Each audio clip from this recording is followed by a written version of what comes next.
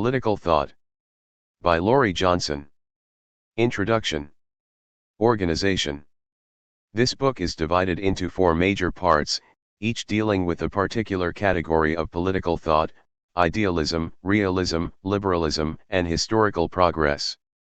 These categories are not exclusive, nor are they necessary to understanding the featured authors, but they do provide an initial means of thinking about the authors in comparative terms. At the beginning of each section I will offer a more thorough explanation of these terms, but I will briefly define them here. Idealism in political thought. An idealist is a philosopher who sees his job as discovering true standards of thought and behavior, standards that can provide the philosopher with a way of thinking about and improving the political condition. In other words, although idealists know that people often act badly, especially in politics, they nonetheless think that people can improve. Strangely enough, although idealists acknowledge that people can never be perfect, they still believe in the moral imperative to fight for more justice in the political arena. Consequently, idealists often strongly criticize the existing order. Realists disagree profoundly with idealists. They do not see themselves as standard bearers attempting to make politics morally better. If we go the way of the idealists, say realists, we are apt not only to fail, but to be destroyed by all those around us who are not so scrupulous. Only if we accept human nature as it is, selfish, passionate, power-hungry, can we find a political formula for change that will actually work. Realists, acknowledging that human nature is flawed, want to channel its destructive energies by building laws and institutions that constructively use self-interest. Liberalism in contemporary American politics. To be liberal is to acquire a partisan label. But in political thought, the term liberal means to liberate human beings so they can become the best that they can be. Liberals see their task as not simply controlling human nature through channeling self-interest, but as constructively social contracts that draw on the human capability to reason effectively. These schemes, most often based on self-interest, assume that people enter freely into an agreement to form a government to protect their rights and freedoms. Liberals believe that, given the proper laws, people can use these rights and freedoms constructively. Historical progress. There are political theorists who focus on history who see that history as having a definite end or final state. A prime example is the Christian belief in the apocalypse, but secular thinkers, as well, prophecy and end. These philosophers see patterns of conflict and progress in human history and argue that humanity is inevitably evolving socially, politically, and economically toward a state of peace and prosperity around the globe. This way of thinking differs from the other 3 schools of thought, most notably in its rejection of the claim that political change happens because individuals make choices. Rather, change results from forces of nature outside of our individual or even collective control. Admittedly, all of these categories are artificial. Hobbes, for example, spans realism and liberalism.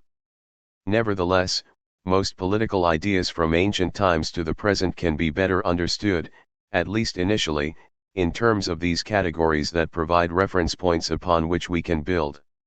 You will notice that the categories chosen for this book have an historical sequence. Even though we can find most of these categories of political thought during all historical periods, for example, we can find many realists in the birthplace of idealism, ancient Greece. The strongest and most formative examples of each type of thought can be found during a particular historical time. Idealism was most profoundly articulated in ancient Greece, realism most strongly and fully worked out in Renaissance Europe and beyond, liberalism most complete with the flowering of the Enlightenment thought, and the perspective on history as progress in the aftermath of Enlightenment liberalism. Chapter organization. Each part divides into chapters devoted to a given philosopher, and each chapter breaks down into the following components. Background. In this section I provide the historical context for each philosopher. To fully understand an individual's ideas, it is helpful to understand their social, political, and economic context. However, understanding political thought requires more than knowing the history surrounding it. In our own times, Elements of all four types of thought abound and compete for our attention and allegiance. Because these philosophies have lasting meaning, we will spend more time analyzing their reasonableness. We will ask what they have to say to us today. Understanding. Following the historical background, students will find a brief section on understanding the particular author. Each philosopher has idiosyncrasies in writing style and references that can mystify a first-time reader. How does Machiavelli use historical examples? Why does Locke quote the Bible so much? If a philosopher was threatened with persecution for making his ideas public, this fear may have affected the way he wrote. Sometimes, cultural beliefs and practices unfamiliar to use today must be explained in order for certain passages to make sense. Careful reading. Most of our authors do not always write in completely straightforward way. They use terms figuratively, not literally. They rely on allusions, symbols, and metaphors. They engage in irony and sarcasm. Students who have not had much exposure to the classics of literature and thought may not know exactly how to understand these forms of writing, and often make the mistake of taking them too literally. In this section I will alert students to the particular library tendencies of the author and analyze 2 or 3 extracts as examples of these literary devices. Careful reading means reading with full concentration and thinking about what you read. This may seem obvious. How could we not think while we read? However, if you observe yourself while reading, you will notice that sometimes your brain goes on autopilot. We all do this. Occasionally, we do not have the foggiest idea what we have just read. Even when we are aware of every word we are reading, our thinking powers are only half engaged. We are trying to absorb and retain the information, but we are not asking questions.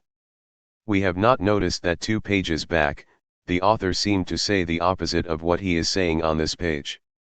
So actually, to read carefully with full concentration requires a lot of effort.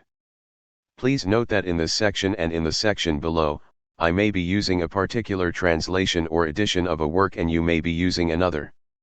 This might mean that I will refer to specific words and that you cannot find in your text. Even in works originally written in English, an edition will treat punctuation and spelling differently. My use of brief selections and quotations from the texts is meant to guide you back to your own book. Also, my interpretations of selected passages are meant only to illustrate for you how to carefully decipher a work. They are not meant to be the final word on what a particular passage means. Guide to. At the end of each chapter are guides to the important texts but each author. In the section on Plato, for example, there are guides to the Apology, Crito, Republic, and Gorgias. These guides include brief commentary on difficult passages. Each one is a little different, designed with the idiosyncrasies of the particular text in mind, so briefly familiarize yourself with the plan of the guide, how it is arranged, how it refers to the text, before beginning.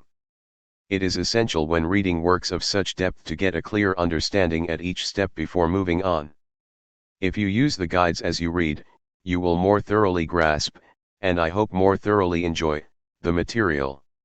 Read a section of the philosopher's text, then refer to the guide and answer the questions about that section. If you record your answers to each question, you will compile a useful set of notes that you can use as a resource for asking questions and participating meaningfully in class discussion.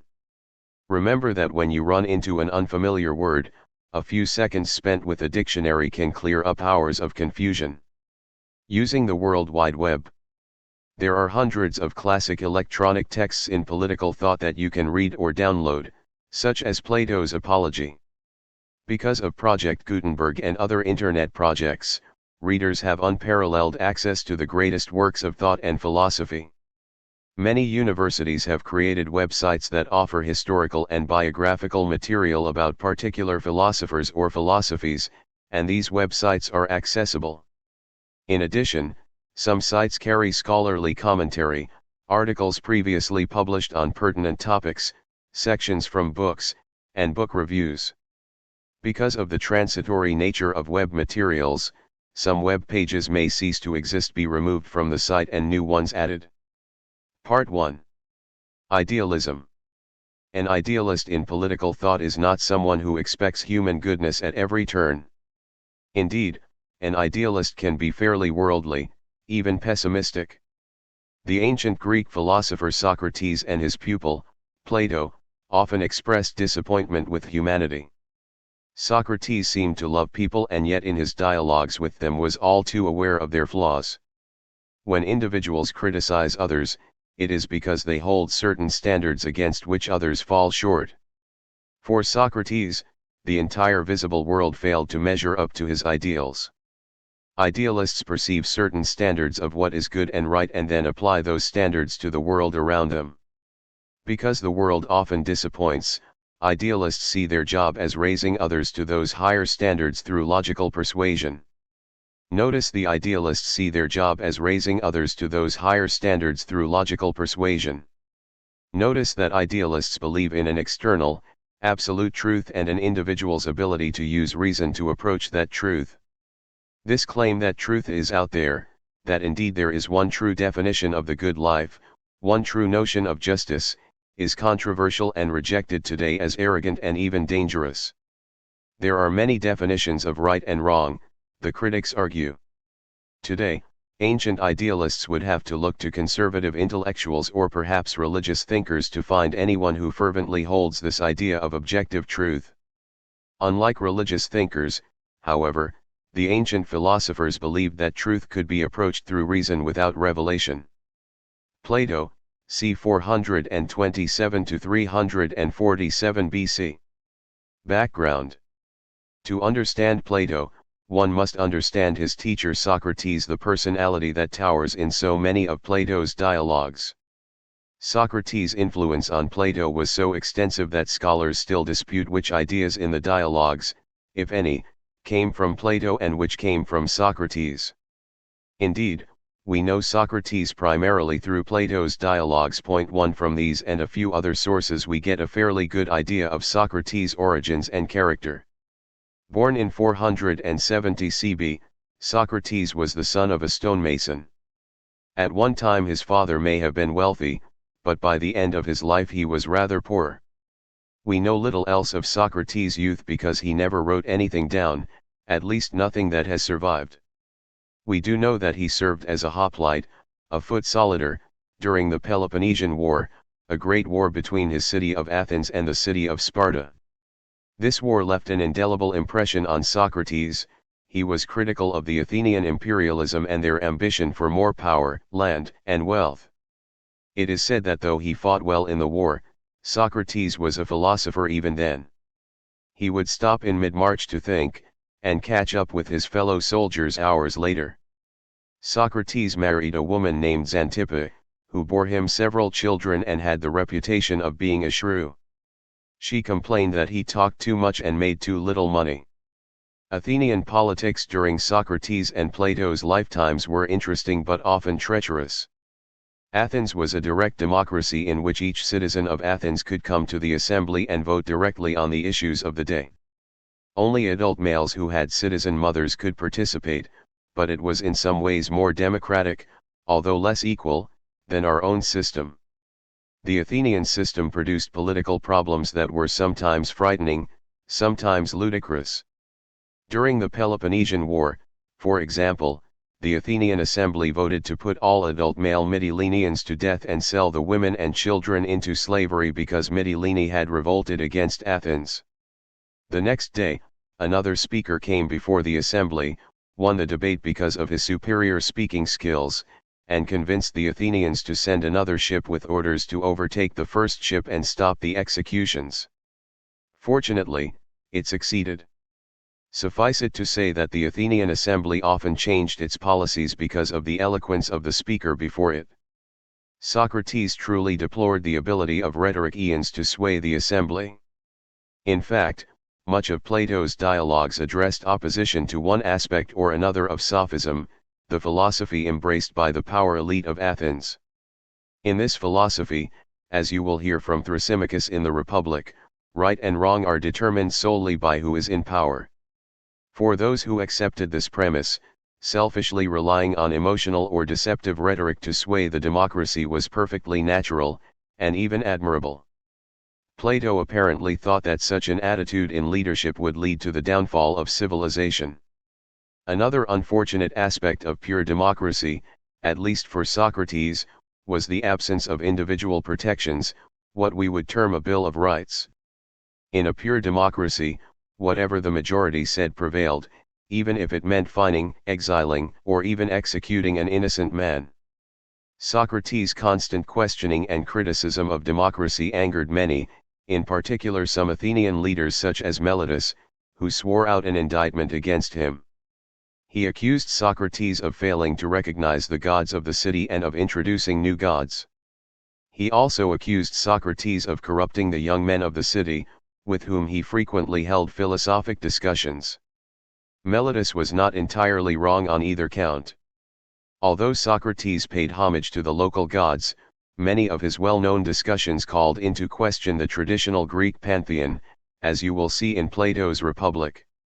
Socrates also tried to persuade the promising young men of Athens not to follow the path of their elders who used democracy for their own gain. To that extent, he was corrupting their minds against the system as it then operated. When it came time for his trial, Socrates was true to what he had taught his entire life. He did not rely on eloquence to convince the jury they should have mercy on him. Rather, he proclaimed his innocence and told them that, in fact, he had been doing the Athenians a favor by alerting them to their flaws. He suggested that the appropriate punishment for this crime was to be feasted for life at public expense. This suggestion had the effect one might imagine. He was executed in 399 BC by ingestion of hemlock. Socrates' fate underscores the frequent unpopularity of intellectuals who have innovative ideas even within the most democratic of regimes. Obviously, Socrates would be the kind of teacher who would influence his students, as he certainly influenced Plato, 427 to 347 BC. Most of Plato's dialogues feature Socrates, and of those that do not, some feature a stranger who is similar to Socrates in many ways. Most scholars point out that Plato's most characteristic philosophy appears in the Republic. How much of Socrates' influence is in this dialogue is unknowable. Certainly Socrates' spirit is still evident in the quest for the definition of justice in the soul and in the city, as well as in many of his arguments about why injustice does not pay. It is not really necessary to separate the ideas of Socrates from those of Plato when reading the Republic or other dialogues. It is more necessary to learn from this spectacular display of artistry and reason. Plato came from an aristocratic family, some of whose members held office in Athens. Plato, however, was not involved in the government. There is some evidence in letters attributed to Plato that he once tried to fulfill his dream of influencing political leaders by becoming a tutor to the son of the tyrant of Syracuse, thus indirectly advising the tyrant. If the letter is to be believed, this experiment ended when Plato was no longer needed for tutoring and left the city. Later, Plato founded a school known as the Academy, c. 387 BC, to continue and further the philosophic work begun by Socrates. This school branched out beyond political philosophy to incorporate the sciences, mathematics, and other useful studies, and it became an important model for universities. Plato's Academy operated until AD 529, when Roman Emperor Justinian closed the pagan school of philosophy. The head of the school at that time, Damasius, was a teacher of Neoplatonism. He took many of the books from the Academy's libraries and fled to the ruler of Persia for protection. If you visit Greece today, you can still see ruins in or near the place where Plato taught his students. Plato's philosophy inspired early Roman Catholic fathers of the Church such as Saint Augustine.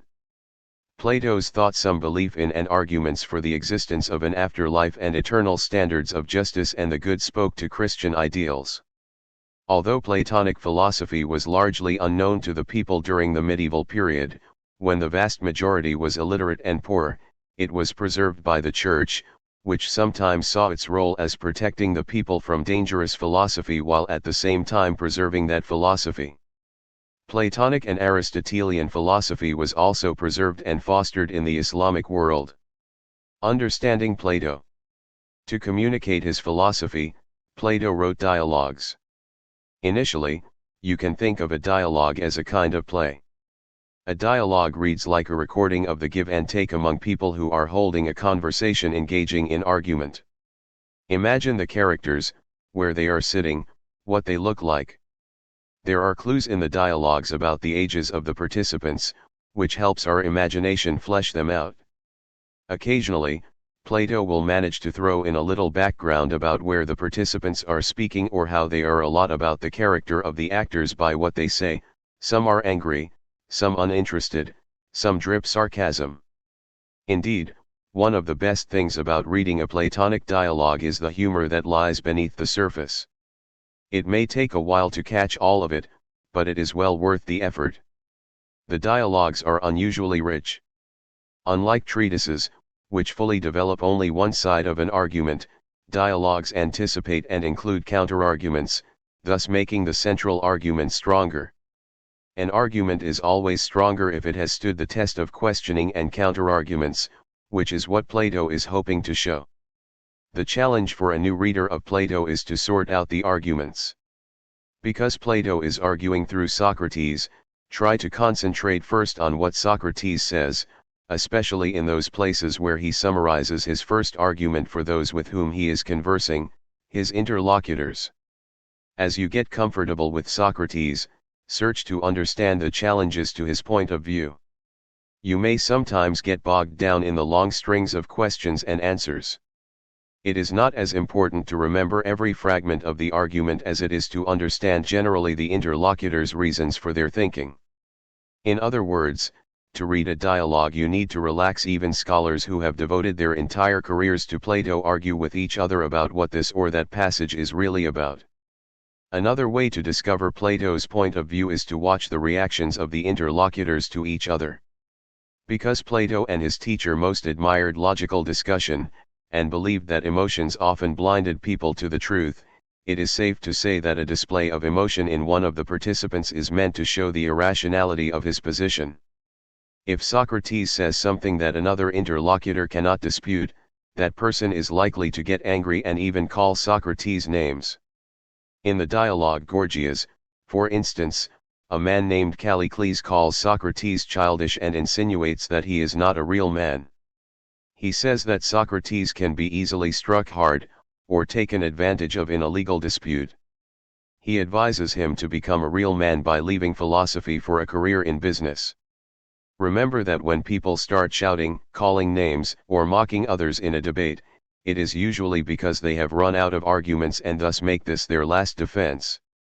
So these outbursts are not just humorous but meant by Plato to teach us a lesson about the character of those who are sophists or hold other wrong-headed views. Plato has another advantage in using a dialogue rather than a treatise. Unlike the treatise, the dialogue shows that it is very different to be absolutely certain about one's conclusions. There is always a challenge, often a tough one, and there may be some truth within that challenge to be acknowledged by a rational person, no matter who strongly he believes in his side. This attitude toward certainty has become known as Socratic humility.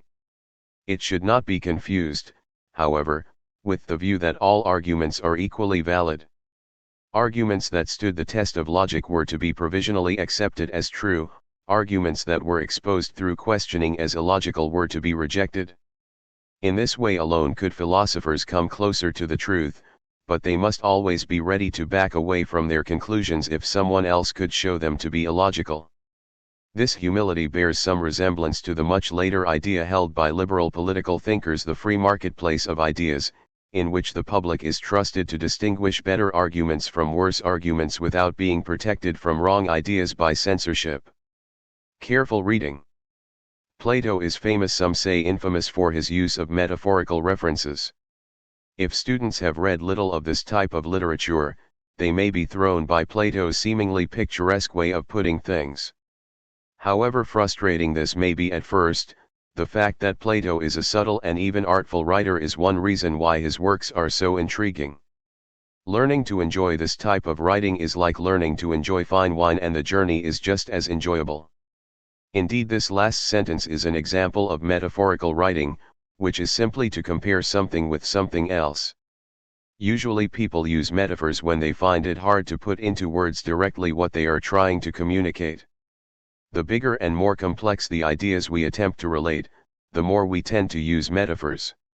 Religious texts are full of metaphors because they are about the biggest and most unfathomable of concepts, God. So it should come as no surprise that a philosopher like Plato, who is concerned with the good life, truth, and justice, might occasionally resort to a metaphor. Often, Plato actually warns us that a metaphor is coming, or is already underway. Near the beginning of the Republic, for instance, Socrates says that in order to define what justice is in the individual soul, it might help to define what justice is in a much larger body, a city. Much of the rest of the dialogue concerns the construction of that city. In a way then, the entire Republic is a metaphor. We have to keep in mind as we read that Socrates' recommendations for the ideal city that he is also commenting somehow on justice in the soul. The accompanying guide to the Republic will remind you of this metaphor. Following are two examples of other, smaller metaphors that appear in the Republic, along with analysis of a myth that appears in the Gorgias. The allegory of the cave. This metaphor appears at the beginning of Book 7. Each of the 10 parts of the Republic is generally referred to as a book. Socrates is talking. Next, said I, compare our nature in respect of education and its lack to such an experience as this. Picture men dwelling in a sort of subterranean cavern with a long entrance open to the light on its entire width. Conceive them as having their legs and necks fettered from childhood, so that they remain in the same spot, able to look forward only, and prevented by the fetters from turning their heads. Picture further the light from a fire burning higher up and at a distance behind them, and between the fire and the prisoners and above them a road along which a low wall has been built, as the exhibitors of puppet shows have partitions before the men themselves, above which they show the puppets. 7.514-514b. Socrates then describes the experience of one man freed from his fetters. He would find the light painful, and at first be unable to see. After a while, however, he would begin to see the world as it really was. Socrates describes the reaction of such an enlightened man to the petty games and contests of those who are still in the cave. He expresses the opinion that such a man is likely to consider personal honors and awards meaningless. This metaphor is probably the most famous in Plato's Republic. What are we to make of it? It will help to read the 6 books that come before this scene. You will find that Socrates highly values the life of philosophy and that he sees his role as an educator, attempting to draw his interlocutors toward the truth. You will also find that he considers this task difficult. Even the smartest humans are often difficult to persuade.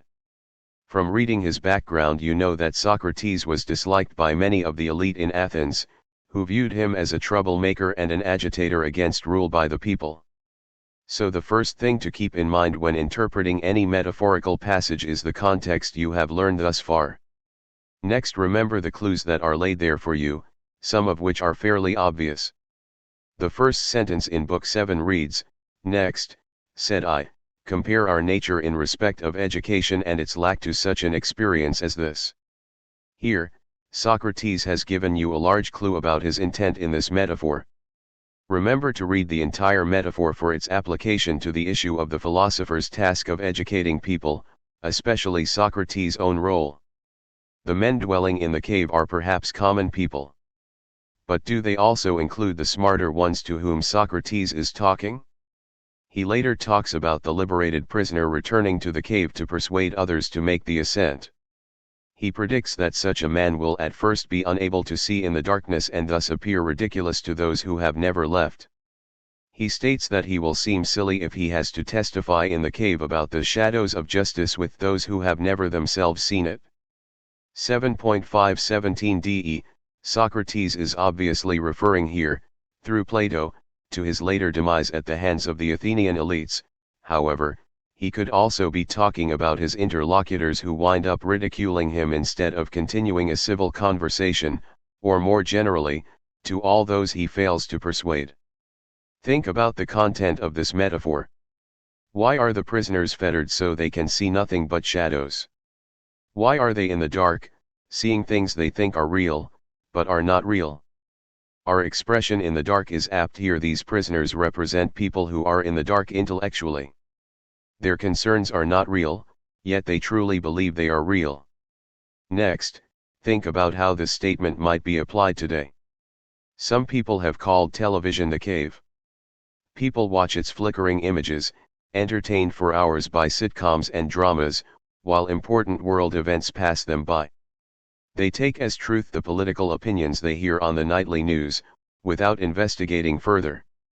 Could our entire popular culture be the cave, dominating much of our waking hours with its TV shows, music, fashion, trends?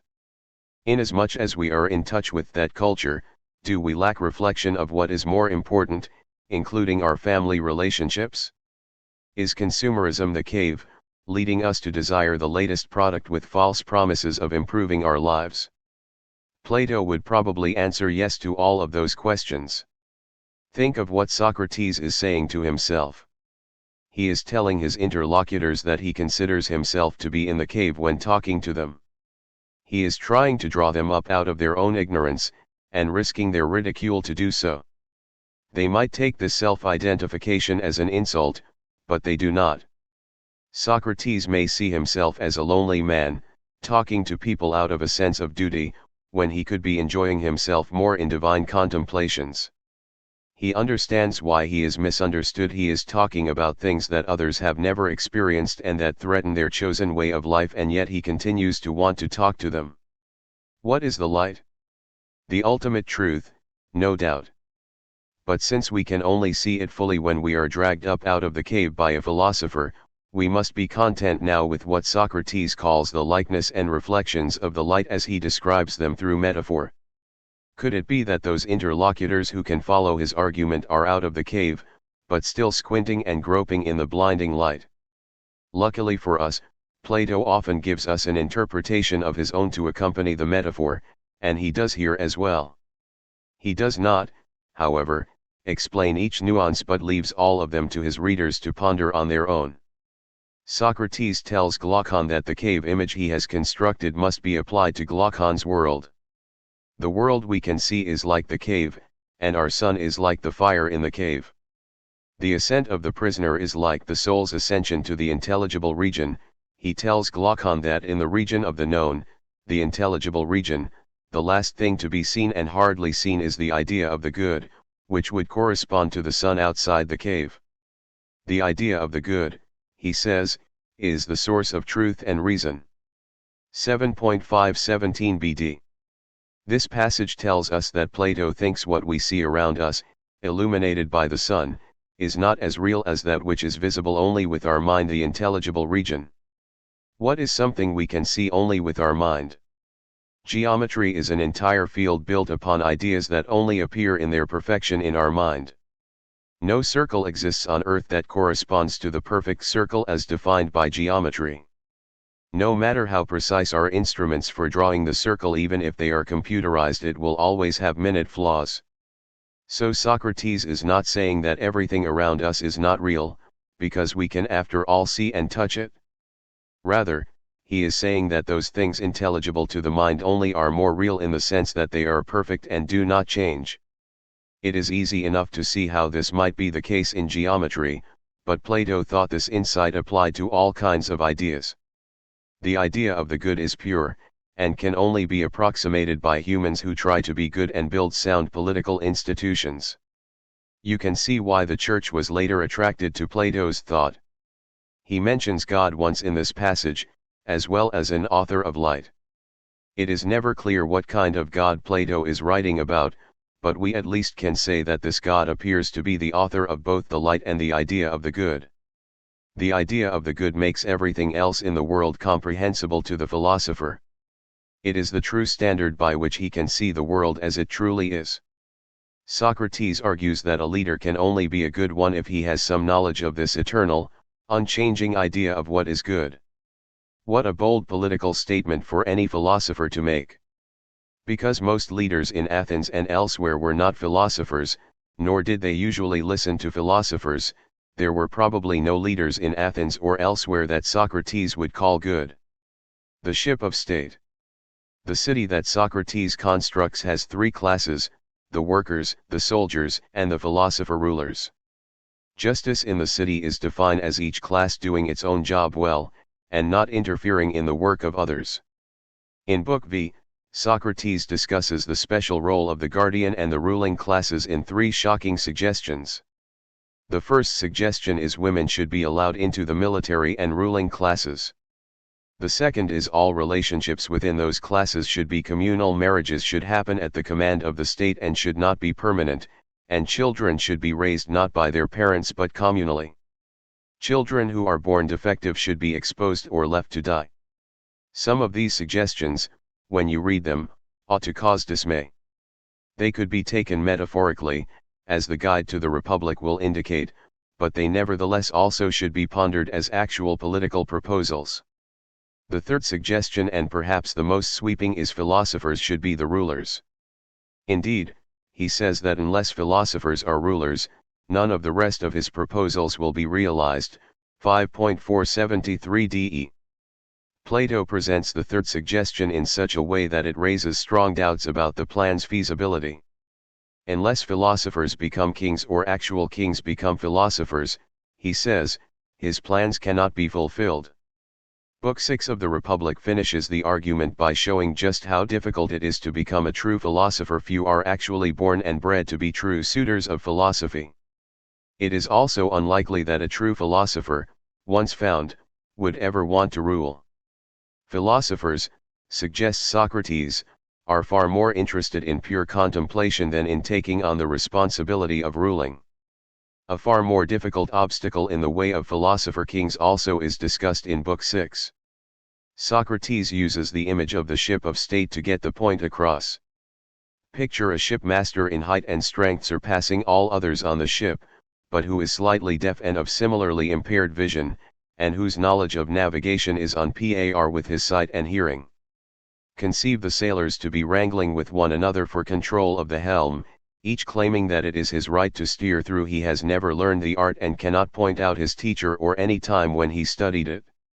And what is more, they affirm that it cannot be taught at all, but they are ready to make mincemeat of anyone who says that it can be taught, and meanwhile they are always clustered about the shipmaster, importuning him and sticking at nothing to induce him to turn over the helm to them. And sometimes, if they fail and other get his ear, they put the others to death or cast them out from the ship, and then, after binding and stupefying the worthy shipmaster with an intoxicant, they take command of the ship, consume its stores and, drinking and feasting, make such a voyage of it as is to be expected from such, and as is to be a navigator, a pilot, a master of the ship craft, the man who is most cunning to rule, while the man who lacks this craft they censure as useless. They have no suspicion that the true pilot must give his attention to the time of the year, the seasons, the sky, the winds, the stars, and all that pertains to his art if he is to be a true ruler of a ship, and that he does not believe that there is any art or science of seizing the helm with or without the consent of others, or any possibility of mastering this alleged art and the practice of it at the same time with the science of navigation. With such goings on aboard ship, do you not think that the real pilot would in very deed be called a stargazer, an idle babbler, a useless fellow, by the sailors in ships managed after this fashion? 6.488b 489a. We already know that in Socrates' view, most of the politicians of Athens were mere rhetoricians or demagogues who used their eloquence and force of personality to sway the voters to support plans that would make them more powerful and wealthy. Socrates knew that most, if not all, actual governments were based on force or fraud, to borrow a phrase from another philosopher, Machiavelli. We also know that, ideally, Socrates thought philosophers make the best rulers. His image of the ship of state illustrates graphically the impossibility of philosopher kingship. We in a democracy may or may not like to contemplate this argument because it can easily be seen as a critique of our own situation. Notice that the original shipmaster mentioned here cannot be the philosopher because he is described as slightly deaf and somewhat blind, with navigation skills to match. Yet this shipmaster is not depicted as demagogue, but rather a ruler with good intentions. He is easily removed from power by the sailors, who are willing to be forceful and ruthless. Somehow the sailors manage to convince him to turn over the helm to them. How could this happen, unless the shipmaster or ruler did not have the knowledge, foresight, or backbone to understand the serious threat to his power, and the safety of his ship, posed by the sailors? This is the image of a well-meaning but imprudent people, who do not suspect that their leaders will abuse their power and try to make more. The sailors who take over the ship are the rhetoricians. As soon as they have control, they misuse it to indulge their desires for pleasure, wealth, and of course more power. What does this say about why most democratic leaders strive to achieve power? Most say they are interested in the people's welfare, but when they obtain power, Socrates sees them using it only for their own selfish interests. Is this unattractive image not confirmed in our modern politics every time we find corruption? Notice that in the corrupt democracy Socrates depicts, the sailors praise the man who is the most cunning, the man who has the skills to seize the most power from others. But, says Socrates, these are not the same skills that are actually needed to be a ship's pilot, or a good ruler. A real pilot studies everything related to navigation, just as a good ruler would constantly study everything related to leadership. Socrates says that the art of seizing power is completely different from the true art of ruling, and in fact points out the difficulty of finding a leader skilled in both seizing power and in ruling well. Socrates is probably suggesting that seizing power by force and fraud is compatible with true leadership. Leadership, then, is not a technical skill but depends on the quality of the mind and moral character of the leader. Finally, Socrates tells us how real philosophers, those who could serve the common good, are badly treated by those who pretend to be capable leaders. Not surprisingly, this was easily the way Socrates himself was treated by the leaders of Athenian democracy. Such a philosopher, the true pilot, would be treated like someone who knew nothing about politics, a stargazer, an idle babbler, a useless fellow. In the dialogue Gorgias, when Socrates' chief opponent Callicles calls Socrates childish or unmanly for pursuing philosophy instead of business or a worldly life of rough and tumble politics, Socrates concludes that those most qualified to rule are considered least qualified by those around them, those who have a more sophisticated view of what leadership entails. Unfortunately, as Socrates knew, power trumps wisdom. There is no way for a philosopher to rule if the people and their leaders do not want it. Before you dismiss this as an old-fashioned indictment of democratic politics by an elitist philosopher, consider the roles played by polling and by focus groups in our own democracy. Politicians routinely use polls, focus groups, and other mechanisms for measuring public opinion, not so much as a means of finding out the people's will, but of skillfully shaping or pacifying that will by using the right words, phrases, and appeals in their speeches. People's reactions to various words and phrases are used to shape the rhetoric of our leaders. Consider the typical rhetoric offered the public in 10-second campaign sound bites created by public relations teams to fit into the nightly news broadcasts. Consider also the often lamented reality that a politician who lacks charisma, or one who is physically unattractive, cannot be elected to national office in the age of televised campaigns. Or consider that politicians who are seeking national office often think they must take money from just about any source, legal and illegal, thereby potentially obligating themselves to particular organizations and interests. Democracy may still be the best system among many bad ones, a reality that even Plato recognized, but it has its flaws. The myth in Gorgias. In the Gorgias, a dialogue on the value of political rhetoric as it was typically practiced in Athens, Socrates has just concluded a rather nasty, but also humorous exchange with his chief rival Callicles. Callicles has become non-communicative because of his disgust with Socrates' stubborn advocacy of selfless leadership. In the face of Callicles' snide and brief responses, Socrates tells the men assembled a concluding myth to make his point about good leadership in one more way. Socrates says that when the god Zeus first ruled, mortals were in charge of judging other mortals on the day of their death. The god Pluto told Zeus that the judges were making bad decisions and the wrong people were going to the Isles of the Blessed and Tartarus, hell. Then Zeus said, Well, I will put a stop to that. Cases are judged badly now, said he, because those who are tried come to judgment with their clothes on, for they are still alive when judged. And therefore many, said he, who possessed evil souls are invested with fine bodies and lineage and wealth, and when the trial takes place, many witnesses come forward to testify that they have lived righteous lives. So the judges are dazzled by these, and at the same time they are clothed themselves when they give the sentence, their eyes, their ears, and their whole bodies acting as a screen before their souls. They have all these hindrances before them, both their own clothing and that of those on trial. First of all then, said he, men must be stopped from foreknowing their deaths, for now they have knowledge beforehand. Prometheus has already been told to stop this foreknowledge.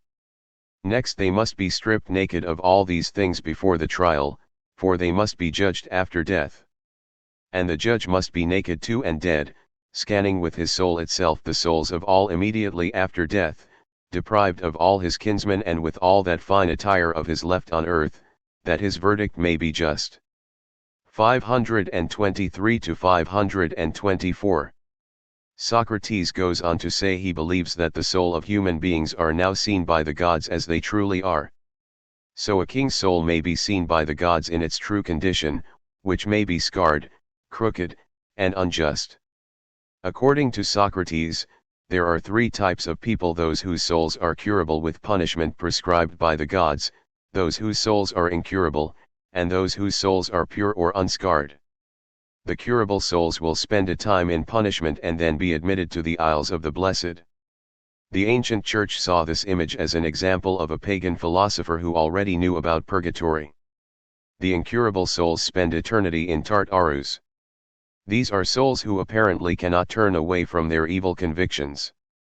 Socrates says it is among the most powerful that you find the superlatively wicked most likely to go to Tartarus and stay there. 525e. Most people in power prove to be evil, he says, because the temptations of power are too great for them, but sometimes the God sees a soul that has lived in piety and truth. Philosophers are especially likely to appear this way to the God because they have minded their own business instead of playing the busybody. Such a soul would go straight to the Isles of the Blessed, 526c. The myth is not the only one that Plato ever included in a dialogue. The Republic includes a different myth about the afterlife.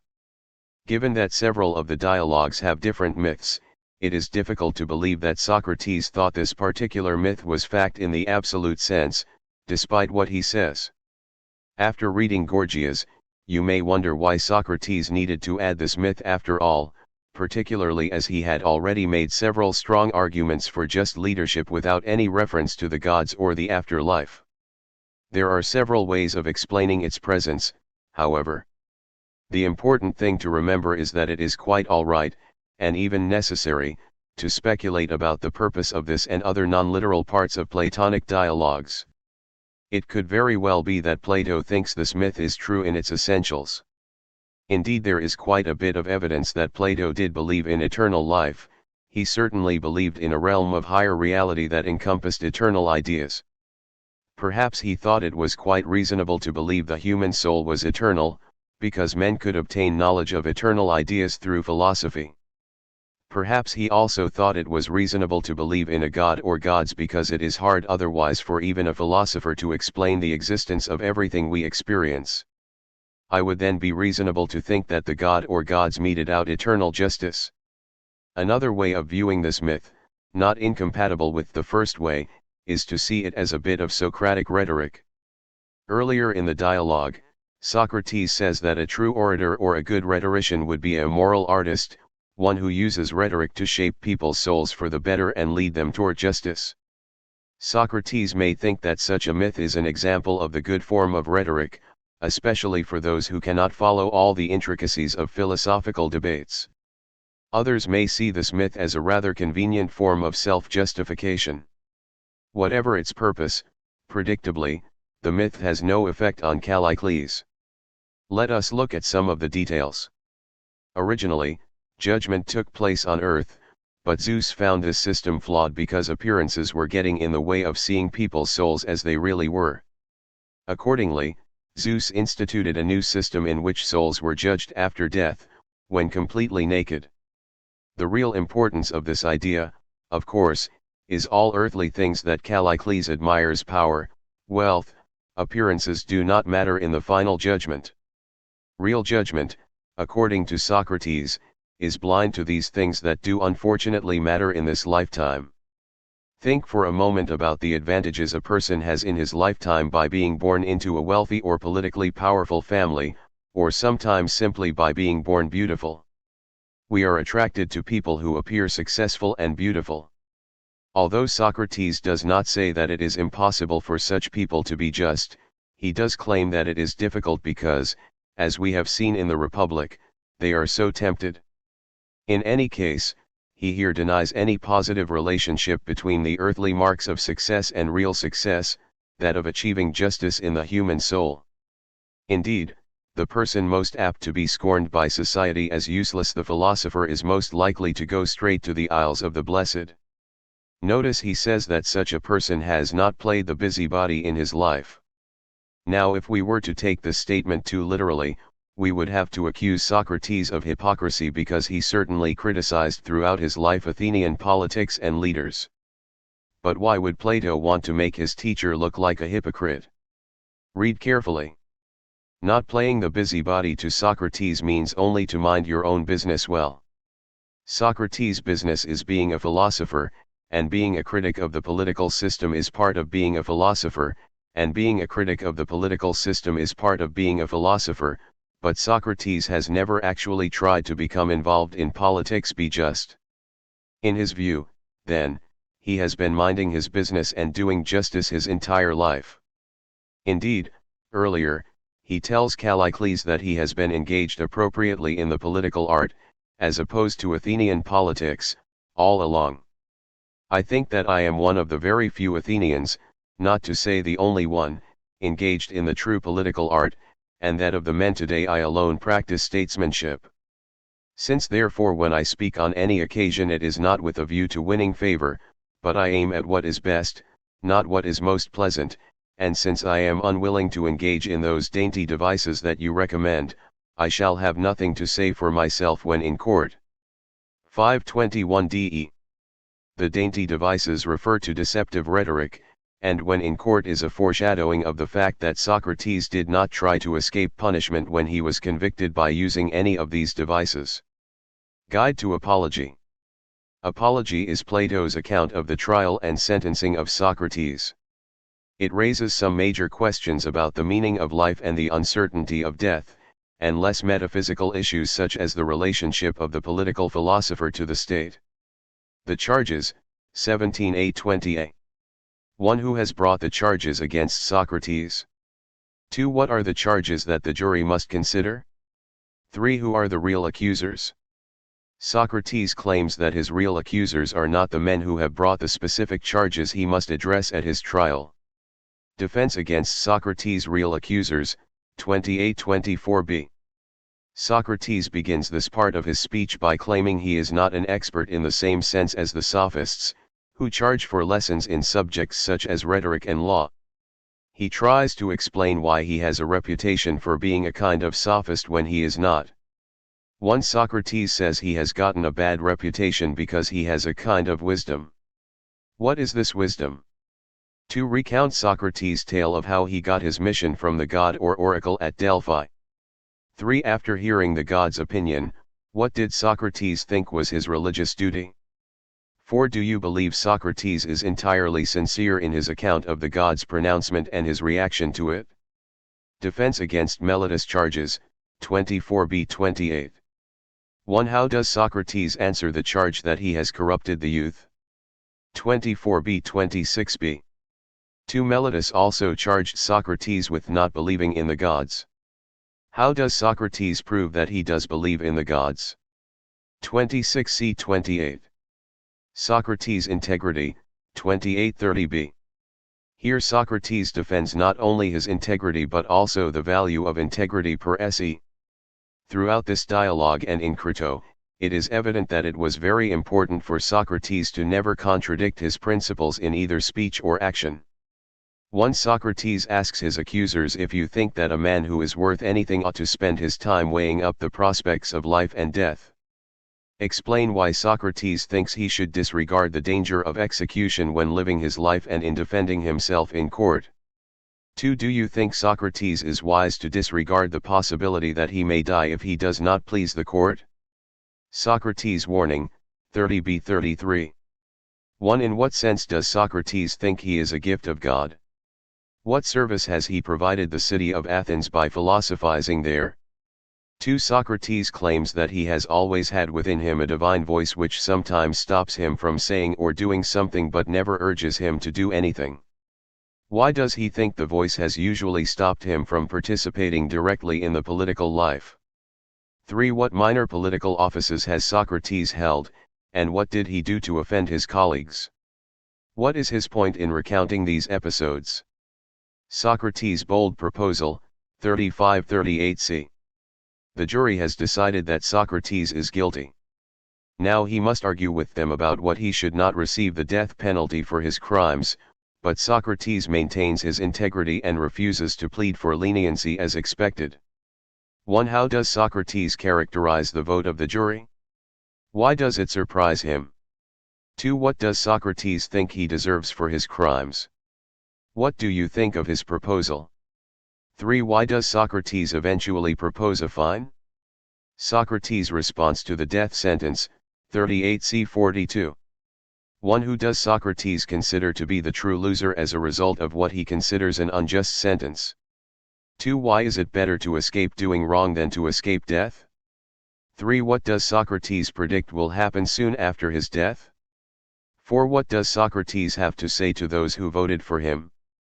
In particular, why does he consider death a blessing? Guide to Crito. Socrates' friend and student, Crito, has come to his prison cell to convince him to escape. Socrates has been imprisoned for approximately a month and is waiting for a ship, which has been sent upon a sacred voyage, to return home. No executions could take place until its return. The ship is now nearing Athens. It is evident that Socrates' friends had the willingness and means to help him leave Athens. This dialogue provides Crito, and the rest of us, Socrates' explanation for why he will not disobey the sentence he himself considers wrong. Greetings, 43-44b. 1 Why does Crito not wake up Socrates? Why would Socrates have preferred to be awakened? 2 What bad news does Crito bring? 3 What dream has Socrates had, and what does it mean to him? Crito's plea, 44b 46b. 1 Why does Crito think others will think ill of him if he does not succeed in helping Socrates to escape? What is Socrates' response to this concern? 2 What is Socrates' response to Crito's claim that he must pay attention to what ordinary people think and do? 3 What arguments does Crito use and try to shame Socrates into leaving? Dialogue with Crito, 46b 50. 1 What principle is Socrates trying to establish by talking to Crito about the value of expert advice? 2 What is that part of us that is mutilated by wrong actions and benefited by right ones? 47-48, Why is life not worth living when this part is ruined? 3 Why would it be wrong for Socrates, and even harmful to him, to disobey the sentence of the jury? Dialogue with the laws, 50. 1 Why do you think Socrates personifies the laws so that he is in effect having a conversation with them? 2 For the sake of argument, Socrates supposes that he tells the laws that he intends to destroy them by disobeying them. In what sense would he be destroying the laws by escaping justice? 3 What reasons do the laws give for why Socrates should stay and take his punishment? Which if any of these reasons do you find convincing? 4 Do you agree with the laws that a person owes the state's obedience to its laws, even the unjust ones, because that person has benefited from years of protection and the privileges of a citizen? 5 Do you think that Socrates agrees with everything the laws say, or do you suppose that Socrates may be in only partial agreement, since he has in the past, as recounted in the Apology, disobeyed direct orders from the government because he did not think they were just? Guide to the Republic. As you know by now, Plato's Republic is not always a book to be taken literally. It is full of analogies, metaphors, and figurative turns of phrase.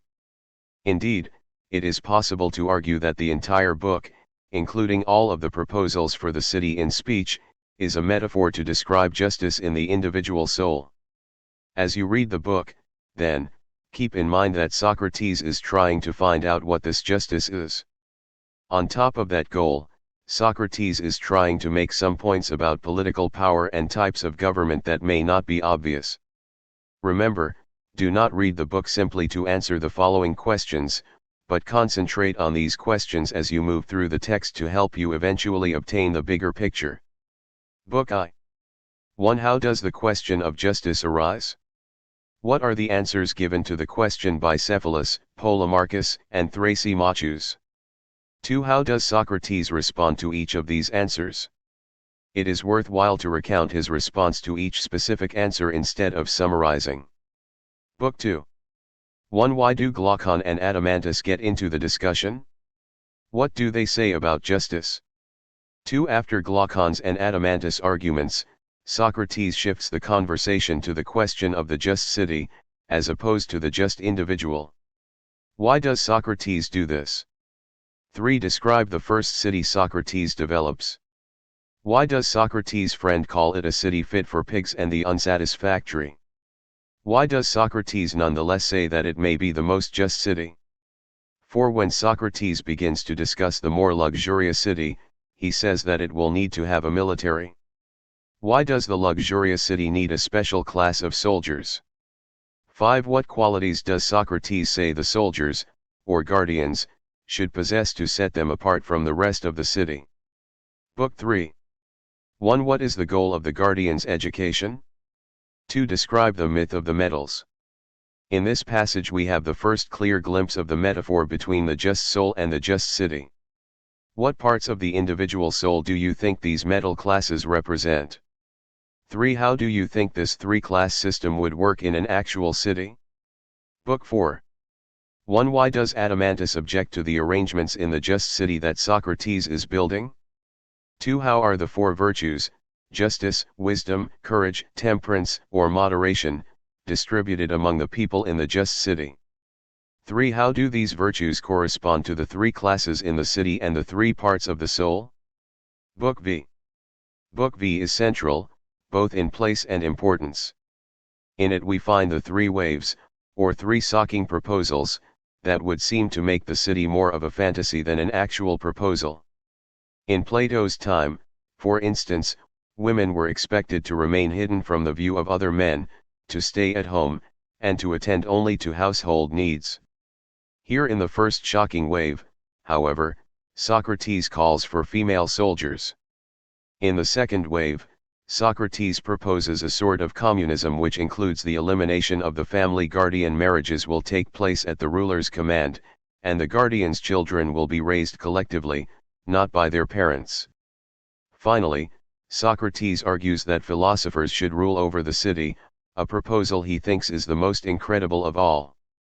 1. Why do Socrates' friends think women are unfit to be soldiers? What arguments does Socrates use to contradict this belief? 2. The guardians or soldiers are that class out of which the rulers will emerge. To that end, and to keep the soldiers' stock strong, Socrates recommends strange marriage, mating, and child-rearing practices. How do you think these ideas would work in practice? 3. Keeping in mind that the rulers represent reason in the individual soul, and that these marriage, mating, and child-rearing proposals would apply particularly to them, what do you suppose might be the metaphorical meaning of these proposals for reason or philosophy? Here and elsewhere Plato uses images of procreation, birth, and abortion to discuss the process of conceiving ideas, evaluating, and keeping/rejecting them. 4. Look up the word eugenics if you are unfamiliar with it. Socrates recommends a form of eugenics when he says that unsuitable children of the guardians should be exposed or left to die. The ancient Greeks often practiced infanticide. When an unwanted child came along, it was left up to the gods to decide the child's fate. Keeping in mind the ongoing metaphor about the soul, and that Plato sometimes uses images of exposure or abortion to discuss the rejection of ill-formed ideas. What metaphorical point might Socrates be making with this proposal? 5. What are obstacles to the kingship of philosophers discussed in Book V? 6. If it is almost impossible, as Socrates says, to imagine philosophers consenting to kingship and having the people accept them, and hence the ideal city is almost impossible, then what political points do you think he is making in Book V? Book 6. 1. What is the difference between true and false philosophers? In what way are the philosophers useless? 2. How does the analogy of the sun and the good help to clarify your understanding of Socrates' arguments? 3. How do you think the idea of the good relates to justice? Book 7. The cave parable, as discussed in this chapter, is another key to understanding Socrates' purpose in this dialogue. It tells us what Socrates thought his own position was in relation to most of the people around him, including the other interlocutors in this dialogue. 1. What is the situation of the men in the cave? What do they think is their situation? 2. Why is it so hard for one of these men to be drawn up to the light? What does the light represent? 3. Why is it so hard to get the man who knows what the real world is like to come back into the cave? 4. How do the men still chained in the cave greet their freed partner upon his return? Why? 5. What do you think Socrates is saying about his own situation and role with this parable? Why do you think Socrates continues to draw others into the light? Book 8. 1. What are the 4 kinds of corrupt constitutions? How do the types of constitutions correspond to the types of human beings? 2. What is the historical sequence of the constitutions? Do they get better or worse over time? 3. Does Socrates consider democracy the best form of government? Why or why not? Book 9. 1. What is tyranny? How can Socrates argue that the tyrant is really unhappy, even if he is unaware of the fact? 2. What is Socrates trying to depict with his analogy of the many-headed monster? Book X. 1. What are Socrates' arguments against poetry? What is his purpose? 2. Is philosophy an alternative to poetry? Explain. 3. Why do you think Socrates discusses an afterlife at the end of the dialogue? Is this discussion essential to Socrates' arguments on justice? Guide to Gorgias. The Gorgias is a dialogue about political rhetoric, political speech-making.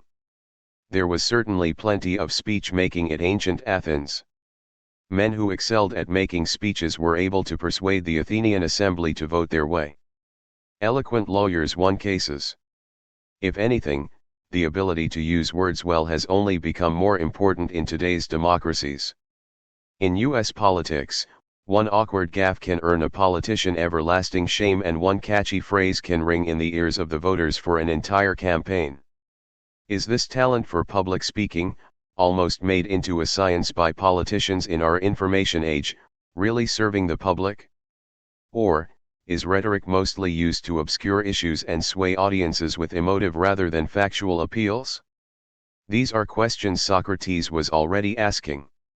Socrates argues that most political rhetoric is deceptive and harmful to the public, because it serves the selfish interests of the power brokers. What may surprise you is that Socrates also argues that such rhetoric is harmful to the politicians as well, that it leads them astray and makes them unhappy. Gorgias is a successful teacher of rhetoric. In Socrates and Plato's day, teachers of rhetoric promised to make young men into successful lawyers and politicians. In a way, Socrates is arguing that he is teaching something far more useful than what Gorgias is teaching. Introductory section, 447 to 449. This section runs from the beginning of the dialogue to where Socrates starts asking Gorgias, what is rhetoric? It involves Socrates and 2 interlocutors. Chaerephon is an admirer of Socrates who wants to hear him defend the teaching of philosophy against the teaching of rhetoric. Plus is an admirer of Gorgias and wants to defend the practice of rhetoric. 1. What does Gorgias do for a living? 2. What does Socrates want to know from Gorgias? 3. How does Socrates react to the idea of Gorgias giving a demonstration of his speaking abilities? 4. Why does Polus think that he is good enough to answer Chaerephon's questions? Dialogue with Gorgias, 448-461.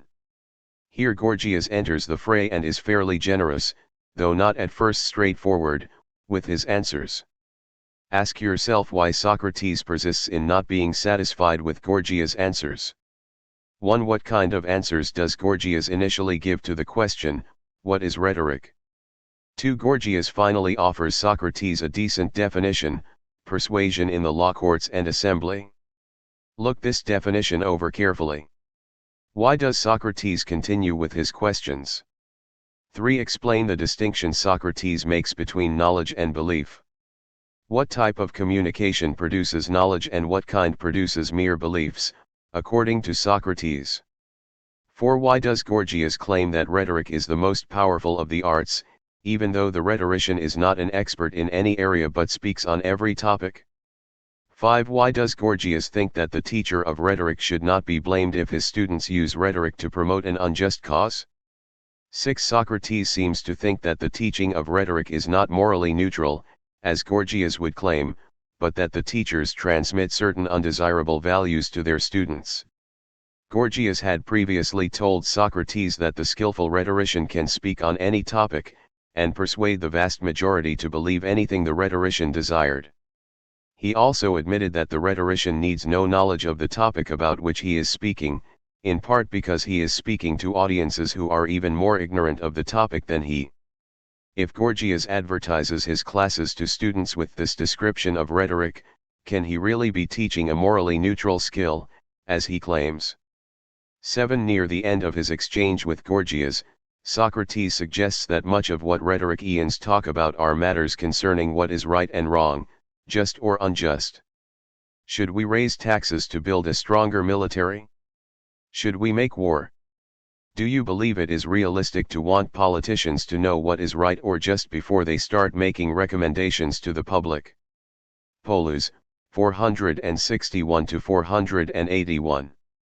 Soon, Polus interrupts and tries to give Gorgias a rest from his efforts, though he had earlier boasted that Gorgias could speak about anything without any preparation, and had offered Gorgias services without asking him first. Polus decides to go on the offensive and question Socrates. 1. Why is Polus apparently so angry at Socrates?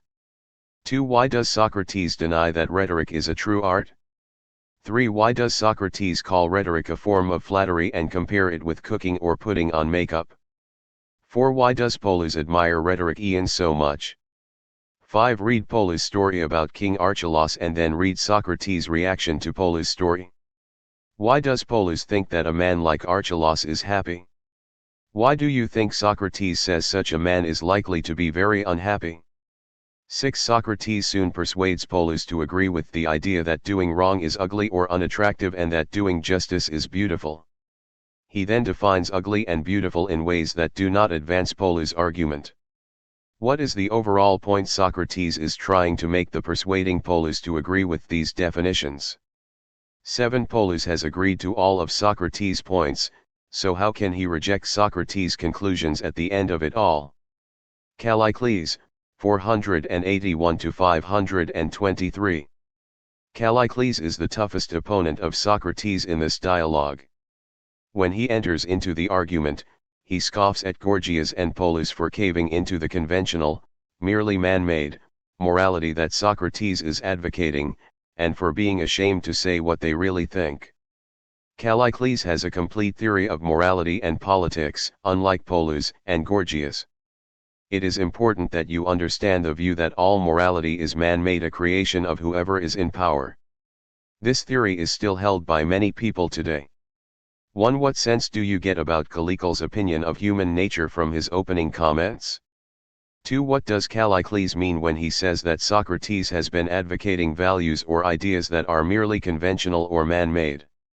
3. How does Callicles explain why conventional morality and democratic ideas are so strongly advocated? 4. What opinion does Callicles have of Socrates? What advice does he give Socrates?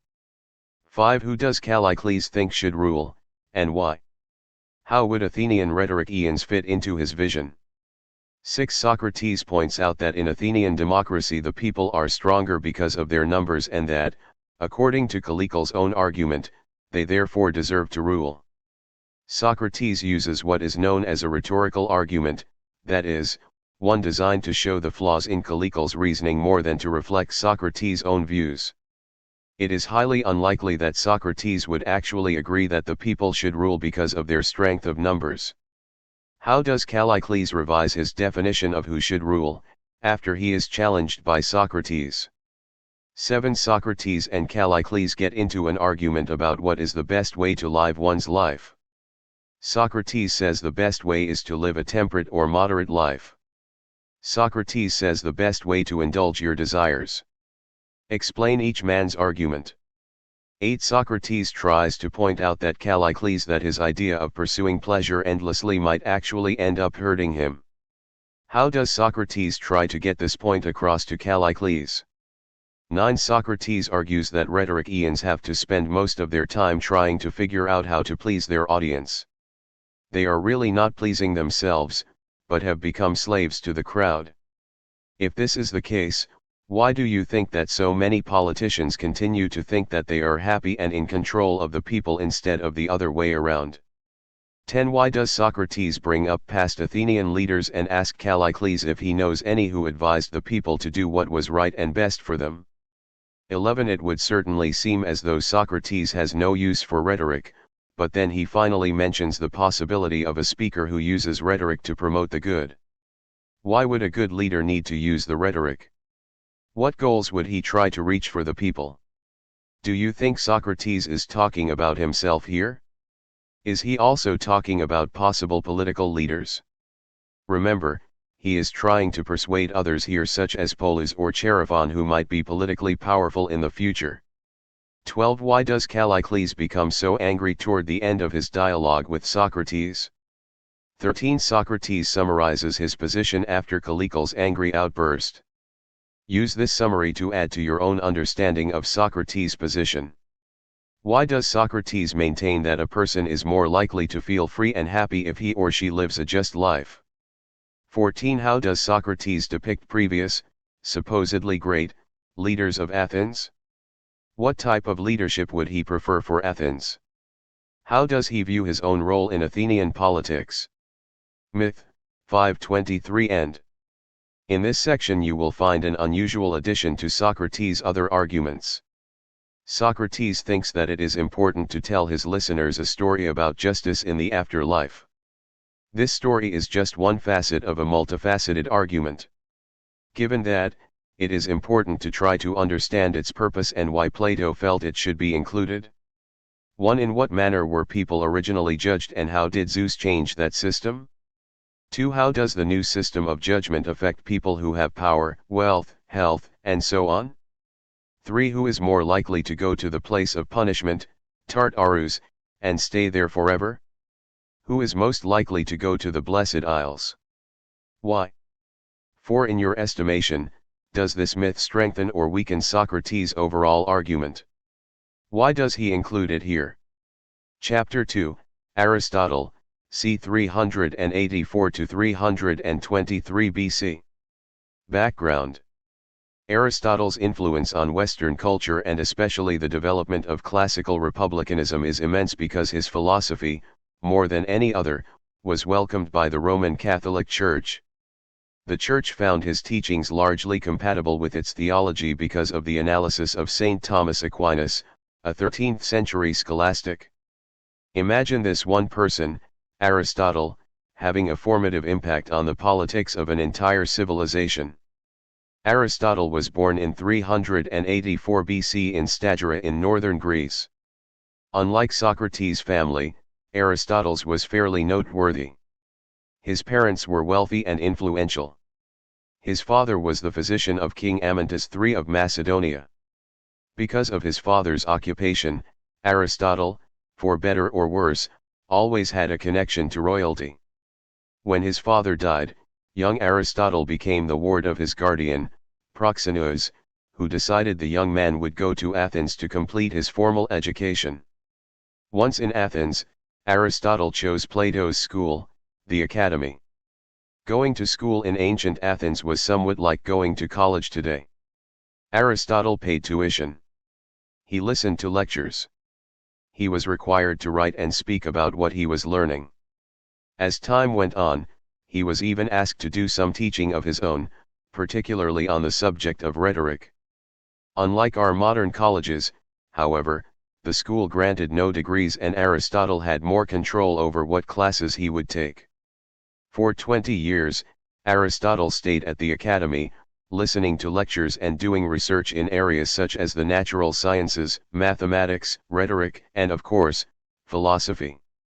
Aristotle became Plato's best student, constantly listening to the great philosopher and eventually learning enough to diverge from and go beyond Plato's teachings. When Plato died in 347 BC, Aristotle would have been the most natural choice to replace his old teacher as head of the academy, except that, by then, there was enough of a difference between what Plato thought and what Aristotle held that other philosophers at the academy objected. Instead, Plato's nephew Speusippus became head of the academy. Aristotle then went out on his own. First, he stayed for 3 years at the court of his friend Hermias, king of Aternus and Assos, where he met and married the king's niece, Pythias. When Hermias's lands were conquered by the Parians, Aristotle left for Mytilene. There he received an invitation from Philip of Macedonia to become the tutor of his son, Alexander, later known as Alexander the Great. Aristotle happily accepted Philip's invitation and spent the next 5 years, until Alexander turned 18, instructing the young man and conducting his own research and writing with the king's ample support. When Philip died and Alexander assumed the throne of Macedonia, Alexander considered his formal schooling at an end. He began his remarkable careers as wood conqueror, but not without paying Aristotle special homage for his service by rebuilding Aristotle's hometown of Stagira where he lived for a time. By 355 BC, however, Aristotle was back in Athens, preparing to start his own school in the area of town called the Lyceum. The school Aristotle founded came to be known as the Peripatetic School because of its members' tendency to teach their classes while walking around. The teacher would lead, and the students would walk alongside and behind, probably according to their rank and accomplishments. Students would listen, ask questions, and occasionally add their own opinions. Aristotle's school resembled the modern college or university even more than Plato's. Lecturers tended to be permanent residents, always actively engaged in research and teaching. There was a library and other support for both activities. At some point, Aristotle's first wife died and he married a woman named Herpylus. Their son Nicomachus edited the work now known as the Nicomachean Ethics after his father's death. With the exception of the Politics, the Nicomachean Ethics tells us the most about Aristotle's political teaching. His comfortable and honored life was about to take a dramatic change for the worse when his old student, Alexander, died in 323 BC. Alexander's Macedonia had dominated Greece, but now that he was gone, the Greeks felt freer to rebel openly against Macedonia's control. Because of his long association with Macedonian royalty, Aristotle now not only felt unwelcome in Athens but also threatened by a fabricated charge of impiety. Vowing not to let Athens sin against philosophy twice by killing another philosopher, Aristotle fled to Chalcis in Euboea where he lived on his deceased mother's estate. Within a year of his arrival in Chalcis, however, Aristotle died of an undefined stomach illness. Such was the humble end of a man whose work was to have so much influence on future thought. A few words must be said about Aristotle's times. Aristotle believed he was living through the decline of Athens, a state that once dominated Greece. While politically dominated by Macedonia, Athens was still a democracy, but for Aristotle, that democracy was becoming more and more corrupt, its citizens lacking an understanding of good citizenship. Class conflict, always an important element in Greek politics, became more pronounced as imperialism and commercialism challenged the old aristocracy which had lost the traditional base of power. Although the common man gained more political influence, he did not proportionately gain more political wisdom. The popular philosophies of the day valued the accumulation of wealth and the pursuit of pleasure rather than duty to the city as a whole or to fellow citizens. Certainly the value of the intellectual or contemplative life was ever more downplayed in favor of the life of action and acquisition. Aristotle nostalgically idealized the 5th century, a time in which he thought Athenians, though democratic, were less corrupted by excessive wealth and more influenced by love of the city. But Athens was never the city Plato or Aristotle would have wanted, and both philosophers criticized it. By Aristotle's time, however, Athenian decline was more apparent. The Politics is, among other things, a call for a return to older notions of virtue and citizenship. In this way Aristotle shares with many commentators today the conviction that true citizenship has fallen into decline, and that the reinvigoration of democratic institutions is only possible through the inculcation of citizen virtue. Aristotle's written work was supposedly kept by his student and the second head of the Lyceum after Aristotle left, Theophrastus. When Theophrastus died, one of his students received his library, and when that student died, his family hid the books in a vault to protect them from theft. Apparently forgotten, they stayed in the vault until they were discovered, somewhat damaged, circa 100 BC by a man named Apollycon, who brought them back to Athens. When Emperor Sulla conquered Athens in 86 BC, the Romans took them back to Rome as part of the spoils. There, scholars discovered how deep and wide-ranging these works of philosophy were. Copies of these books were then made more accessible to scholars. Unfortunately, not all of Aristotle's works survived. Given their route to Rome, it truly is a wonder that so much remained. Understanding Aristotle. Aristotle's lost works include dialogues of the type written by Plato and meant for a more general audience, and collections of information for further analysis. We have what scholars call Aristotle's systematic treatises. Other ancient scholars praised Aristotle's beautiful prose, but this is probably on the basis of the dialogues. The treatises that we have, including Aristotle's most famous political work, the Politics, often seem plain and even clumsy and disjointed. In the case of the Politics and several other works, a very good case has been made that Aristotle did not craft a planned book with a beginning, middle, and end. Instead, the Politics probably constitutes a collection of notes from which Aristotle gave lectures during his headship of the Lyceum. These notes center on the theme of politics and may have been put together by Aristotle, but more likely were collected by a student. Lectures do not read like a book. Usually, with even the most talented lecturer, there are no smooth transitions from the lecture of one day to the lecture of another day. Certain digressions that would not usually be permitted in a consciously constructed work are perfectly suitable for lectures. The reader then should expect to find changes in tone, emphasis, reasoning, and even opinion within the Politics, especially since these lectures may have been given over a period of several years.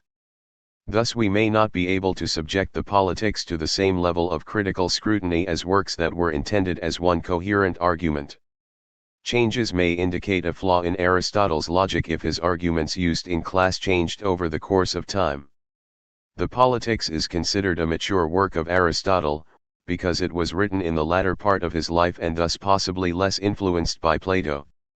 As with so many other philosophers, Aristotle addresses the ideas of his great teacher, the man who set him on the path toward his own philosophy.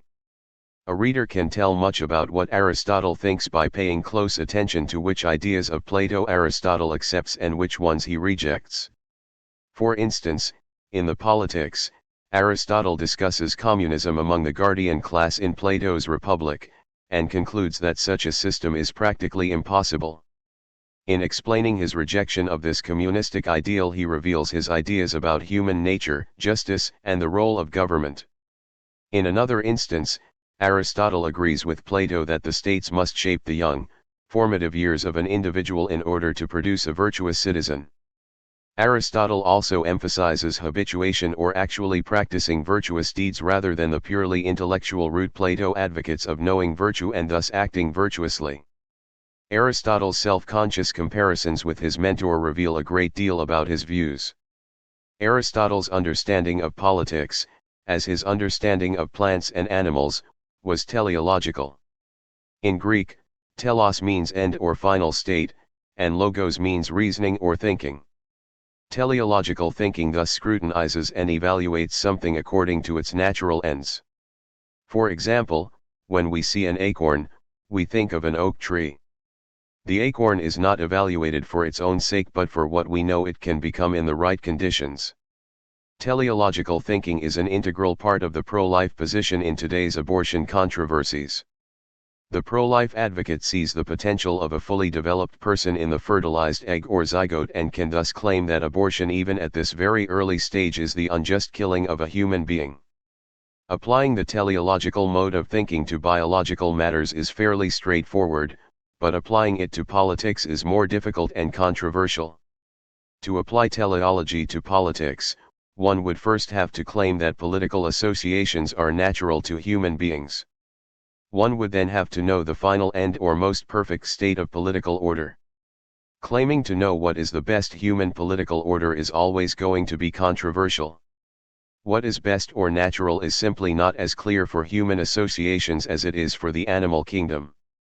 The ant must help build an anthill and a bee belongs in a hive, but because human beings have reason and are not driven by instinct but have free will, there are many different claims about the best political order. Some claim that all such orders are artificial and that humanity would be better off without any political order. Aristotle therefore gives himself a very difficult assignment. Pay close attention when he discusses what is natural for human beings, especially when he compares human beings with other animals. Aristotle understands what makes human beings different from animals driven by instinct, but he still maintains that teleological thinking can be applied to human beings. Many have criticized Aristotle for his seemingly blatant sexism and advocacy of slavery. Aristotle's views do not seem as open to women's equality as Plato's. We have seen, however, that Plato's views are not as open as they seem, and we will see that Aristotle's views are not as closed as they first appear. Part of the reason for the difference in tone between Plato and Aristotle on the issue of women is a difference in their way of thinking. When Plato was formulating his ideals, practical considerations carried little weight. Plato knew what the world as we know it was like, but he thought that the philosopher should set aside that world when formulating absolute standards of justice, for instance. However, Aristotle did not think that the philosopher could or should remove himself from the world as we know it. Aristotle was much more likely to start with observations of actual human behavior and then logically deduce standards of virtue and justice. This approach has its strengths and weaknesses. Aristotle observed that the women in his world were less accomplished in most areas and less courageous than men, that they attended to domestic tasks, and that they were more nurturing. He did not see these traits as possibly the result of faulty or unjust socialization. Within this seemingly universal female behavior, Aristotle discerned the essence of female nature, her telos. Thus, the virtue of a woman was different from that of a man and had to be treated separately. Despite his tendency to mistake common practice for what was natural, Aristotle tried to deal with these issues objectively. He retains Plato's view that all subjects must be treated objectively, that it is not good enough to simply receive and transmit existing folklore and prejudices, and that society should not be ordered on the basis of tradition but on what makes sense in the light of reason. This view of society is essential in the development of later thought, which challenged in a more radical way the inequality between the sexes, classes, and races that many saw as eternal and natural. Careful reading.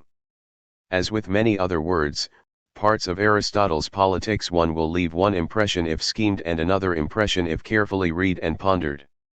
Aristotle on women. Aristotle's views on the role of women in the family and society make modern readers uncomfortable. His views on women as well as slaves were no doubt influenced by the unequal relationships he saw around him. Nonetheless, in both cases Aristotle manages to depart from a superficial assessment of the subject matter based solely on the practices of his day. Aristotle does not equate women's intelligence with that of either slaves or children, but exactly what he thinks of women's intelligence and virtue is a matter of speculation. Aristotle tells us that the husband's rule over the wife is constitutional, while his rule over his children is royal. He claims that a general rule that the male is naturally fitter for command, although there may be some exceptions to this rule. He seems to imply that women are in some sense the equals of their husbands, such that they cannot be ruled over like the king rules over his subjects, but that they are not equal enough to share in his rule. Nevertheless, the husband's rule remains constitutional. 1259b1-15, this may mean that, unlike children, wives must give consent before they can be ruled. Luckily, Aristotle continues along these lines, giving us a better chance of grasping what he thinks of the relationship between husbands and wives. But the kind of rule differs. The freeman rules over the slave after another manner from that in which the male rules over the female, or the man over the child. Although the parts of the soul are present in all of them, they are present in different degrees. For the slave has no deliberate faculty at all, the woman has, but it is without authority, and the child has, but it is immature. So it must necessarily be supposed to be with the excellences of characters also. All should partake of them, but only in such manner and degree as is required by each for the fulfillment of his function. Hence the ruler ought to have excellence of character in perfection, for his function, taken absolutely, demands a master artificer, and reason is such an artificer. The subjects, on the other hand, require only that measure of excellence which is property to each of them. Clearly, then, excellence of character belongs to all of them, but the temperance of a man and of a woman, or the courage and justice of a man and of a woman, are not, as Socrates maintained, the same. The courage of a man is shown in commanding, of a woman in obeying. All classes must be deemed to have their special attributes. As the poet says of women, silence is a woman's glory, but this is not equally the glory of man. 1260-1030. First, notice that Aristotle distinguishes the rule of a husband over a wife from that of a father over his children. Both wife and children are free, not slaves, but the father's rule over his children is royal, which implies no consent on their part is necessary for him to make decisions regarding their welfare. The husband's rule over his wife is constitutional, which we will find here and elsewhere means that it involves at the very least consent and may involve ruling and being ruled in turn. Aristotle elsewhere advocates exactly this form of government as preferable to all others under most circumstances. In so saying, Aristotle departs from the view that wives are to be treated as slaves, and given Aristotle's reasoning on slavery, this means that he does not think women are natural slaves, with no ability to reason. He also disagrees with the idea that a woman's reason is as immature as that of a child. However, the question of why women must be in a subordinate position remains. Aristotle does say that there are executions to the order of nature. Some women truly are fit to lead instead of being led. In most cases, however, the man is by nature fitter for command, just as the elder is superior to the younger and more immature. Perhaps female reason is immature, just not as immature as that of a child. Aristotle brings in again the analogy of husband rule to the constitutional state. In such a state, citizens rule and are ruled by turns, and the natures of the citizens are considered equal. However, when one citizen rules, the other accused him a certain respect because of his role, such as our president or senator. Aristotle brings up the image of Amasis and his footpan in this context. In this story, King Amasis's subjects treated him disrespectfully because they knew he was not born of royal blood. He made a god for them to worship, and only later told them the god was fashioned from a footbath. This story brings home the point that it is not a person's origins that should earn his respect, but the individual's performance. In other words, respect should be truly earned. Aristotle says that the relationship of male and female is always the next kind of relationship. Aristotle goes on to explain the difference between men and women and why men are usually more suited to rule in marriage and elsewhere. Dealing with the souls of men, women, children, and slaves, Aristotle says that the natural slave has no ability to reason.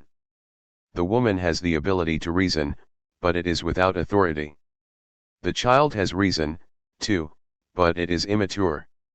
Here, Aristotle does not refer to women's reason as immature, only without authority.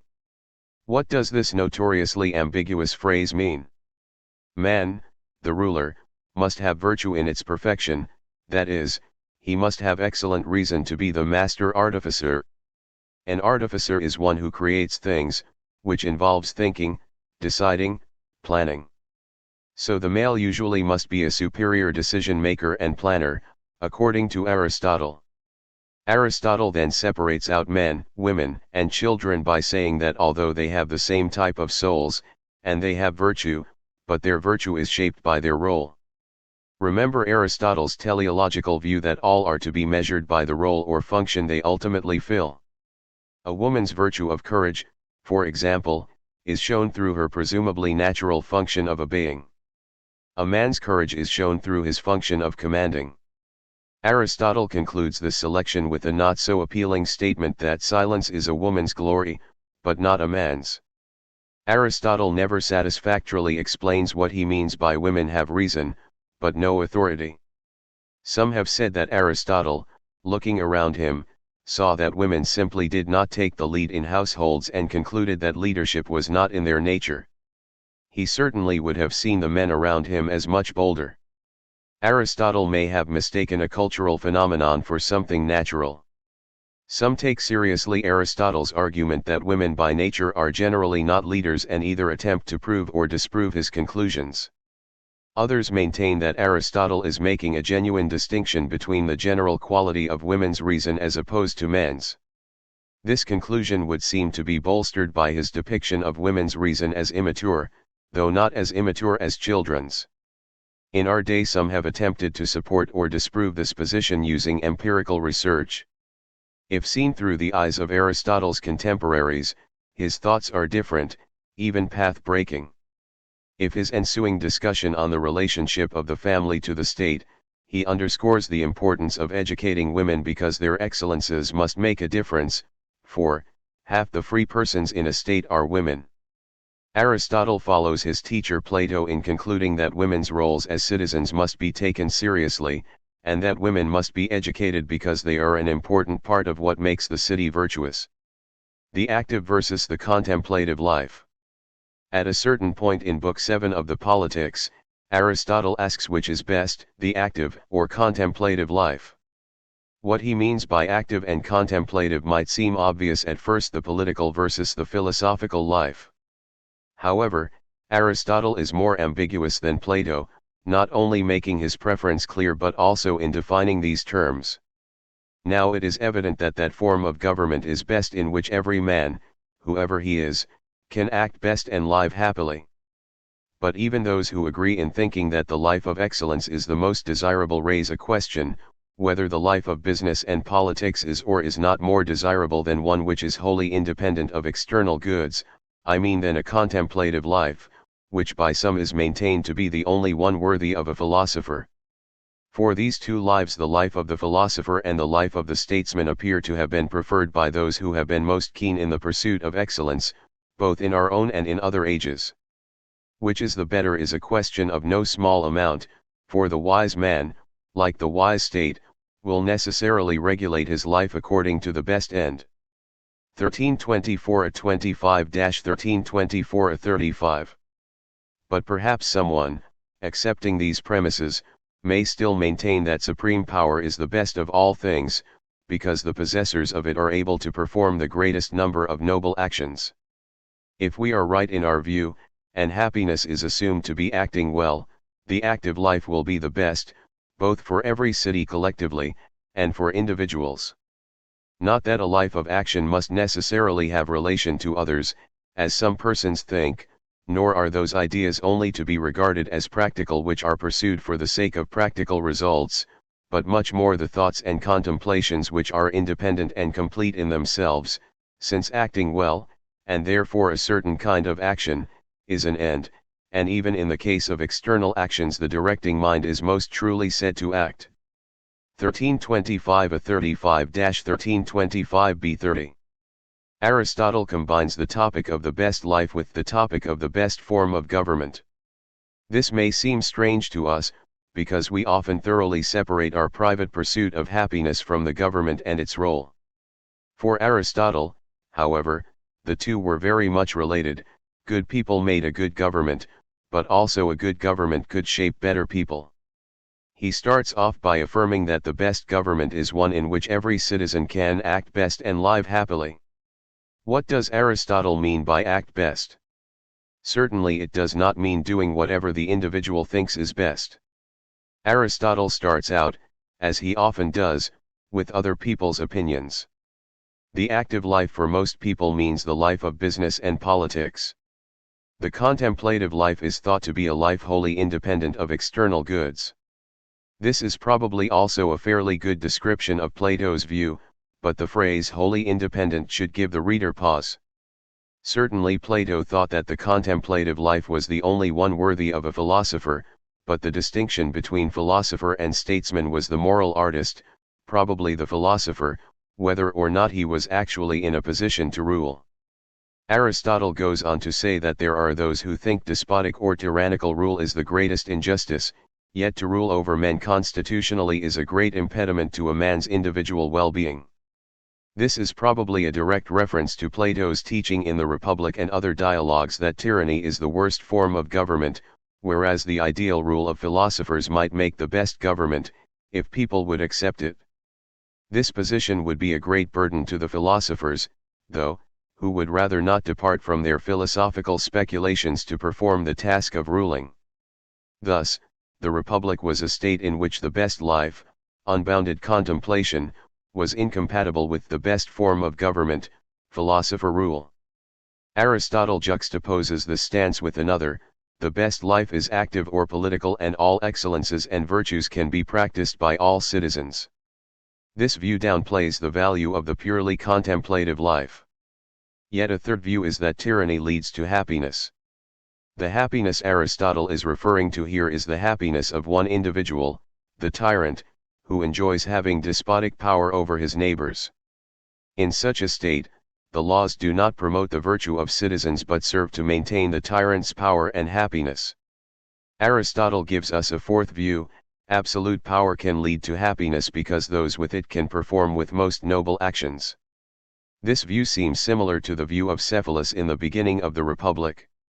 A rich man can more easily be just because he has enough money to pay his debts, honor the gods, and be generous. Aristotle thinks this view is ludicrous and says that if this is so, then no one should have any regard for anyone else who gets in the way of noble actions. A robber could live the best life if he did noble actions with his stolen loot. Such would be the situation of Robin Hood. For a ruler's actions to be honorable, Aristotle says, he must be as superior to other men as men are to women or fathers are to children. This cannot happen if the means the ruler uses to get his power and money are not noble. Aristotle states his view of what is just: a person should receive obedience from others only if he truly deserves it. To deserve obedience, a person must be excellent or virtuous and also have the capacity for action. Here Aristotle closes the gap between the contemplative and the active life. Apparently, in his view, it is possible to have both in one person. Aristotle continues to build on this impression. Happiness, he says, is acting well, and so the active life is best for the city and for individuals, but the active life does not, surprisingly, have to be the life of business or politics after all.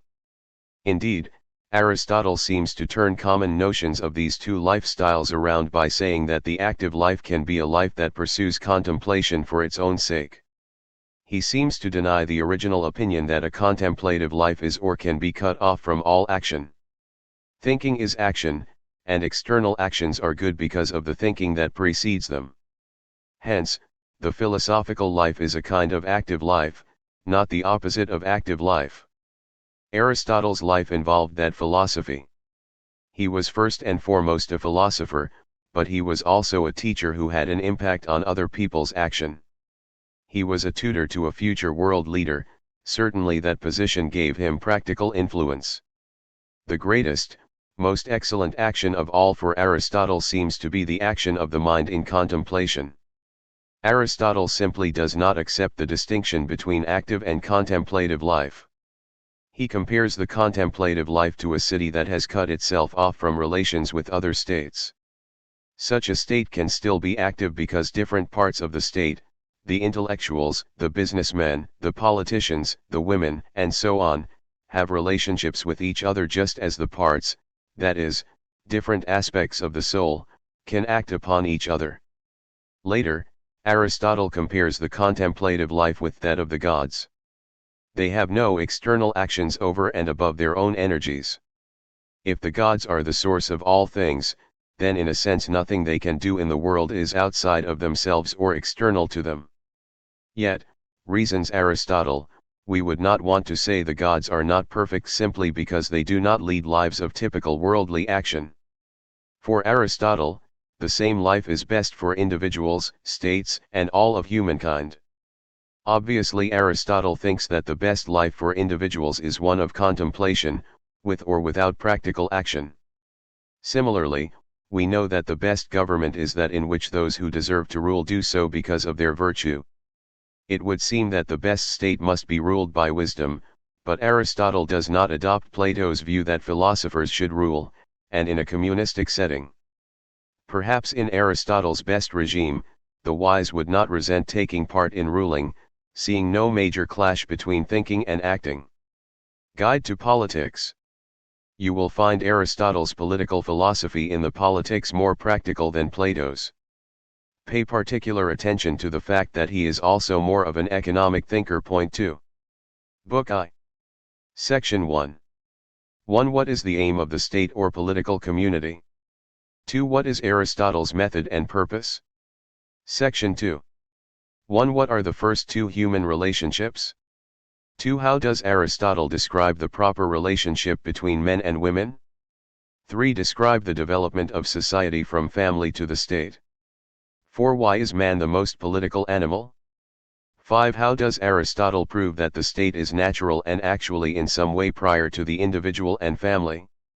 6. How is man both the best and worst of animals? Section 3. 1. What are the three relationships in the family that Aristotle considers?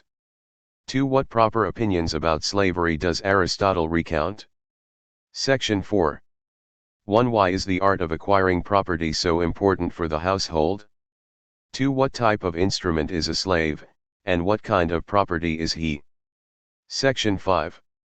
1. Describe the general Aristotle's hierarchical view of the world in its various aspects.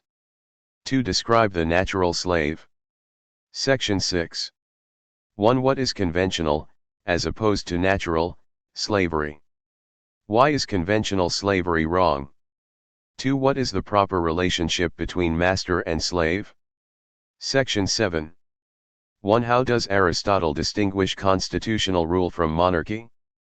2. How does Aristotle describe the science or knowledge the master must have? Section 8.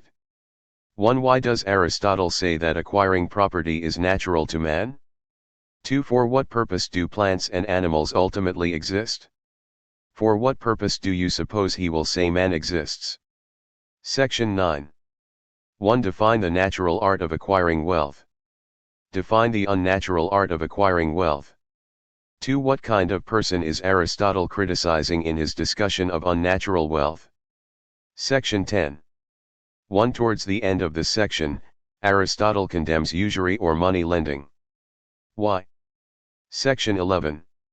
1. What does Aristotle mean by the practical side of acquiring wealth, as opposed to the theoretical side of acquiring wealth?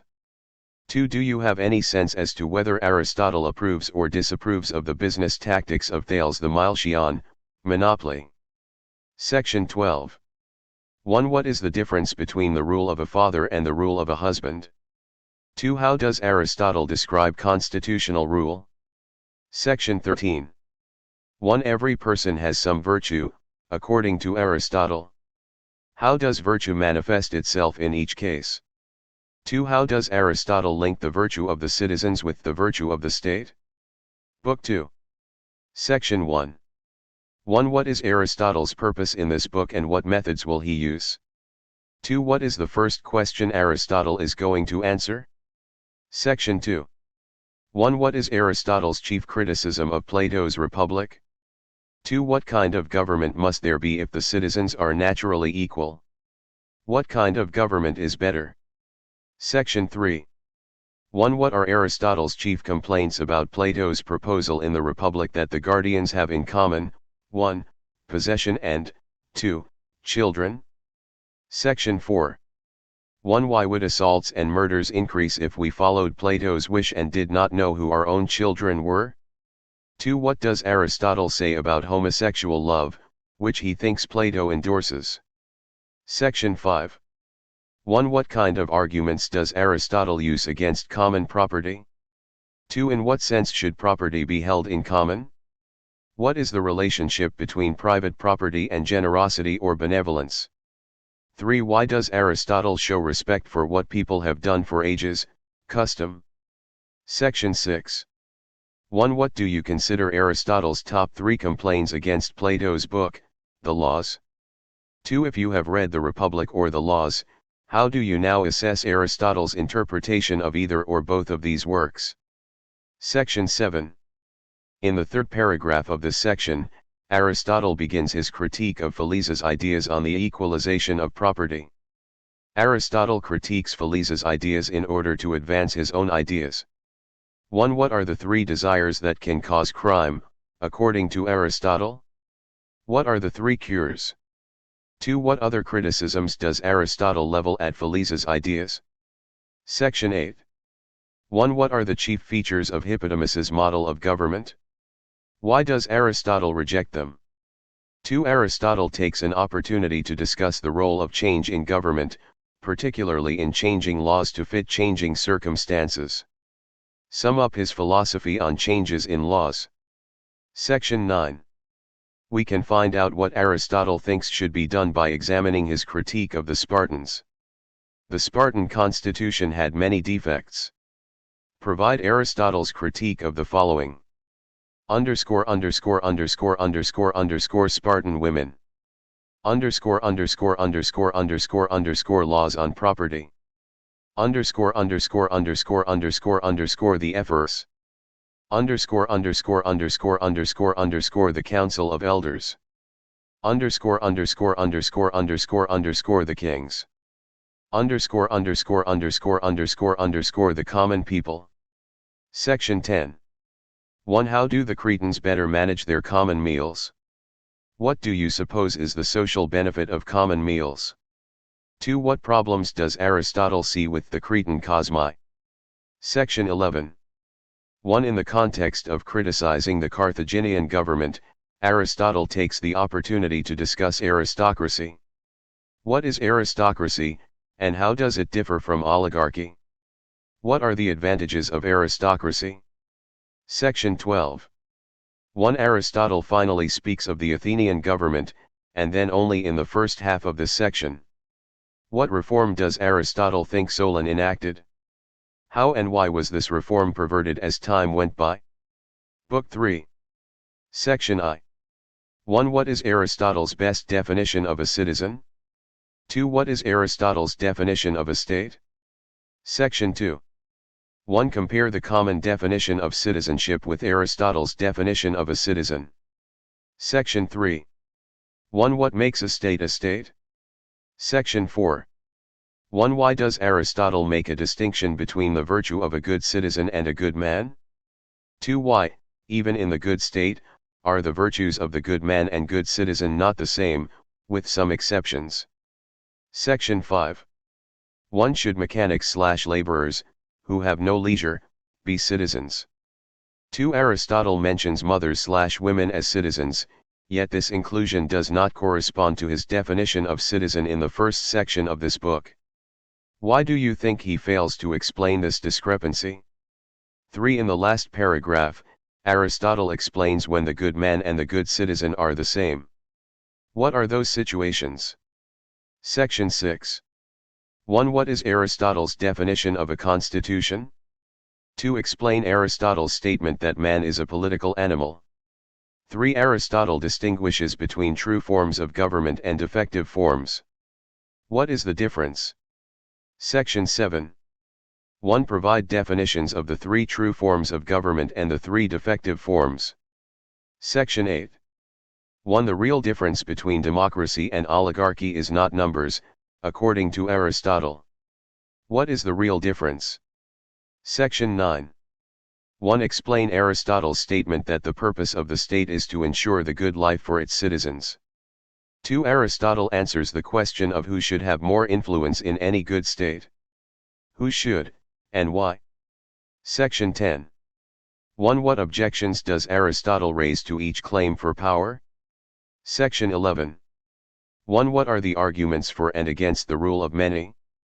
2. In the final paragraph, what does Aristotle say about the source of just and unjust laws? Section 12. 1. For Aristotle, what type of inequality is important when assigning leadership positions to those in the state? Section 13. 1. Under what circumstances is ostracism reasonable, and how can it be misused? Section 14. 1. Define the 5 forms of kingship. Section 15. 1. Aristotle takes the opportunity to compare kingship with rule by the many. Which does he seem to prefer? Why? 2. How do governments usually deteriorate from kingship to democracy? Section 16.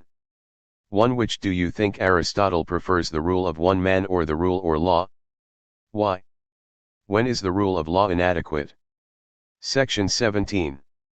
1. What type of people are suited for kingship, aristocracy, and constitutional government, respectively? 2. How likely is real kingship in the real world? Section 18. 1. Note that Aristotle concludes that the virtue of the good man is the same as the virtue of the citizen in the perfect state. If the perfect state is so unlikely, why does Aristotle mention its qualities? Book 4. Aristotle will discuss the development of the perfect state. Keep in mind he is quite realistic about the chances of the perfect state coming into existence. Section 1. 1. What is the purpose of political science? Does Aristotle's definition differ at all from what Plato's might have been? Sections 2 to 3. 1. What is the perfect state? 2. What is the most tolerable of the 3 defective states? Why? Section 4. 1. Why must a democracy be ruled by laws to be good, and what happens when it is not? Section 5. 1. What type of oligarchy is like a tyranny? Why? Section 6. 1. In both democracies and oligarchies, under what circumstances do the citizens set up laws to govern themselves? Section 7. 1. What makes a regime aristocratic? Section 8. 1. In general, what is a polity? What distinguishes an aristocracy from a polity? Section 9. 1. Discuss 2 different ways in which democracy and oligarchy can be combined in a state to form a polity. Section 10. 1. How does Aristotle define the third and most common form of tyranny? Section 11 to 12. 1. Why is the middle class most able to follow rational principle? 2. What are the political benefits of a city having a large middle class / Section 13. 1. How do governments that include the people actually deceive the people? What would need to be done to involve the people? Section 14. 1. In general, how does the deliberate function operate in a democracy and in an oligarchy? 2. Which branch of the U.S. government has the deliberative function? Section 15. 1. Which branch of the U.S. government would correspond to Aristotle's magistrates? 2. Why is a magistracy that control women generally impracticable? Section 16. 1. In effect, we select jury members by lot in the United States. What are the advantages and disadvantages of this system? Book V. Sections 1 to 2. 1. What type of problems stir up revolutions? 2. Why does Aristotle call a democracy with a large middle class the safest of the imperfect forms of government? Sections 3 to 4. 1. What do you think of Aristotle's inclusion of feelings such as insolence, fear, and contempt in his causes of revolution? 2. What does Aristotle mean that revolutions are either done by force or by fraud, deception? Section 5. 1. Aristotle deals with demagogues in a democracy. What is a demagogue and what motivates him to stir up revolution? Section 6. 1. In general, why do oligarchies have revolutions? How can a peaceful revolution happen by accident? Section 7. 1. Why is equality on the basis of merit the only stable principle of government? Section 8.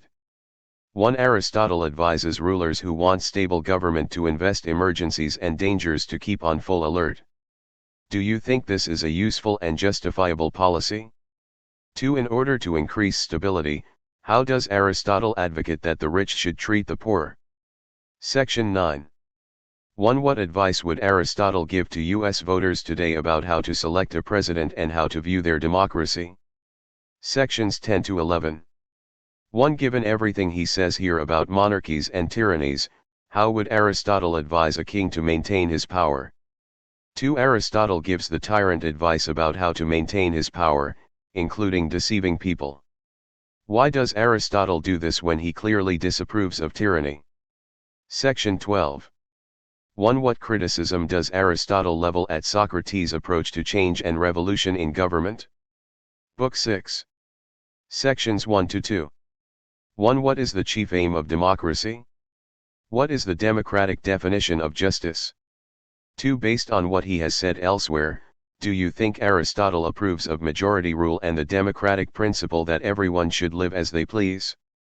Section 3. 1. Aristotle discusses oligarchical and democratic views of justice.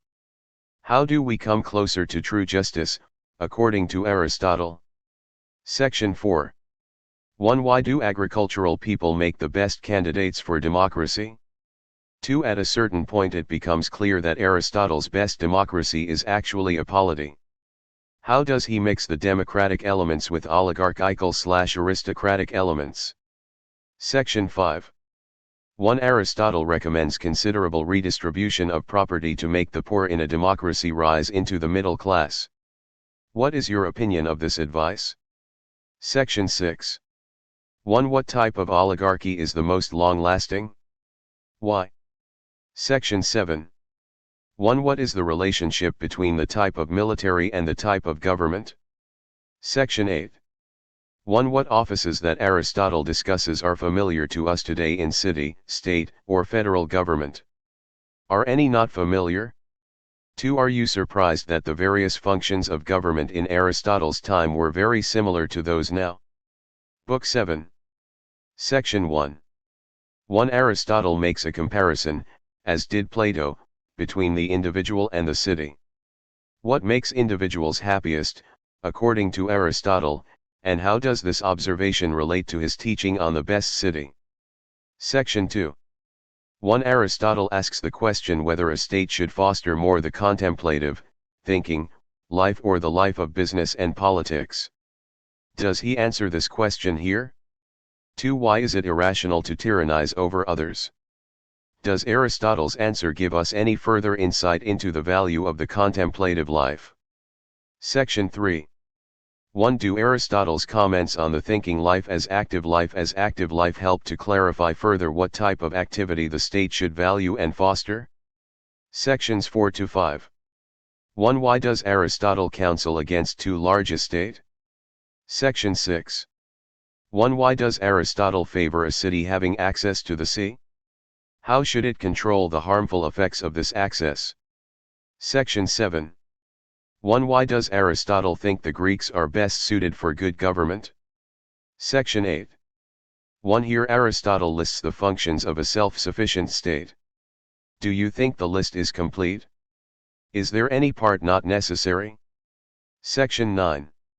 1. Why does Aristotle exclude farmers, artisans, and laborers from citizenship? Section 10. 1. Does Aristotle's treatment of farmers as slaves further clarify his view of slavery as discussed in Book I? Sections 11 to 12. 1. From reading the requirements Aristotle lays down in these two sections for a good city, can you tell what his aims are for the city? Section 13. 1. Aristotle concludes that a happy city is one made up of happy individuals. What makes people happy and how do they maintain happiness? Section 14. 1. Aristotle claims that what makes individuals truly happy is honor. Does this section shed any light on how the state can encourage its citizens to lead an honorable life? Section 15. 1. Should education in early life be mainly based on reason or on habit, habituation? Section 16. Note, exposure is the abandoning of newly born infants to the natural elements infanticide. 1. Discuss a few of the laws the legislator should make regarding marriage and children. What kind of community would endorse this much regulation of private life, as opposed to the type our society has? Section 17. 1. Do you think Aristotle's advice about the early treatment and education of children, especially keeping them from vulgar language and entertainment, is generally sound even today? Book 8. Section 1. 1. What is Aristotle's reason for preferring public education? Section 2. 1. In general, what type of learning should a free man avoid? Why? Sections 3 to 4. 1. How much importance does Aristotle assign to the enjoyment of leisure? What should we do with our leisure? 2. How much physical education should be given to boys? What can happen with excessive training? 3. Why do you think Aristotle specifies boys when giving his advice here, but does not explicitly exclude girls? Sections 5 to 7. 1. What is the connection Aristotle sees between music and morals? 2. Would Aristotle agree with critics of some rock and rap music who say it damages the character of the young? Why or why not? Bibliography. D.J. Allen, The Philosophy of Aristotle, London, Oxford University Press, 1970. Abraham Edel, Aristotle and His Philosophy, Chapel Hill, North Carolina, University of North Carolina Press, 1982. Werner W. Jaeger, Aristotle, Fundamentals of the History of His Development, London, Oxford University Press, 1962. Curtis N. Johnson, Aristotle's Theory of the State, New York, St. Martin's Press, 1990. Donald Kagan, The Great Dialogue, A History of Greek Political Thought from Homer to Polybius, Westport, Conn, Greenwood Press, 1986. Carnes Lord, Education and Culture in the Political Thought of Aristotle, Cornell University Press, 1982. Part 2, Realism. Realism is perhaps best understood in contrast with idealism. Realists reject the methods and goals of idealists. Knowing that idealists avoid believing that everyone is good, realists understand that the idealist philosopher considers it his duty to try to change people for the better, precisely because they are not good. Realists criticize idealists for the exact goal trying to change people. Realists tend to think that you cannot fundamentally change most people, at least not in their hearts. Realists believe that people's behavior can be changed, a task that is both achievable and important to them. After all, if only a few saints can really change their hearts and become truly good, what about the rest of humanity? Political change, if it is to be solid and permanent, must take into account the nature of the vast majority. If leaders and their people are given unreachable goals of goodness and justice, and if some of them actually try to reach these lofty goals, they will fail. They will fail either because their hearts are not up to the task of transformation or because the world is filled with people who will take full advantage of their moral principles. Thus, realists consider it irresponsible to offer idealistic advice that could get people hurt. The realist is actually more optimistic than the idealist about the possibility of achieving lasting and positive political and social change. Different realists see difficult aspects of human nature as determining self-interest, power, greed, and so on, but they all believe that if we accept human nature as it is, we can devise political institutions that channel and use that human nature to channel destructive energies through laws and institutions that will constructively use self-interest. Chapter 3, Machiavelli, 1469–1527. Background. Niccolò Machiavelli, 1469–1527, wrote The Prince and the Discourses in the early part of the 16th century, during the Italian Renaissance. The term Renaissance literally means rebirth, and the men of the Renaissance saw their times as the rebirth of the ancient world. They derided the Middle Ages as a time of darkness and superstition. The Renaissance was certainly a time in which ideas and ideals were reborn. During the Renaissance, the works of ancient philosophers such as Plato and Aristotle, and the Roman philosopher Cicero, were rediscovered by scholars outside the Church. The ancient admiration for things human in art, music, poetry, and literature was revived in society generally. If you go to a museum with adequate medieval and Renaissance art collections, you will see the difference in attitudes immediately. Medieval art is usually not very realistic, but symbolic. It concentrates on presenting certain religious themes clearly. The Madonna and Child are frequently subjects of medieval art, for instance, and in many works, the baby Jesus is depicted as more of a little adult teaching people on the lap of his mother. Renaissance art also frequently depicts biblical figures, but they are depicted with more realism and greater attention to physical beauty. Renaissance art also includes many more themes, including ancient pagan ones such as depictions of gods and mythical heroes and secular images of people and things. In other words, the Renaissance was a time during which people, especially artists and intellectuals, turned their attention from a wholehearted focus on Christian themes to a celebration of things human and natural, deploying greater realism and more attention to beauty for its own sake. However, Renaissance man could not totally escape his medieval past. For Machiavelli, the main problem with the medieval outlook was its idealism. He thought that many of his Renaissance contemporaries still carried around too much of that medieval idealism, partly because they had no embraced the many virtues of ancient pre-Christian Rome. The medieval outlook was highly religious. For centuries, the Catholic Church had claimed, and often held, a great deal of authority over political matters, including who would and who would not be the sovereign ruler of a realm. The Church held that it, as the representative of God on earth, was the final authority, not kings and princes. Rulers were expected to support the Church and to acknowledge its power, particularly in religious matters. Sometimes the Church got involved in political matters, however, especially in Italy. It may seem strange to us now, but during this time, the Pope considered himself not only a spiritual leader but also a politically powerful leader. He presided over the tiny Vatican City as he does today, and over a territory called the Papal States, which stretched from one sea to the other across the Italian peninsula. Popes sometimes acted cynically to enhance their own power or that of relatives. They sometimes interfered in the politics of the region through the making of military alliances and the mustering of troops. The moral authority of the Church was quite low at this point, so much so that the Pope could not only sire a son, a direct violation of his vow of celibacy, but also openly promote his son's political fortunes. This and other forms of misbehavior on the part of the Church leaders at this time are partly what inspired the Reformation in which Protestant Christianity was born. Machiavelli gives Church officials little respect, for he writes of them for the most parts as purely political players, and not welcome ones as that. Machiavelli also rejected other aspects of the Church's influence.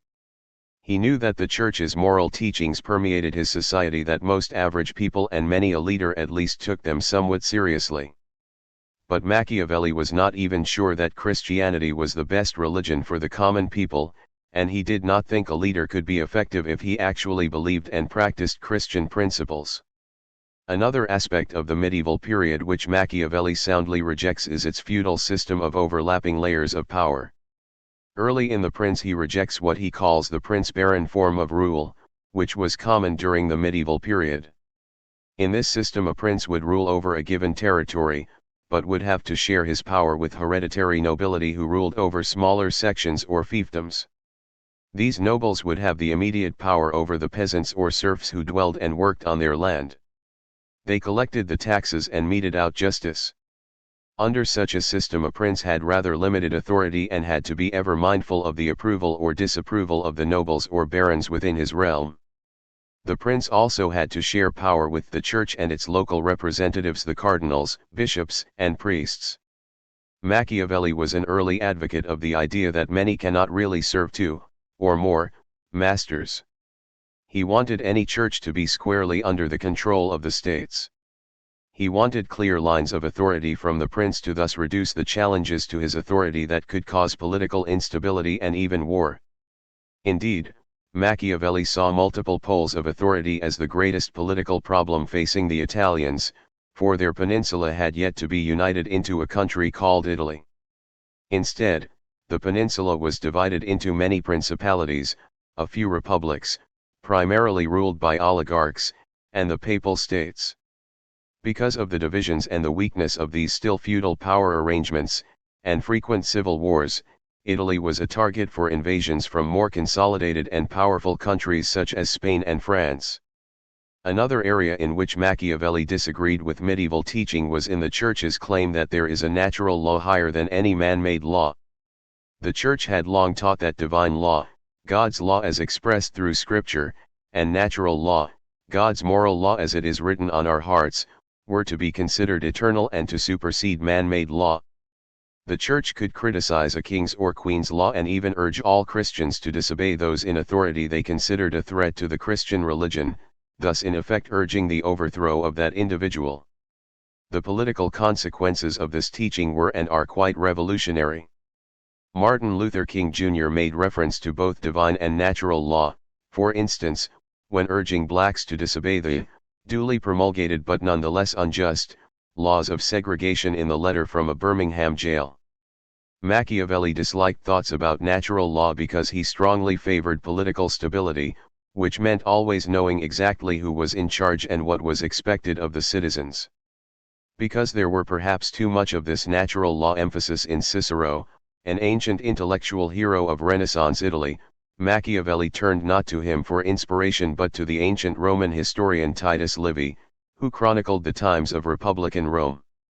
Even there, Machiavelli selectively drew from the first 10 books of Livy's history, the one still available for Machiavelli or us, to show how Italy should adopt a practical outlook on politics and life.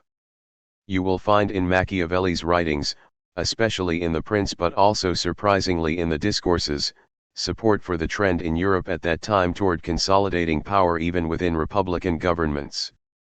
Machiavelli was born in 1469 in Florence, then an Italian city-state. During his career in public service, which spanned from 1494 to 1512, Florence was a republic, in which citizens participated and elected leaders. Although Florence had enjoyed this form of government for hundreds of years, the powerful Medici family had effectively controlled the regime for quite some time. When the family's influence was temporarily weakened, a Dominican monk, Girolamo Savonarola, whom the church deemed a heretic, led a revolt to make the republic more democratic and more Christian. Machiavelli appeared to be a supporter of republican government generally, although he did not think Savonarola was particularly astute.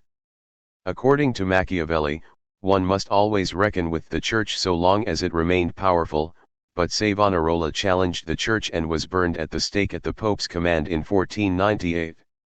From 1494 to 1512, Florence's republic was ruled by a great council of 3,000 male citizens, of whom the first man was Piero Soderini. After Savonarola's death in 1498, Machiavelli served in the Florentine Chancery as well as the Ten of War, a committee which dealt with Florence's military readiness and logistics. As a member of the Ten, Machiavelli organized a citizens' militia, believing that they would fight better than the usual mercenary forces. They did poorly, but the idea still seemed a sound one to Machiavelli. Also as a member of the Ten, Machiavelli served as an ambassador, leading diplomatic missions to other Italian city-states, as well as to France and Germany. It is safe that Machiavelli loved politics. Although he had a wife and children, he enjoyed much more the sophisticated life of the diplomat and the urbane enjoyments of the cities he visited. Machiavelli got the chance to observe the actions of powerful men, including Pope Julius II. He considered himself both a diplomat and an intellectual. Earlier he had received an excellent education in ancient philosophy and history which would have allowed him to carry on many intriguing conversation. His practical diplomatic experience and his formal education were what he relied upon for his political writings. Machiavelli's political career, however, was to come to an abrupt end in 1512 when, with the help of the Spanish, the Medici family returned to power. This time they quickly dismantled the fig leaf of republican government.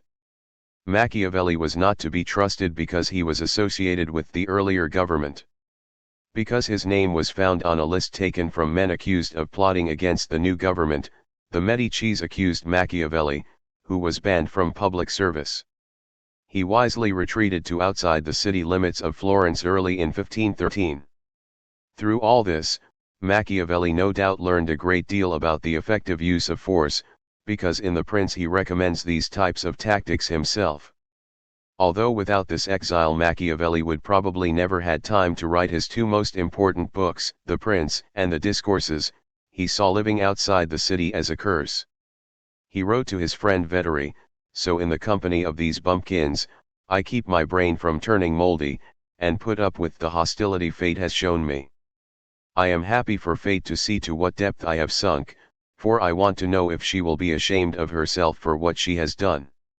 Scholars argue about which of his books Machiavelli wrote first. Did he write The Prince first, and then turn to the Discourses? This dispute is important because of the content of the two. The Prince seems to advocate one-man rule, or monarchy. The full title of the Discourses is Discourses on the First 10 Books of Titus Livius, the ancient Roman historian. In this book, Machiavelli seems to argue for the superiority of republican government.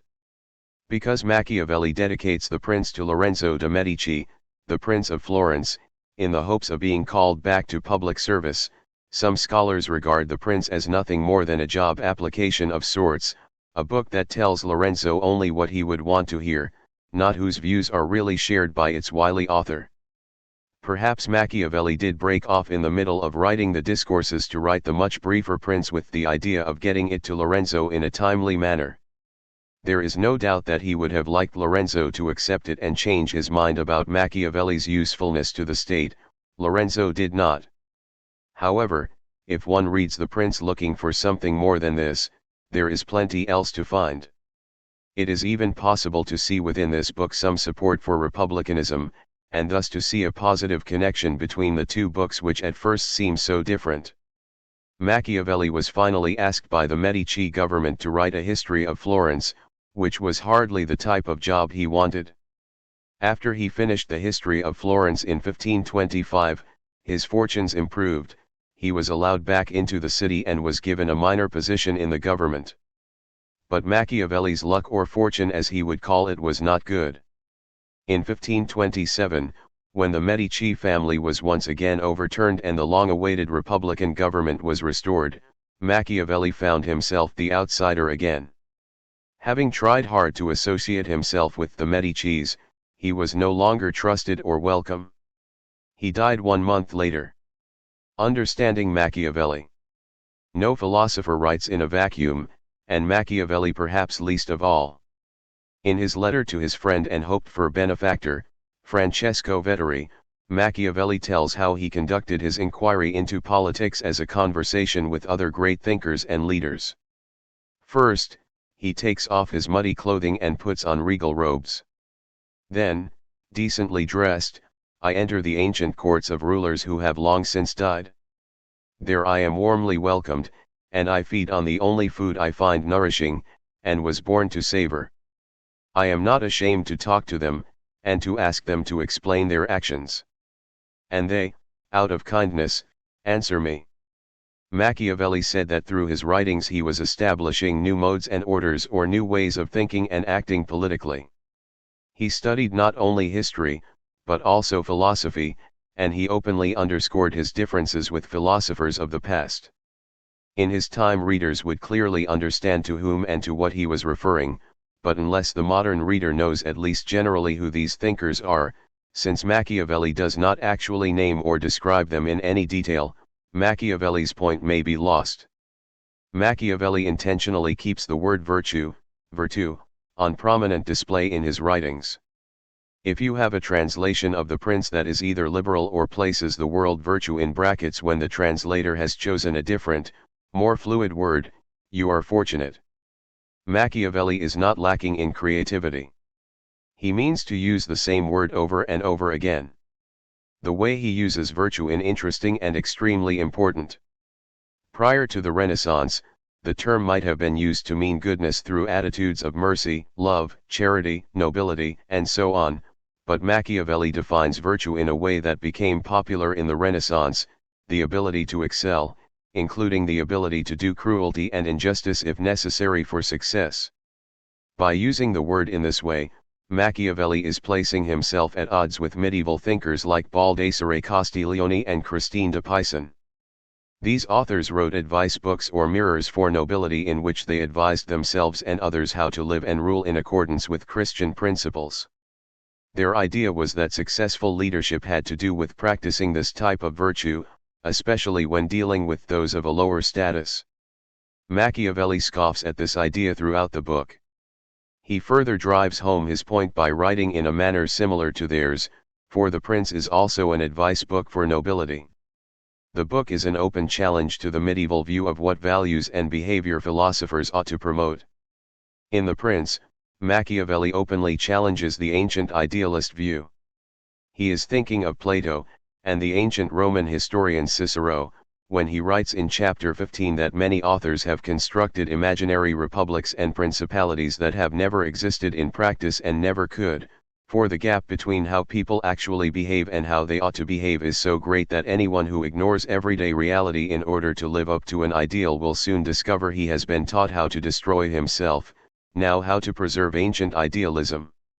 Machiavelli tells us here the reason why he sets his work apart from theirs is he believes their advice is unrealistic and downright dangerous for the few saintly souls who attempt to follow it.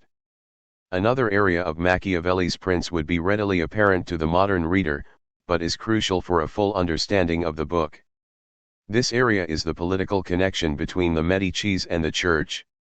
The man who helped get Machiavelli released from prison was an old friend, Giuliano de' Medici. Giuliano's brother, Giovanni, was elected Pope Leo X in March 1513, and as part of the festivities, the Pope ordered Machiavelli and all other prisoners released.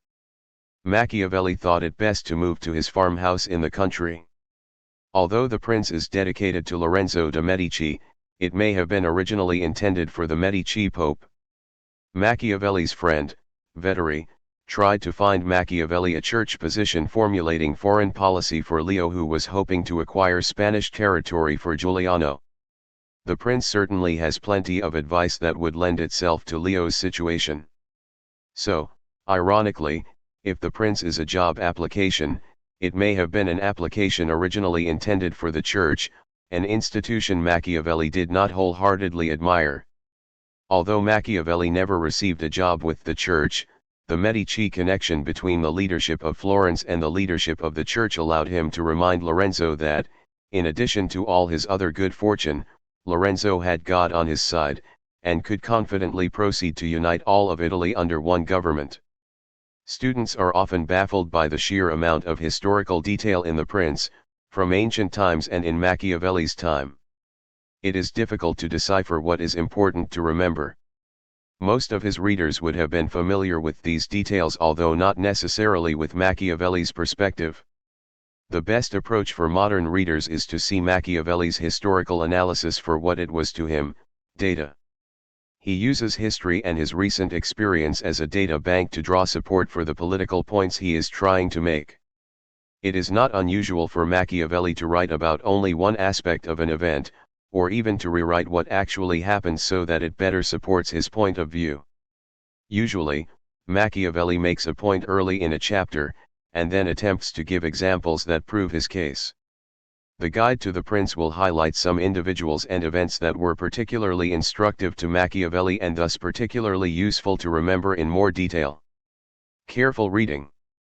In almost all translations of The Prince are words, such as virtue, that are unfamiliar to many modern students. Be on the lookout also for such words as parsimony and liberality that sound old-fashioned. If your translator uses these words and you do not know what Machiavelli meant by them, you will miss the entire argument in chapter 16. Let us now examine such a case. Liberality and parsimony. One approach to this problem of unusual vocabulary is, of course, to go to a dictionary, but many modern dictionaries may not have all the unusual words you encounter. You may gain some meaning of liberality from other words that are in use today and sound like it.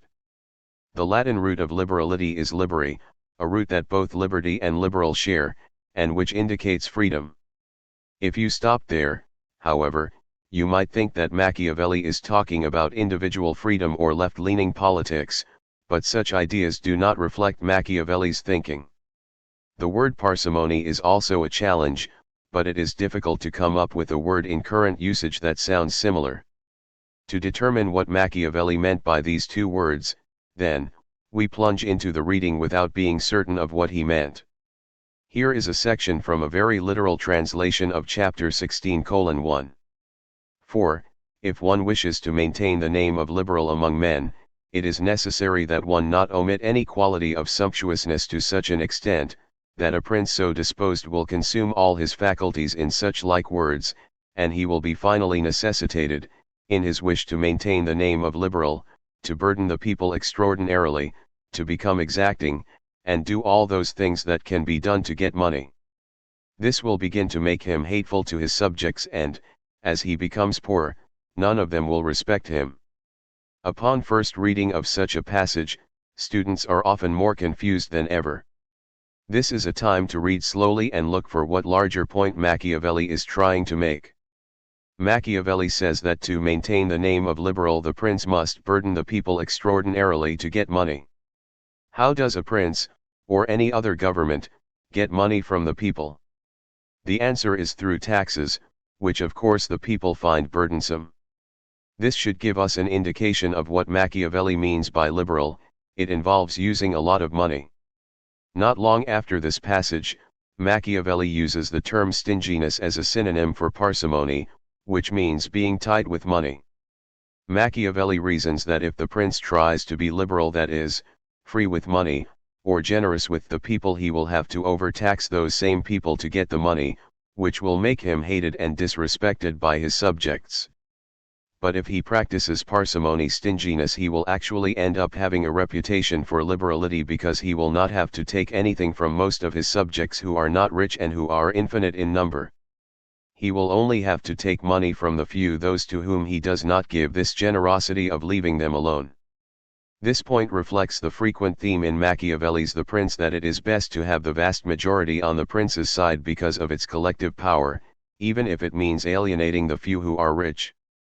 Those few cannot hurt the prince if the many are on your side.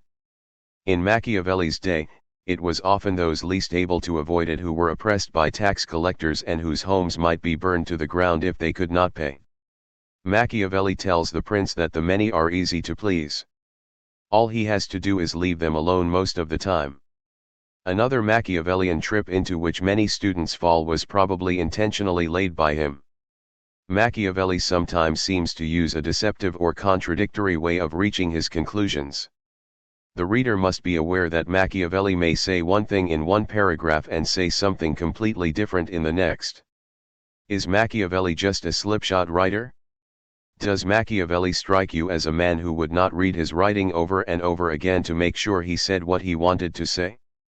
Below are two examples that explore Machiavelli's unique sense of humor and irony. Machiavelli's status. In the letter of dedication to the prince, Machiavelli tries to explain to Prince Lorenzo why he wrote this book and why he is giving it to him. He writes, "I recognize this book is unworthy to be given to yourself, yet I trust that out of kindness you will accept it, taking account of the fact there is no greater gift that I can present to you than the opportunity to understand, after a few hours of reading, everything I have learned over the course of so many years, and have undergone so many discomforts and dangers to discover." We know that at or around the same time as Machiavelli wrote The Prince, he also wrote the Discourses, a larger work with much more information about republican government. He is not telling the whole truth when he says the prince represents everything he has learned, because Lorenzo de' Medici really does not need or probably want to hear about Machiavelli's admiration for republics. The reader should be alerted immediately to the fact that Machiavelli is not above deception when it suits his purposes. Indeed, later philosophers such as Rousseau and Spinoza saw the prince as a subtle argument for republics wrapped in a superficial endorsement of principalities. Modern scholars such as translators Mansfield and Tarkov see much republicanism in the prince and much of a dictatorial nature in the discourses. They conclude that the first book is about founding regimes and the latter about maintaining a lasting republican government. Point 2. In the dedicatory letter, Machiavelli offers Lorenzo this explanation of the project. I hope it will not be thought presumptuous for someone of humble and lowly status to dare to discuss the behavior of rulers and to make recommendations regarding policy.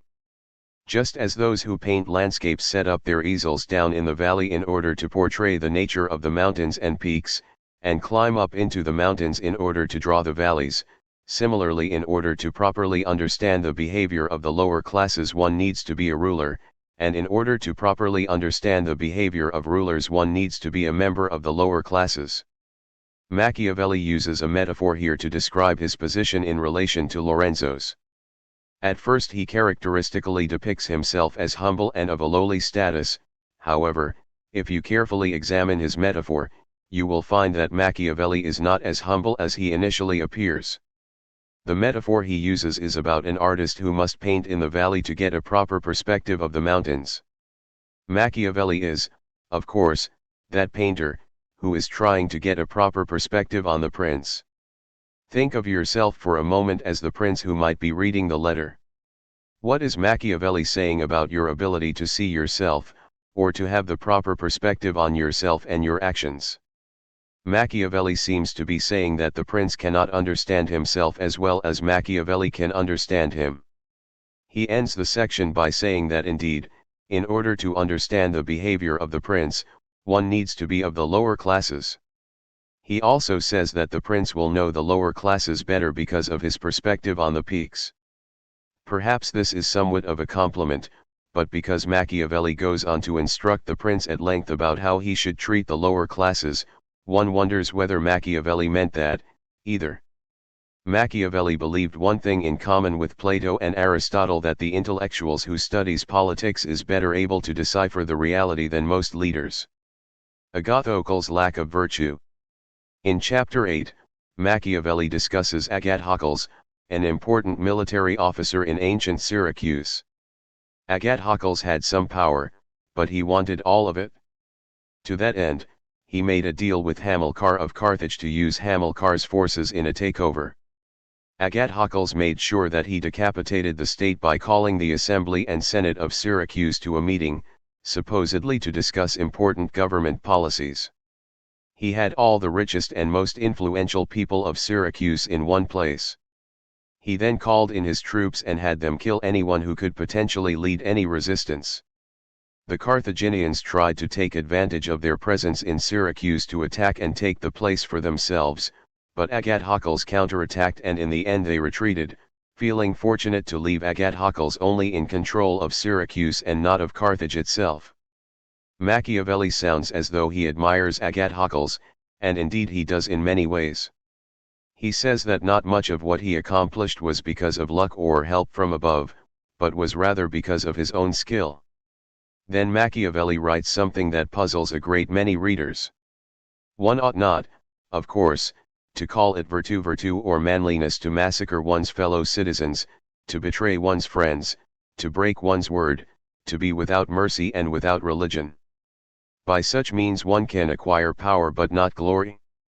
If one considers the manly qualities virtue Agathocles demonstrated in braving and facing down danger, and the strength of character he showed in surviving and overcoming adversity, then there seems to be no reason why he should be judged less admirable than any of the finest generals. But on the other hand his inhuman cruelty and brutality, and his innumerable wicked actions, mean it would be wrong to praise him as one of the finest men. It is clear, at any rate, that one can attribute neither to luck nor to virtue his accomplishments, which owed nothing to either. Readers are often convinced by this passage that Machiavelli is, after all, concerned that leaders not be too immoral. He says that he cannot call it virtue when a leader commits massacres, betrayals, and lies and is sacrilegious.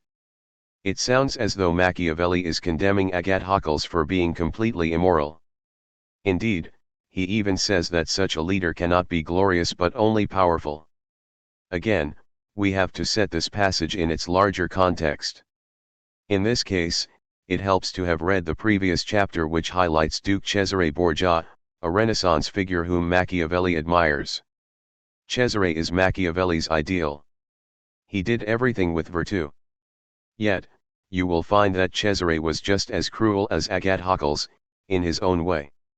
Cesare wanted to take over an area in Italy known as the Romagna, a territory adjacent to the Papal States. Cesare was the son of Pope Alexander, which was good fortune indeed. Alexander was interested in helping his son take over this area, which would not only promote Caesare's interests but also Alexander's, because it would effectively add to his power. Cesare thus had the luck, or fortune, to be born the right man. He had the power of the church on his side. First, Alexander bribed powerful people in the area not to resist Cesare. Cesare was then allowed to use French troops borrowed by his father. Cesare was able to enter the land with no resistance. Once there, he found that the place was lawless. Machiavelli tells us, in order to make the people peaceful and obedient, Cesare hired a man named Orco to govern the territory. He told this man to use whatever cruelty necessary to pacify the people immediately. Machiavelli's description is fairly subtle, but he certainly leaves the impression that Orco was very cruel. He terrified the people into peace and obedience. Then Cesare used a tricky, but effectively, ploy. After Orco had achieved what Cesare wanted, Cesare came back and acted surprised and angry with what had been happening. He punished his right-hand man by having him killed and cut into pieces in the public square for all to see. The people were both obedient and grateful to Cesare. He then set up regular courts to settle disputes. Machiavelli says Cesare had so much virtue that he would have achieved anything he desired if he had not died suddenly. Machiavelli's unmitigated praise of Cesare should be considered in the context of Machiavelli's criticism of Agathocles. After all, Cesare committed massacres, betrayed his employee Orco, lied to him and to the people, and ruled that Cesare was glorious and Agathocles was not. What, then, is the difference between Cesare and Agathocles? Perhaps the key lies in the way Cesare carried out his cruelties. He did not do them himself, and indeed convinced the people that he did not know what his governor had been doing. Thus he achieved the effect he wanted, pacification, without the liabilities. If he had done these things himself he would have been hated by the people, as Agathocles probably was. If a leader is hated by the people, he is not glorious. As Machiavelli explains later in the book, it is wise to make the people fear their leader, but not hate him. Hatred means plots, which means the prince must expend much more money and time defending himself from his own people, which of course makes him more vulnerable to foreign enemies. It is simply not in the prince's interest to gain a reputation with the people for being arbitrarily cruel, immoral, and so on. Machiavelli tempers his criticism of Agathocles by pointing out that he did not sustain his cruelty, and thus he used cruelty well to achieve his purposes.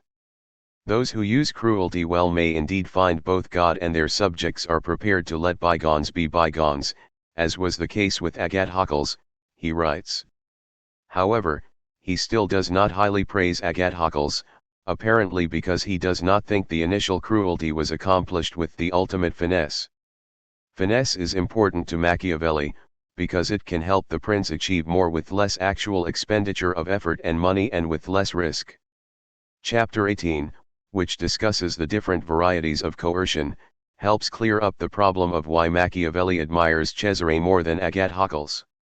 There, Machiavelli writes, "You should seem to be compassionate, trustworthy, sympathetic, honest, religious, and indeed, to be all these things, but at the same time you should be constantly prepared, so that, if these become liabilities, you are trained and ready to become their opposites." Machiavelli concludes that a ruler cannot always follow the moral rules that others think he should follow, but must often lie and be uncharitable, inhumane, and irreligious in order to maintain his power. Machiavelli goes on to make the point about religion more clearly still. The prince must seem, to those who listen to him and watch him, entirely pious, truthful, reliable, sympathetic, and religious. There is no quality that is more important he should seem to have than this last one. In general, men judge more by sight than by touch. The few who know the prince is not what he seems to be will never speak out if they know the people are convinced by the prince.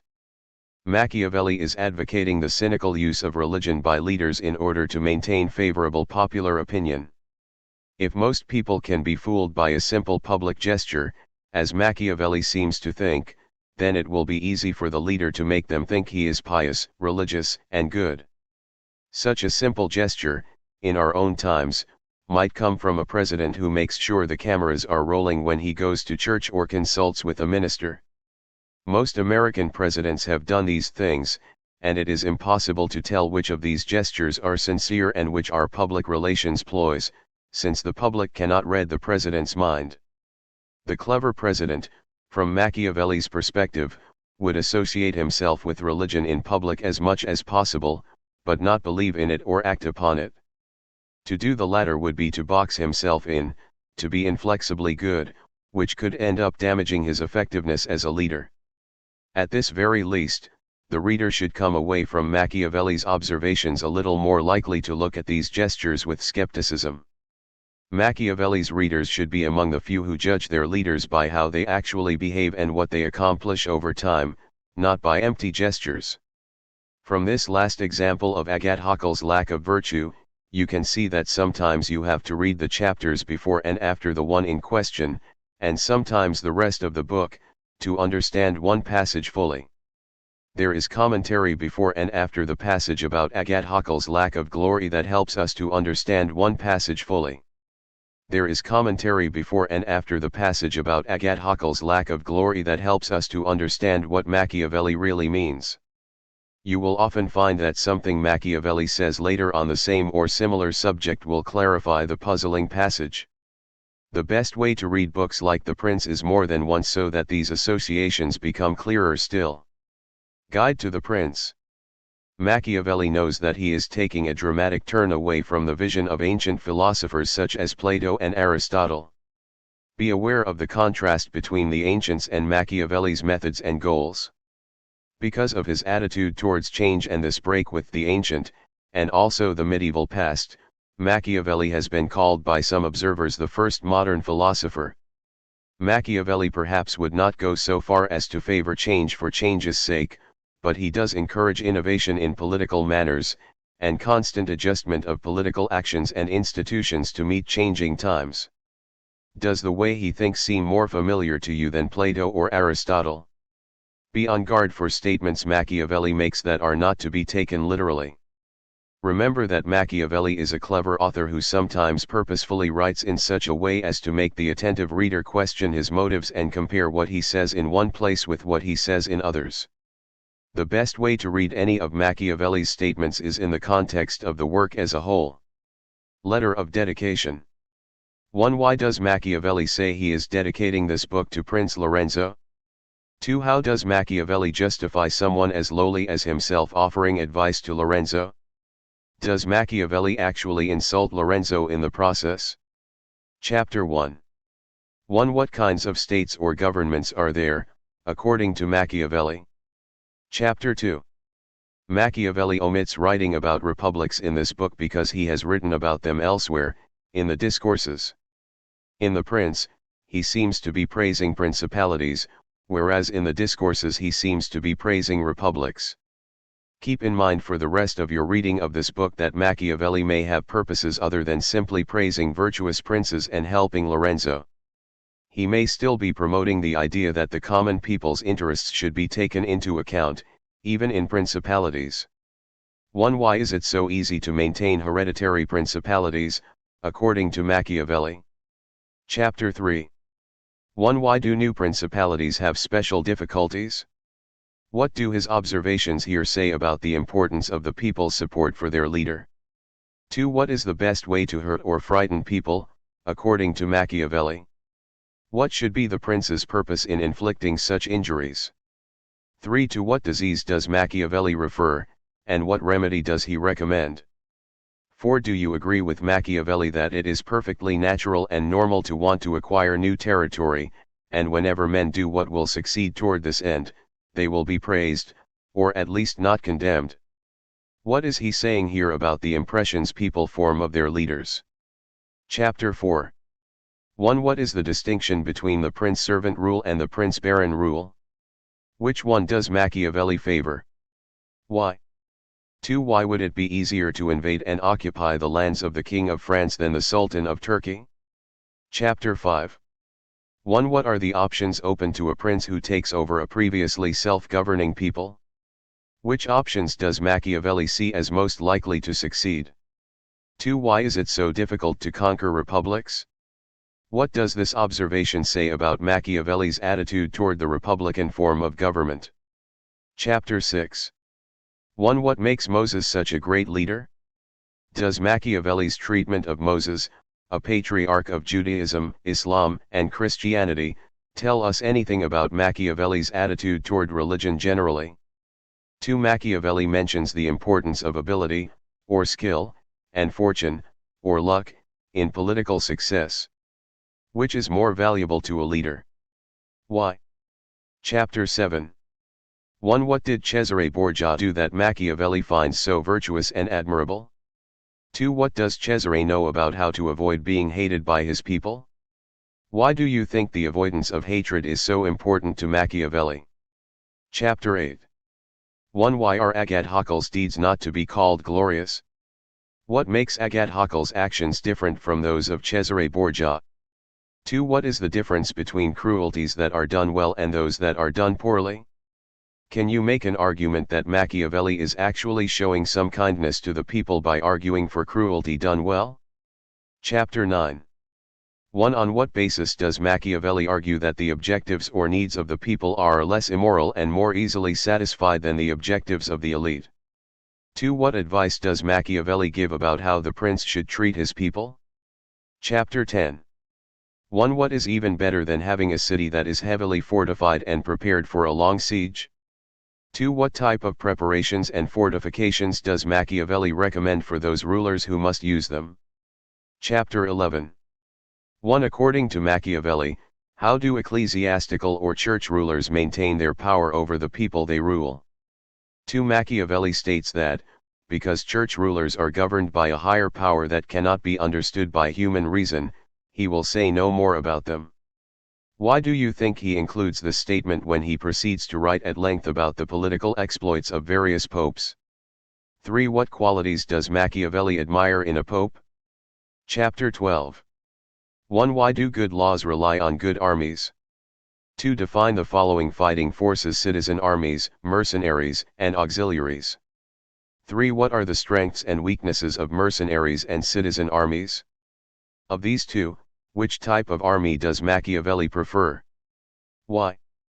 Does Machiavelli's preference indicate what he thinks the relationship should be between the prince and his people?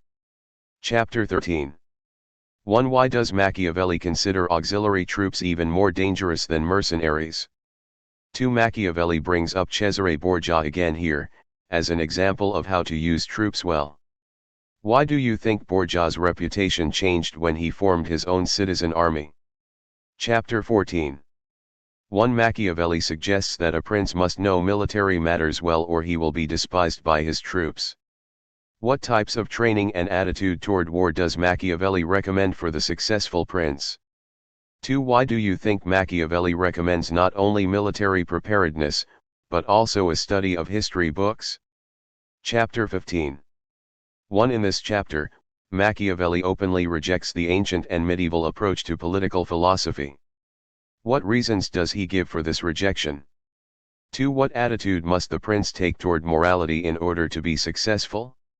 Is there any way to defend this stance on the basis of morality? Is it necessary for the preservation of the state and thus the people's safety?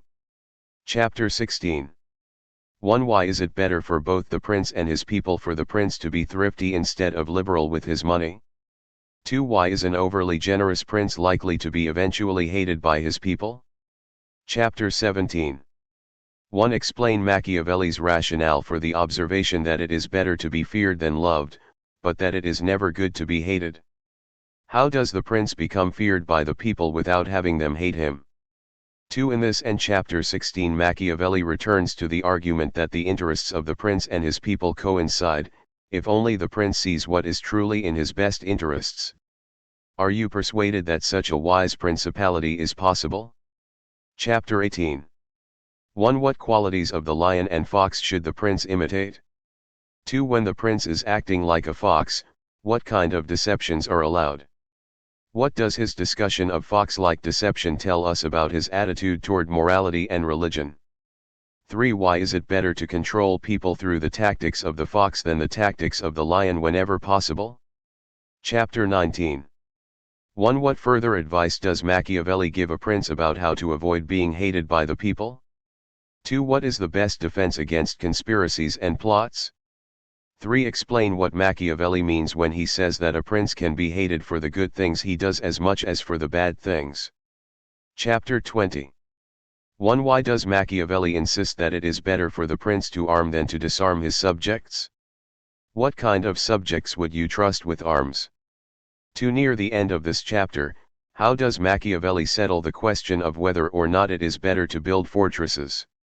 Does his conclusion give any indication of what relationship he prefers between the prince and the people? Chapter 21. 1. Why does Machiavelli advise the prince to always take sides in a war, instead of remaining neutral? 2. How and why should a prince encourage excellence and unity in his citizens? Chapter 22. 1. What kind of advisors should the prince employ? What kind should he not have? Chapter 23. 1. Why should the prince avoid flatterers at court? What can he do to avoid advisers who simply flatter him? Chapter 24. 1. What, or whom, does Machiavelli blame for the political instability and weaknesses of Italy? Chapter 25. 1. How does Machiavelli characterize the prevailing attitude toward fortune, chance, and God in his day? 2. What attitude does Machiavelli think leaders should have toward fortune? 3. To what is Machiavelli referring when he speaks of floods and of building embankments or dams? 4. The goddess Fortuna was an ancient Roman deity whom Machiavelli's readers might remember from their education. Toward the end of this chapter Machiavelli states that fortune is a lady and in order to control her, the prince must act like a young man who is willing to strike her if necessary in order to gain control. What political attitude is Machiavelli recommending for the prince through this analogy? Chapter 26. 1. In this chapter, Machiavelli returns to Prince Lorenzo's situation and clearly states that he wants Lorenzo to unite Italy into one country. Lorenzo did nothing of the sort. Why does he compare Lorenzo's situation to that of Moses, who freed the Jews from slavery in Egypt? 2. Because Lorenzo is related to the current Pope, Leo X, Machiavelli can say that he is favored by God and the Church.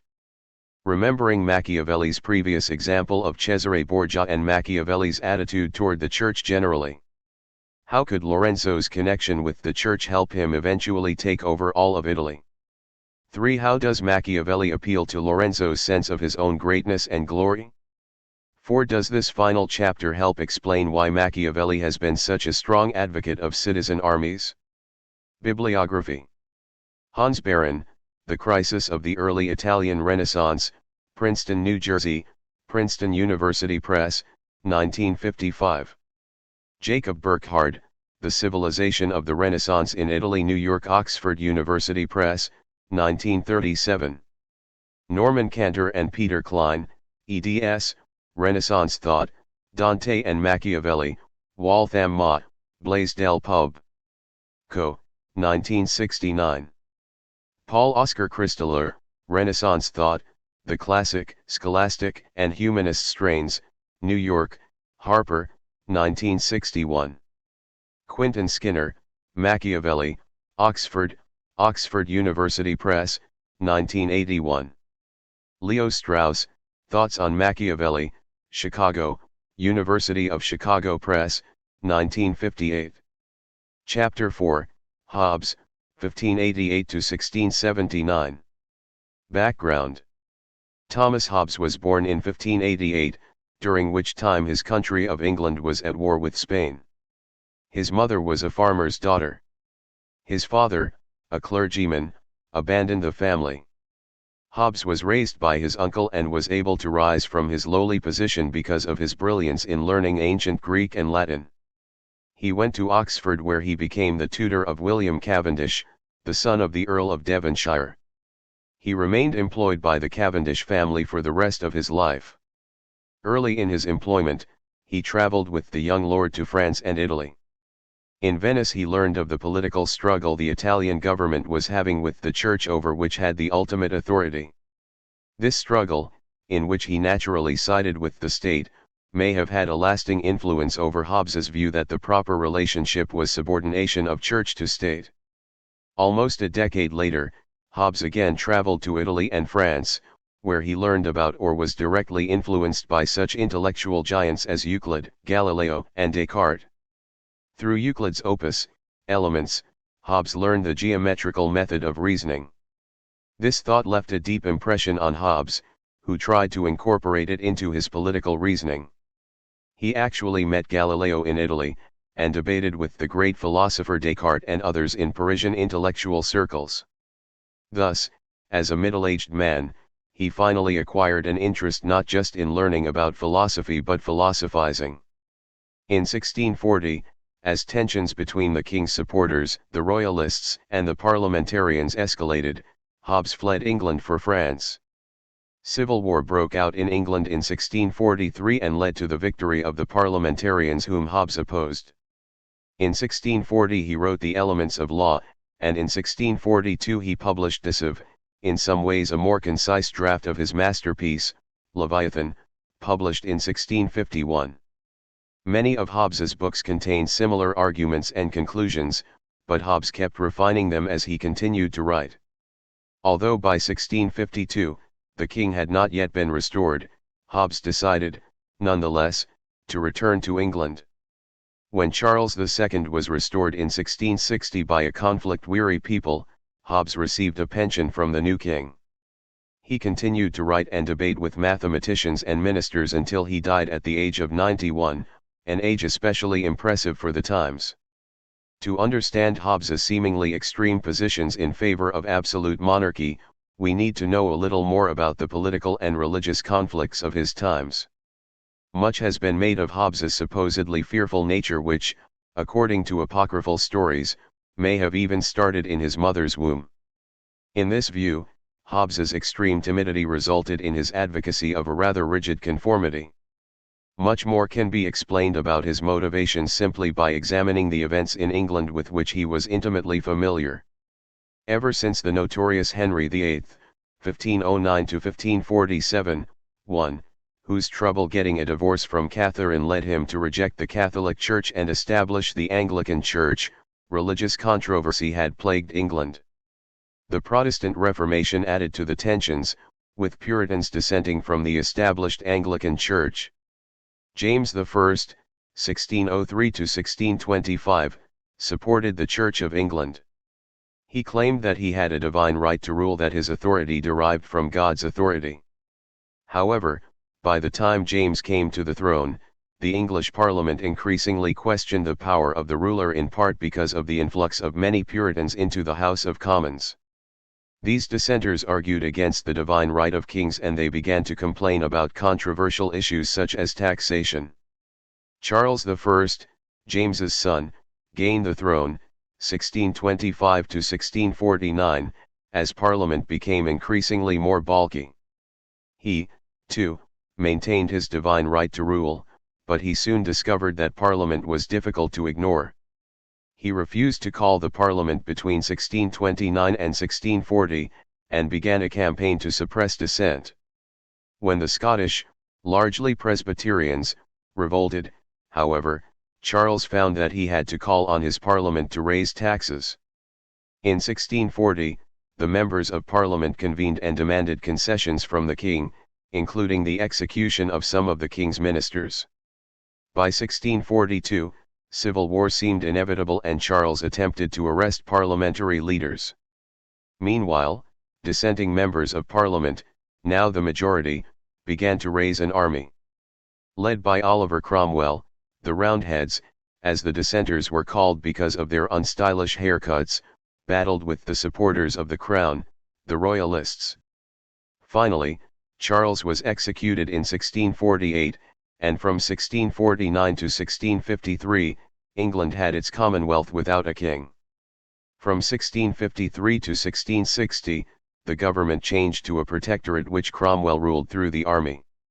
Hobbes believed that Charles's son, Charles II, was eventually restored to the throne because the English people were weary of conflict and especially weary of Cromwell's puritanical and authoritarian leadership. Charles II was able to come back to England in 1660 without much of a fight, but he did have to make some concessions to Parliament. The king's power was balanced with that of parliaments, and some basic individual rights were secured. Apparently, Hobbes looked upon this recent history of political and religious conflict with horror. He valued peace and thought that most of the matters over which various Christians fought were superficial or non-essential to basic faith. He thought that true knowledge of most religious things was impossible.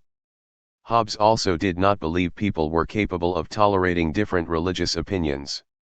Hence he concluded that any degree of freedom in matters of religion would inevitably lead to disagreement and to conflict.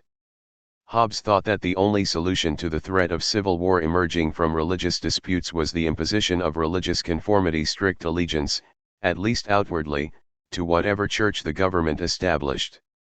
This indeed one solution to the problem of religious diversity, but as we will see when we examine Locke's ideas, it is not the only one. Understanding Hobbes. Many students may be reading Hobbes's Leviathan or his other works exactly as he wrote them, which may in itself cause problems. Here we quote Hobbes in the original, which is to say, in his original Old English. During the time in which Hobbes wrote his books, English had not been standardized. Readers will therefore be treated to the same word spelled 2 or even 3 different ways in the same chapter, capitalizations in the middle of sentences for no apparent reason, and words such as thy and falleth, which make Leviathan sound like the King James Version of the Bible. Students who read the original Hobbes should be forewarned and should not allow themselves to be deterred. Old English is still recognizable to us today. Students will probably have no trouble as long as they read slowly and savor the few truly unusual words in context. Old English is often delightful, once readers have gotten into the groove of its patterns. On the other hand, your version of Leviathan may have been edited in such a way that spellings and capitalizations have been standardized, but nothing else has been changed. If so, the reading will be easier, although perhaps less whimsical, and it will be a little more difficult to get the feel of Hobbes as a thinker and a writer. In either case, readers may encounter words with which they are not acquainted or only vaguely so, because they tend not to be used much anymore, such as scurrilous, covenant, vainglory, or dehortation. In many cases, you will be able to pick up on the meaning of these words by reading the entire paragraph in which they are contained. In some cases, though, you may have to go to a dictionary, even the Oxford English Dictionary, to obtain the precise meaning. This may seem like extra work, but when you consider the cost of remaining confused every time you see the word, the work may seem well worth doing. Hobbes, like many other philosophers, also uses Latin at certain times, such as summum bonum, greatest good, or finus ultimus, ultimate end. Sometimes you can figure these words out by employing 2 different techniques: reading in context and looking for familiarity. Remember that Latin is the root language of many English words. Summum, for example, sounds like sum, and bonum like bonus. Finus sounds like finish and ultimus like ultimate. By using these 2 techniques you may come very close to the meaning. If you have any doubt, however, use a Latin-English dictionary from the library or ask your professor for a translation. It may surprise readers that Hobbes quotes the Bible extensively in many of the chapters in Leviathan and his other books. This, too, can cause the modern reader some difficulties. The conflicts between royalists and dissenters, which among other things involved religious differences, caused the political turmoil and eventual civil war that influenced Hobbes. Through his political philosophy, he hoped to prevent such violence from ever recurring. We also know that Hobbes was probably not a traditional Christian believer. He wrote extensively about the difference between natural religion, which is what we can know about God, as opposed to conventional religion, which is what people believe. Hobbes did not trust beliefs, and shrugged off mysticism as so much superstition. He told others not to rely on authorities for their truths but only on their own experience. Given all this, the question for modern readers naturally arises: why does Hobbes seem to know the Bible so well, and why does he constantly quote it? If Hobbes did not wish to rely on authority, especially religious authority, why does he not shun all biblical proofs? There are many possible reasons why Hobbes uses the Bible in this way. Often, when readers who are new to Hobbes encounter his quotations, they quickly conclude that he was a devout Christian. They think that, as is the case today, no one would refer to the Bible so much if they did not take it seriously. Indeed, some experts on Hobbes have recently argued that, although Hobbes's Christianity might have been a little quirky, it was still very serious and his biblical proofs were to be taken as an attempt to buttress his philosophical conclusions with religious truths. However, parts of the Leviathan and other works by Hobbes make this conclusion problematic.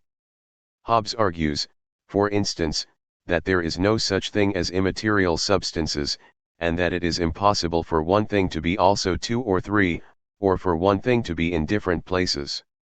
The latter would seem to preclude the Christian doctrine of the Trinity of God the Father, Son, and Holy Spirit. Hobbes argued that all we can know about God is that there must be some cause behind all we see in the universe. He then argued that a smart person will not base any of his beliefs on what others say, or on such things as visions, dreams, and prophecy. If these sources are precluded, much of the Christian and other religious belief systems fall away. If Hobbes could not accept as true the prophecies and stories in the Bible, there could be other reasons why he would still quote the Bible in his books. For one thing, Hobbes wrote at a time during which just about all arguments had to contain biblical backing in order to be taken seriously. Hobbes knew that most of his readers would be Christians, and it was precisely these Christians who were causing the trouble and who needed to be convinced that God did not require them to risk life and limb and bring on civil war for religious freedom. Hobbes may have added the biblical proofs to gain the respect and acceptance of those readers who would not accept any conclusion, no matter how logically derived, if it was not consistent with the Bible.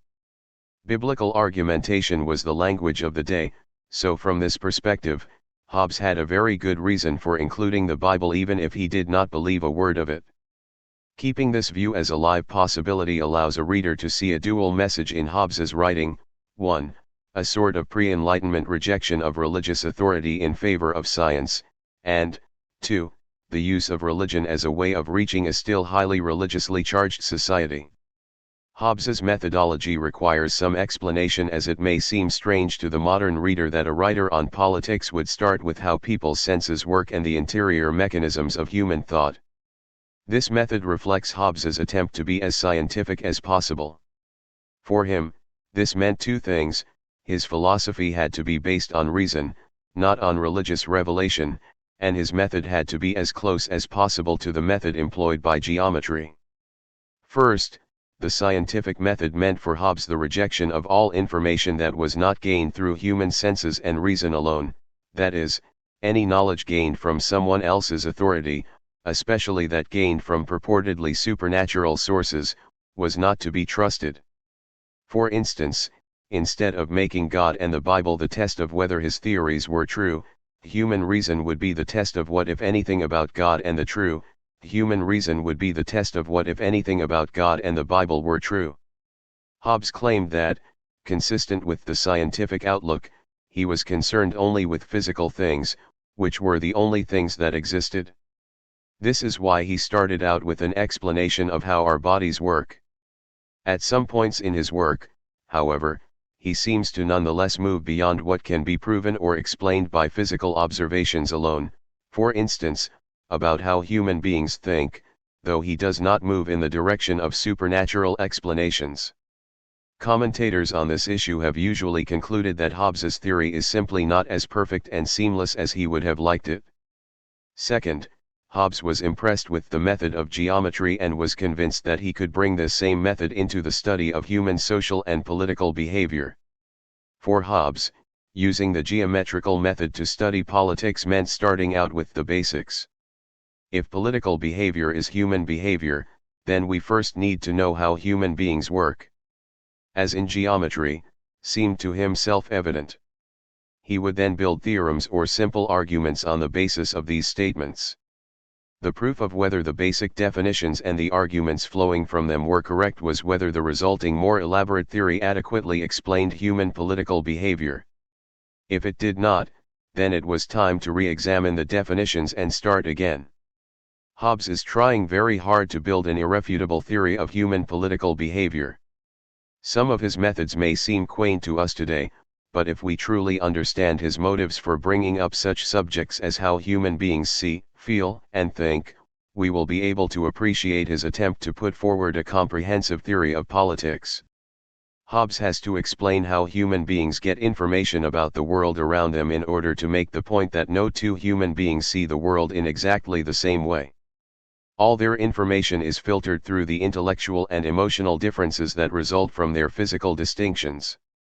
As Hobbes sees it, this basic fact about human nature means the difference in opinion and perspective are inevitable, as is post-absolute sovereignty and authoritarian control is thus one answer to the conflicts caused by human diversity. Although times have changed a great deal, these two aspects of Hobbes's methodology, the geometric method and the reliance on human reason alone, have carried over, in a general way, into modern social science. Tentative definitions and the theories built upon them are still of the utmost importance. The test of any theory is still how well it explains and predicts human behavior. Arguments that have religious origins are still set aside as being unscientific. Indeed, this aspect of Hobbes's thought was an early example of Enlightenment thought which is generally associated with the 18th century. In many ways, we are still living in the world prepared for us by the Enlightenment. Careful reading. In this section we look at two representative samples from the Leviathan in which careful reading is essential. Part of reading carefully is not getting sidetracked from the author's agreement by a curious turn of phrase or what seems like extraneous detail. It is especially important for reading Hobbes that the reader always bear in mind where Hobbes is going with his argument. If we stay focused on Hobbes's purpose, most passages can be rather easily untangled. Absurdities. One of Hobbes's ideas which must be firmly understood in order to grasp his method is the idea of absurdity. Some words, concepts, and phrases made sense to Hobbes, others were simply absurd and had no meaning. Those ideas that Hobbes claimed were absurd reveal much about his purpose. Hobbes argued that there are two kinds of absurd words. One kind is new words that are used but have no definition. The second kind, more difficult to understand still, is discussed next. Another, when men make a name of two names, whose significations are contradictory and inconsistent, as this name, an incorporeal body, or, which is all one, an incorporeal substance, and a great number more. For whensoever any affirmation is false, the two names of which it is composed, put together and made one, signify nothing at all. For example, if it be a false affirmation to say a quadrangle is round, the word round quadrangle signifies nothing, but is a mere sound. So likewise if it be false, to say that virtue can be powered, or blown up and down, the words in-powered virtue, in-blown virtue, are as absurd and insignificant, as a round quadrangle. Leviathan, Part I, Chapter 4, 2. Hobbes is attempting to establish through his geometrical method those words and concepts that make sense scientifically and those that do not. This much is obvious. However, it would serve the reader well to ask at what or to whom Hobbes is aiming his criticism. In this paragraph, Hobbes is aiming primarily at Christian thinkers through the types of examples he gives of absurd or insignificant speech. An incorporeal body is a body that has no body. A body with no body might be something like a spirit or a ghost, something in which Christians believe. Hobbes is simply saying that this is a contradictory term. There can be no body without a body. Hobbes gives an analogous example of absurdity in the sphere of geometry. A round quadrangle is nonsense. Quadrangles by definition have four sides. Thus, if we say round quadrangle, we are saying nothing, or, as Hobbes puts it, merely making a sound. The same holds true of terms such as empowered virtue. Think about where these terms probably originated. Who or what could put or blow virtue into someone? Although these exact terms are foreign to us, Hobbes elsewhere uses a term that is not so foreign: inspired. Inspired means the same thing as inblown, sharing the same Latin root as respiration. Christians use the word inspired today much as they might have used inblown back in Hobbes's day. They might say that God inspired this or that thought or action. Hobbes is taking such terms literally and asking, is it possible for virtue to be blown or breathed into anyone or anything? Virtue is not a substance, but a state of being. If it is not a substance, then it cannot be blown, breathed, poured, and so forth. Thus such words as inblown as inspired have no meaning but are mere sounds. Hobbes criticizes the language of religion in this way, taking it apart and showing that it makes no sense. In doing so, he is criticizing the scholarship of theologians. He is attempting to place their work firmly outside the realm of science. Hobbes believes that our words need to have a firm basis in experience, or else they are capable of being interpreted, reinterpreted, and misinterpreted by all who hear or use them. In matters of religion, this fuzziness of language had, according to Hobbes, been the cause of much disagreement and religious conflict. Oftentimes, Hobbes cloaks his criticism of religious thinkers by seeming to aim specifically at Catholic concepts that were generally discredited in England at his time, such as transubstantiation. Yet the passage we have just analyzed does not refer specifically to Catholic ideas, could just as easily apply to Christian ideas generally. By seeming to take aim at Catholics, Hobbes may have been attempting to divert attention away from his more general criticism of religion for those who could not or would not follow him down that road. Authorship of the laws. Hobbes is not the only philosopher to use the term authorship in a way that may puzzle the reader. Usually we think of an author as a person who writes down his ideas, such as the author of this book. Closer to Hobbes's meaning is when we say that so-and-so owns his actions or is the author of his destiny. To understand his meaning, we will carefully examine a central passage. Fourthly, because every subject is by this institution author of all the actions and judgments of the sovereign instituted, it follows that whatsoever he doth, it can be no injury to any of his subjects, nor ought he to be by any of them accused of injustice. For he that doth anything by authority of another, doth therein no injury to him by whose authority he acteth, but by this institution of a commonwealth, every particular man is author of all the sovereign, complaineth of that whereof he himself is author, and therefore ought not to accuse any man but himself, no nor himself of injury, because to do injury to one's self is impossible. It is true that they that have the sovereign power may commit iniquity, but not injustice, or injury in the proper signification. Part 2, Chapter 18, 3. Again, the most important thing to do when attempting to understand this paragraph is to keep firmly in mind Hobbes's overall purpose. The first paragraph of chapter 18 makes clear that the institution to which Hobbes refers in the first sentence is the social contract or covenant. Hobbes says that through the social contract, every subject is the author of all the actions and judgments of the sovereign. This could not possibly mean that every subject directly makes the laws, since we know what Hobbes would think of that overly democratic idea. Instead, it must mean that because every citizen also consents to every action of the sovereign. In that sense, every citizen is the author, the ultimate cause of every decision by the sovereign. Notice that Hobbes anticipates the difficulty people will have with this view. What if the sovereign does something that hurts his people? For example, let us say that the sovereign decides to raise taxes suddenly, and raises them to the point that businesses go bankrupt and people no longer can afford basic necessities. It would seem that the sovereign is doing something contrary to the will of the people. But if this is so, what would the people be likely to do? If they thought that the sovereign power was created for their benefit, and that the sovereign was now acting contrary to their benefit, they might revolt.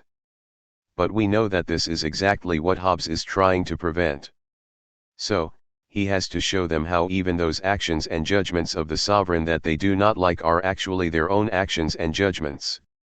The mind-bender is characteristic of Hobbes's social contract philosophy. Think about how he must view the contract. Once made, it is irrevocable. Why would Hobbes think such a notion of the social contract was good for people? We must think back to his description of anarchy as a place in which life is nasty, brutish, and short.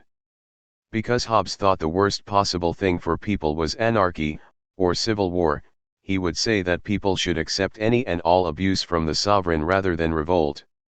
His theory of authorship justifies this level of acceptance. Finally, Hobbes admits that the sovereign can be iniquitous, but not unjust or injurious.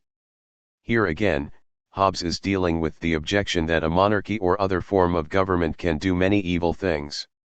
Hobbes wants to distinguish here between moral good and evil and just and unjust actions. From reading previous chapters in Leviathan, we know that Hobbes thinks moral distinctions are matters of personal opinion. Hobbes says elsewhere, for instance, that one man's tyrant is another man's monarch. Hobbes wishes to focus not on subjective moral judgments which are what cause conflict but on the rules set up by the contract, rules that define what is just and unjust. These rules are not subjective in the sense that they are not created or interpreted individual subjects. Instead, they are created by the sovereign and are only subjective to him. He can change the rules but no one else can.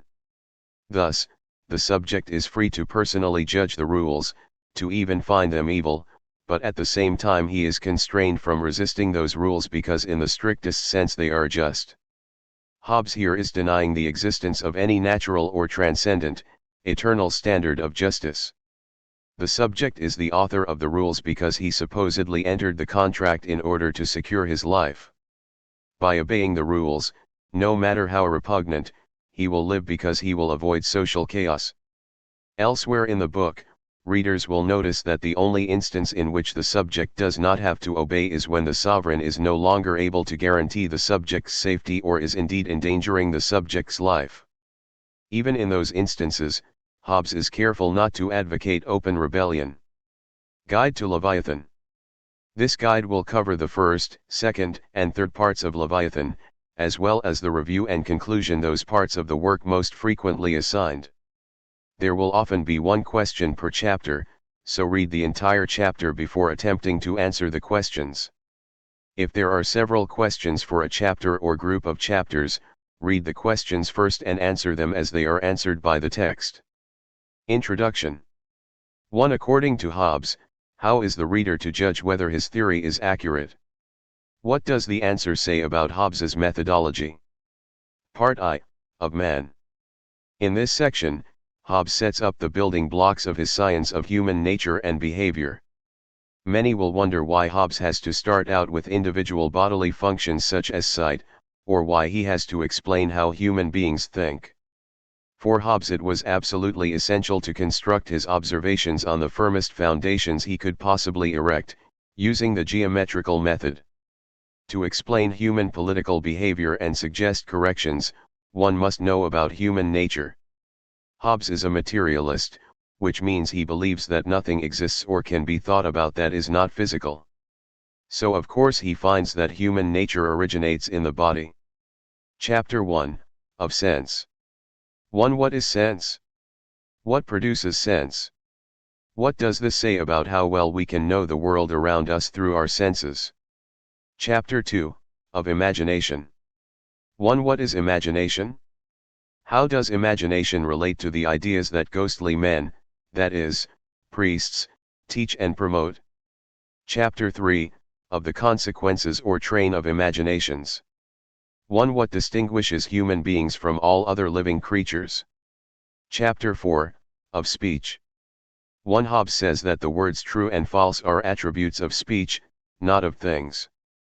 Why do you think Hobbes wants to leave truth and falsity at the level of human perception or opinion instead of making them facts? 2. Why are agreed upon definitions so important for scientific thought? Chapter 5, of Reason, and Science. Here Hobbes indicates the significance of some of his previous observations. If we cannot know absolutely the world around us by observation alone because our senses may deceive us, then in order to do science, we must find another way to build knowledge by proposing definitions and theories which we can agree upon for the moment, and testing them against experience. 1. Explain what the geometrical/scientific method means to Hobbes. What kinds of errors do we make if we do not adopt the geometrical method? Chapter 6, of the interior beginnings of voluntary motions. 1. How do human beings determine what is good and what is bad? If we determine these things subjectively, according to our own personal preferences, how can this aspect of human nature cause conflict? 2. What are the behavioral consequences of human beings having a will or desire that is separate from their ability to reason? Chapter 7, of the ends, or resolutions of discourse. 1. Why can there be no absolute knowledge even in science? 2. What is Hobbes's definition of science? Chapter 8, of the virtues commonly called intellectual. 1. What is the primary passion? What is the relationship between thought and that passion? Chapter 9, of the several subjects of knowledge. 1. Why does Hobbes equate science with philosophy? Chapter 10, of power, worth, dignity, honor and worthiness.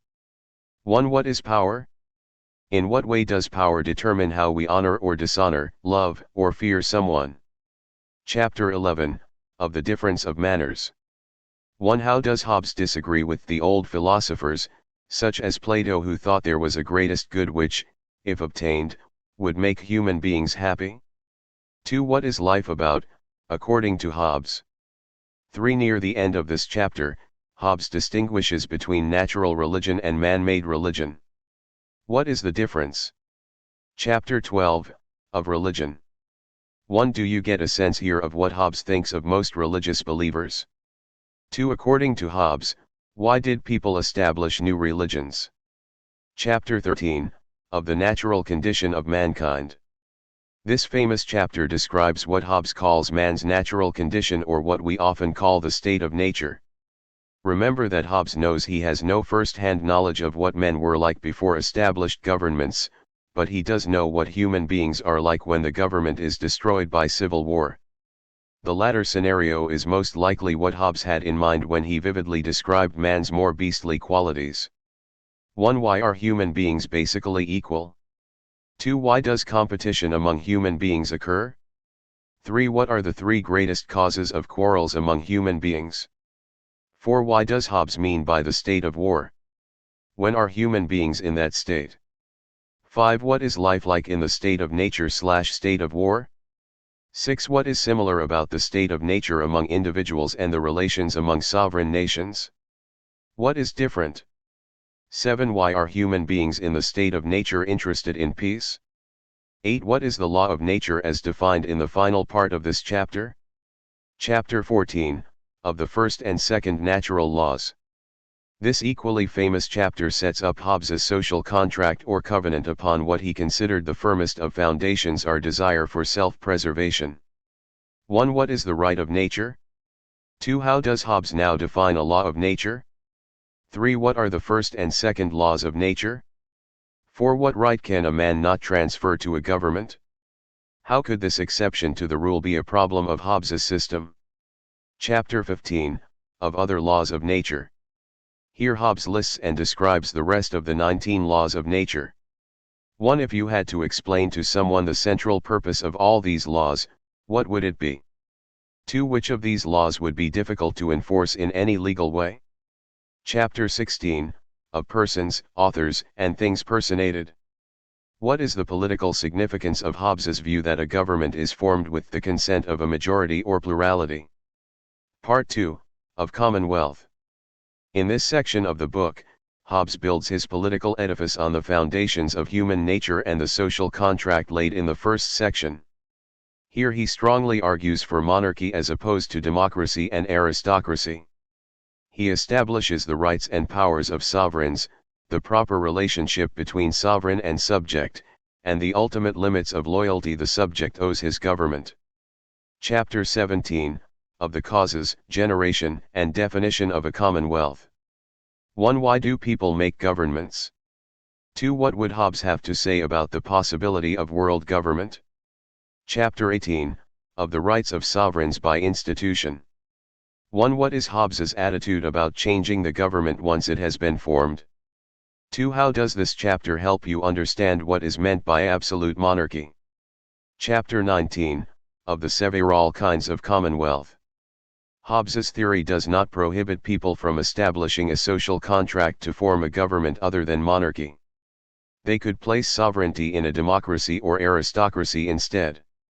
However, here Hobbes makes it clear that monarchy is superior to the other two forms of government. Hobbes thinks the type of government established by the U.S. Constitution is absurd, because, in addition to being too democratic, it divides sovereignty and thus invites conflict and civil war. 1. Explain why Hobbes rejects the terms tyranny and oligarchy, which Aristotle, among others, employed. 2. What reasons does Hobbes give for preferring monarchy to democracy?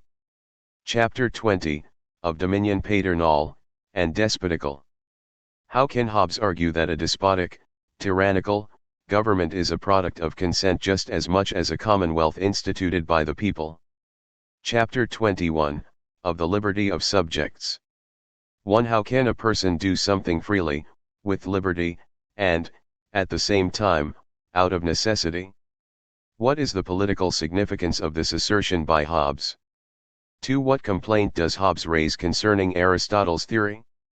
3. Why is compulsory service for soldiers, the draft, during wartime a problem for Hobbes's theory? Hint: remember one natural right that people cannot transfer to anyone or anything else. Chapter 22, of system subject, political, and private. What should be the proper relationship between the sovereign and a representative body? Why? Chapter 23, of the public ministers of sovereign power. 1. From where does the sovereign derive authority? 2. Is this position consistent with what Hobbes has had to say previously regarding sovereign authority? Chapter 24, of the nutrition and procreation of a commonwealth. 1. What is your sense, given the contents of this chapter, of what Hobbes's general economic policy would be? Chapter 25, of counsel. 1. How does this chapter help to reinforce Hobbes's preference for monarchy over democracy? Chapter 26, of civil laws. 1. What is the relationship between natural laws and civil laws? Chapter 27, of crimes, excuses, and extenuations. 1. According to Hobbes, what is a sin? Do you think others of his time would disagree with his definition? 2. What are some of the caucuses of crime that Hobbes mentions? Chapter 28, of punishments and rewards. 1. How does Hobbes differentiate between punishment within civil society and violence in war? 2. What does the term Leviathan mean? He gives a description in this chapter. Chapter 29, of those things that weaken, or tend to the dissolution of a commonwealth. 1. What kinds of attitudes, laws, and actions can lead to the weakening or dissolution of a commonwealth?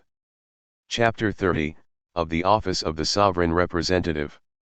1. What does Hobbes think of the common people's ability to learn the value of good government and to obey the commands of the sovereign? 2. What does Hobbes mean when he states that the law of nations, international relations, and the law of nature are the same thing? Chapter 31, of the kingdom of God by nature. This chapter is especially important because it establishes what Hobbes believes is provable about God by reason alone. The next part of Leviathan deals with the Christian commonwealth and as such goes beyond natural or rational religion. Keep this chapter in mind as you read this next part. 1. What is the difference between the natural and the prophetic kingdom of God? 2. What is natural worship? How is this different from customary worship, conventional worship? 3. What do you think is Hobbes's purpose for emphasizing natural or rational religion? 4. How does Hobbes distinguish himself from Plato at the end of this chapter? Part 3, of A Christian Commonwealth. Hobbes devotes an entire section of his book to a subject he has already more than touched upon, the proper understanding of Christianity and the relationship between the Church and the State. Here he goes much further, though, offering up not his version of natural religion, but his unique reading of the Christian religion, including his idiosyncratic reading of the Bible. The reader must keep in mind Hobbes's ultimate purpose, to reconcile the spiritual power of the Church to the temporal power of the sovereign. He wishes to show his many Christian readers that they have been mistaken in their belief that true faith demands fighting a sovereign who wishes to impose a different religion. Hobbes will attempt to argue that the Bible, rightly understood, supports the absolute authority of the sovereign even in religious matters, and even if the sovereign is not a Christian. If Hobbes can prove that the Bible does not justify opposition to even a non-Christian sovereign, then he believes he can move people toward lasting political stability and peace. Chapter 32, of the Principles of Christian Politics. 1. Hobbes claims that miracles no longer happen. If that is so, what is our only source with which to find religious truth, and how will Hobbes use it in this section of his book? Chapter 33, of the number, antiquity, scope, of Holy Scripture. 1. What makes biblical teachings law? Chapter 34, of the signification of spirit, angel, and inspiration. In Holy Scripture? 1. What point do you think Hobbes is making when he says angels and spirits must be corporeal, have material form? Chapter 35, of the signification in Scriptures of kingdom of God, of holy. 1. How does Hobbes envision the kingdom of God? Chapter 36, of the Word of God, and of prophets. 1. How does Hobbes define prophecy? Can you tell what he thinks of most prophetic claims? 2. How should readers see prophets and prophecy, and why? Chapter 37, of miracles and their use. 1. What is a miracle, according to Hobbes? Does his teaching here accord with what he said about miracles in chapter 32? 2. Who should be able to say whether something is a miracle? Why is this politically important? Chapter 38, of signification in Scripture of eternal life, hell, salvation. Here Hobbes puts forth his idiosyncratic reading of the Bible on important points of faith. 1. What and where are heaven and hell, according to Hobbes? 2. Why do you think Hobbes puts forth this very materialistic version of central points of Christian faith? Chapter 39, of the signification is Scripture of the word church. 1. Who should be the head of the church, and why? Chapter 40, of the rights of the kingdom of God. In this chapter Hobbes details the history of the Jews as he sees it. Read it all with one question in mind. 1. What is the purpose of Hobbes's teaching that Christ is not king until he comes to reign on earth at some time in the future? Chapter 41, of the office of our blessed Savior. 1. Christians often call Christ their king. What is the political purpose of Hobbes's teaching that Christ is not king until he comes to reign on earth at some time in the future? Chapter 42, of power ecclesiastical. By the length of this chapter, Hobbes is showing us the importance of this topic. This power of the Church had to be completely subordinated to the power of the state for unity and thus stability to be maintained. 1. The apostles, who traveled and preached after Jesus died, were obviously not preaching in Christian commonwealths but were often welcome. Would Hobbes have to say their activity was illegal and therefore unjust? 2. If the sovereign commanded his subjects to worship a god other than the Christian God, what would Hobbes say citizens should do? Why? 3. What does Hobbes think of the Catholic belief that the Pope has the final word on matters of faith? Chapter 43, of what is necessary for a man's reception into the kingdom of heaven. 1. What does Hobbes say is necessary to obtain eternal salvation? What types of things does he omit? 2. By arguing that the only thing Christians must do to follow Christ is to believe internally that he is Christ, what kind of government is Hobbes preparing the Christian to accept? Review and conclusion. This long final chapter is truly Hobbes's final word. Here you will find a statement of his purpose and how he hopes his science will be used. 1. What is the use and importance of rhetoric in communicating reason? Is Hobbes's book itself a form of rhetoric? 2. Hobbes adds another law of nature in this chapter. What is it? Why do you think he waited until now to present it? See chapter 21 on the subject of running away in battle. 3. Why should we not distinguish between just and unjust conquest? 4. Where does Hobbes want his doctrine taught, and why? Bibliography. Laurie M. Johnson Bagby, Thucydides, Hobbes, and the Interpretation of Realism, DeKalb, Northern Illinois University Press, 1991. Deborah Baumgold, Hobbes's Political Theory, Cambridge, Cambridge University Press, 1988. Glenn Burgess, Absolute Monarchy and the Stuart Constitution, New Haven, Yale University Press, 1996. Gene Hampton, Hobbes and the Social Contract Tradition, Cambridge, Cambridge University Press, 1986. Thomas Edmund Jessup, Thomas Hobbes, London, published for the British Council by Longmans, Green, 1961. David Johnston, The Rhetoric of Leviathan, Thomas Hobbes and the Politics of Cultural Transformation, Princeton, Princeton University Press, 1986. A. P. Martinich, The Two Gods of Leviathan, Thomas Hobbes on Religion and Politics, Cambridge, Cambridge University Press, 1992. Conrad Russell, The Fall of the British Monarchies, 1637–1642, London, Oxford University Press, 1991.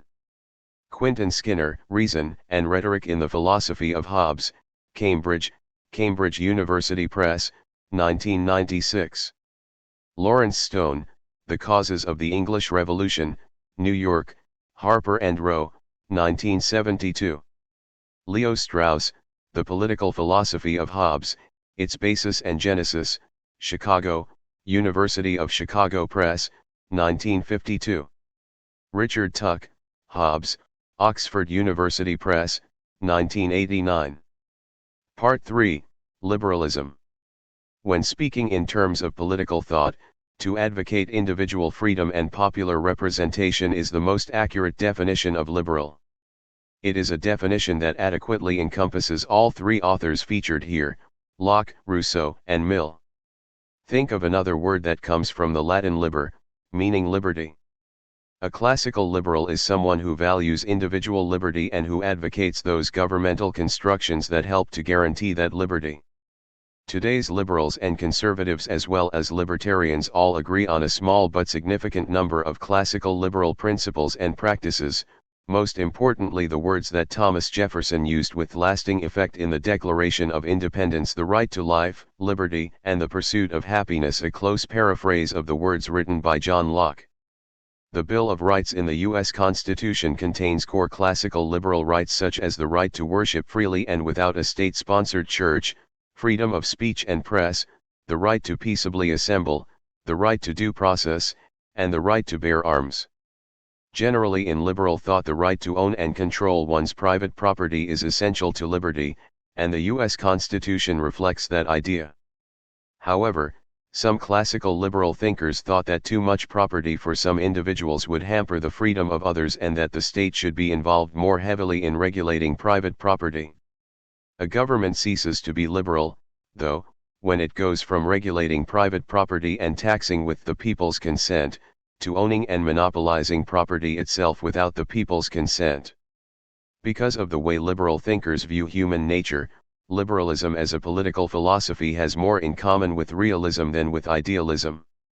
Liberals start with the assumptions that human nature is selfish and individualistic. But unlike the ancient idealists, and like the realists, they wish to construct laws and institutions that work with the realists. They wish to construct laws and institutions that work with that human nature, channeling it in positive ways, rather than trying to change human beings' minds and hearts.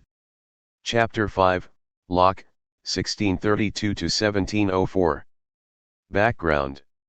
John Locke was a member of the early Enlightenment in Europe. His philosophy of natural rights and the social contract inspired later Enlightenment thinkers. Locke was born in 1632 at Rington, England, near Bristol, the son of a country lawyer. Locke's father had some influence over his future political views. During the English Civil War, Locke's father sided with the Puritan dissenters who wished to rid England of Charles I and the Church of England, and served as an officer in the Puritan army. Locke's youth coincided with a tumultuous time in England which saw the capture and beheading of Charles I, the formation of several parliamentary governments, the one-man rules of Puritan Oliver Cromwell, and the eventual restoration of Charles's son, Charles II. Initially, Locke came away from this experience much as Hobbes did, an advocate of absolute monarchy as a solution to political and religious dissent. He even wrote the 2 tracts in defense of absolute monarchy. These books closely followed the reasoning of Hobbes on religious matters, but his father's influence and future events influenced him more strongly because Locke later became a forceful advocate for parliamentary supremacy and limited government. Locke was tutored at home until the age of 14, when he went to Westminster School. In 1652 he became a student at Christ Church, Oxford University. There he studied philosophy and natural science. Locke also studied medicine, though he never tried to make a living as a medical doctor. He did, however, in 1666, take a position with Lord Ashley, who was to become the first Earl of Shaftesbury, to provide medical advice and to tutor Lord Ashley's son.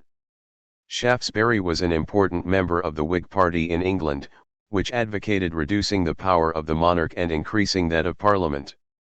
As the Earl of Shaftesbury's political stature increased, so did Locke's. When Shaftesbury became Lord Chancellor and King Charles II's closest advisor in 1672, he used his political influence to have Locke appointed Secretary of the Council of Trade and Plantations in 1673. When Shaftesbury lost favour with the king, however, so did Locke.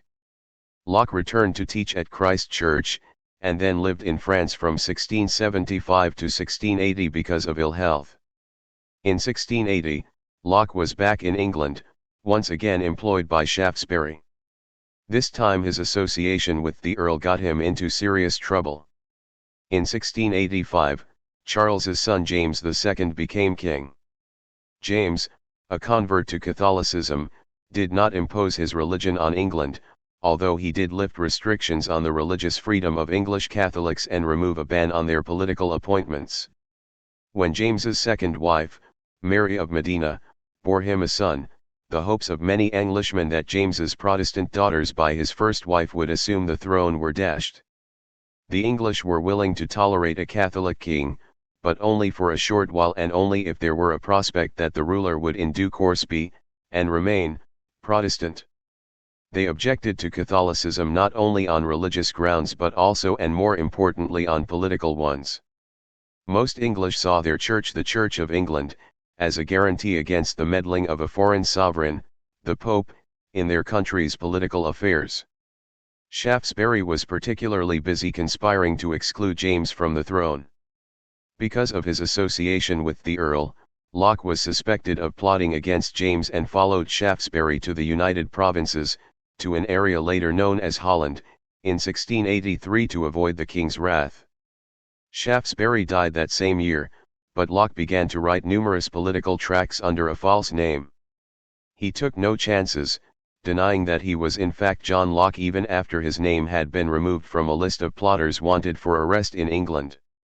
It was during this time that he wrote his politically most influential book, the Second Treatise of Government, the authorship of which he denied his entire life, though he later had no need to deny anything.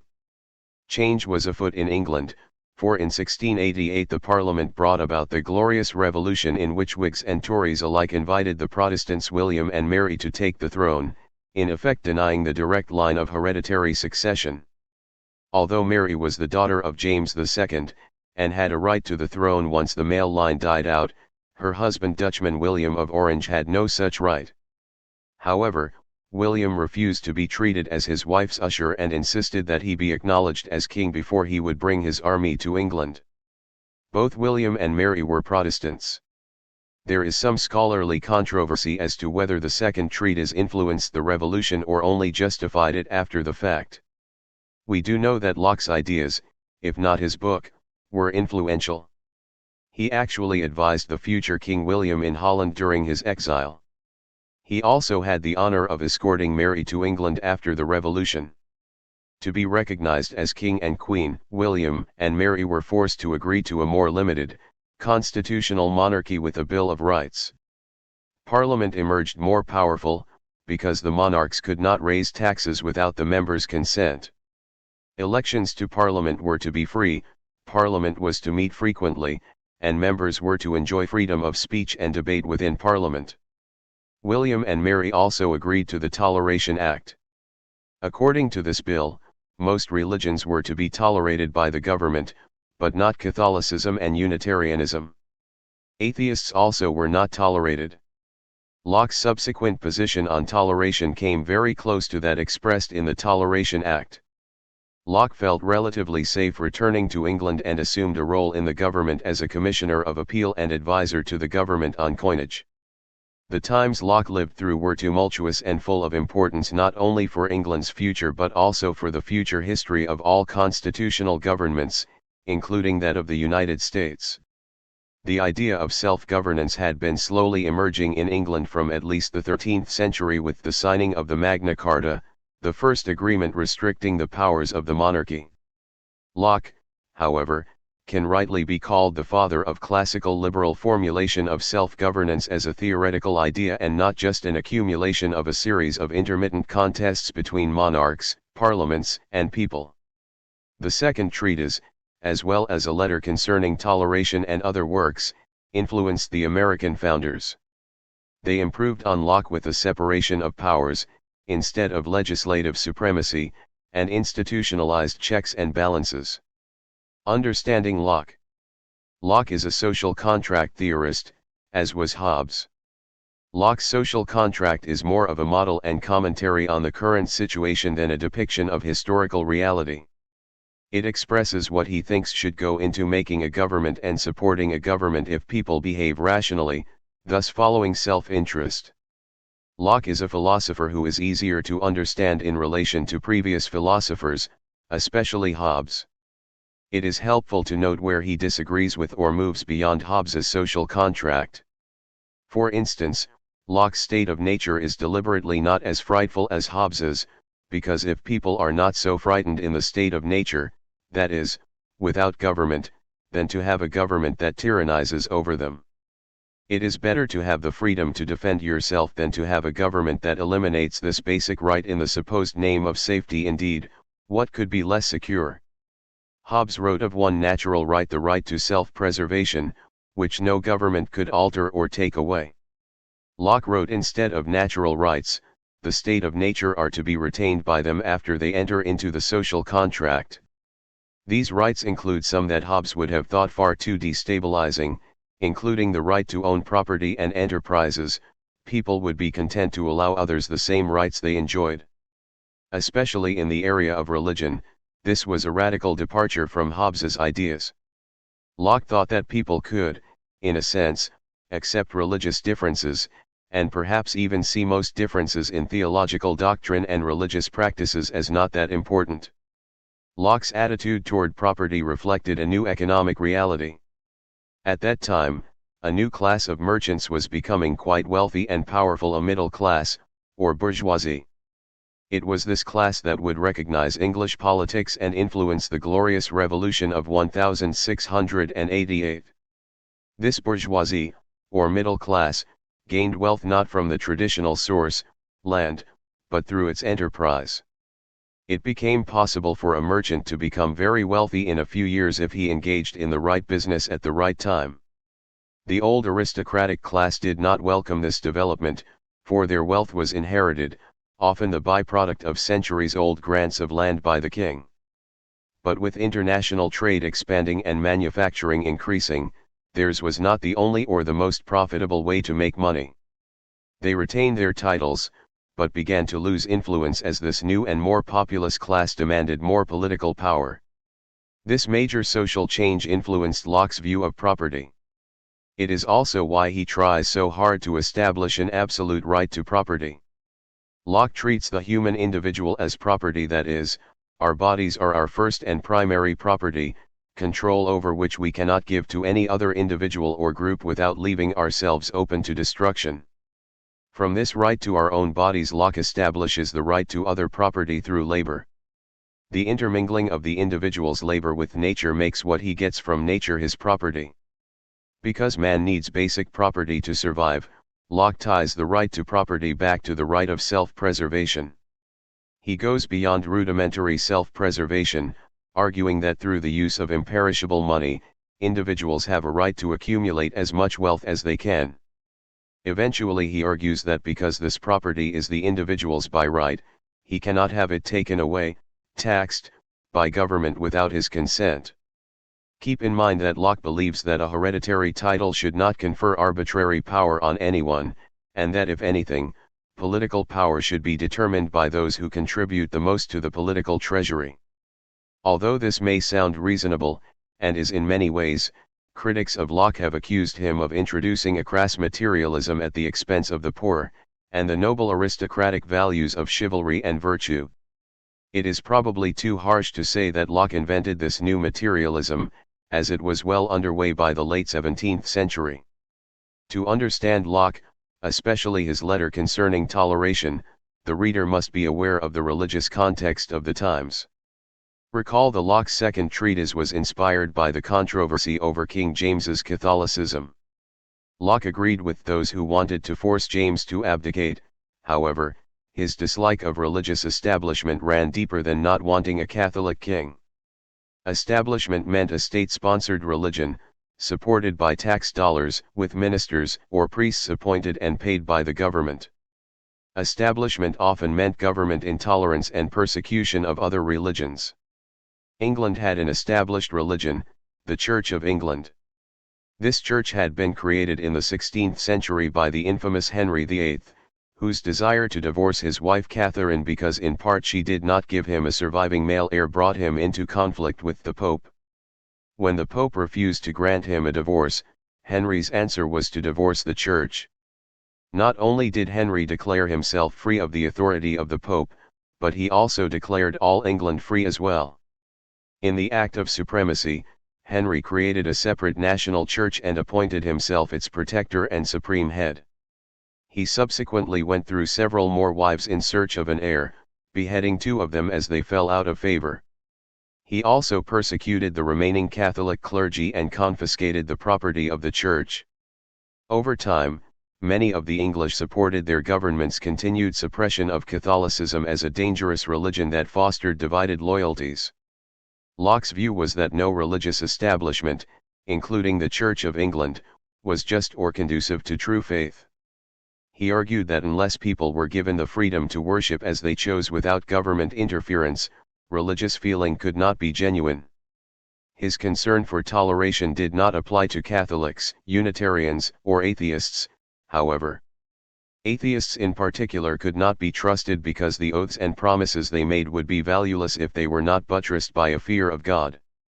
But the largest contenders for the attention of the English people were not Catholicism, Unitarianism, or the Protestant Reformation, 16th century. Locke apparently saw no reason to not allow these sects complete freedom and to put them on an even playing field with Anglicanism. Religion was a tremendously important issue during Locke's day, just as it had been a generation ago in Hobbes's time. Because religious disputes had in part led to wars, such issues were critical to Locke's readers. Moreover, the Christian religion, in whatever manifestation, was a more integrated part of people's lives. If literate, a family might have one book such as a Bible or some other piece of Christian literature. School children grew up learning how to read by learning Bible verses and alphabets tied to biblical figures. Because biblical references were commonplace in all kinds of literature and public speech, it was impossible to make a serious political argument without using the language of Christianity, which meant quoting the Bible. Students are apt to come away from reading Locke's letter concerning toleration or his second treatise with the idea that Locke was some sort of biblical scholar, and a deeply religious individual, because he quotes scripture and writes about God. If a writer followed Locke in such extensive biblical quotation today, a student would be justified in these conclusions. During Locke's time, no serious commentator could escape it, regardless if he had strong religious beliefs. The first treatise of government, a shorter work, paved the way for the second treatise. In the first treatise, Locke tried to disprove Sir Robert Filmer's theory of divine right, that is, that the monarch ruled by the decree of God, that his authority over his people derived from the domination over nature originally granted by God to the first man, Adam. The monarch's power came from God's will and thus, according to the theory of divine right, must be considered absolute and indisputable. Many rulers, including James I and James II, believed in this theory. Locke tries to destroy it systematically by including lengthy biblical arguments. He provides a very brief summary of this argument at the beginning of the second treatise and then, after undermining this traditional basis of the king's authority, he constructs a new type of government in which the ultimate authority rests with the people. Careful reading. Of all the writers studied thus far, you may find Locke the most straightforward. Locke builds his arguments in a fairly logical way, establishing fundamental points and then building upon them. He is also obviously an advocate for a different kind of political system, which is why he felt it necessary to write under another name. Some passages may be difficult because Locke uses an analogy that is unfamiliar today, or because he is trying to make 2 points at once, one on a literal level and one by way of comparison. At several points in the second treatise, Locke uses a euphemism which can easily be misunderstood. Slavery. Locke writes about slavery in several places in the second treatise. Point 1. These passages are often seen by students as referring only to the actual practice of enslaving individual human beings to a master, the type of slavery practiced on plantations in the South prior to the Civil War. Locke is writing about this type of slavery, but every time he mentions slavery he is also making another, more political argument. Following are some of the passages in which Locke writes about slavery. The freedom from absolute, arbitrary power, is so necessary to, and closely joined with a man's preservation, that he cannot part with it, but by what forfeits his preservation and life together. For a man, not having the power of his own life, cannot, by compact, or his own consent, enslave himself to anyone, nor put himself under the absolute, arbitrary power of another, to take away his own life when he pleases. Nobody can give more power than he has himself, and he that cannot take away his own life, cannot give another power over it. Indeed, having by his fault, forfeited his own life, by some act that deserves death, he, to whom he has forfeited it, may, when he has him in his power, delay to take it, and make use of him to his own service, and he does him no injury by it. For, whenever he finds the hardship of his slavery outweigh the value of his life, 'tis in his power, by resisting the will of his master, to draw on himself the death he desires. This is the perfect condition of slavery, which is nothing else, but the state of war continued, between a lawful conqueror and a captive. For, if once compact enter between them, and make an agreement for a limited power on the one side, and obedience on the other, the state of war and slavery ceases, as long as the compact endures. For, as had been said, no man can, by agreement, pass over to another that which he hath not in himself, a power over his own life. I confess, we find among the Jews, as well as other nations, that men did sell themselves, but it is plain, this was only to drudgery, not to slavery. For it is evident, the person sold, was not under an absolute, arbitrary despotical power. For the master could not have power to kill him, at any time whom at a certain time he was obliged to let go free out of his service, and the master of such a servant was so far from having an arbitrary power over his life, that he could not at pleasure, so much as maim him, but the loss of an eye, or tooth, set him free. Exodus XXI. Chapter 4, Parad 23, 24. Locke emphasizes that putting one individual under the absolute power of another is the creation of a state of war between the two. He is clearly trying to define slavery. Locke uses the term arbitrary after absolute. We know that a person who is arbitrary is someone whose actions are not explained and are most often unpredictable. Locke has now given us a fairly good idea of absolute power. Locke links absolute power to slavery. To have someone in your absolute power is to enslave him. Slavery is the same as being under someone's absolute and arbitrary power, which includes the power to kill that other person for any reason.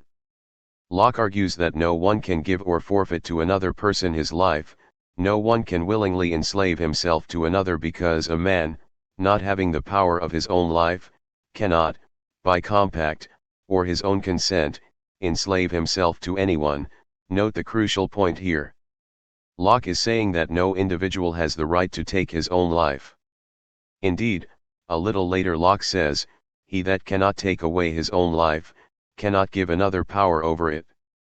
This assertion is a critical component of his case against slavery because, according to Locke's overall philosophy of property, whatever a person has ownership of, he has a right to sell, give away, or even destroy.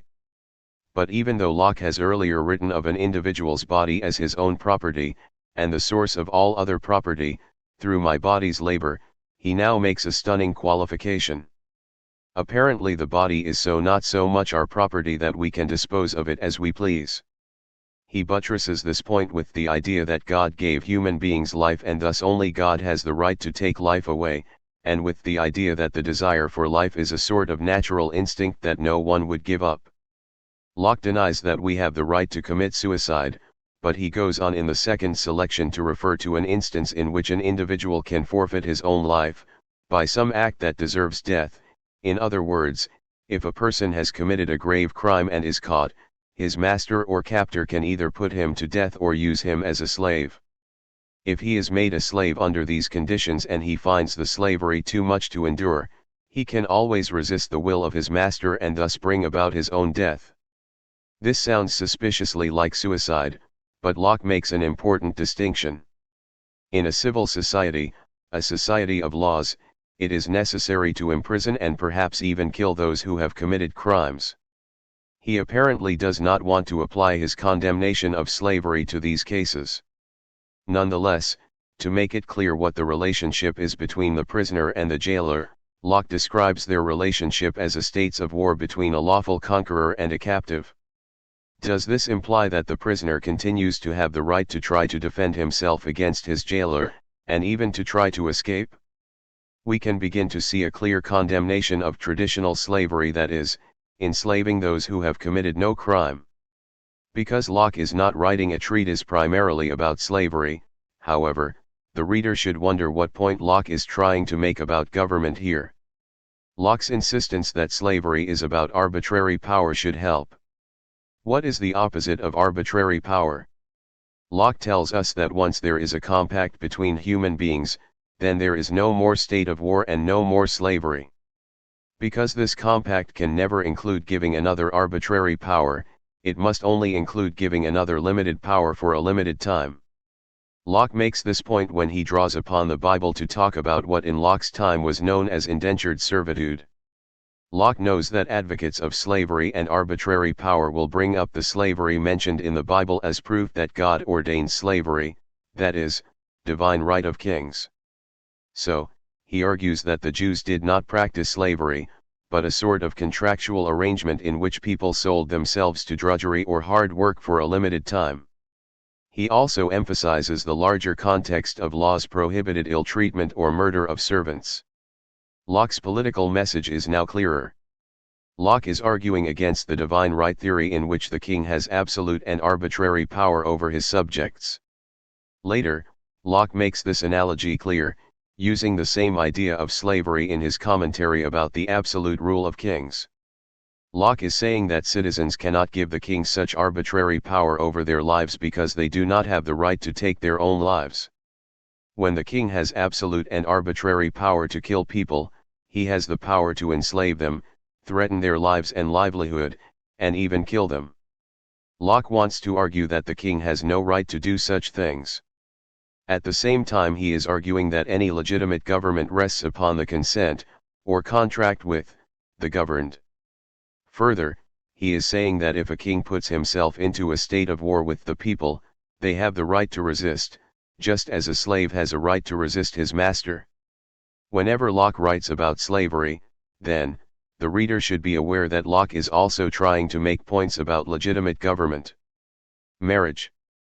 In Chapter 6, Locke writes about the power of fathers over their children, an argument with implications for monarchy.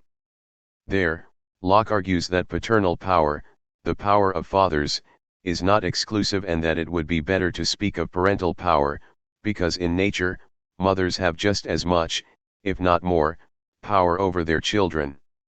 He then qualifies parental power, saying that parents are under an obligation to raise their children, they cannot treat them as slaves, until they reach the age of maturity. Then, parental power ceases because when individuals reach maturity, they also reach the age of consent, and any further dealings with their parents or anyone else must be with their consent. Adopting this line of reasoning, Locke hopes to poke further holes in the theory of divine right of kings. Locke targets the old idea that the king is a sort of father and the subjects are his children. In Chapter 7, Locke goes even further by distinguishing between parental and political power. He discusses the relationship between men and women in marriage to prove his case. Locke has just finished talking about the difference between the unions of animals and those of men and women. Unions between men and women typically last longer than those of animals because men and women typically last longer than those of animals because, reasons Locke, it takes much longer for the human infant to grow into a capable adult. The union or marriage must remain intact as long as there are children to be cared for. This is a sort of naturalistic explanation of what marriage is and what function it serves. Locke then mentions the wisdom of the great Creator, who having given to man foresight, and an ability to lay up for the future, as well as to supply the present necessity, hath made it necessary, that society of man and wife should be more lasting, than of male and female of other creatures, that so their industry might be encouraged, and their interest better united, to make provision and lay up goods for their common issue, which uncertain mixture, or easy and frequent solutions of conjugal society would mightily disturb. Para 80. This reference to God should give a careful reader pause. Locke is arguing that a very practical consideration was foremost in God's mind, namely, that God wanted marriage to last because it was more conducive to industry and child rearing, their common issue. Notice that he does not acknowledge the New Testament standard for marriage, which is that marriage should last a lifetime. He goes on to strengthen his case for the contractual nature of marriage and warns at the outset that even this relationship falls short of what can properly be called political society. But though these are ties upon mankind, which make the conjugal bonds more firm and lasting in man, than the other species of animals, yet it would give one reason to inquire, why this compact, where procreation and education are secured, and inheritance taken care for, may not be made determinable, either by consent, or at a certain time, or upon certain conditions, as well as any other voluntary compacts, there being no necessity in the nature of the thing, nor to the ends of it, that it should always be for life, I mean, to such as are under no restraint of any positive law, which ordains all such contracts to be perpetual. But the husband and wife, though they have but one common concern, yet having different understandings, will unavoidably sometimes have different wills too, it therefore being necessary that the last determination, i.e. the rule, should be placed somewhere, it naturally falls to the man's share, as the abler and the stronger. But this reaching but to the things of their common interest and property, leaves the wife in the full and free possession of what by contract is her peculiar right, and gives the husband no more power over her life than she has over his. The power of the husband being so far from that of an absolute monarch, that the wife has in many cases a liberty to separate from him, where natural right, or their contract allows it, whether that contract be made by themselves in the states of nature, or by the customs or laws of the country they live in, and the children upon such separation fall to the father or mother's lot, as such contract does determine. Chapter 1, Para 81, 82. Locke distinguishes this notion of marriage from political society. Why is this the case, if marriage is to be seen as a contract between two mutually consenting adults? It would seem that both marriage and civil society are contractual arrangements to Locke, but he points to a difference in these paragraphs and in the previous chapter. Locke places upon parents a natural obligation to stay together and care for their children until their children can care for themselves. Although marriage is a voluntary contract between two adults, in a certain way it is also not voluntary. It seems as though Locke wants to impose a strong moral obligation on husband and wife to care for the children, and he seems to want them to be free to separate only after the children are gone.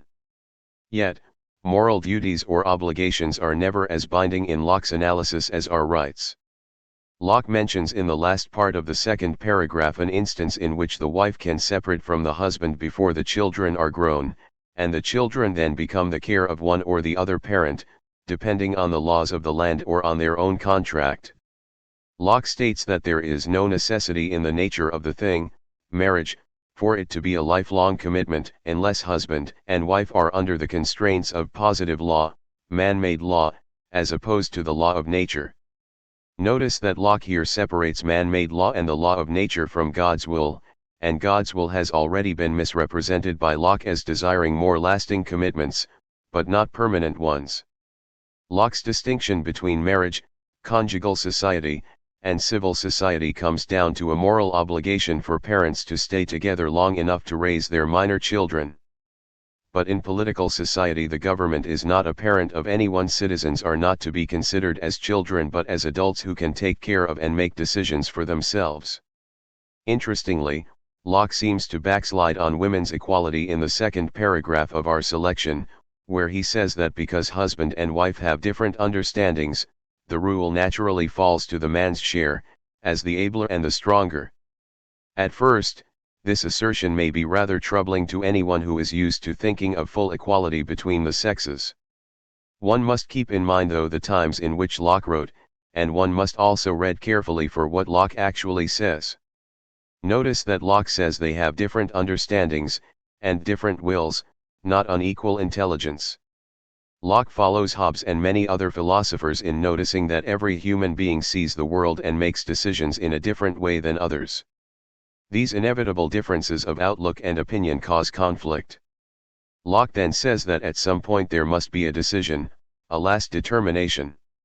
Someone has to make a decision, and Locke states that this decision naturally falls to the man. The reason he gives for this is also interesting. Locke says that the man is abler and stronger. These are ambiguous words. They could refer only to physical strength. In fact, this is the most common-sense way to take Locke's statement. This may also be a difference between conjugal society and civil society. In civil society there is even greater equality among citizens than among spouses in marriage, where moral obligations to children and differences in physical strength are not as relevant as they are in marriage. Certainly these passages can be interpreted in different ways, but it is useful to note that nowhere does Locke clearly state that men and women are naturally unequal, or have unequal levels of intelligence. Locke, however, was probably more interested in making a larger political point. By comparing the nature of marriage, which he sees as voluntary and contractual nature of civil society while challenging a little the old-fashioned notions of natural superiority and inferiority. Toleration, in different things. In a letter concerning toleration too, Locke uses the term indifferent in a way that may jar the modern ear. Today we generally use this term to describe a person's attitude, not a thing. When someone asks if we would rather eat steak or seafood, we might answer I'm indifferent. But this is not exactly Locke's meaning. Again, things in their own nature indifferent, cannot, by any human authority, be made any part of the worship of God, for this very reason, because they are indifferent. For since indifferent things are not capable, by any virtue of their own, to propitiate the deity, no human power or authority can confer on them so much dignity and excellency as to enable them to do it. In the common affairs of life, that use of indifferent things which God has not forbidden, is free and lawful, and therefore in those things human authority has place. But it is not so in matters of religion. Things indifferent are not otherwise lawful in the worship of God than as they are instituted by God Himself, and as He, by some positive command, has ordained them to be made a part of that worship which He will vouchsafe to accept of at the hands of poor sinful men. Nor when as incensed deity shall ask us, who has required these, or such like things at our hands? Will it be enough to answer him, that the magistrate commanded them? If civil jurisdiction extended thus far, what might not lawfully be introduced into religion? What hodgepodge of ceremonies, what superstitions inventions, built upon the magistrate's authority, might not, against conscience, be imposed upon the worshippers of God? For the greatest part of these ceremonies and superstitions consists in the religious use of such things as are in their own nature indifferent, nor are they sinful upon any other account, than because God is not the author of them. The sprinkling of water, and the use of bread and wine, are both in their own nature, and in the ordinary occasions of life, altogether indifferent. Will any man therefore say that these things could have been introduced into religion, and made a part of divine worship, if not by divine institution? If any human authority or civil power could have done this, why might it not also enjoin the eating of fish, the drinking of ale, in the holy banquet, as a part of divine worship? Why not the sprinkling of the blood of beasts in churches, and expiations by water or fire, and abundance more of this kind? We see therefore that in different things how much soever they be under the power of the civil magistrate, yet cannot upon that pretence be introduced into religion, and imposed upon religious assemblies, because in the worship of God they wholly cease to be indifferent. Pages 332 to 333. Locke has already said that the government has no right to force certain rites or ceremonies on its citizens. So why does he then go on to write at length about indifferent actions in worship? First we need to figure out what Locke means by indifferent. We can look at his examples for a clue. Before the selected paragraphs, Locke gives the example of washing an infant as an indifferent thing. He then points out that in worship, this act is called baptism and takes on a unique religious meaning. In this last passage, Locke gives examples such as sprinkling with water, baptism, use of holy water, and the use of bread and wine, Holy Communion. In other words, things that we do in everyday life we also can do while worshipping God, but in the latter case they take on special religious significance. If these things can take on special religious significance, then, how could Locke refer to them as indifferent? Locke continuously contrasts what the civil authorities' attitude should be toward these matters with the worshipper's attitude. Obviously, a worshipper who believes in the real presence of Christ in the Eucharist or Holy Communion would not be indifferent toward it or see it as simply everyday bread and wine. Locke is clearly not placing the attitude of indifference on the worshipper here, but on the government. In placing the attitude of indifference on the government, Locke is clearly drawing a boundary between religion and government. Locke argues that if government has the power to legislate on indifferent matters of worship, then it could enforce a ceremony contrary to God's will and the beliefs or the worshippers, ceremonies such as the sprinkling of animal blood and the sacrificing of dogs. It would seem that it is for the protection of religion that government should not impose or prohibit certain religious practices on its citizens. Locke even conjures up an image of an angry God who is offended at wrong-headed ceremonies ordered by an interfering government. When Locke says that the government should not legislate about those things that are indifferent, he is not saying that these things are insignificant to worshippers. He is saying that such things should be seen as indifferent by the magistrate or government official, that is, the government should deal with secular matters only, and leave religious matters up to private institutions, for example, churches and families. If the government does not see washing a baby at home as harmful, why should it see baptism as harmful or to be regulated? Indifference is an attitude after all, and one the government should have toward religious rites. The reader might ask, and Locke does ask, Does this mean that the government cannot prohibit religious practices that run counter to peace and good order? Locke gives examples such as the sacrifice of infants or drunk and sexual orgies. Here, too, the concept of indifferent things come in handy. Locke replies, no.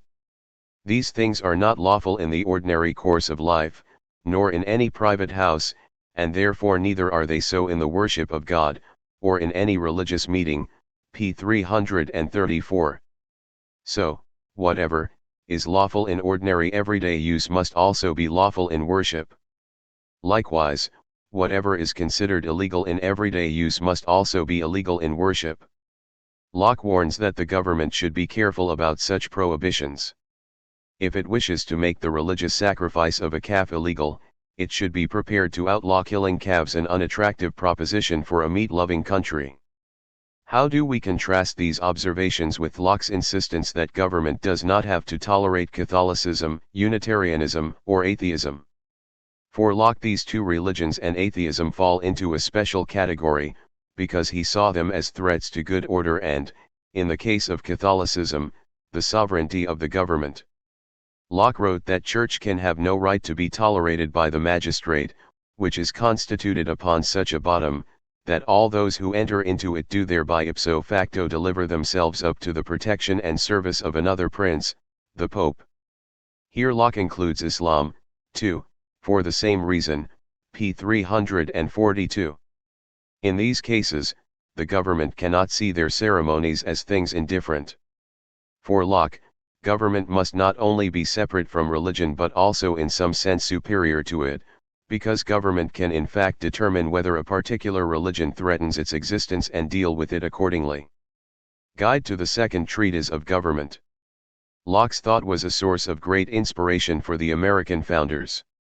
As you read Locke, you may also want to take a look at the Declaration of Independence and the Constitution to assess the similarities and differences.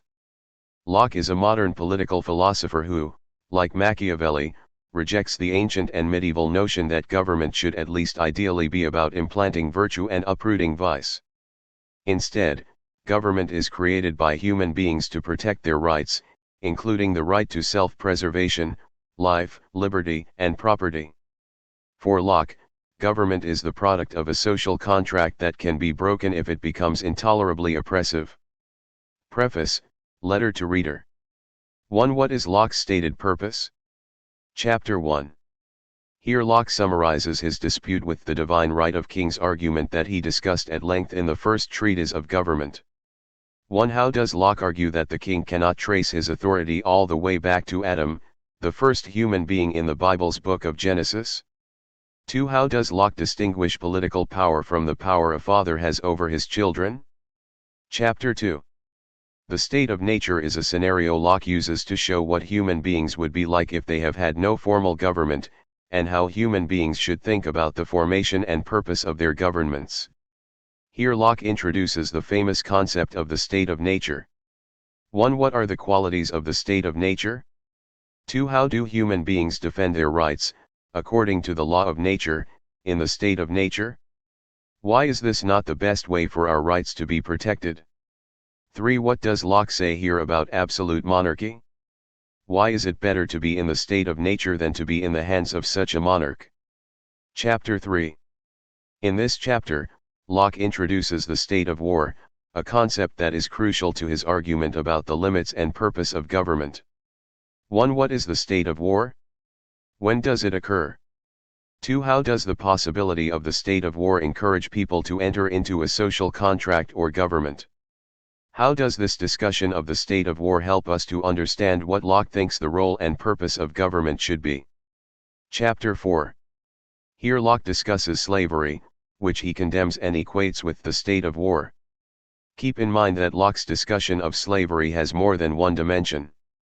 The most important dimension is not immediately obvious: Locke's equation of tyrannical monarchy with slavery. In this chapter we also find a veiled reference, a euphemism expressing the right to revolution, the appeal to heaven. 1. What is Locke's definition of slavery? Why does Locke think most types of slavery are wrong? 2. Other than condemning the actual practice of slavery, What meaning does this discussion have for Locke's condemnation of absolute monarchy? 3. What do you think Locke means here by our appeal to heaven? Hint: this is one of those tricky phrases that is meant to be both literal and figurative. Of course, in a political crisis, people will pray to God. Notice, however, that Locke is not writing a book to endorse the simple hope that God will take care of things. What is he advocating people do during such a crisis besides pray? This phrase is used several times in the treatise, and each time it is associated with very direct political action by the people. Chapter 5.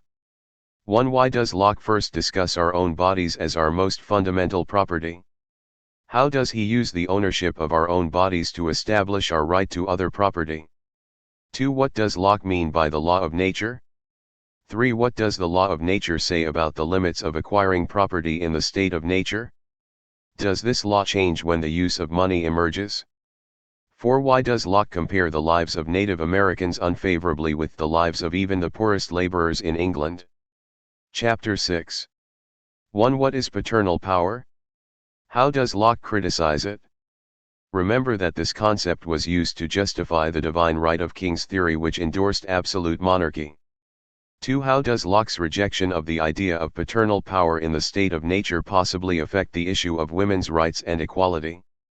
This is an issue that Locke probably thought little of, outside of his attempt to denounce the divine right theory, but his arguments do apply to the equality of women. 3. What gives parents rights over their children? When do children become free? 4. Does this discussion in its entirety give you any idea about what Locke thinks political power should be? Chapter 7. 1. Locke's discussion of the relationship between men and women is unusual for its time. What is the proper relationship between the two, according to Locke? 2. What does Locke add to his definition of political science here? 3. How can an absolute monarch be said to be in a state of nature with his citizens? How can his subjects be said to be slaves? Chapter 8. 1. How do human beings enter into civil society? Be sure to catch the details of his account. 2. How does Locke justify having the majority rule at the beginning of this chapter, instead of, for instance, insisting on unanimous approval for every decision? 3. How does Locke think most real governments came to be, as opposed to his description of the social contract? 4. In paragraph 116, Locke argues that we cannot bind future generations to any agreement made by the current generation. Do you think this idea would produce unacceptable political instability? Is it a healthy idea to promote, as Thomas Jefferson apparently thought? 5. Explain Locke's idea of tacit consent. Why does he bring this up? Chapter 9. This chapter concerns the ends or goals of government. It is no accident that Locke again discusses the state of nature and its inconveniences here. If we know why the state of nature is inconvenient, why people would want to leave it, we will also know what Locke thinks the purpose of government is. 1. Why is the state of nature inconvenient? That is, why is it difficult for people living with no government, in anarchy, to solve their own disputes and protect their own property? Locke uses the word wants here in a way that may be unfamiliar, such as, first, there wants an established, settled, known law, received and allowed by common consent. This is an old-fashioned way of saying that the state of nature lacks certain things. 2. What powers must a person give up, hand over to government, in order to leave the state of nature and enter into society or the social contract? 3. Does this chapter help you to understand more clearly what Locke sees as the purpose of government? Chapter 10. Readers of the second treatise often come away thinking that Locke only endorses one form of government as the logical consequence of the social contract, parliamentary democracy.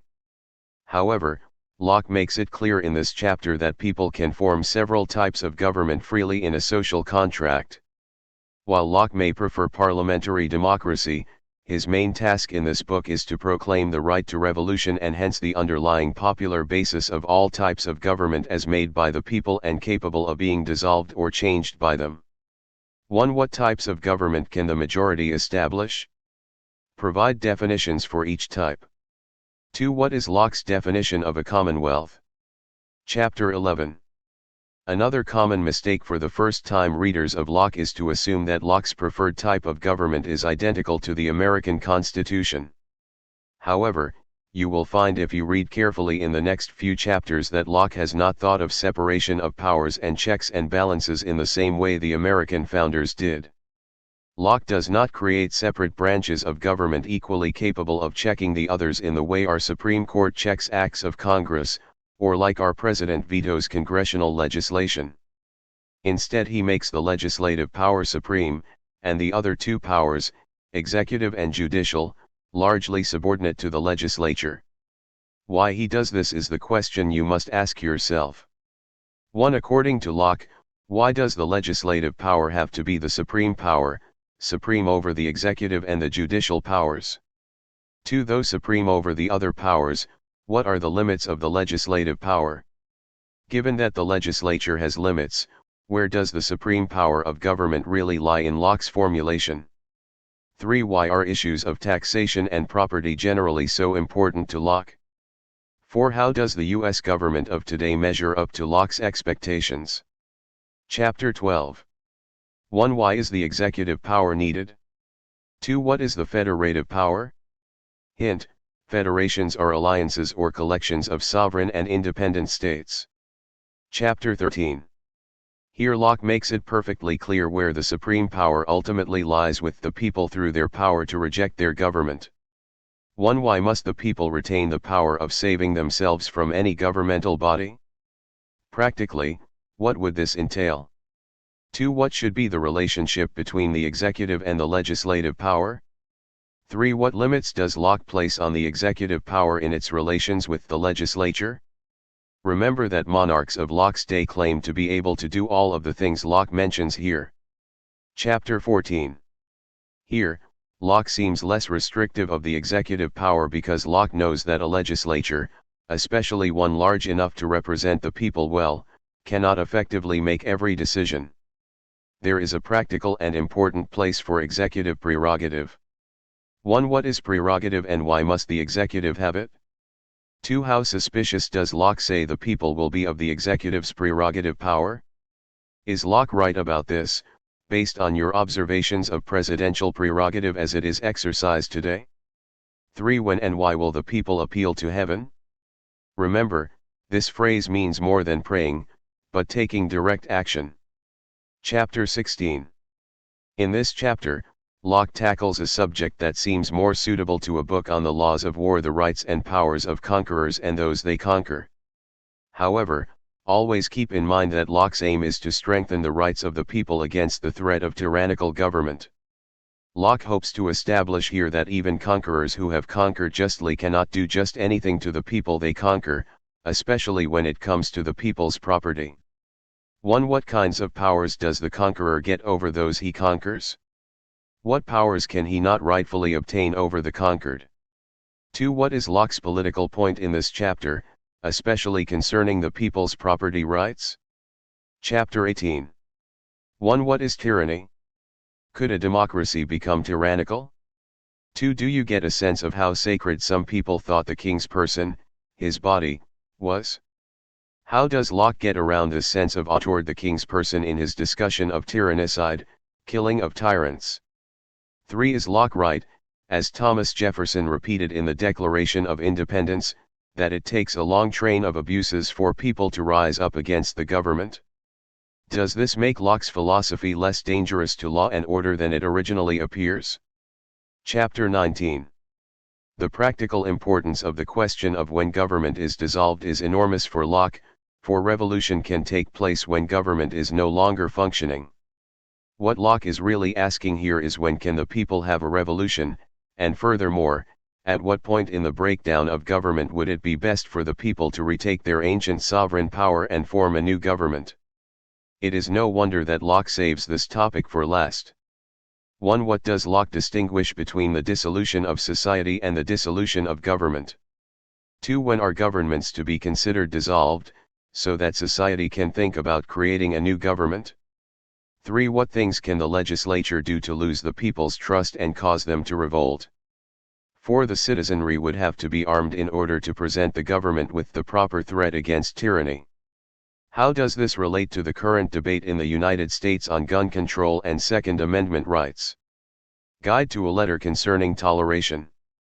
This letter, originally written while Locke was in exile in Holland in 1685, was first published under a pseudonym by friends, without his consent.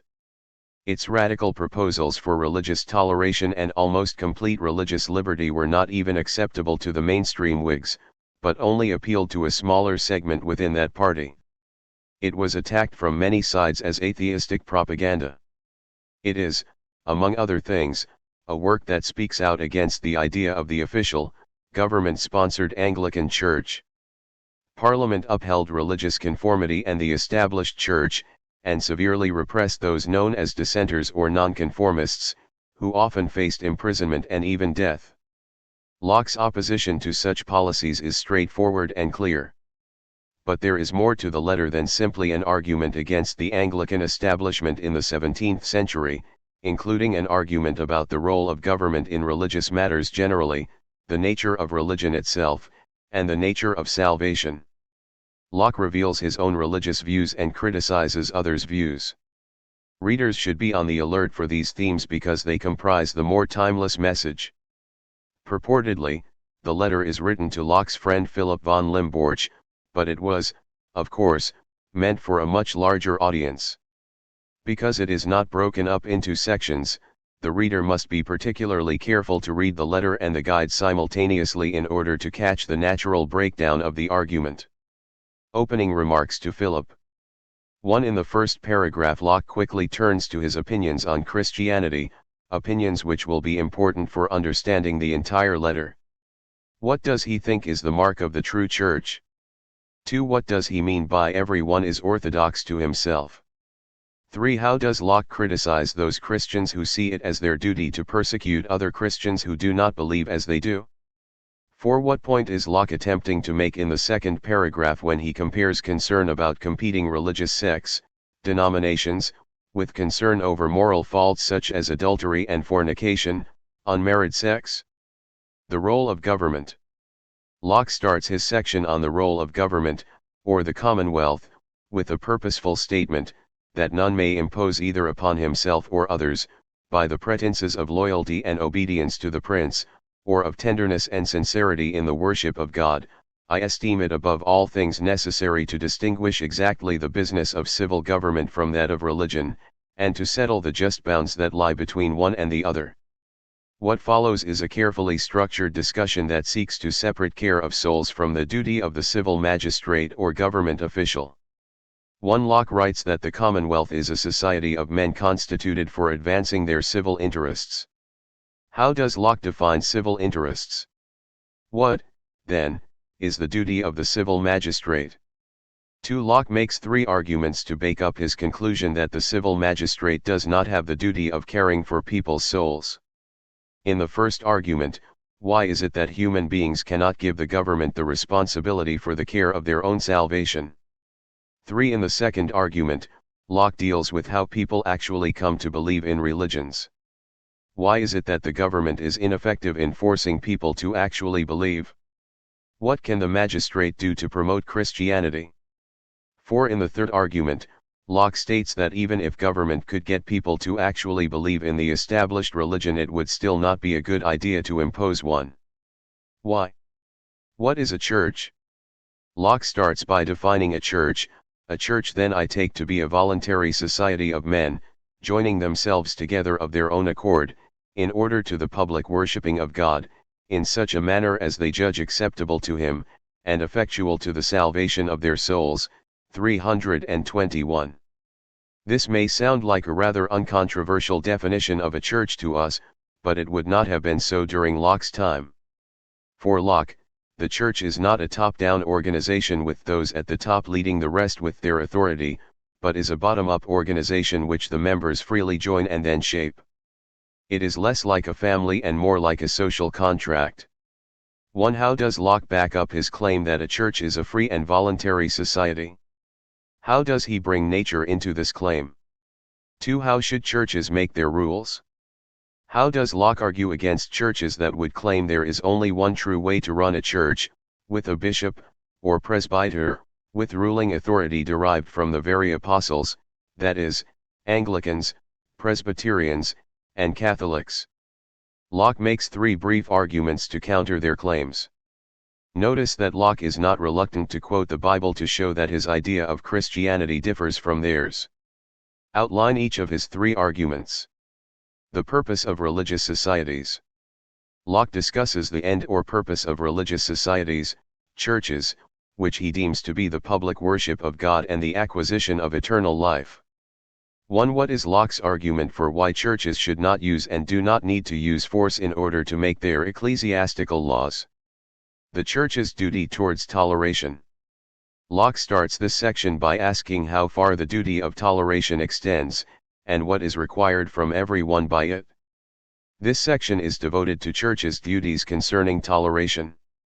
1. Locke argues, first, that toleration does not mean that churches must keep members who break their rulers. Churches can even excommunicate or expel their members without being intolerant. What is Locke's reasoning? 2. Locke contends that no private person can impede or prejudice another person's civil enjoyments because of that person's religious views. What type of attitude is Locke advocating we take toward those who do not share our faith? 3. Locke gives an example of 2 Christian churches in the city of Constantinople who are fighting with each other over which represents the true faith.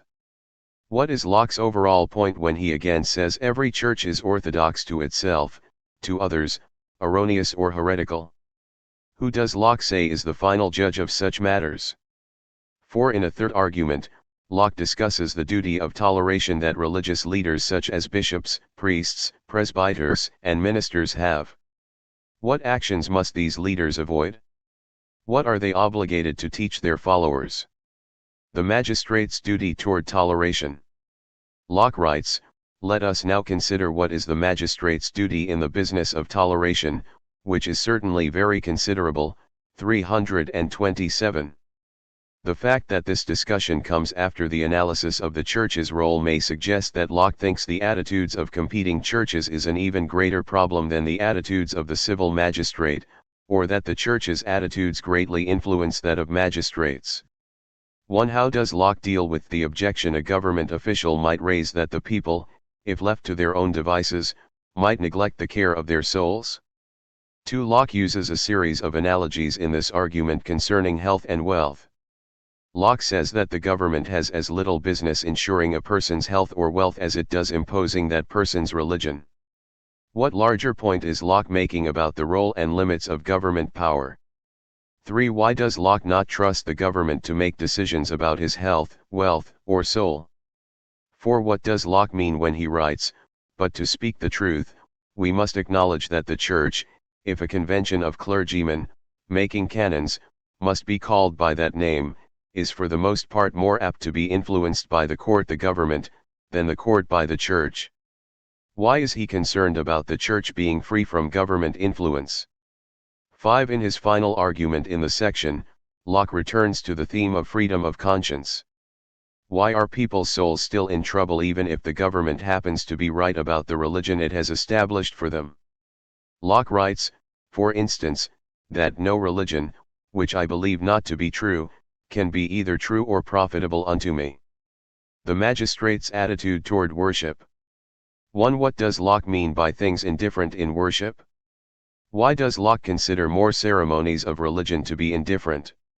2. Locke states that in the next place, as the magistrate has no power to impose by his laws the use of any rites and ceremonies in any church, so neither has he any power to forbid the use of such rites and ceremonies as are already received, approved, and practiced by any church, because if he did so, he would destroy the church itself, the end of whose institution is only to worship God with freedom, after its own manner. 334. If the government cannot impose or forbid religious ceremonies, how does Locke deal with the objection that the government would then have to allow all sorts of horrors in the name of religion, including infant sacrifice? 3. How does Locke deal with the objection that a government that cannot impose or forbid religious ceremonies must allow idolatrous churches, that is, churches that promote worship of idols? 4. Locke gives an example of a pagan, non-Christian, land that is occupied by Christian immigrants who at first are peaceful, until the magistrate of that land becomes a Christian. What is the likely outcome, according to Locke? 5. Locke makes the point that the Jews of the Old Testament had a commonwealth that was a theocracy, that is, ruled by religious leaders and religious law. But Locke argues that there is absolutely no such thing, under the gospel, as a Christian commonwealth. How does he make this argument? Why? The magistrate's attitude toward articles of faith. 1. In this section, Locke focuses on those articles or principles of religion that are matters of belief or understanding, not action or manners. He calls these principles of religion speculate opinions or articles of faith. Locke argues that it is impossible for government to impose articles of faith on any church. Why? To explain the distinction Locke makes here between the power of the magistrate over civil matters and his power over articles of faith. 3. Locke proceeds to the issue of whether government has any right to impose practical articles of religion, that is, those religious rules that influence the will and manners. Why must government stay out of these matters as well? Origin and role of government. Locke starts this section by saying, but besides their souls, which are immortal, men have also their temporal lives here upon earth, the state thereof being frail and fleeting, and the duration uncertain. They have need of several outward conveniences to the support thereof, which are to be procured or preserved by pains and industry. 339. This statement marks the beginning of a brief general discussion of Locke's political philosophy, which he then ties back into his argument concerning religion. 1. Why do people enter into a society or social contract with each other, according to Locke? How does this brief discussion of Locke's theory of the social contract help clarify what he thinks are the limits of government power? 2. How does Locke answer the following question: what if the magistrate should enjoin require anything by his authority that appears unlawful to the conscience of a private person? 3. Locke insists that if the magistrate tries to compel people to worship contrary to their beliefs, the people are not obligated to follow his orders. Can you see how this very idea could set a society on the path of revolution? 4. When Locke says that God is the only judge between the government and the people when they disagree about the government's religious decrees, he is also referring to the people's right, here on earth, to judge what to do about it. Notice Locke's threat: the principal and chief care of every one ought to be his own soul first, and, in the next place, of the public peace, though yet there are very few will think it is peace there, where they see all laid waste. 341. Do you think Locke is right or irresponsible to make such barely veiled threats? The limits of Locke's toleration? In this section, we find Locke dealing with the thorny question of whether there are churches that should not be tolerated by government because they threaten the very foundation of civil society. He is no doubt thinking primarily of Roman Catholicism here. He gives several examples of sentiments that cannot be tolerated, including faith is not to be kept with heretics, kings excommunicated forfeit their crowns and kingdoms, and dominion is founded in grace. These are all examples of the old Roman Catholic view that the Church's authority is stronger than that of any governments and that government's power derives from the will of God as expressed by the Church. 1. Why do churches who hold such views have no right to be tolerated by the magistrate? 2. Locke excludes Catholics and Muslims from the right to be tolerated because he says they deliver themselves up to the protection and service of another prince. What is he talking about? Given his line or reasoning, where would Locke say our ultimate allegiance lies? 3. Locke next tackles atheists, and claims that they, too, do not have a right to be tolerated. Why? In making this argument, what is Locke saying about the relationship between a religious society and law and order? What churches should teach? At the beginning of this brief section, Locke tackles assemblies, or groups, that have raised strong objections to the idea of toleration. It is clear he thinks that most intolerance resides in churches themselves. Here he suggests what they should teach their believers in order to produce a more tolerant society. 1. What does Locke say churches should teach concerning toleration and religious freedom? Concluding remarks. In this section, Locke once again addresses the magistrate, or the government, and argues for a policy of toleration. 1. Why does Locke compare the persecution of certain people because of their religion with the persecution of people because of their hair or eye color? What is the similarity he sees between religion and hair color? What will people naturally do if they are persecuted because of such qualities? 2. Locke argues that, under toleration, various churches will keep the peace despite their differences, and even be the main defenders of a tolerant government. Why? 3. Locke reasons that all sects should be permitted to assemble freely, including Presbyterians, Independents, Anabaptists, Armenians, Quakers, and others. Nay, if we may openly speak the truth, and as becomes one man to another, neither pagan, nor Mohammedan, nor Jew, ought to be excluded from the civil rights of the Commonwealth, because of his religion. Why would Locke include Mohammedans, Muslims, which he previously argued were a threat to civil order, but not include Catholics or atheists? 4. Although Locke calls Christianity the most modest and peaceable religion that ever was, how does he explain why people fought battles over this and other religions? Was it the fault of the religion, or of something else? 5. Locke's final word has to do with the proper roles of government and religion. How does he summarize their division of duties? Supplement on heresy and schism. Locke appended to his letter a short discussion of two terms, heresy and schism. Both are religious concepts relevant to the history of Christianity. 1. Look up heresy or heretic and schism. How are they defined in your dictionary? 2. How can Locke claim in the first paragraph of this section that men of different religions cannot be heretics or schismatics to one another? 3. Locke claims that there may be different religions even among Christians, and he gives the examples of Papists, Catholics, and Lutherans. Recalling what he has said about heresy and schism, why might Locke here want to call different Christian sects different religions? 4. How does Locke define heresy in the third paragraph of this section? In both examples of heresy, he emphasizes that the issue of heresy arises when one party wants another to believe and express religious opinions which the Holy Scriptures do not expressly teach. What is Locke saying about the religious quarrels that exist because of opinions not found in the Holy Scriptures? 5. The next paragraph clarifies the trouble Locke has with the idea of heresy. Why should not others be compelled to confess particular religious doctrines of sects such as Lutherans and Calvinists? 6. How does Locke define schism? Why and how does Locke dismiss the idea of schism? 7. In the last two paragraphs, Locke makes it clear that he thinks the entire idea of heresy or schism is wrong. How does Locke express his own religious views about what is truly important to Christian belief? Bibliography. Richard Ashcraft, Revolutionary Politics, and Locke's Two Treatises of Government, Princeton, Princeton University Press, 1986. Carl L. Becker, The Heavenly City of the 18th Century Philosophers, New Haven, Yale University Press, 1932. John Donne, The Political Thought of John Locke, London, Cambridge University Press, 1969.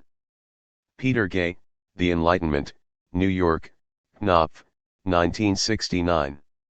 Ian Harris, The Mind of John Locke, A Study of Political Theory in its Intellectual Setting, London, Cambridge University Press, 1994.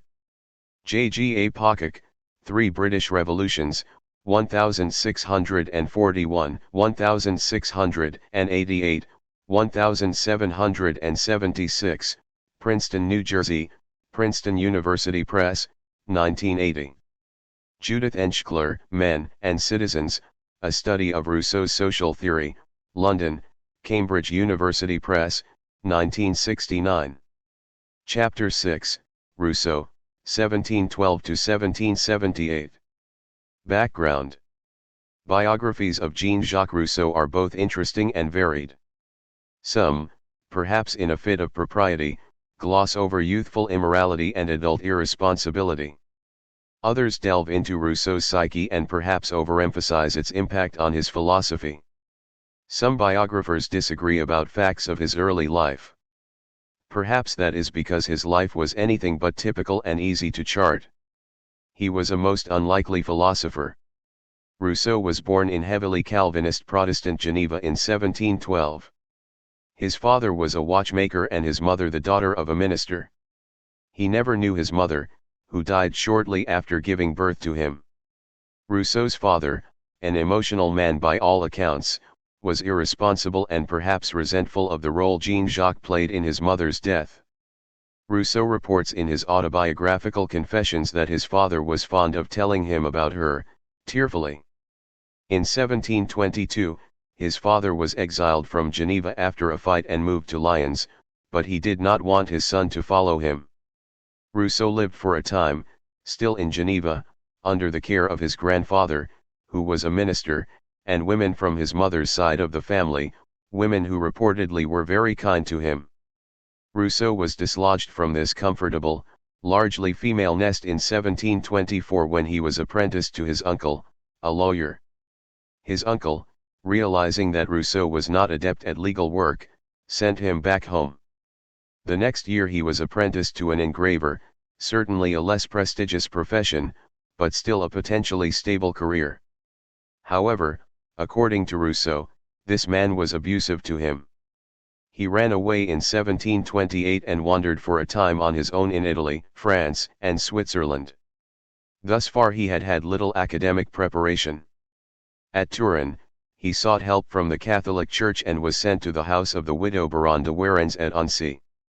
12 years his senior, she was to shelter the young man and foster his religious education in order to expedite his conversion to Roman Catholicism.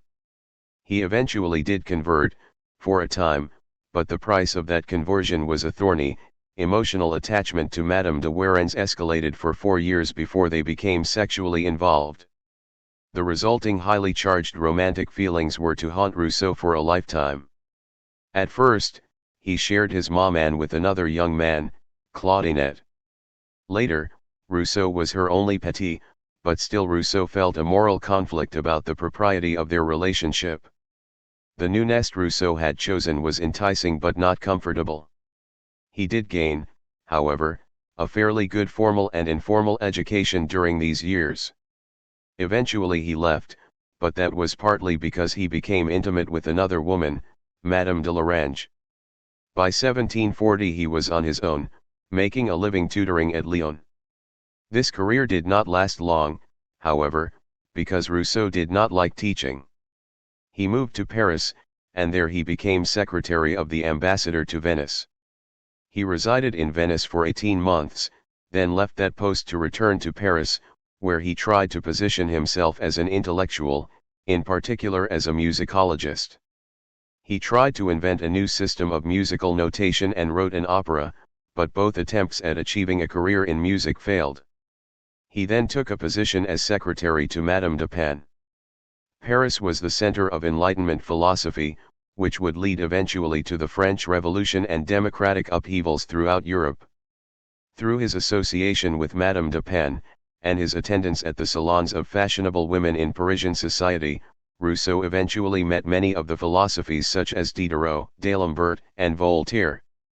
These philosophies were a circle of intellectuals bound together by their faith in reason to solve the inequities and to remedy the injustice they saw in society.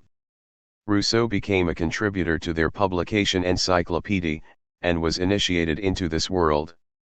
At this time Rousseau also became involved with Thérèse Levasseur. With Thérèse, Rousseau became a father 5 times over. They turned each of these children over to an orphanage, at this time, tantamount to a death sentence due to the neglect and abuse at such institutions, because neither parent wanted to care for them. Rousseau simply repeated, in an even more callous manner, his father's disregard for him. Rousseau's first major recognition as a philosopher came in 1749 when he entered an essay contest sponsored by the Academy of Dijon. The Academy's question that year was: has the re-establishment of the sciences and the arts served to purify or to corrupt manners and morals? The question referred to the re-emphasis in the universities on the liberal arts as an essential part of an education, and the de-emphasis on religion. This question struck Rousseau like a thunderbolt.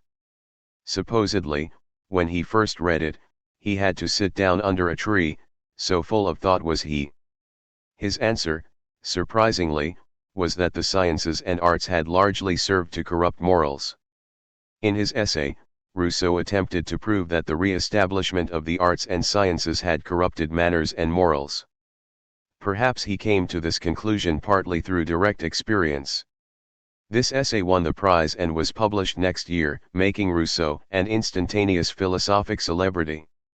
His philosophical friends did not like what seemed like a condemnation of their enterprise, yet most continued to socialize and exchange ideas with Rousseau, taking his criticism as a friendly exchange of ideas. Voltaire, however, despised Rousseau for his view, beginning a lifelong mutual animosity. Despite Rousseau's self-proclaimed disgust for the sophisticated lifestyle they all enjoyed, a disgust he immortalized in another essay in 1755, Discourse on Inequality, he continued to enjoy that lifestyle for a while. By this time he had also renounced his Roman Catholicism and returned, at least nominally, to Protestantism so that he could also return to Geneva. But Rousseau did not stay long in Geneva. Indeed, by now he was ready to retire from the urban life and to try to live accordingly to his publicly proclaimed principles. He went to the countryside at Montmorency in 1756 to write a novel, La Nouvelle Heloise. There he lived in a relatively rustic setting, enjoying quite a bit of solitude. He took long contemplative walks and became interested in botany. He did, however, frequently entertain nobility who loved the way Rousseau disregarded their rank and treated them as equals, at least in Rousseau's account. They delighted in sitting with him in the open air and hearing his views on society, many of which condemned their very existence. He argued with the philosophe Diderot shortly after moving to Montmorency, just as he had with Voltaire. His new life seemed like a rejection of theirs, as it was. Yet, Rousseau became ever more famous as a leading intellectual. Publication of his most famous works, Émile and the Social Contract, in 1762 made Rousseau an enemy of the French government because of their anti-Christian implications. He fled France to avoid arrest and starting in 1765 lived for a year in relative seclusion on the island of Saint-Pierre. At this point, Rousseau became somewhat paranoid about persecution. He became suspicious even of friends and thus became more difficult. He enjoyed the simple people of the island, believing them to be uncorrupted by society and modernity. The next year, Rousseau accepted philosopher David Hume's offer of asylum in England. There he began the Confessions.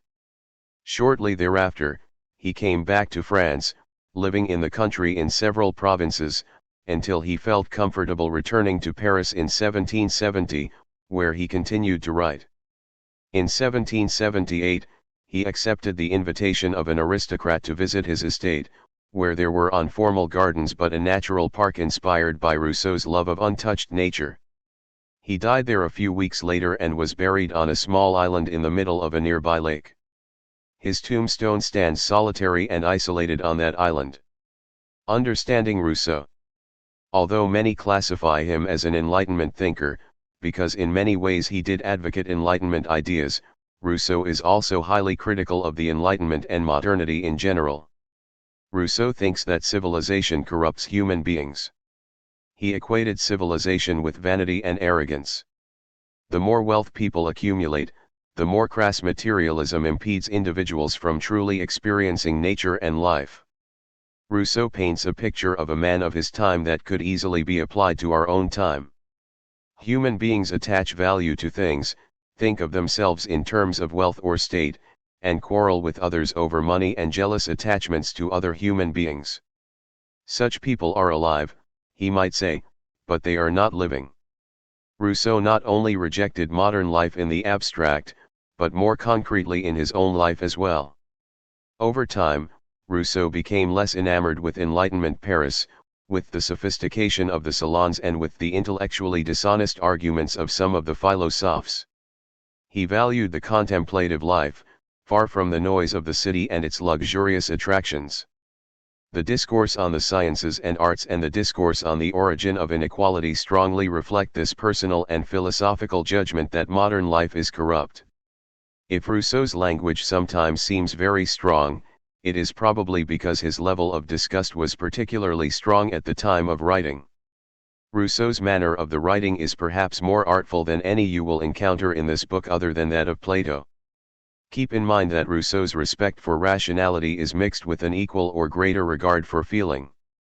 Indeed, Rousseau believed that part of what was wrong with modern man is that he had lost touch with his feelings, especially the joy of being alive. Rousseau wanted to communicate with his readers on the level of feeling as well as reason. He wanted his readers to feel indignation over the injustices caused by civilization. He wanted them to try to imagine power, more innocent feelings of pity and life. Perhaps this is why Rousseau's writing often touches readers at a deeper level, especially when they are reading him in order to examine their own personal inner lives. Be forewarned that you will not always be getting cold, hard, rational argumentation, and often in the first two discourses you will be getting reasoning about the importance of emotions. On the Social Contract presents readers with another problem, especially if they have just finished reading one or both discourses. The author of On the Social Contract seems to be of a different mind than the author of the discourses. In the discourses, Rousseau seems to want to critique and dismantle civilization with all of its corrupting socialization. What, then, is he doing building up what seems like the most artificial of civilizations in his social contract? It helps to remember one important fact: Rousseau did not think we could go back. That is, Rousseau did not think it was possible to return to earlier times in which men lived isolated, peaceful lives. We cannot unlearn language, we cannot escape from the need for communities because we have become dependent on civilization and can no longer fend for ourselves. Given that we cannot return to the state of nature to escape the degradation of modern civilization, the only way to go is forward.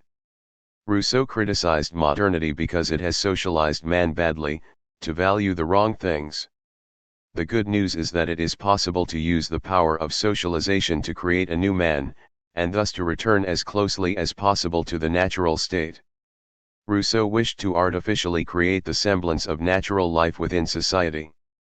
In doing so, he introduces a theme very much a part of our contemporary intellectual scene: human beings are mainly shaped by nurture, not nature.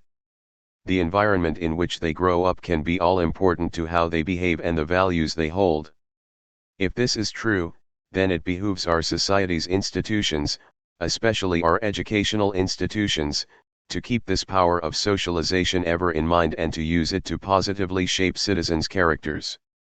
While the discourses tear down society, the social contract builds it up. What kind of social contract is it? You will find that Rousseau is a bit blunter than Hobbes and Locke. He points out that the contract is an artificial construct rather than a specific event that occurred at a particular time and place.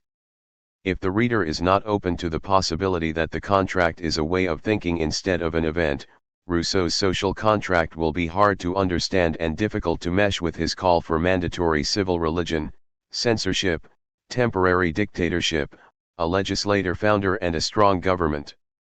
All of these things seem to the contemporary reader undemocratic as they are.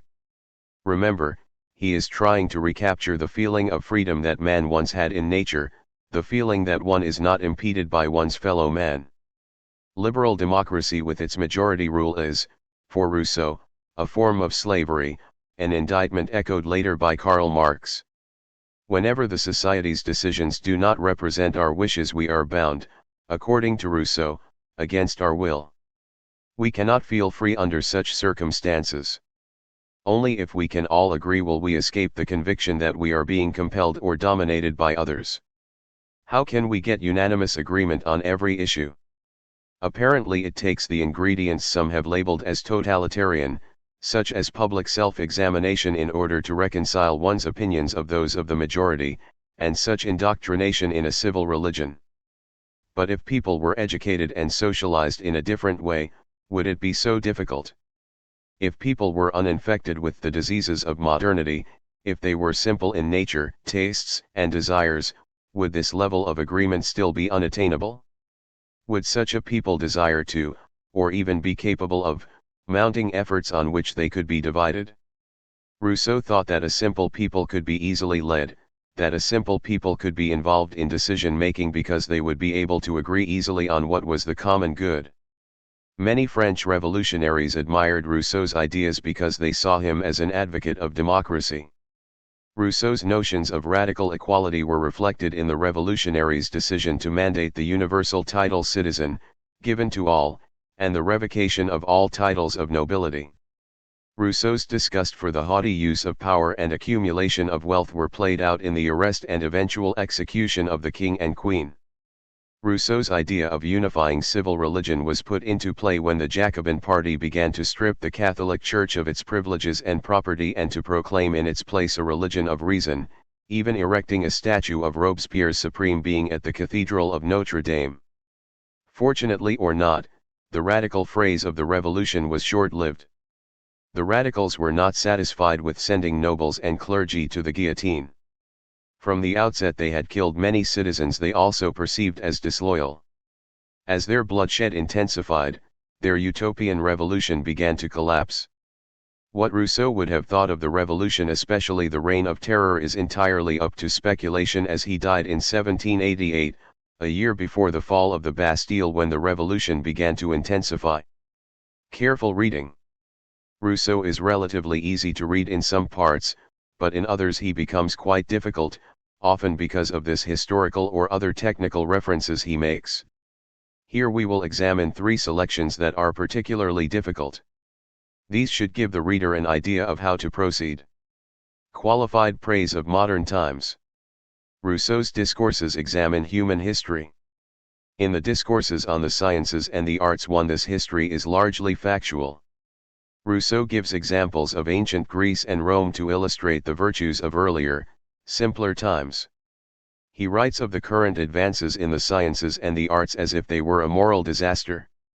Why, then, at the beginning, does he praise his times in contrast to earlier times? Rousseau gives us a thumbnail sketch of past and present near the beginning of the discourse on the sciences and the arts, which is puzzling.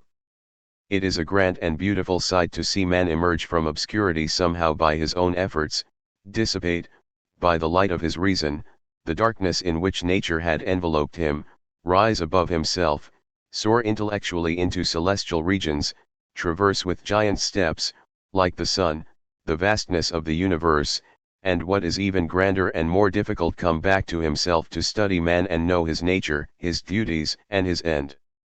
All of these marvels have been revived in recent generations. Europe had sunk back into the barbarism of the first ages. The peoples of that part of the world which today is so enlightened lived, a few centuries ago, in a condition worse than ignorance, had usurped the name of knowledge, and posed an almost invincible obstacle to its return. A revolution was needed to bring men back to common sense. It finally came from the least expected quarter. The stupid Moslem, the eternal scourge of letters, brought about their rebirth among us. The fall of the throne of Constantine brought into Italy the debris of ancient Greece. France in turn was enriched by these precious spoils.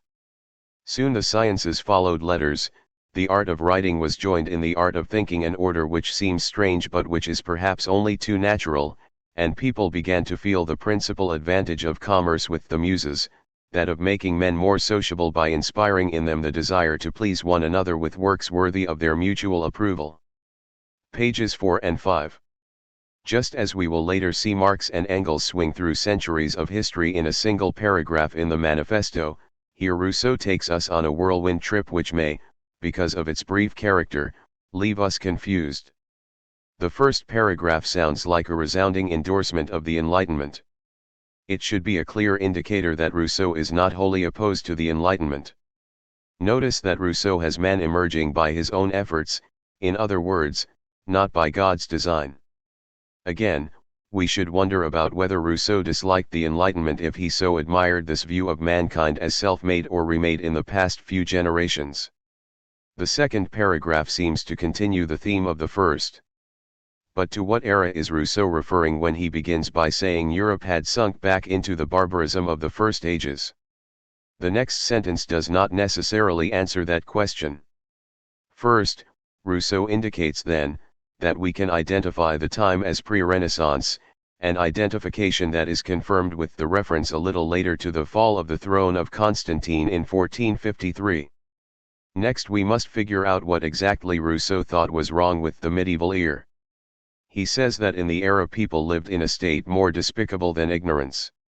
What is a state worse than ignorance? Perhaps having mistaken knowledge? Finally he characterizes the previous era as using a nondescript scientific jargon that posed a great obstacle to real knowledge. Here it helps to know something about the way medieval scholars, inevitably church scholars, wrote. Many indeed seem to have invented a particular language and systematic way of communicating their ideas that might be called scientific jargon by a critic. Rousseau is criticizing the medieval era, with its reliance on the authority of the church.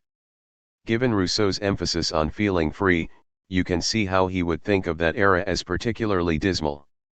Rousseau joins with the philosophes in his dislike for the Christian religion, the Catholic Church in particular. It is to the medieval, church-centered world of Europe that Rousseau is comparing his own times. By contrast, Enlightenment Europe does not look so bad. He continues on to praise the event which in his view brought the Renaissance to Europe, the capture by the Turks of Constantinople, which caused the inhabitants to scatter into Europe, bringing with them the repository of ancient Greek philosophy, the debris of ancient Greece. Once we understand that Rousseau is referring to Europe's emergence from the so-called Dark Ages into the Renaissance, it is fairly easy to understand the rest of the paragraph. In the final sentence, Rousseau mentions that the people began to feel the principal advantage of commerce with the Muses when men desired to please each other with works worthy of their mutual approval. The phrase commerce with the Muses might seem to take a strange turn, but the ancient Greek demigods, the Muses, are often still invoked as sources of inspiration and ideas. Renaissance Europe was in a sense having commerce with, engaging with, the source of inspiration and ideas, ancient Greek philosophy. This commerce inspired a rebirth in European philosophy, letters, art, and music. Knowing that Rousseau is praising the Renaissance and Enlightenment in contrast with the medieval era will help explain how he can, later in this essay, criticize the scientific and intellectual efforts of his own day by arguing that humanity has become corrupted along with the advancement of the sciences and the arts. Europe has been freed from the dark ages of the Church but has been enslaved by another form of darkness. Rousseau's method. Within the discourse on the origin and foundations of inequality among men too is a useful section at the beginning of the main discourse where Rousseau lays out his purpose and his methods. Here he plans himself in relation to his fellow philosophers. Because he is writing about philosophical methods, however, this section is particularly difficult for readers, although the essay itself is generally easy to read and understand. The philosophers who have examined the foundations of society have all felt the necessity of going back to the state of nature, but none of them has reached it. Some have not hesitated to ascribe to man in that state the notion of just and unjust, without troubling themselves to show that he had to have that notion or even that it was useful to him. Others have spoken of the natural right that everyone has to preserve what belongs to him, without explaining what they meant by belonging. Still others, giving the stronger authority over the weaker from the first, have forthwith made government arise, without thinking of the time that must have elapsed before the meaning of the words authority and government could exist among men. All of them, finally, speaking continually of need, avarice, oppression, desires, and pride, have carried over to the state of nature the ideas they had acquired in society. They spoke about savage man and they described civil man. It did not even enter the mind of most of our philosophers to doubt that the state of nature had existed, even though it is evident from reading the Holy Scriptures that the first man, having received enlightenment and precepts directly from God, was not himself in that state, that giving that writings of Moses the credence that any Christian philosopher owes them, it must be denied that even before the flood men were ever in the pure state of nature, unless they fell back into it because of some extraordinary event, a paradox that is very embarrassing to defend and altogether impossible to prove. Let us therefore begin by settling all the facts aside, for they do not affect the question. The researches which can be undertaken concerning this subject must not be taken for historical truths, but only for hypothetical and conditional reasonings better suited to clarify the nature of things than to show their genuine origin, like those our physicists make every day concerning the formation of the world. Pages 18 to 19. Preceding this selection, Rousseau says that his purpose is to make an account of political history. He says that he wants to mark the moment when nature was subjected to the law, when natural human beings became civilized under law and government. He insinuates that this progress from nature to civilization has not been positive because it has put the strong under the dominion of the weak and has replaced real felicity, happiness, with a repose in ideas. Interestingly, then, Rousseau thinks an injustice has been done when government impedes the power of the strong over the weak. It will be clear what he means by strong as the reader goes further into the discourse. In the first paragraph of our selection, Rousseau starts out by disagreeing with other philosophers who have, like him, relied on an account of the state of nature to explain the foundations of society. The two most famous of these philosophers who, like Rousseau, have constructed social contracts out of the state of nature are Hobbes and Locke. Keeping this in mind, it is clear that Rousseau is reacting precisely to their ideas when he criticizes without naming them other philosophers. His criticisms are fairly clear. In the second sentence, Rousseau criticizes the idea that man can know anything about just and unjust in the state of nature. Here he actually agrees with Hobbes to an extent. Hobbes thought that man could know what is just or right by nature while in the state of nature, but he could not be expected to act on that knowledge for fear of being taken advantage of by others. Rousseau, however, seems to disagree with the idea that natural man thinks in terms of just or unjust, right or wrong, or that these categories are useful to him. Rousseau disputes a central idea of previous social contract theory, that reason tells man how he can best get along with his fellow human beings, even when he is in a state of nature and unable to comply with the natural law.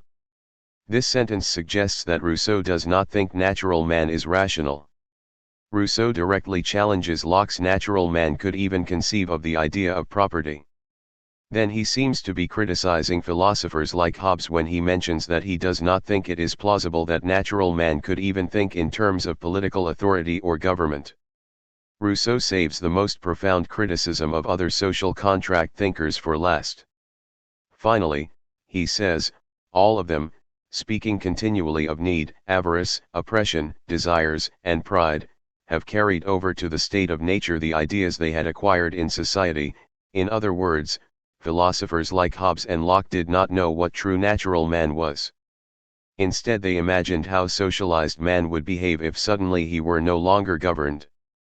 This criticism, as we have seen from our examination of Hobbes and Locke, is particularly plausible. However, Hobbes and Locke really wanted to do precisely that: show the world what life would be like if human beings now were left to their own devices without government. Rousseau simply wants to make a different point. He apparently wants to talk about the very effects of socialization on man. What would man be like if he were not yet socialized into a community?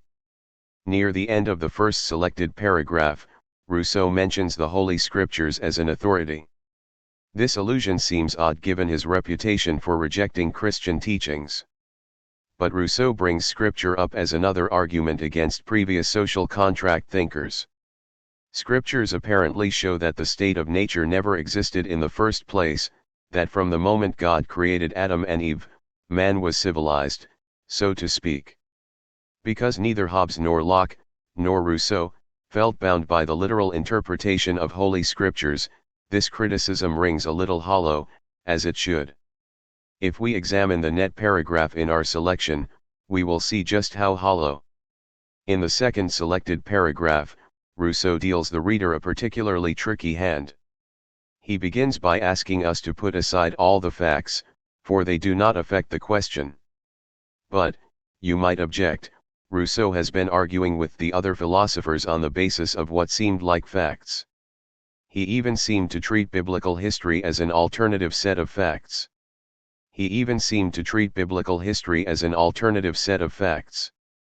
Now Rousseau says he wants his readers to understand that he writes not historical truths, but only hypothetical and conditional reasonings. He then compares his method with that of the physicists.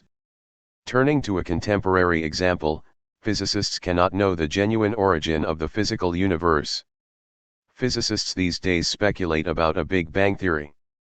There are multiple versions of the Big Bang theory, and there are other competing theories of the universe as well.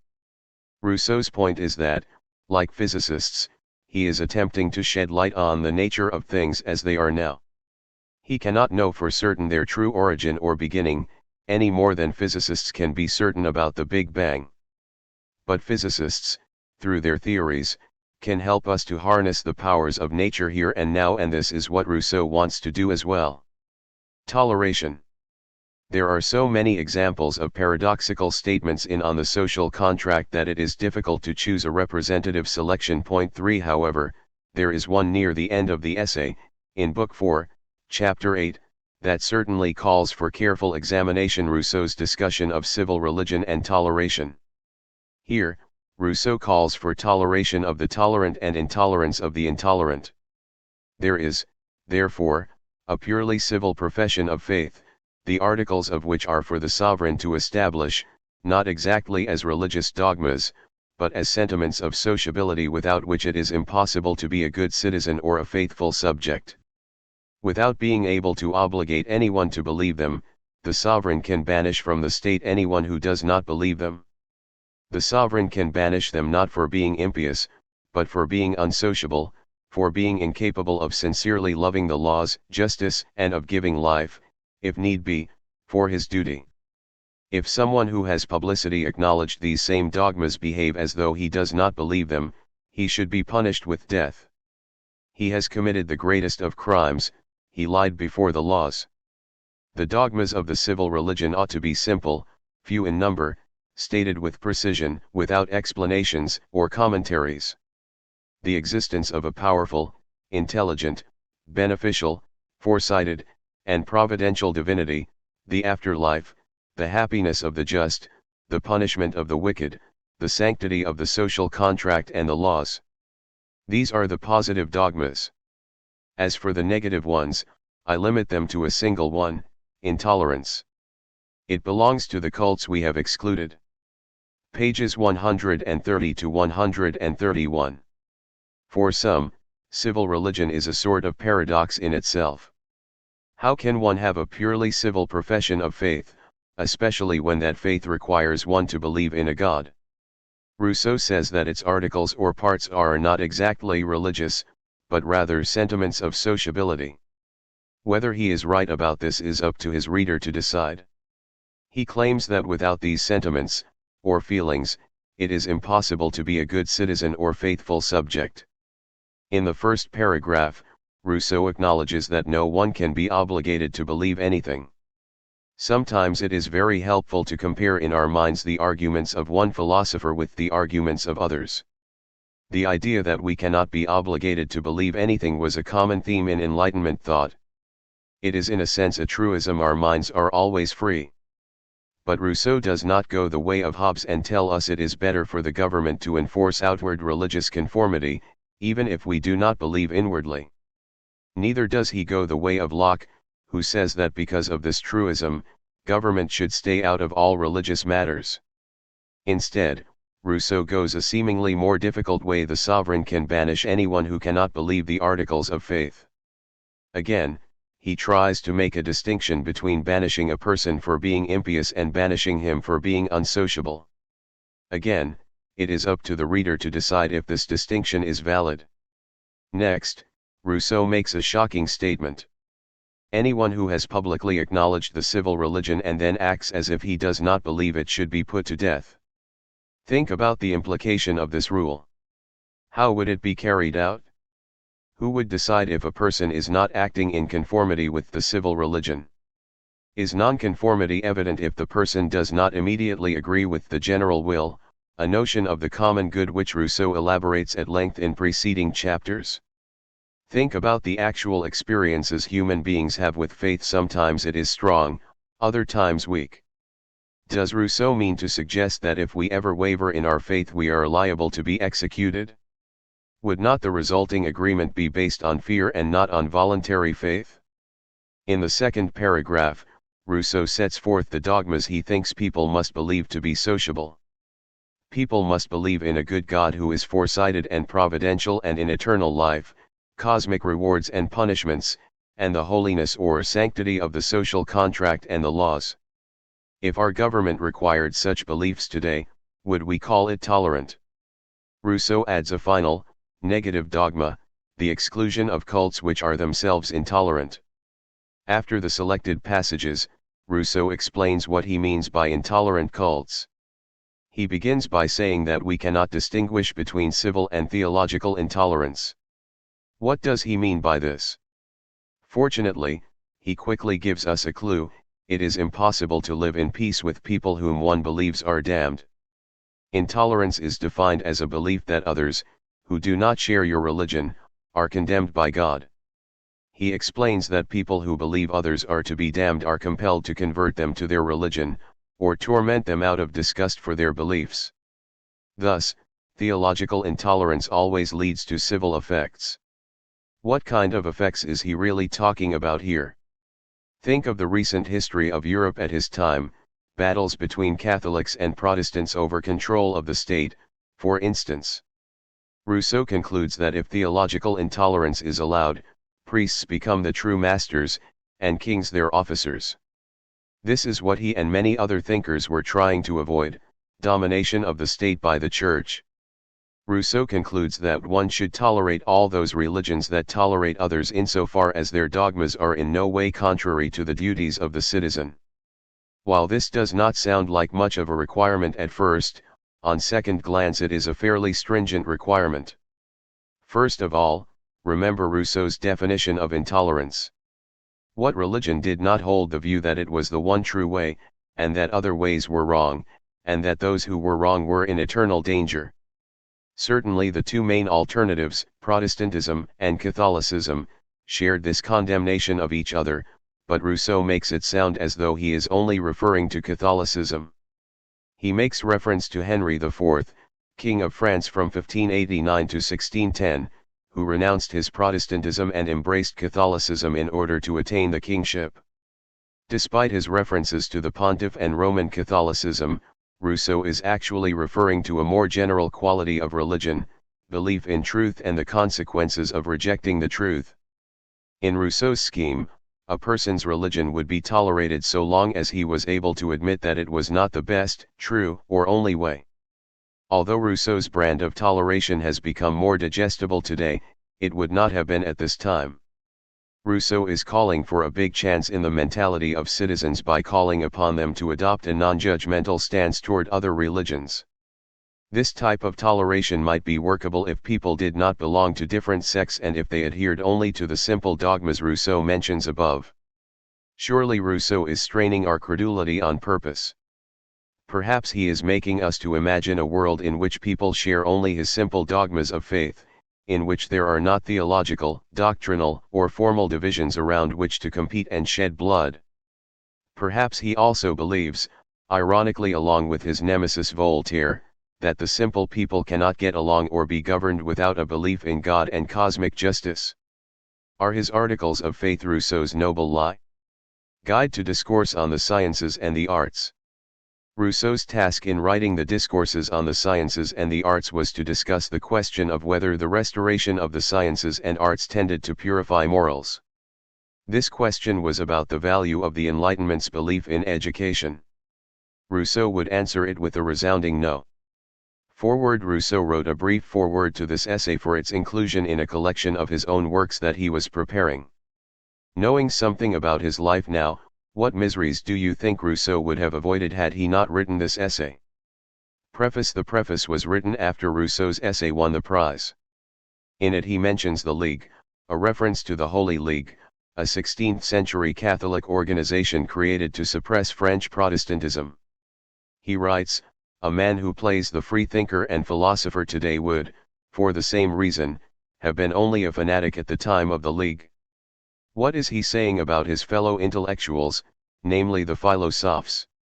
Discourse, Introductory Remarks.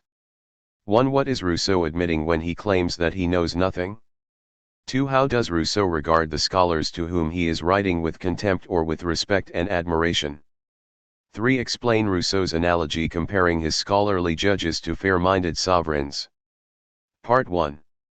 The first part of this discourse displays Rousseau's knowledge of history and philosophy, and his admiration for Socrates.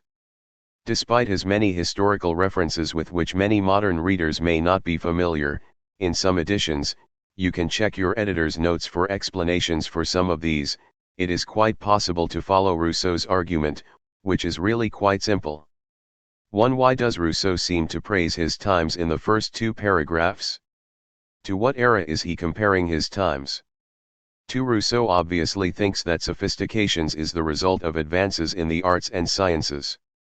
What is the role of such sophistication and refinement in keeping people as slaves? 3. Rousseau compares the civilized men of his day with field workers and athletes and finds them lacking. Why? 4. Rousseau compares the morals, of people of earlier times with people of his day. What is he saying about the role that manners play in breeding true morality? 5. The example of a foreigner visiting Europe is used to illustrate how Rousseau sees the character of his fellow citizens. Explain this example. 6. Next, Rousseau points out that Europe's current troubles are not unique. How does he use ancient and contemporary examples of countries such as Egypt and China to prove this point? 7. What kind of country does Rousseau admire? Why? 8. Socrates is a model for Rousseau. What is it about Socrates' way of thinking that Rousseau admires? If you have read Plato for your course, do you think Rousseau's reading of Socrates is correct? 9. Describe the criticism of ancient Rome that Rousseau puts into the mouth of Fabricius. 10. How does Rousseau conclude this section? Part 2. In this part, Rousseau explores the impact of the sciences and arts on warlike virtue and morals. He examines the educated elite and finds them, of course, wanting. 1. Explain Rousseau's statement in the first paragraph that the sciences and arts are generated from our vices. You will find the answer in the next 2 paragraphs. 2. Do you agree with Rousseau's criticism of the arts and sciences, that is, that they do not produce many useful things? Why? 3. What is the general impression Rousseau wants his readers to have of most of his contemporary academics and intellectuals? 4. According to Rousseau, what is the relationship between luxury, wealth, and learning on the one hand and warlike strength on the other? 5. What impression does Rousseau have of the popular culture and tastes of his times? 6. Rousseau mentions the simplicity of the early times. How did men relate to the gods then?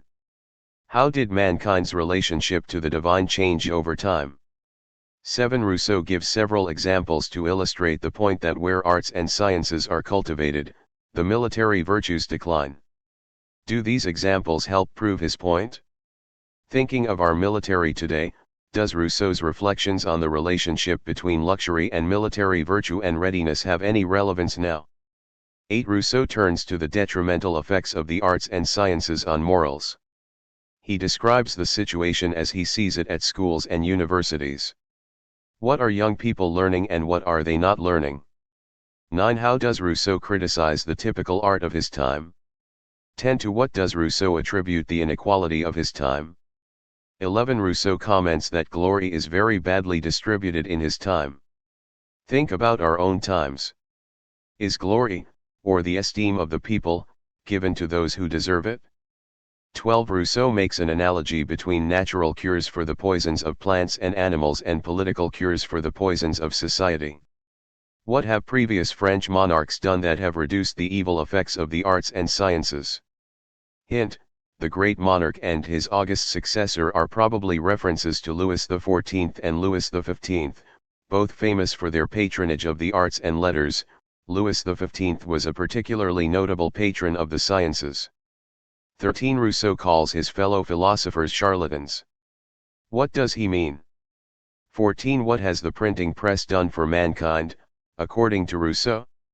15. In the last 3 paragraphs, Rousseau attempts to distinguish between truly great minds, pretenders to intellectual accomplishment, and the rest of the human race. What distinguishes each type from the others? What should each type do, according to Rousseau? Guide to Discourse on the Origin of Inequality. Rousseau wrote the Discourse on the Origin of Inequality in 1754 in response to another contest offered by the Academy of Dijon. This time the question was, what is the origin of inequality among men, and is it authorized by the natural law? Although this time Rousseau did not win the prize, this essay develops his idea of the dysfunctional nature of society much further than the first, and introduces some of Rousseau's most famous concepts. It was published in 1755. Although this guide will not cover Rousseau's notes, they are nonetheless profitable to read. Letter to the Republic of Geneva. Rousseau first writes a letter to his former fellow citizens in Geneva. Even though Geneva had banished his father and barred Rousseau himself from living there because of his seemingly anti-Christian posture, he had apparently come to admire Geneva from afar for its republican form of government, its small size, and its predominant Calvinism. Rousseau finally was welcomed back to Geneva around the time he wrote this letter, in part because Jean Vans saw it as praising their institutions. Some argue that Rousseau idealizes Geneva. Indeed, we learn more in his letter about the type of government Rousseau wishes existed than we learn about the actual Republic of Geneva, which was in many ways very hierarchical and elitist. 1. Rousseau turns to an imaginary republic, albeit with the suggestion that its qualities are Geneva's as well. Why does Rousseau think a small civil society is better than a large one? 2. Who should be sovereign in Rousseau's ideal city? 3. What is Rousseau's definition of freedom when he says that he would want to live and die free? 4. Why should no one be above or beyond the law? To whom might he be referring? 5. Why would Rousseau rather live in an old than a new republic? 6. What attitude should the citizens of Rousseau's ideal republic take toward war? 7. What relationship should the citizens have to their leaders, magistrates, and vice versa? 8. After telling his fellow citizens of Geneva of their many advantages, about what does he warn them? 9. Rousseau cites an example of a virtuous citizen. He has in mind his father. How does his picture of his father and his early life differ from what we know? Why do you think Rousseau remembers better times? 10. Rousseau refers to the relationship between magistrates and citizens as one of equals on the one hand but superiors and inferiors on the other. In what way are citizens equal to their leaders and in what way are they inferior? 11. What is the role Rousseau sees religious ministers playing in Geneva?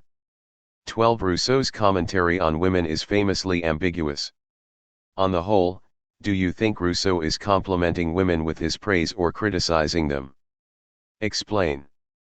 13. In general, what do you think Rousseau admires more than anything else about Geneva? Preface. Here Rousseau assesses the state of the study of man, critiques previous attempts to find man's true nature, and gives a brief hint as to his own theory of human nature and government. 1. Why is knowing the true nature of man perhaps the most difficult or thorniest task for human beings to undertake? 2. How has the very study of man made it progressively more difficult to really know human nature? 3. In the third paragraph of the preface, what was the first source of inequality? 4. Is Rousseau sure of what he is doing in this essay? Why or why not? 5. Why has there been such disagreement about the definition of natural law according to Rousseau? Where are most philosophers who write about natural law really acquiring their principles, nature, or civil society? Explain. 6. Rousseau says that there are two principles that are prior to reason, from which the rules of natural right flow. What are these two principles? How are these principles different from those philosophers who have established their idea of natural law on a presumption that rational beings alone can know it? 7. What duties do human beings have toward animals, according to Rousseau? Why? 8. At the end of his preface, Rousseau discusses divine will. From what he says here, can you tell what Rousseau thinks is the role of God in human development? Does his inscription at the end of the preface clarify his thoughts on the role of God? Part 1. In this first part, Rousseau establishes the physical and moral superiority of savage man and demonstrates the weakness and depravity of civilized human beings. Part 1 is easily broken down into several topics. The savage's physical superiority. 1. How does Rousseau envision primitive man physically? How does this man live? 2. To what supernatural gifts might he be referring? Why do you think he wants to put these gifts to one side? 3. What advantage does natural man have over the animals when acquiring food? 4. Rousseau makes a veiled reference to abortion and or child abandonment when he says that in nature physically weak children perish, in contrast to his times when the state, by making children burdensome to their fathers, kills them indiscriminately before their birth. How do you think the state might encourage abortions or abandonment, according to Rousseau? We will get another chance to answer this question when he mentions the topic again later in the first part. 5. How does Rousseau explain savage man's relatively safe existence among wild animals? 6. To what does Rousseau attribute many of the illnesses among the people of his times? Do you agree with him that savage man is actually healthier than civilized man? The moral superiority of savage man. I have to this point considered only physical man. Let us now try to look at him from the metaphysical and moral side. Rousseau begins another topic in this essay, as much a commentary on his civilization's immorality as on the innocence of savage man. 1. What, more than anything else, distinguishes man from the rest of the animals, according to Rousseau? 2. What does Rousseau mean by man's perfectibility? How does this quality of human beings make them different from the animals? 3. Why does man's perfectibility also make him more susceptible to become an imbecile? 4. Rousseau argues that our reason is led by our passions. In nature, he says, man only desires simple things such as food, sex, and sleep. Can you guess how different civilized man might be in the strength and variety of his desires for these three things? The improbability of civilization. Rousseau begins this section by saying how unlikely man was to ever be removed from his original primitive state. 1. Can you imagine what Rousseau is talking about when he mentions the sole sentiment of his present existence? Relate a time when you might have felt this way. 2. Why does Rousseau consider civilized improvements like agriculture to be so improbable? 3. If a primitive man could somehow become a philosopher, what would prevent his knowledge from being passed on to others? 4. Rousseau assumes that savage man led an individualistic, solitary life. Is there any way to argue against this assumption? How would Rousseau answer your argument? The improbability of language. 1. Rousseau begins a lengthy discussion of how unlikely it is that language would ever develop. What obstacles does he see standing in the way of savage man inventing language? 2. How does Rousseau's discussion about the improbability of language reflect on the traditional Christian belief that God created man as a civilized human being, charging him with the naming of things? Pity, the natural morality. Here Rousseau introduces an intriguing idea about savage man. Given his isolated existence, he naturally pities his fellow man and instinctually wishes to help those in need. 1. How does Rousseau argue that savage man knows no virtue or vice, and that his ignorance actually makes him morally superior to civilized man with all his moral rules? 2. Rousseau argues with Hobbes that man is not naturally evil or vicious. If you have read Hobbes, do you agree or disagree with Rousseau's understanding of him? Why or why not? 3. Rousseau blames a reason for stamping out natural pity. How does it do this? 4. Rousseau quotes a great maxim of Jesus Christ. He then contrasts this with a maxim from nature. He says that the latter is less perfect but probably more useful than the first. Again, how does this statement reflect on Rousseau's religious beliefs? Are you beginning to see why he was accused of writing anti-Christian tracts? Love.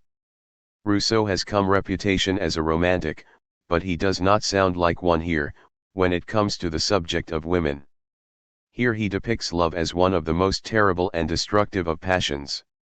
1. What aspect of love is natural and what aspect is artificial, according to Rousseau?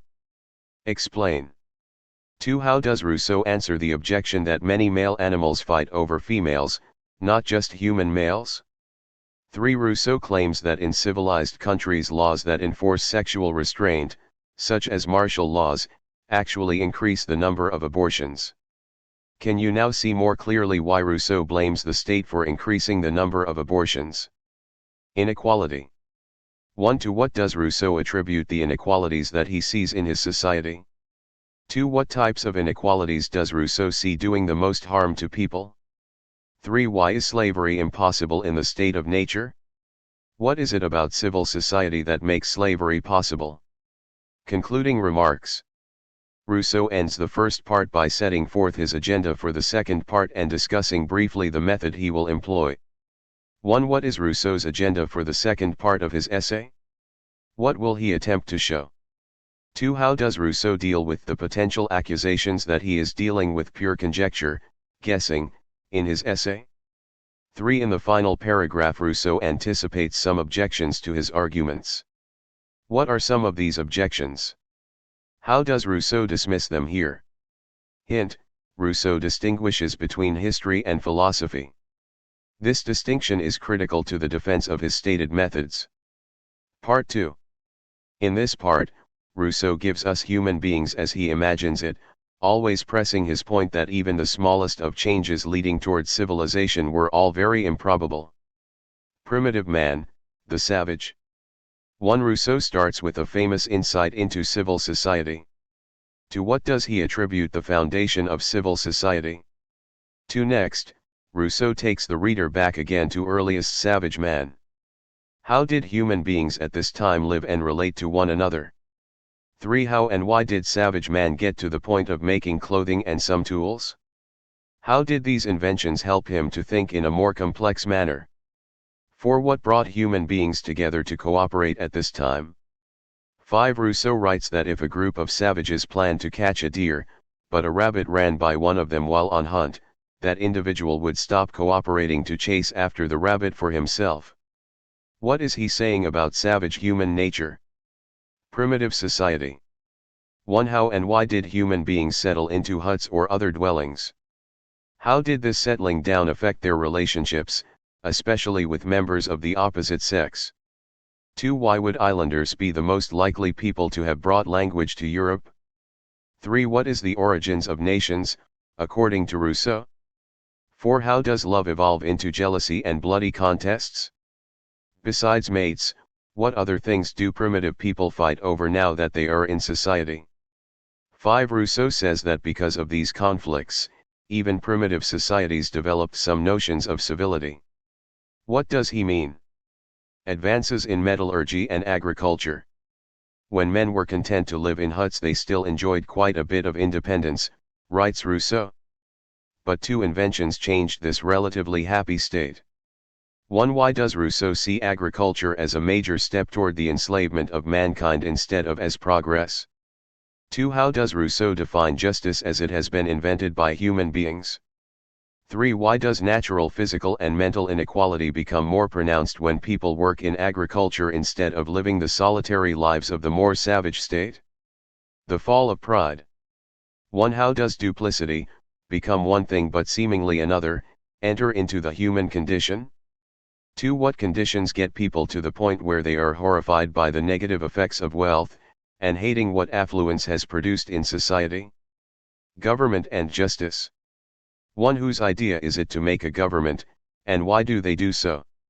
2. How do people get to the point where they willingly and even proudly accept the slavery of government? 3. How does war among nations develop? 4. Rousseau discusses 3 other accounts of the origins of civil society, and tries to argue that his own explanation is superior. What are the 3 competing ways of seeing the origin of civil society? What is his argument against each theory? What is the general thrust of his argument? 5. Rousseau speculates that at first government was little more than an agreement among people to act a certain way and follow certain rules. What led people to actually appoint some higher authority, magistrates, to rule them? 6. Rousseau complains that people who like this form of government call peace the worst form of slavery. What does he mean? 7. Rousseau next argues against the idea that civil society is or should be built upon paternal authority. What is his argument against patriarchal built upon paternal authority? What is his argument against patriarchal government, that is, the king as the ultimate father? 8. Just as other philosophers have discussed the proper extent of government power through a discussion of slavery, so too does Rousseau. Why is slavery so wrong? Why, then, Would absolute tyranny also be wrong? 9. Rousseau considers what would be a good contract between the people and its leaders. What is the significance of a contract between the people and its leaders as opposed to a contract among the people to form a government, as Hobbes and Locke both proposed? 10. Rousseau says this first kind of contract, which he favors, would not be irrevocable. Why not? 11. How did the three types of government, monarchy, aristocracy, and democracy, come into being? Which does Rousseau think best, and why? 12. What drove people to accept hereditary monarchy? Political and social inequality. Political distinctions necessarily bring about civil distinctions, according to Rousseau. Next, he describes some of the gross inequalities that come from full-fledged civil society. 1. What motivates those who are enslaved by their political and social superiors try to oppress others supposedly beneath them? 2. Rousseau again identifies the source of almost all other types of inequality as wealth. Explain. 3. Rousseau writes of the progression of inequality and perversion in civil society, that there will come a time when people obey their oppressors' orders, even if it means killing their brother, father, or pregnant wife. Do you think Rousseau is writing about something very unlikely here? Why or why not? 4. Why is complete despotism or tyranny the extreme point which closes the circle and touches the point from which we started, freedom in the state of nature? Concluding remarks. Rousseau compares savage man, always at peace and worry-free, with the citizen who is always active, agitated, and tormented. 1. Assess Rousseau's depiction of savage man. Do you think this depiction is realistic? Why or why not? 2. Assess Rousseau's depiction of civilized man as you now understand it, and as you live the type of life that Rousseau is critiquing. Does Rousseau's criticism ring true? Why or why not? 3. Would you rather be a native Caribbean islander, the Carib, as Rousseau has described him throughout the discourse, or would you rather continue to live the way you do? Explain. Guide to On the Social Contract. Book 1. Introductory remarks. 1. When Rousseau says that he wants government administered in such a way that justice and utility are not opposed to one another, what does he mean? 2. What do you think Rousseau means by sovereign, and what does it mean to be a member of the sovereign? Chapter 1, subject of the first book. 1. What do you suppose Rousseau means when he says, man was born free, and everywhere he is in chains? 2. Rousseau uses the words nature and convention to define the social order. What is the distinction between nature and convention, and is the social order natural or conventional? Chapter 2, of the First Societies. 1. Here Rousseau distinguishes between the society of a family and a political society. What is the main difference? Why do you think Rousseau wants to make this distinction? 2. Rousseau mentions the Dutch scholar of international law, Hugo Grotius, as well as Hobbes, when he discusses the justification for slavery and absolute government. What positions did they take with which he disagrees? 3. Why does Rousseau disagree with Aristotle over the issue of slavery? 4. In the final part of this chapter, Rousseau jests about the divine right theory, that the king's authority is from God through the first man, Adam. Explain the serious point within the jest. Chapter 3, on the right of the strongest. 1. Why does Rousseau consider the right of the strongest to be a contradiction in terms? 2. Why can force never be the basis of a right? 3. Rousseau mentions that God is responsible for diseases. What is his point? Chapter 4, on slavery. Like so many other philosophers, Rousseau chooses to make a point about good government by discussing the institution of slavery. His statements in this chapter are best taken two ways, as a commentary on actual slavery, but also as a commentary on undemocratic government. 1. What is Grotius's position on slavery? How does Rousseau disagree? 2. Explain why a man cannot give himself away to be a slave. How can this principle be applied to the formation of government? 3. Rousseau tries to prove that the rights of the victor in a war do not include enslaving those he conquers. What is the most important reason why the victor does not have this right? Chapter V, that it is always necessary to return to a first convention. 1. Why does Rousseau think it is necessary to return to a first convention, or to examine the original agreement among people to form a government, even if all his prior argument were proven wrong? 2. Explain Rousseau's statement at the end of this chapter that the law of majority rule presupposes at least one instance of unanimity. Chapter 6, on the social compact. We know that in his discourses, Rousseau tries to explain how man could leave the state of nature. Here, Rousseau starts with the assumption that human beings have been pushed to abandon the state of nature. He then tries to imagine what principles would guide them in forming a government, or association.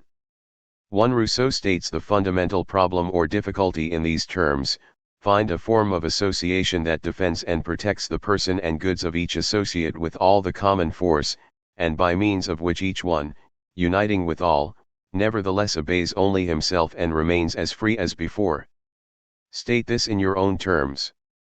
Do you think it is possible for people to be as free in any form of government as they were in Rousseau's state of nature? 2. Rousseau argues that complete alienation to the community brings about equality. Explain how this could be so. 3. If any rights remain with private individuals, what is likely to happen, according to Rousseau? 4. Rousseau brings up a prominent concept in this book, the general will, which differs from the individual will. Rousseau thinks individual will must conform to general will. What do you think is the general will? 5. How does Rousseau define citizens and subjects? How can an individual be both at the same time? Chapter 7, on the sovereign. 1. Rousseau claims that in a social contract as he envisions it, a person will have two commitments. What are those two commitments? 2. Do you understand now what he means by a citizen being a member of the sovereign? How can he be a member of the sovereign but also a subject of the sovereign? 3. Why can't the sovereign be subject to itself, that is, bind itself to its own rules? 4. Rousseau argues that when the multitude is united into a body, an attack on one citizen is like an attack on the whole body. Does this statement give you a better idea of the amount of unity Rousseau desires? Under what conditions do you think such unity might be possible? 5. Rousseau mentions that if a citizen refuses to obey the general will, he may be forced to be free. How can one be free if one is forced to agree? Chapter 8, on the civil state. 1. In the first paragraph, Rousseau in effect gives us a definition of justice and morality. Where do justice and morality originate? What are they? 2. What does a man lose when entering into the social contract? What does he gain? 3. Rousseau states that to be driven by one's appetites is a form of slavery, from which man escapes when he enters into society. Does this contradict the picture Rousseau has developed of the state of nature and civil society in his discourses? Chapter 9, on the real proprietary domain. 1. How does the creation of the state which has power over all property actually make our property more secure? Notice that Rousseau is forthrightly saying that in civil society the government ultimately owns all property because it has the power to control everything. 2. What should give people the right of the first occupant on land? 3. In the second last paragraph in this chapter, Rousseau briefly mentions the possibility of a more communistic arrangement. Regardless of the particular arrangement, what is the fundamental relationship between government and any type of property? Book 2. In this book, Rousseau further explains his view of sovereignty and the general will. Both of these are notoriously slippery concepts in Rousseau's work, so do not be too worried if you did not fully understand them when they appeared in Book I. Even here, it is necessary to read through to entire book to get a clearer picture of what these two words mean. Chapter I, that sovereignty is inalienable. 1. The second paragraph of this chapter contains a great deal of information on sovereignty and the general will. We know that people are sovereign in Rousseau's scheme. In what way is sovereignty an exercise of the general will? Why can sovereignty never be alienated? Explain how power can be transmitted to a person, committee, institution, and so on, but not the general will. 2. Why can the general will of the people not bind itself to any future commitment? 3. Rousseau ends this chapter by saying that the commands of the leader can be taken for the general will. How do we know that his commands are accepted as the general will? Chapter 2, that sovereignty is indivisible. 1. Why is sovereignty indivisible, according to Rousseau? 2. What mistake have other political theorists made about sovereignty? Chapter 3, whether the general will can err. Here Rousseau distinguishes between the general will as a pure concept and the general will in practice. As a pure concept, of course, it can never be in error. It is always what it is, a general will toward promoting the common good. However, the more interesting question is, how can one obtain the general will in practice with real people? 1. What faults do the people have that may keep them from reasoning well about the general will? 2. What is the difference between the will of all and the general will? 3. Rousseau recommends that there should be no partial society in the state, if the general will is to prevail. Give some examples from our own times of the types of partial societies he had in mind. Chapter 4, on the limits of sovereign power. What are the limits of government power? How much liberty should individuals have? These are the types of questions Rousseau attempts to answer in this chapter. 1. Who or what judges how much power the government should have over its citizens? 2. Can you now understand how Rousseau can say that by committing ourselves to obedience to the sovereign, we are only working for ourselves and obeying ourselves, and thus we remain free? 3. How does Rousseau answer the question, what is an act of sovereignty? 4. At the end of this chapter, how does Rousseau justify military service? Chapter V, on the right of life and death. Military service has always been a difficult subject for social contract theorists. Why would a person enter into a contract to save his life and make himself more comfortable only to be obliged to give it up to protect the state? This is the question Rousseau asks at the beginning of this chapter. 1. What is Rousseau's initial answer to this question? Explain the meaning of the rhetorical question he poses concerning a person who jumps out of a window to escape a fire. 2. The second paragraph further answer the question. What is the purpose of the social treaty? How does this purpose help explain the fact that sometimes a citizen must be willing to die for his country? 3. How does Rousseau justify the death penalty? Why would anyone enter into a social contract and give government the power of imposing the death penalty on any of its citizens? 4. How are the traitors to be treated, and why? 5. How does Rousseau handle the objection that condemning a criminal is a particular act against a particular person, when he had previously said that the sovereign cannot make any laws regarding particular groups or people? Chapter 6, on law. 1. In the second paragraph, Rousseau notes that all justice comes from God. But why is God's justice not good enough to form societies? 2. In the fifth paragraph, Rousseau finally gives a definition of a law. In your own words, give his definition. 3. In the next paragraph, Rousseau seems to modify, or refine, his notion that the sovereign must treat all members equally and not have different laws for particular people or groups. In what way does he refine his views? Do you think he is still talking about equality here? 4. What is Rousseau's definition of a republic? 5. In the final paragraph, Rousseau identifies some problems with the way the people think. What are these problems and what solution does he just barely indicate in the final sentence? Chapter 7, on the legislator. At the beginning of this chapter, Rousseau sounds like only a god could be a good legislator, but he does accept the fact that mere mortals must manage to legislate despite their imperfection. He then goes on to give a legislator, or founder, of a country advice on how to proceed. 1. In the third paragraph, Rousseau describes how the legislator founder should see the people he is to make into a civil society. What must he do to them and for them? 2. At what point has legislation achieved the highest perfection? 3. Why must a legislator founder walk away after establishing the founding laws or constitution, instead of continuing to rule? 4. Another difficulty for Rousseau is the way people think. What is the main problem they have, and how can the legislator use religion to solve the problem? 5. Given what Rousseau says in the final 2 paragraphs, what is the relationship between religion and politics? Does it seem like Rousseau believes in any religion here, or do they simply serve a political purpose? Chapter 8, On the People. 1. Why must the legislator start by examining the people's actual circumstances, not just what laws would be good in the abstract? 2. Why is it difficult to give freedom to a people who have never experienced or have long been without it? What must the legislator do, then, to ensure a good founding? Chapter 9, The People, continued. 1. Here Rousseau tackles the problem of size. How big or small must a well-governed state be? Why does he opt for smaller? 2. What problems with the bureaucracy does he see in the larger state? Chapter X, The People, continued.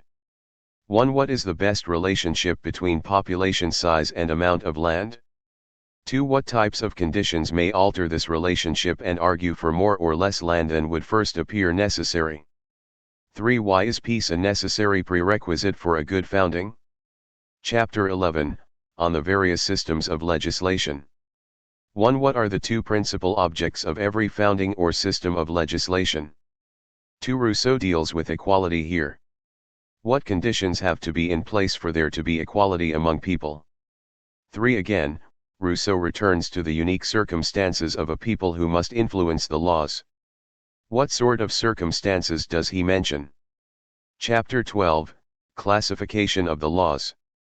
In this chapter, Rousseau classifies various types of laws, starting with what seems like the most important. But Rousseau has a surprise for us at the end. 1. The first type of law is basically constitutional. The people may always change laws that apply to itself as sovereign. Why must this be the case? 2. Rousseau wishes the second type of law concerning the relationships of individuals with each other and their relationship to the whole body or the sovereign state to emphasize independence of individuals in relation to each other but total dependence of all individuals on the state. What is his reasoning? 3. What is the third sort of law? Given what Rousseau has said previously about lawbreakers and traitors, how important is this type of law in Rousseau's social contract? 4. Rousseau considers a fourth sort of law to be the most important. What is this law, and why does he think it is supreme and essential to the success of all the other types of law? Book 3. Book 3 contains several terms that are difficult to understand, and concepts that are contestable enough that scholars have long discussed about Rousseau's meaning. After carefully reading the entire book you will have a fairly good idea of what Rousseau thinks of various forms of government, and what he thinks is the best form. Armed with this understanding, a second reading may be necessary to clarify some of his specific arguments and ideas. Chapter I, On Government in General. Rousseau warns his readers to read carefully, because he does not know how to write for those who are not paying attention. Keep this warning very much in mind. His first task is to define government itself. Establishing what Rousseau means by certain words in this chapter will help immensely with understanding subsequent chapters. You may find a brief answer to the following questions in one place, then an additional answer in another place in this chapter. Simply add to your answer as you see Rousseau return to the question. 1. What is the difference between legislative and executive power? 2. What is the difference between the government and the sovereign? 3. Give Rousseau's specific definition of government. 4. Who are the magistrates, kings, or governors? Who is the prince? 5. What is the relationship between the people and its leaders? 6. Why can the sovereign not govern directly? 7. Why does he say that the more citizens, the larger the sovereign, the less liberty there is? 8. Rousseau does not use the term ratio in the precise mathematical sense, but in the general sense of relationship. Under what relationship between the private individual wills and the general will does the government need more force?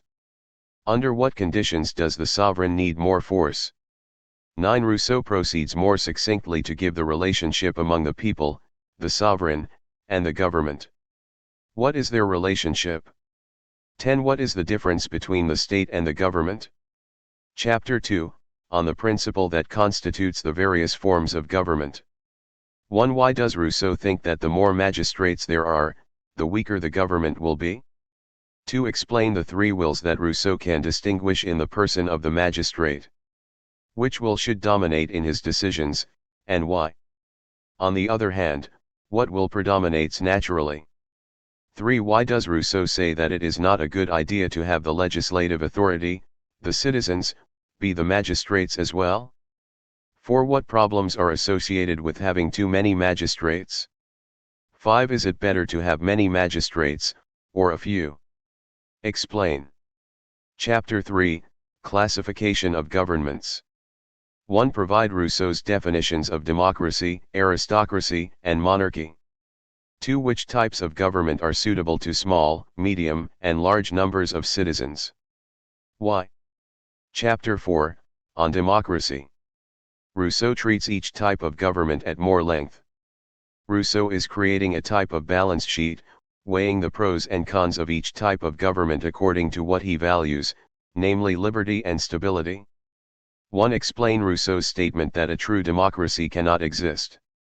2. What physical and social requirements are there for a democracy to work well? 3. How does Rousseau correct a famous author, Aristotle, on the need for virtue in a democracy? Chapter V, On Aristocracy. 1. Rousseau states that in an aristocracy, there are two general wills. To whom do they belong? 2. What are the three sorts of aristocracy? Which one is the best? Why? 3. Does it surprise you to learn that Rousseau thinks aristocracy, the rule of the wise, is the best and most natural form of government? Why or why not? 4. What size requirements are there for the country to be suitable for aristocracy? Chapter 6, On Monarchy. 1. What makes the monarchy different from the other type simple forms of government? 2. What advantages does a monarchy enjoy? What disadvantages are there? 3. How does Rousseau interpret Machiavelli's message in The Prince? 4. Why are intermediate layers of authority such as the nobility necessary in a monarchy? 5. Rousseau compares monarchy with a republican government in which the people choose who will be in positions of honor. Which is superior and why? 6. What kind of troubles does the matter of succession cause in a monarchy? 7. What point is Rousseau trying to make about monarchy when he brings in Plato in the second last paragraph? Chapter 7, On Mixed Government. 1. From reading this entire chapter, can you ascertain what is a simple and what is a mixed form of government? 2. How does Rousseau answer the question of whether a simple or a mixed form of government is better? Chapter 8, That not all forms of government are suited to all countries. 1. What sorts of physical circumstances should be considered when determining what the best government is for any particular people? 2. Why is monarchy suited to wealthy nations, aristocracy to nations of moderate wealth, and democracy to poor nations? 3. What do you think of Rousseau's argument that climate and soil fertility have a lot to do with the character of the people and hence the type of government they should have? Chapter 9, On the Signs of Good Government. Now Rousseau moves from a more general discussion of government and what conditions call for what kind of government, to a more specific discussion of what in his mind is the mark of a good government. He still denies that he can nonetheless plunges ahead with the task of evaluating governments. What is Rousseau's simple answer to the question of how we can know whether a government is well or poorly governed? Chapter X, On the Abuse of Government and its Tendency to Degenerate. 1. What are the two general ways in which the government tends to degenerate? 2. What two ways can the dissolution of the state come about? 3. Rousseau says that democracy degenerates into ochlocracy, mob rule, aristocracy into oligarchy, and monarchy into tyranny. Can you imagine how each change might occur? 4. What is the definition of a tyrant? How does this differ from a despot? Chapter 11, On the Death of the Body Politic. 1. Is the death of the body politic inevitable? Why or why not? 2. What does Rousseau mean by tacit consent? Chapter 12, How the sovereign authority is maintained. Why does Rousseau admire ancient Rome? Notice that he leaves ancient Athens to one side. Athens' government was a pure democracy that tended to be unstable and actually ruled by demagogues. How do you think Rome would seem better than Athens to Rousseau? Chapter 13, Continuation. 1. Why does Rousseau think that a good government must include regular, periodical assemblies of the people as sovereign? 2. How does Rousseau answer the objection that popular assemblies are difficult to organize on a scale larger than the single town? Chapter 14, Continuation. 1. What happens to the government and the executive power during the time when the popular assembly is taking place? 2. What is the relationship of the prince to the sovereign during these assemblies? Are you beginning to see clearly the revolutionary nature of Rousseau's thinking? Chapter 15, On Deputies or Representatives. 1. How does Rousseau tie the creation of representation for the people with money and laziness? 2. If the people have deputies, these deputies cannot be representatives, so what are they? 3. How does Rousseau criticize the English and their parliament? 4. What was the role of slavery in ancient democracies, according to Rousseau? What do you think his conclusion is concerning the possibility of having modern democracies without slavery? How do we reconcile this discussion with his previous condemnation of slavery? 5. If slavery is not the answer, must the democratic city simply remain very small? Chapter 16, That the institution of government is not a contract. 1. After reading this entire chapter, can you determine who is party to the social contract? Why is it more important for Rousseau to clarify who the contracting parties are? 2. What is the relationship between the people and their magistrates if it is not a social contract? Chapter 17, On the Institution of Government. Here Rousseau describes how a government might actually come into being. 1. Describe the first 2 steps in the process of making a government. 2. Why must Rousseau explain that in this process there is first the establishment of a democracy, which then describes what form of government it will next establish? 3. What message do you think Rousseau is sending advocates of hereditary monarchy in this discussion and in other chapters you have read so far? Chapter 18, The Means of Preventing Usurpations of the Government. 1. How does Rousseau change what would have been the acceptable way to see the relationship between the people and their hereditary monarchy in this chapter? 2. How do periodic assemblies of the sovereign help to prevent usurpations of government, removal of ultimate authority from the sovereign? 3. What 2 questions should the sovereign answer every time it assembles? What is the practical importance for the current government such questions? Book 4. Rousseau begins his preface to On the Social Contract with praise for Geneva, but he ends his book with praise for ancient Roman institutions. His praise of Rome forms his practical suggestions for instituting a good form of government. The question to ask here is not, does Rousseau wish to bring back ancient Rome? Clearly he recognizes that no government can be replicated regardless of time and place. Instead, the reader should look for general principles of good government in Rousseau's praise of Rome. His treatment of what he considers to be a good government in the past will further illuminate what Rousseau means by the general will and thus will explain the way he expects it to function. Chapter I, That the general will is indestructible. The general will is an idea we have already tried to untangle. This chapter makes it clear that the general will is not necessarily a practical reality, but a concept that is more or less achieved in reality according to the situation of the people and the way they are governed.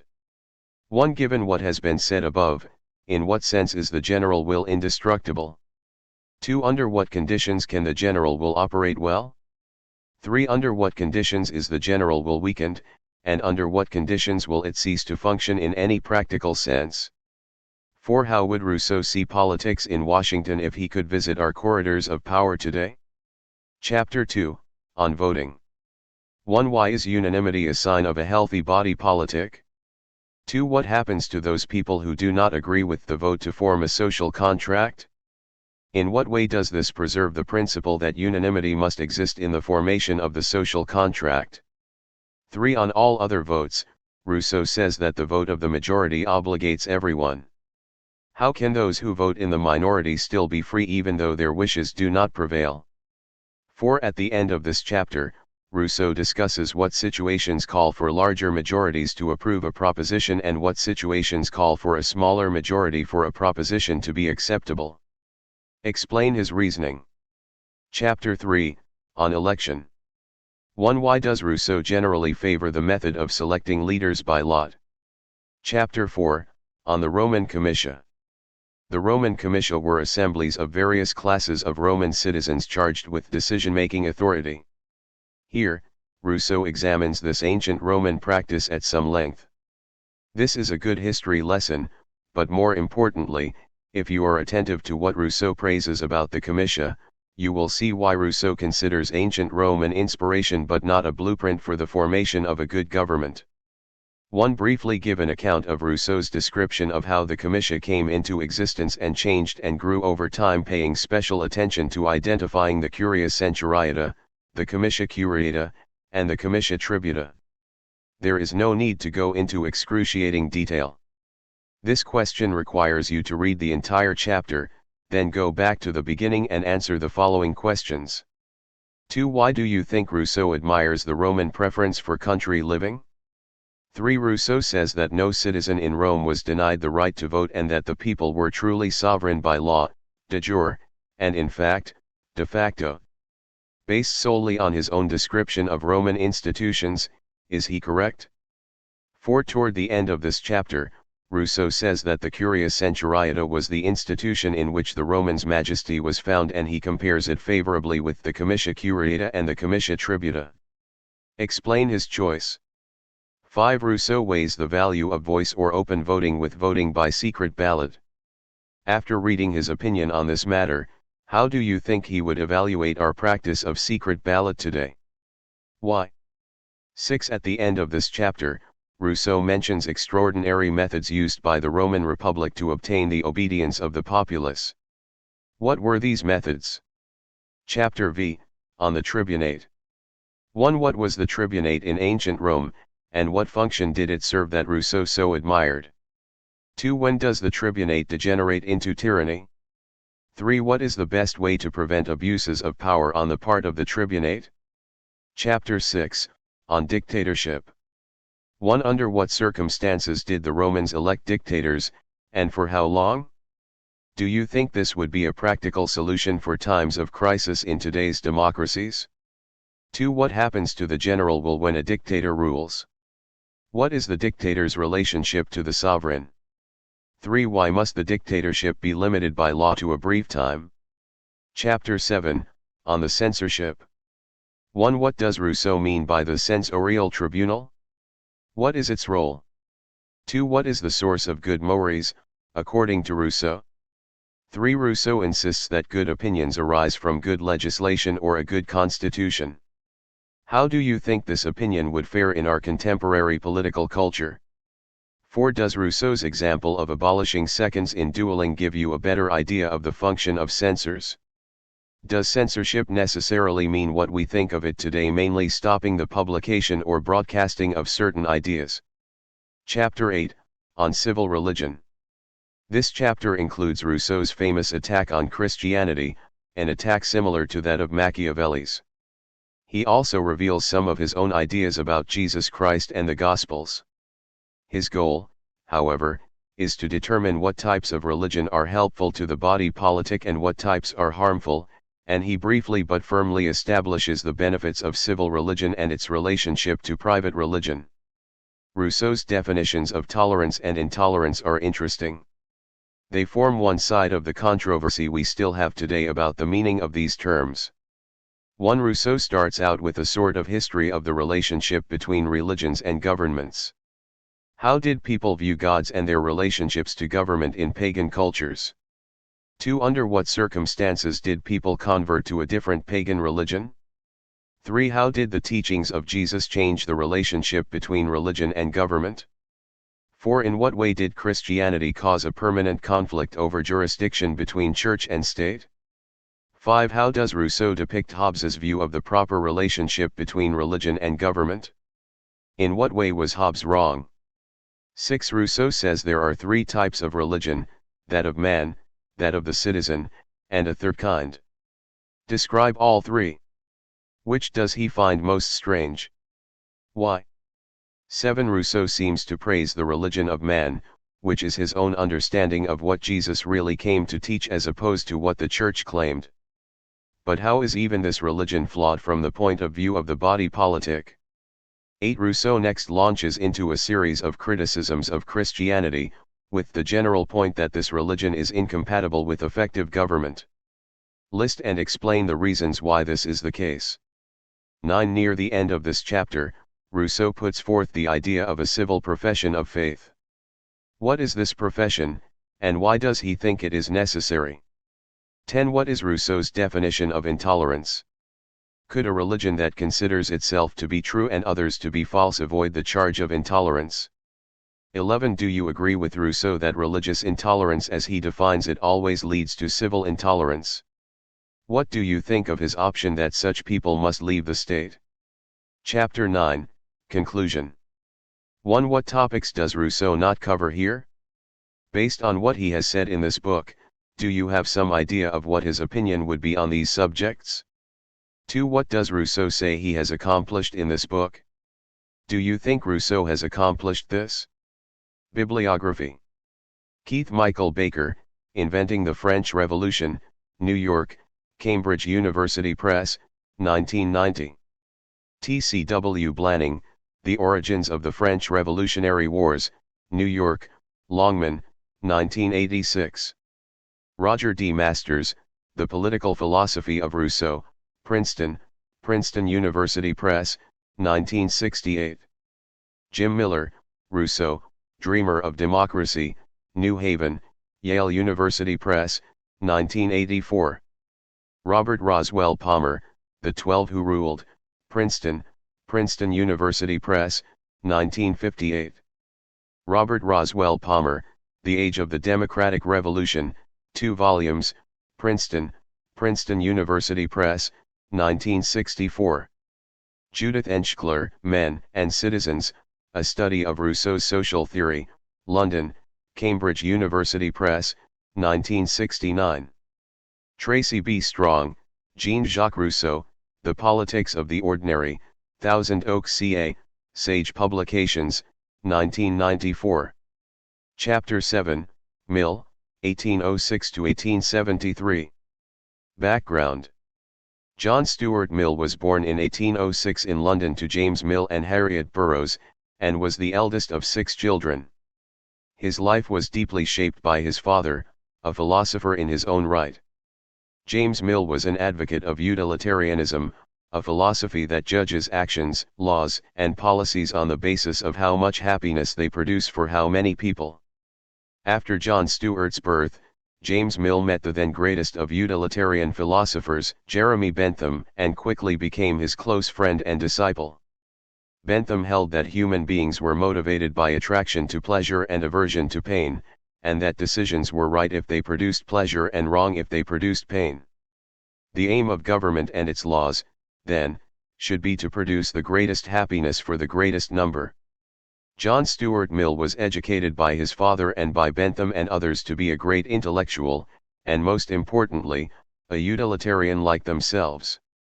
In his autobiography, 1873, Mill complained about this education, one that was so strict and rigorous that he blamed it for causing the nervous breakdown that he suffered when he was 20. Mill recounts, for instance, I have no remembrance of the time when I began to learn Greek. I have been told it was when I was 3 years old. By 1813 he had read the first 6 dialogues of Plato. His early memories of learning Greek and also mathematics were not altogether pleasant.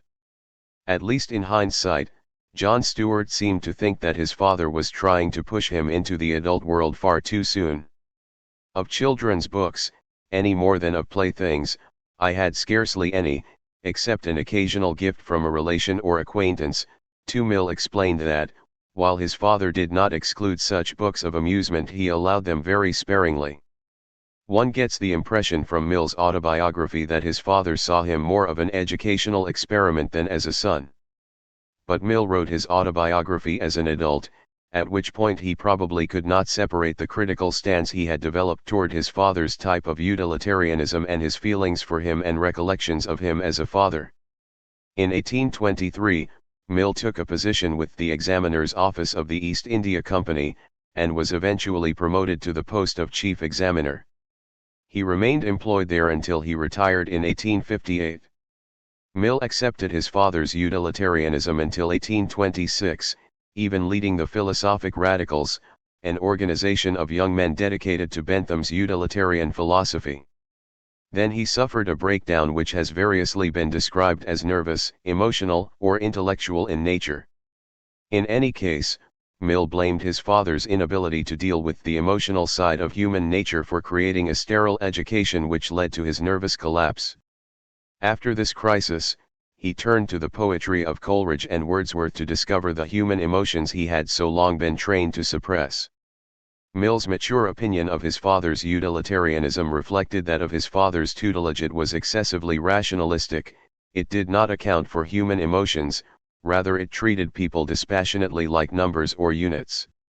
Surprisingly, given his youthful experience, Mill was not to abandon his father's utilitarianism completely, but to modify it in an attempt to make it better and more human. Instead of treating pleasures and pains as equal or to be determined simply by majority pleasures and pains as equal or to be that some pleasures were better or more important than others and that the government should promote the pursuit of those more edifying or higher pleasures, such as learning, for the welfare of all. John Stuart Mill was introduced into Harriet Taylor's intellectual circle when he was 25 years old. This woman, who would eventually be John Stuart's wife, was then married to a wealthy merchant whom Mill thought friendship with her that culminated in marriage. Scholars disagree strongly about the influence this woman had on Mill's life and intellectual development. Some attribute to her Mill's turning away from his father's ultra-rationalism, others with the development of Mill's rationalistic side. Some say that she had a profound influence on some of his works, even with the point of co-authoring them, especially on the rights of women. Others regard her influence as peripheral. She certainly had an influence on his view on feminism. His father had held that only middle-class males should vote, but John Stuart was to argue for female suffrage. We know from his autobiography that Mill held Harriet in the highest esteem imaginable, even claiming that she had a great influence on his political philosophy. When two persons have their thoughts and speculations completely in common, when all subjects of intellectual or moral interest are discussed between them in daily life, and probed to much greater depths than are usually or conveniently sounded in writings intended for general readers, when they set out from the same principles and arrive at their conclusions by processes pursued jointly, it is of little consequence in respect to the question of originality which of them holds the pen. The one who contributes least to the composition may contribute most to the thought. The writings which result are the joint product of both, and it must often be impossible to disentangle their respective parts and affirm that this belongs to one and that to the other. 1. At first, Mill and Harriet Taylor simply saw a lot of each other, but after 2 years Harriet told her husband honestly about her feelings for Mill. Eventually John Taylor agreed to tolerate their affair. After this, the two were together frequently and even traveled together. Many scholars maintain that their relationship, while passionate, remained platonic throughout Harriet's first marriage. They maintained a thin public veneer of close friendship to conceal their love in an attempt to conform to social expectations. Then in 1849 John Taylor died, and after the proper period of mourning, Harriet and John Stuart Mill married in 1851. It would be an understatement to say that their relationship made Mill feel complete. Harriet had the passion and feeling his father could never give him, as well as, in his view, formidable intellectual gifts. A champion of women's equality, Harriet published several works of her own.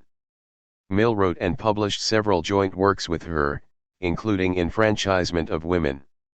When she died in 1858, he was devastated, but he was now motivated by the desire to do what she would have wanted him to do, including continue his philosophical works. Thus, Mill's father and his wife, more than any others, strongly influenced his life and his works. Despite his strict and sterile upbringing, Mill learned from his father's tutelage and did not wholly reject his father's philosophy. Despite his father's downplaying of the emotional side of his son's nature, John Stuart became a man who could love deeply and feel passionately about the causes he championed. Mill and Taylor were to be married only 8 years. After Harriet's death in 1858, Mill published 2 of his greatest works, On Liberty, 1859, which, Mill states in his autobiography, is the result of their collaboration, and the subjection of women, 1869. Both of these works have been included in your guides. Mill published Utilitarianism in 1863, a book that represented his critical stance toward Benthamite utilitarianism, which he considered too simple and narrow compared with his own more complex, more human utilitarianism. Between 1866 and 1868, Mill served as a member of Parliament for Westminster, where he sponsored legislation to give women the right to vote and to change the laws concerning property rights of married women. He and others like him pursued parliamentary reform. He died in Avignon, France, in 1973, and was buried next to Harriet. His autobiography was published shortly after his death. Understanding Mill. To understand Mill fully, one has to better understand the utilitarian philosophy that he rebelled against and modified. This philosophy emerged at a time of great change in European history. The economy was rapidly changing toward factory production and creating a more urban population of working poor. A powerful merchant class had emerged as well as a large working class. The old aristocracy was being challenged by the merchant or bourgeoisie class, whose interests lay in individualism and economic freedom, not in aristocratic monopoly and prescribed privilege. Intellectuals like James Mill and Jeremy Bentham came forward in journalistic and philosophical circles to promote individualism and political reforms.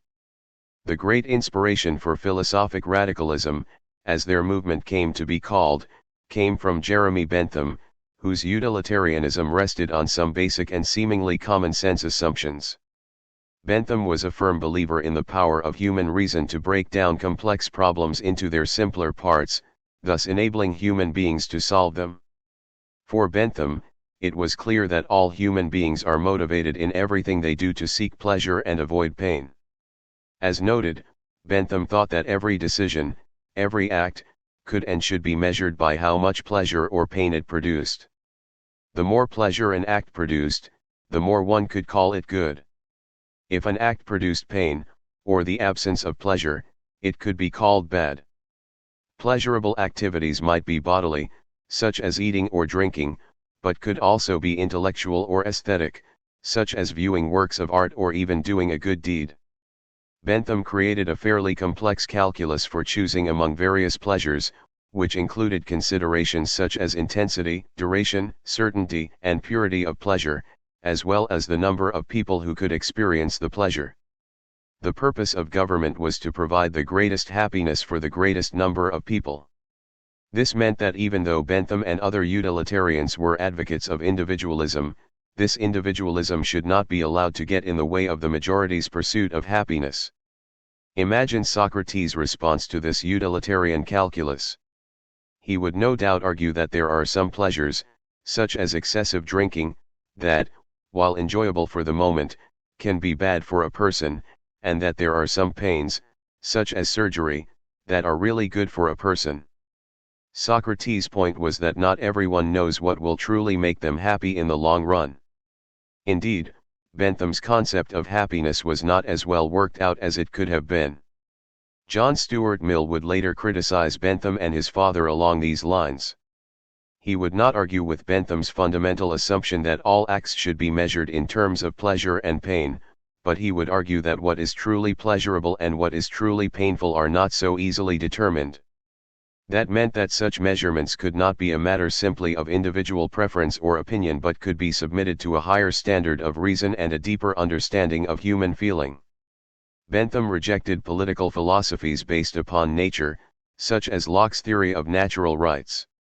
The rights of a people could not be found in nature, according to Bentham, but could only be created by government based upon what the people wanted and could agree upon. While an individualist at one level, promoting seemingly hedonistic pleasure-seeking, Bentham thus rejected the earlier liberal notion of individualism in which the protection of individual natural rights was the foremost duty of government. The earlier notion would have demanded the protection of political and religious minorities or even individuals from the tyranny of the majority. Bentham, on the other hand, seemed fairly confident that human beings were enough alike that a formula for providing for the pleasure, and thus the happiness, of the majority would satisfy most of the people most of the time. In this system of thought, the rights of minorities would have to be sacrificed if they interfered with the perceived happiness of the majority. This rejection of the idea of individual natural rights is a potential problem for the acceptability of all utilitarian philosophies, including John Stuart Mill's. At first, Bentham seemed to trust the elites to govern with the common good in mind. However, as these same leaders seemed to continue to largely ignore his proposals, he later advocated political reform as a necessary means to the end of a government dedicated to providing the greatest happiness for the greatest number, not just for the elites.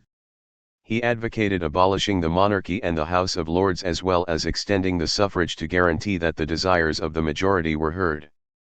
He also advocated universal education to help the people identify their interest with the interests of all.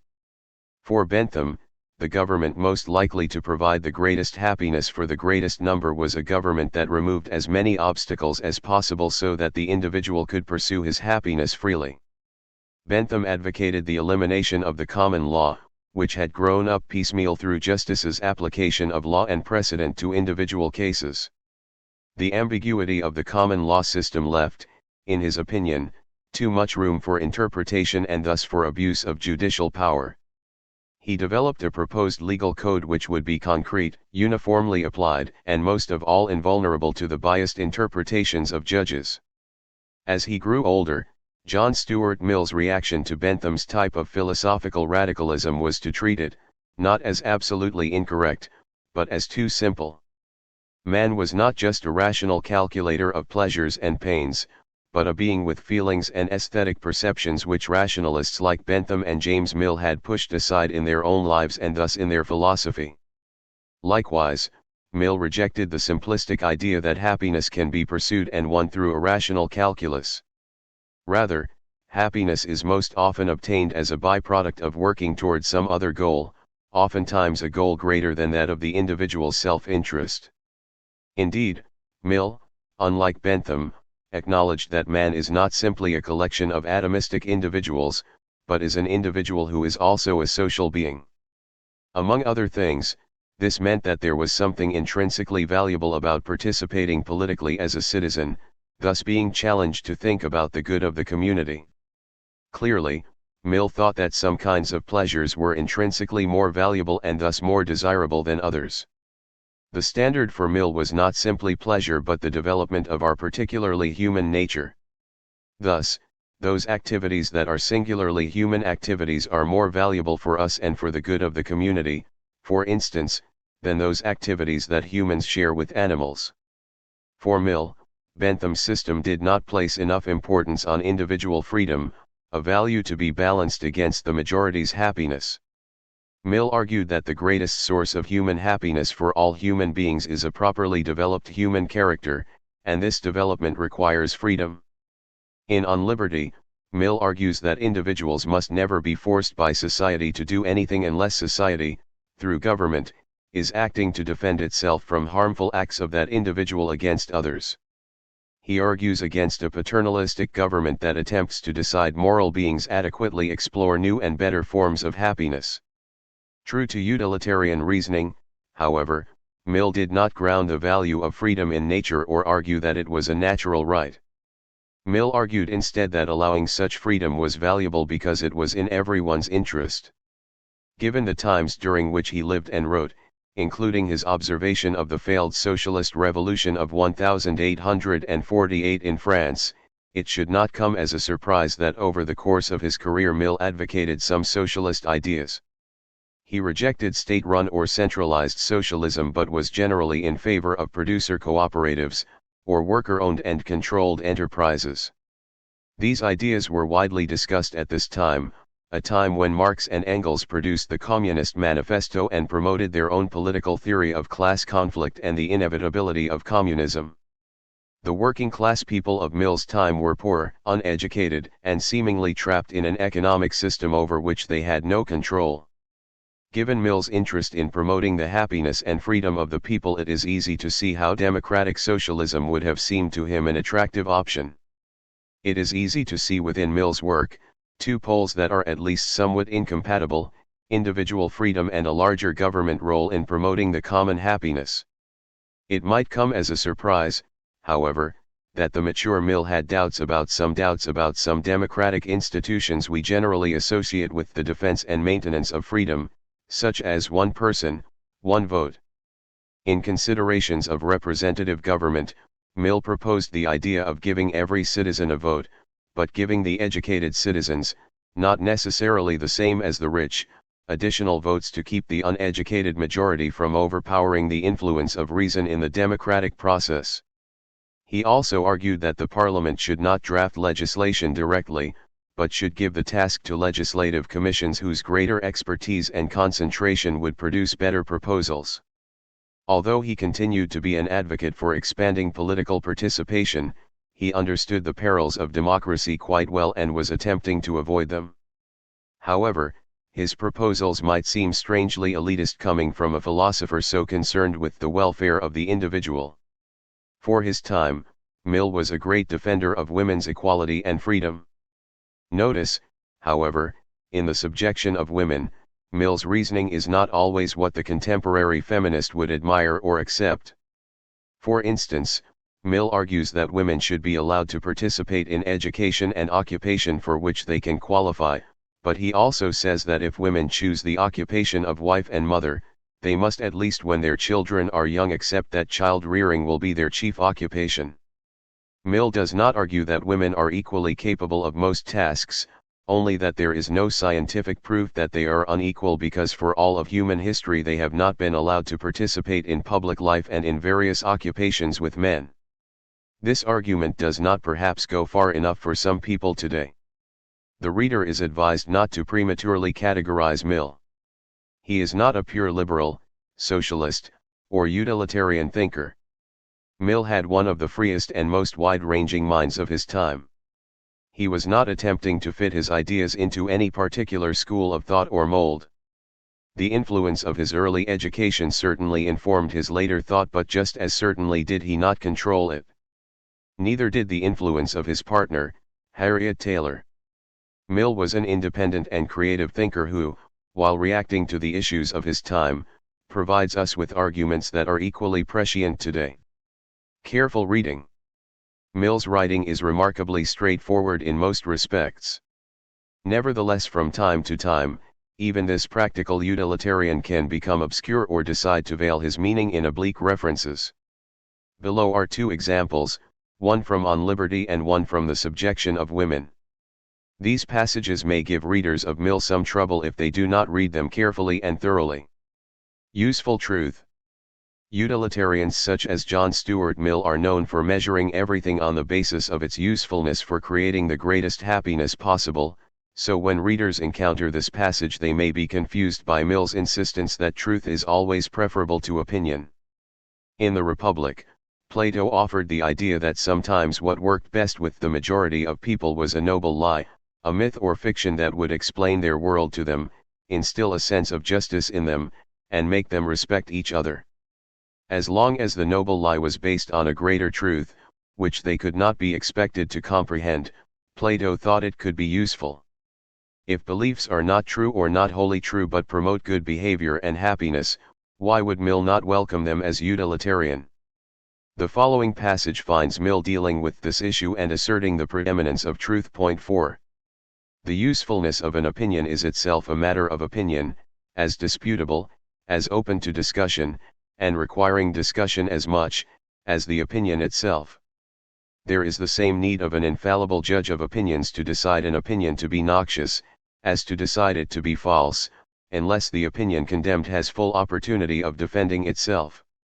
And it will not do to say that the heretic may be allowed to maintain the utility or harmlessness of his opinion, though forbidden to maintain its truth. The truth of an opinion is part of its utility. If we would know whether or not it is desirable that a proposition should be believed, it is possible to exclude the consideration of whether or not it is true. In the opinion, not of bad men, but of the best men, No belief which is contrary to truth can be really useful, and can you prevent such men from urging that plea, when they are charged with culpability for denying some doctrine which they are told is useful, but which they believe to be false? Chapter 2, Para 10. First, Mill makes an argument that he has used before and will use again to deal with other questions.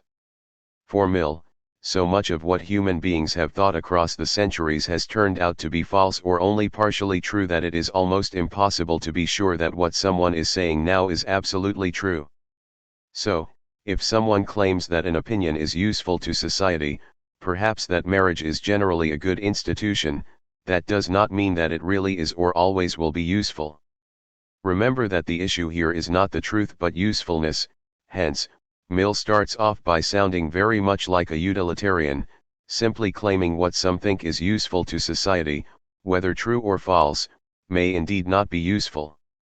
Next, Mill buttresses this thought by saying that in order to determine that an opinion is socially noxious or harmful would require an infallible judge, just as an infallible judge would be needed to judge whether an opinion was true or false. By emphasizing the need for infallibility as a prerequisite for judging either the social usefulness or the truth of an opinion, Mill is raising the standard for judgment so high that mere mortals cannot attain it. If no human being can be thus free of error in their reasoning, then it is not possible for anyone to decide for the rest of society what opinions they should or should not be exposed to. Mill does open the door for judgment if the opinion in question has the opportunity to be fully defended, but to be fully defended, the opinion would have to be fully available to the people, so that a decision to withhold it from people could no longer be made.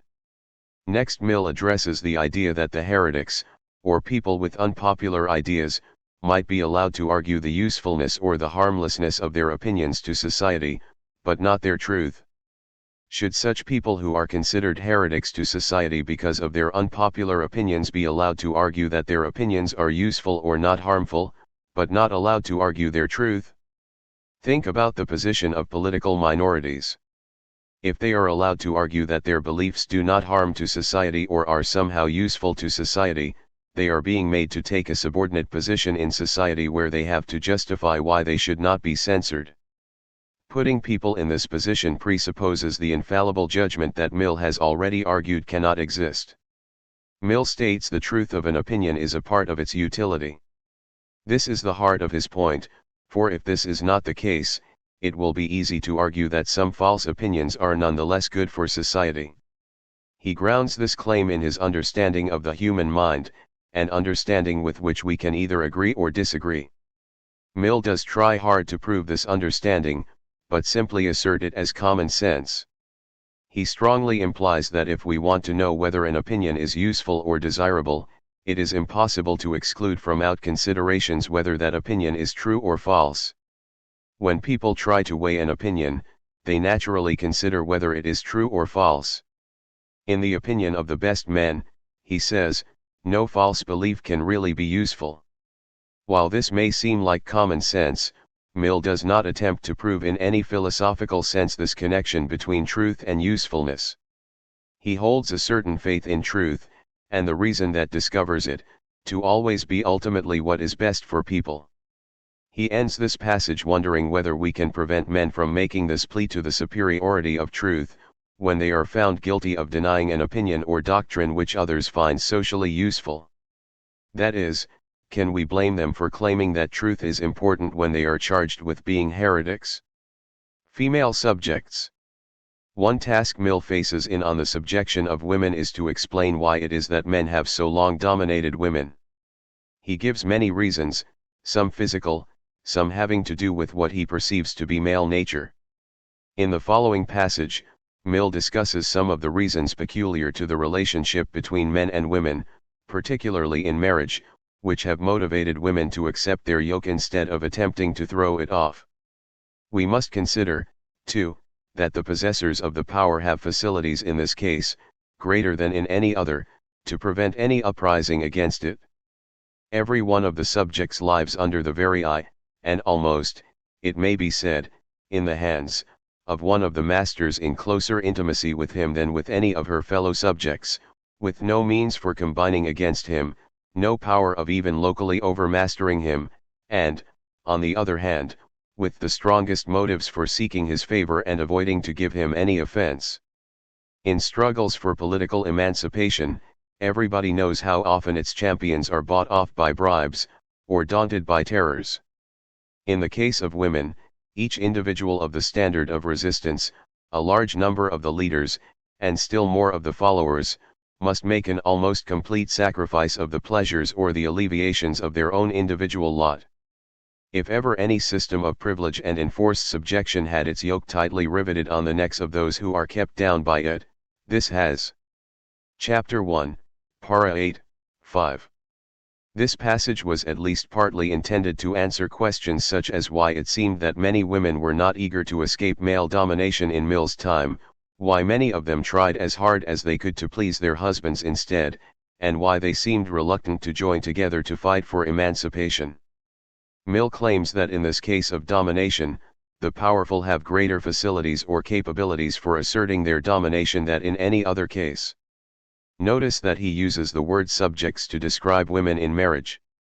He is doing his best to paint the picture as he thinks it really appears that marriage in his time is truly a sort of slavery. At the same time he is saying that women are subjects who are in a very different type of relationship with their husbands as subjects are with their kings. The relationship of these female subjects is one of great intimacy and constant contact. Indeed, Mill does not deny that love enter into such relationships and is part of what holds the system together. Women are more intimate with their husbands than with any of their fellow subjects, that is, their fellow women with whom they might otherwise join in fighting the system together. Mill uses the word master to substitute for husband, again, in order to show us the true situation as he sees it. Women have every reason to try to please their masters and avoid offending them in such circumstances, for each one will benefit from doing so given their situation, even though by doing so they also perpetuate their enslavement. Mill goes further with the analogy to monarchy when he states that in struggles for political emancipation, even the champions of freedom are brought off by bribes or intimidated into inaction.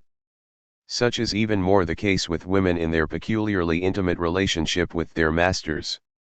They are constantly being bribed and intimidated. What bribes is Mill talking about? He does not say, leaving it to our imagination. But he is probably referring to the husband's control of all material things, food, housing, clothing, and for the upper classes, the finer things that husbands could provide, as well as the husband's choice of whether to be kind to his wife. These benefits are a double-edged sword, however, and can be used for intimidation by threatening their withdrawal. Mill again addresses the question of why women do not join each other in resistance when he says that many would have to risk these individual penalties for the chance of freedom. To start a movement, many women would have to forego a pleasure or comfort in life in order to make it happen. Mill obviously thinks this is very unlikely, which is why, elsewhere, he states that men must change their minds about the value of women's emancipation, in order for that emancipation to take place. Indeed, his essay is not written primarily for women but for men, to give them the many reasons why it would be in their own and in the collective interest to give women their freedom. Mill ends this passage by emphasizing that the system of male domination of women is very strong, thus leaving the impression that is insurmountable unless men as well as women change their ways. Guide to On Liberty. On Liberty is a work that largely assumes utilitarianism and does not thoroughly explain that philosophy nor defend against its chief opponent, natural rights philosophy. It is important to keep in mind that this larger philosophical debate lurks in the background, and occasionally, Mill does make reference to this issue. More importantly for understanding this work, sometimes Mill uses the word rights, but he does so in a very different way from Hobbes or Locke, meshing it with utilitarian thinking. The main theme in this work is individuality, its utility, and hence the need for government to restrict it as little as possible. Take time to number the paragraphs in On Liberty, starting with paragraph number 1 for each chapter. This will help you follow the study guide more effectively. Chapter I, Introductory. 1. What is the subject of On Liberty? Para 1. 2 Mill proceeds to give a sort of history of the development of government, which fills the place of a discussion of the state of nature in natural rights theories. Give an account of the struggle between liberty and authority as it began in the earliest times and in Mill's time. Para 2-4. 3 What does Mill mean by the tyranny of the majority? Para 5. 4 Describe what Mill means by custom, and explain why it is not good enough to make decisions regarding rules in society. Para 6. 5 What special claim does religion have in promoting the rights of the individual against society on the broad grounds of principle instead of custom? Why is this claim of religious groups in promoting rights imperfect? Para 7. 6 In paragraph 8, Mill says that there is no recognized principle by which the propriety or impropriety of government interference is customarily tested. In the next paragraph, Mill states the principle he wishes to promote. What is Mill's principle? Para 9. 7 Mill states that he is not going to use reasons grounded in abstract right or natural rights philosophy. What reasons does he give for rejecting this philosophy and using only utilitarianism? Very importantly, Mill qualifies the type of utilitarianism he will accept. Given your knowledge of Mill's break with Bentham's utilitarianism, what is the importance of his statement that he will ground utility on the permanent interests of man as a progressive being? Para 11. 8 What areas of human action are generally none of society's business? Para 12. 9 What is the difference Mill sees between his own utilitarian philosophy and the ancients' political philosophy? Para 14. Chapter 2, of the liberty of thought and discussion. At the end of the previous chapter, Mill says that he will break his argument down and first deal with the liberty of thought. He states that it is impossible to detach this liberty from that of speaking and writing. Hence this chapter is a classic defense of freedom of speech and press, though Mill obviously thinks that many people do not know what to do with these freedoms. 1 Why is it important, especially in a democratic society, to consider the topic of freedom of thought, speech, and press? Para 1.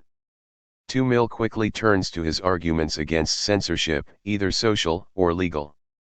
His first argument is that the speech to be suppressed may possibly be true. Summarize the objections leveled against this argument and summarize Mill's answer.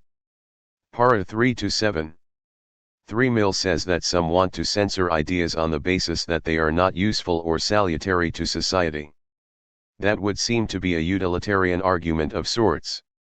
How does Mill relate a concern for discovering the truth with true usefulness to society? Para 10. 4 Next, Mill turns to an argument that would be examined carefully by Christians. What impression do you get here of Mill's religious convictions? Para 11-13.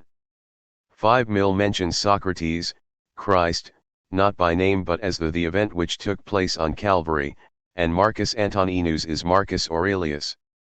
What is his general point? Para 12-14. 6 Mill brings up an argument by a Dr. Johnson that persecution, including censorship, is an ordeal through which truth ought to pass. What are Dr. Johnson's reasons, and what is Mill's response? Para 15-17. 7 Describe how people with socially unacceptable religious beliefs and non-believers were persecuted in Mill's time. Why is social intolerance especially harmful? Para 18-20. 8 Mill now turns to the second division of the argument, which is to assume that all customary opinions are true and to argue why a diversity of opinions is nonetheless valuable to society. What is the key to a living truth as opposed to one that has stagnated? Para 22-23. 9 What is Mill's answer to the objection that the general public cannot really gain from a free and open discussion of all ideas? Para 24-25. 10 How does a creed decline into a dead series of phrases according to Mill? Do you find this argument convincing based on your experience with religious, moral, or political creeds? Para 27-30. 11 In what way does Mill praise Socratic philosophy as better than most of the thought of his own time? Para 32. 12 Next, Mill turns to one of the principal causes which make diversity of opinion advantageous, that is, when the conflicting doctrines, instead of being one true and the other false, share the truth between them, do you think he is correct in asserting that this is a more common situation than an opinion that is wholly true or false? Para 33. 13. What credit does Mill give to Rousseau? Para 34. 14. Why is it beneficial to have at least two parties, a part of stability and a party of reform, competing for power in government? Is Mill's reasoning true today for the competition between the Republican and Democrat parties? Para 35. 15. Mill deals with the objection that, at least with Christianity, a truth can be found that is not mixed with errors. What is Mill's response? Would this response have helped or hurt Mill's case with more orthodox Christians? Para 36 to 38. 16. Mill quickly recapitulates his argument. Then he turns to those people who say that all ideas should be discussed but only in moderation, or without extremism. What is the problem with this seemingly civilized proposal? Para 43. Chapter 3, of Individuality, as one of the elements of well-being. Here Mill turns from freedom of thought to freedom of action, whether men should be free to act upon their opinions. Mill explores both the intrinsic and the utilitarian reasons for promoting individualism as much as possible. This chapter is a good example of where Mill differed with Bentham as his father on the worth of human development for its own sake, and on areas not easily understood by reason. 1. Very quickly, Mill states the limits of individualism both in expressing opinions and in actions. When can society or government legitimately intervene and stop or punish a person? Para 1. 2. What kind of person does Mill deem to be a true individual? Para 2 to 4. 3. Mill takes another excursion into history in discussing a time when the element of spontaneity and individuality was in excess. To what time do you think he is referring, and how does that time differ from Mill's own? Para 6. 4. Next, Mill addresses those who do not want liberty for themselves, attempting to give them reasons why they should allow others to have it. In this connection, he first discusses the role genius plays in human progress. What is this role? Would this argument convince those whom he is addressing? Para 11 to 12. 5. What are the dangers of the crowd or conformism, and what are the benefits of eccentricity? Para 13 to 14. 6. Mill describes the social standard of his times this way: to desire nothing strongly. How does he characterize England under this social standard? What risks is his country taking by upholding this standard? Para 15 to 17.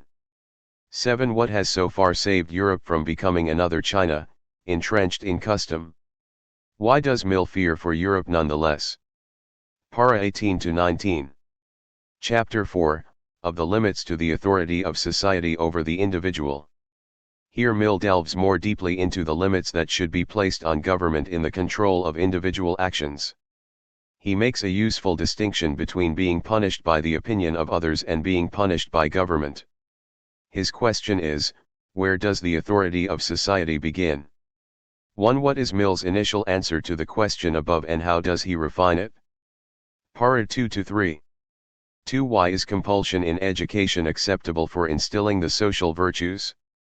Para 4. 3. Does Mill condemn those who would give advice and try to persuade others whom they think are acting inappropriately? Why or why not? Para 5. 4. What distinction is Mill trying to make in paragraph 7, and why is it important? 5. How does Mill deal with the objection that there are private acts which nonetheless injure others, such as when drinking leads to indebtedness, accidents, or crime? Para 8 to 11. 6. Mill says that the strongest argument against public interference in private activities is that when it does interfere, the odds are that it interferes wrongly, and in the wrong place. Para 12, he then goes on to give examples: or the Muslims, the Musulmans, the Spanish Catholics, the Puritans, fashions in the United States, labor unions or guilds, prohibitions against liquor in nearly half the United States, Sabbatarian legislation, government-ordered shutdown of all businesses, and so on Sunday, and laws against the Mormon practice of polygamy. Taking each of these in turn, Explain briefly the circumstances and the point of the example. Para 13 to 21. Chapter V, Applications. After summarizing the maxims that he has developed in this essay, Mill uses this concluding chapter to refine further his primary principle. He begins by explaining that just because damage to the interests of others can justify the interference of society and government, it does not follow that every time the interests of others are damaged, government should interfere. It is important to explore the limits of government action even more carefully in order to avoid the possibility of tyranny. Mill's first example of such an area is competition for positions in an overcrowded profession. Para 3, can you understand why some damage to other individuals must be allowed in this area? Mill quickly moves into a discussion of trade, in particular how free of government regulation should it be? What types of restrictions would Mill find acceptable on the sale of poisons or guns, and upon what principle are these restrictions based? Para 4 to 5. 3. Drunkenness and idleness were often considered moral sins in Mill's time. What should be the principle of government intrusion into these areas? What do you think of Mill's assertion that it is all right for government to prohibit offenses against decency? Para 6 to 7. 4. How does Mill defend the freedom to advise or encourage others to do what is considered wrong by society? What is Mill's opinion about outlawing gambling houses? What do you make of his relative silence on pimping, trafficking in prostitutes? Para 8. 5. How does Mill end up approving higher taxes on alcohol? Para 9. 6. How does Mill argue against the right to sell oneself as a slave? Para 11. 7. Mill mentions third parties brought into existence through marriage, children. How does, or should, the advent of children change the freedom of both parties in the marriage to get a divorce? Para 11. 8. What is Mill's position on the freedom of the husband and father to rule over his wife and children? Para 12. 9. What is society's interest in making sure children receive a proper education? Why does Mill argue for maintaining a diversity of educational experiences? Is there any reason to think that Mill's scheme for requiring annual public examinations of all children will unduly impose on religious believers a particular way of thinking about religion? Para 13 to 14. 10. How could we see Mill's approval of laws restricting marriage to those who can show they have the means to care for children as in agreement with his primary principles of individualism and governmental non-interference? Para 15. 11. Finally, Mill turns to a class of questions having to do with how much government should help others. He lists several objections to this tendency of government. What are his objections? How do you think the government of the United States would measure up to this analysis? Para 16 to 20. 12. Explain his praise of Americans in his own time. Would he still praise them for the same abilities today? Para 21. 13. In paragraph 22, Mill argues for the greatest dissemination of power consistent with efficiency, but the greatest possible centralization of information, and diffusion of it from the center. What is this design of government attempting to prevent? How could this design be perverted? Para 22. Guide to the Subjection of Women. This essay is divided by Mill into 4 chapters. It is highly recommended that you number the paragraphs in each chapter so that you will be able to use the questions below more effectively. Chapter 1. In this chapter Mill states the problem of inequality and discusses his belief that such inequality is a result of socialization and prejudice, not nature. 1. What is the object of this essay? 2. Why does Mill think it is necessary to answer all the objections to female equality that have ever been stated by those who take the other side of the question? Para 3. 3. How does Mill deal with the fact that the custom has always been to treat women as not the equals of men? Para 4. 4. How does Mill explain how women's bondage to men originally came about? Para 5. How does Mill associate this bondage with actual slavery? 5. Mill admits that women are the physically weaker sex. Why does this not justify them being treated unequally? Para 7. 6. How does Mill characterize the motivations of men when dominating women? Why is this domination the last of its kind to go? Para 8. 7. How does Mill answer the argument the male domination of women is natural and therefore not unjust?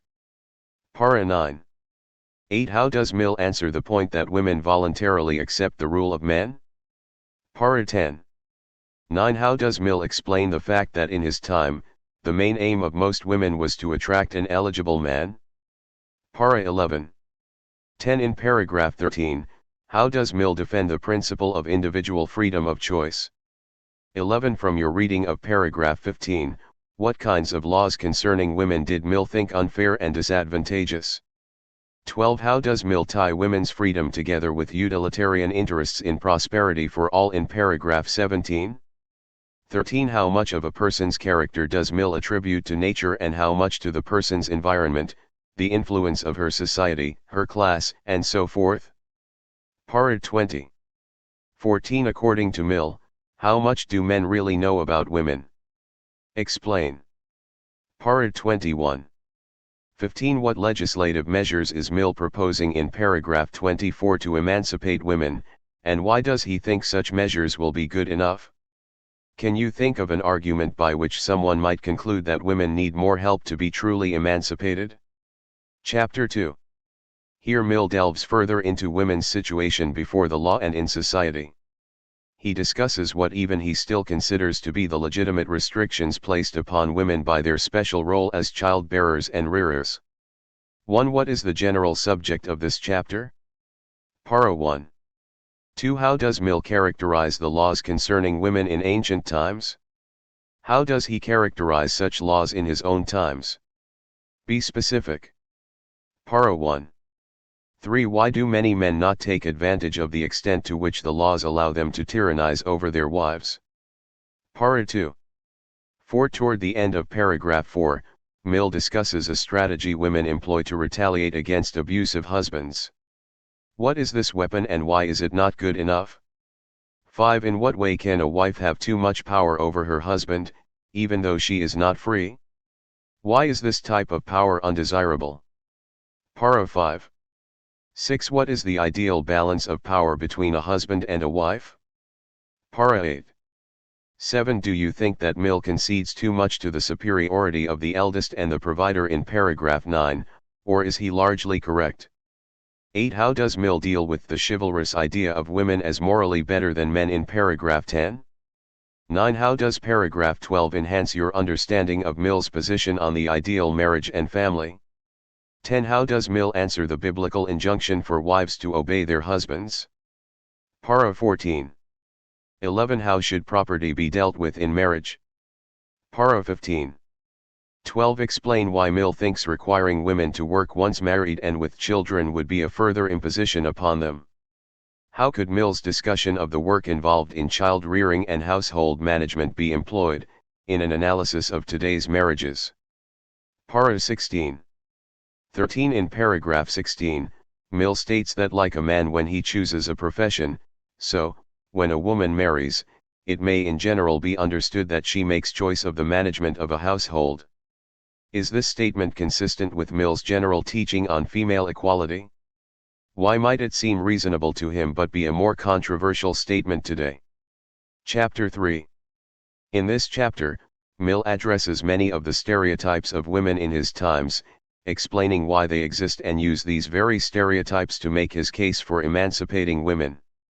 1. In paragraph 1 of this chapter, Mill uses an argument that echoes Plato's in the Republic.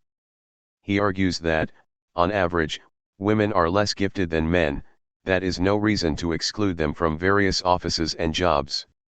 Provide Mill's explanation. Why do you think Mill feels the need to use this argument? 2. In the same paragraph, how does Mill tie the concept of justice to his utilitarian arguments on women's potential contributions to society? 3. Why do many men not take advantage of the extent to which the laws allow them to tyrannize over their wives? Para 2. 4. Toward the end of paragraph 4, Mill discusses a strategy women employ to retaliate against abusive husbands. What is this weapon and why is it not good enough? 5. In what way can a wife have too much power over her husband, even though she is not free? Why is this type of power undesirable? Para 5. 6. What is the ideal balance of power between a husband and a wife? Para 8.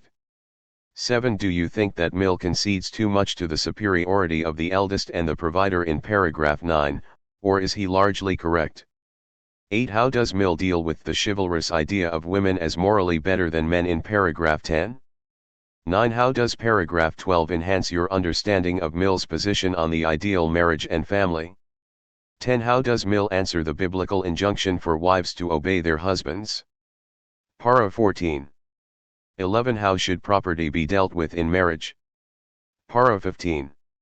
12. Explain why Mill thinks requiring women to work once married and with children would be a further imposition upon them. How could Mill's discussion of the work involved in child rearing and household management be employed in an analysis of today's marriages? Para 16. 13. In paragraph 16, Mill states that like a man when he chooses a profession, so, when a woman marries, it may in general be understood that she makes choice of the management of a household. Is this statement consistent with Mill's general teaching on female equality? Why might it seem reasonable to him but be a more controversial statement today? Chapter 3. In this chapter, Mill addresses many of the stereotypes of women in his times, explaining why they exist and uses these very stereotypes to make his case for emancipating women. 1. In paragraph 1 of this chapter, Mill uses an argument that echoes Plato's in the Republic. He argues that even if it is true that, on average, women are less gifted than men, that is no reason to exclude them from various offices and jobs. Provide Mill's explanation. Why do you think Mill feels the need to use this argument? 2. In the same paragraph, how does Mill tie the concept of justice to his utilitarian arguments on women's potential contributions to society? 3. What argument does Mill use for women's suffrage? Para 2. 4. In paragraphs 4, 5, and 6, how does Mill disagree with the argument that women are not capable of greatness?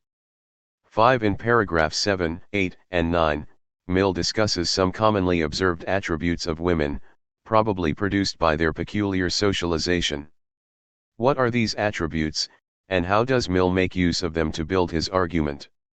6. How does Mill turn the stereotype of women as more nervous into a building block of his argument for their emancipation? Para 11. 7. In paragraph 12, Mill seems to acknowledge that women, at least at the moment, have less intellectual concentration, but how does he turn even this acknowledgement into an advantage for women? 8. In Mill's day there was a line of scientific inquiry that attempted to explain perceived inequalities among races and between the sexes on purely biological differences. How does Mill deal with the observation that men's brains are bigger than women's? Para 13. 9. How does Mill deal with the statement that no production in philosophy, science, or art, entitled to the first rank, has been the work of a woman? Para 16 to 22. 10. Mill next discusses reasons for women's inferior level of accomplishments related to their current position as managers of the household. List those that would apply only to the upper class.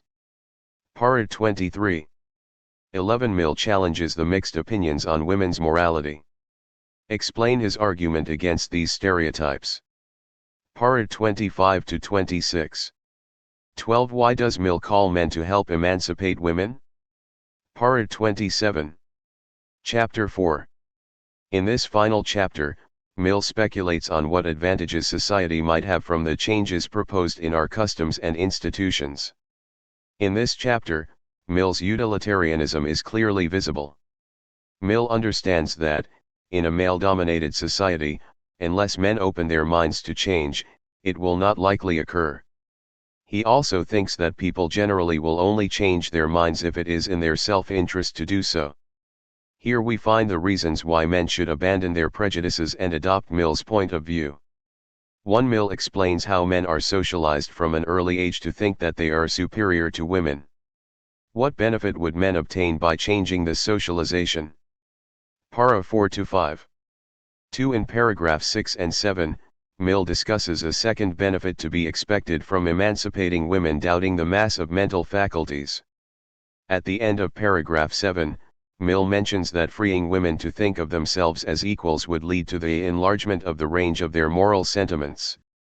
What prejudice against women, which he has discussed earlier, is he targeting with this statement? 3. Mill attributes the male attitude of chivalry to the influence of women in times past. Explain how women's influence led to chivalry. What ought to replace chivalry and why? Para 8-9. 4. Why would Mill like to see women achieve a greater degree of disinterestedness in the general conduct of life? Para 10. 5. Mill argues against the type of charity or philanthropy practiced by women in his time. Why? Para 11. 6. Explain Mill's statement in paragraph 13 that in his times, the wife is the auxiliary of common public opinion. Why is this not desirable? See also Para 14. 7. Describe Mill's ideal marital relationship, based upon your reading of paragraphs 16, 17, and 18. Do you think this relationship would sound appealing to the men whom Mill is trying to reach? 8. What is the most direct benefit of all of women's emancipation? Para 19. 9. In paragraph 21, Mill states that women who want to enter political life, to be members of parliament, for instance, will no doubt either not be married or will be beyond child-rearing age. Why do you think Mill says that this is common sense? 10. Assess Mill's entire argument. What are its strengths and weaknesses? Bibliography. Wendy Donner, The Liberal Self, John Stuart Mill's Moral and Political Philosophy, Ithaca, New York, Cornell University Press, 1991. Peter J. Glassman, J.S. Mill, The Evolution of a Genius, Gainesville, University of Florida Press, 1985. Joseph Hamburger, Intellectuals in Politics, John Stuart Mill and the Philosophic Radicals, New Haven, Yale University Press, 1965. Michael Lane, ed., A Cultivated Mind, Essays on J.S. Mill presented to John M. Robson, Toronto, University of Toronto Press, 1991. Bruce Majlish, James and John Stuart Mill, Father and Son in the 19th Century, New York, Basic Books, 1975. Stephen Priest, The British Empiricists, Hobbes to Air, London, Penguin Books, 1990. Part 4, History as Progress. The philosophers we will examine in this section look at history as a story of progress, an upward movement toward a time when people all around the world will live better than they ever have before. These thinkers saw human history as having a beginning, a lengthy middle, and an end. The end they saw was not the end of events, but the end of conflict between different political and economic systems. The middle part of history was full of struggles leading toward this eventual goal. For them, it was humanity itself who drove the struggles, and it was the human condition itself that was leading us toward that happy end. Kant saw history heading toward a general worldwide liberalism combined with a free trade world economy, an end that he believed would yield perpetual peace. Marx and Engels saw the end as worldwide communism and, again, lasting peace. These thinkers differ from all our previous philosophers in at least one essential respect: the turning away from the impact of the individual as a source of socio-political change to look, instead, at an inevitable course of human history that leads to permanent change. The philosophers we have discussed thus far put forward arguments that addressed and sought to change human behavior. Through Plato, Socrates argued for people to adjust their souls and allow the rule of reason and pursuit of justice. Hobbes wanted people to see the importance of stable government and reject revolution, which threw society into chaos and bloodshed. Locke urged people to embrace their natural rights and overthrow governments that denied these rights. Kant and Marx are the first philosophers we have studied who would say they are not trying to change people in any way. Instead, they would characterize their work as a task of describing the past and predicting the future. They believed that human beings as a species are more or less programmed to behave in certain ways, and that this programming, in relation to situational factors and material forces beyond individual control, has largely determined human history. Each philosopher believes his version of the end of world history is inevitable, a simple prediction of what will happen in the future based on the ineluctable pattern they see in the past. Chapter 8. Kant, 1724–1804. Background. At first glance, Kant's life was rather unexceptional. Some writers have even tried to argue that Kant's life is interesting because of the surprising extent to which it is uninteresting. Kant was a brilliant man with humble origins and a rather conventional lifestyle, but it would be a mistake to think of his story or his personality as boring. Kant was born in Königsberg, in eastern Prussia, then part of Brandenburg Prussia but now Kaliningrad, Russia, in 1724, during the century of the Enlightenment. He was the son of a harness maker. His first name, Emmanuel, comes from the Bible and means God is with us. His parents practiced Pietism, a religious movement within Protestantism which began in the late 17th century and was particularly strong in Königsberg. In Germany, the Pietists split with the Lutheran Church over what they saw as an emphasis on ritual over spiritual substance, a focus on intellectual understanding of God and the church doctrine as opposed to the spiritual nature of religious conversion and the change in living it could bring. Many Enlightenment thinkers, including Kant, were influenced by this trend Christianity. However, even though Pietists rejected the perceived rigidity of liturgy in their religious observances, the young Kant disliked the formal church-going forced on him during his college days at the Collegium Fredericanum, a Pietist school, 1732–1740. After that, he rarely went to church except when social obligations forced him to do so. Kant did, however, believe in God.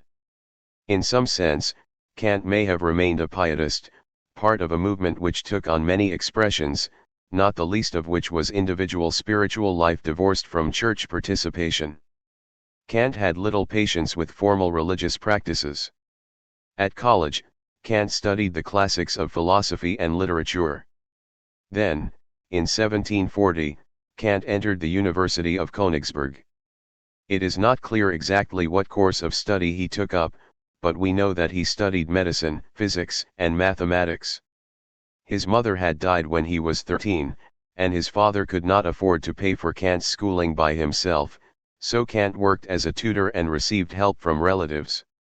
His first treatise, written while he was still in school, was on physics, Thoughts on the Correct Evaluation of Life Forces. It might help some students, worried about their own studies, to hear what happened to Kant's first work. Kant sent copies of it to 3 prominent scholars. They did not acknowledge receiving it because there was no reason to do so. Another philosopher, D'Alembert, had dealt with the problem 6 years earlier, but Kant obviously did not know that. His first major effort, then, did not contribute to the advancement of knowledge and revealed his lack of awareness about what was occurring in the larger scholarly community. 1. In 1747, Kant quit his studies even though he was close to the end, because he could no longer afford the tuition. He became a private tutor to various families in East Prussia. There, he may have had a relationship with one of the women whose children he tutored, Countess Kaiserling, who painted the first portrait of Kant. However, nothing resulted from this relationship. 2. In 1755, a friend helped Kant return to the university and complete what we would now call his doctoral degree. For the next 15 years, Kant would work at the same university as a lecturer. This post paid less, he received the students' tuition, was much less secure, and had considerably less status than that of professor.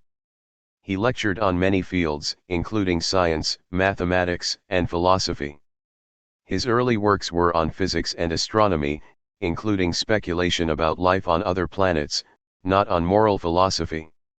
During this time, he turned down 2 offers for more secure and prestigious positions as chair of poetry at the University of Königsberg and the University of Jena.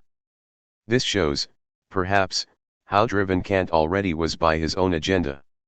He would not be lured by comfort, security, or status into a career path that would take him away from his central interests. Finally, in 1770, the University of Königsberg hired Kant as a professor of logic and metaphysics, a career that was to last 27 years. Kant never married. He never traveled far from Königsberg. Yet again, it would be wrong to say that, apart from his philosophical work, his life was uninteresting. While he had no family, he did have many friends whom he saw regularly. Kant built regular interaction with his friends into his day. His routine is now legendary. He would rise early and begin to think about his agenda for the day. He would then spend an hour or two preparing for his lectures. He lectured in the morning, then wrote until lunchtime.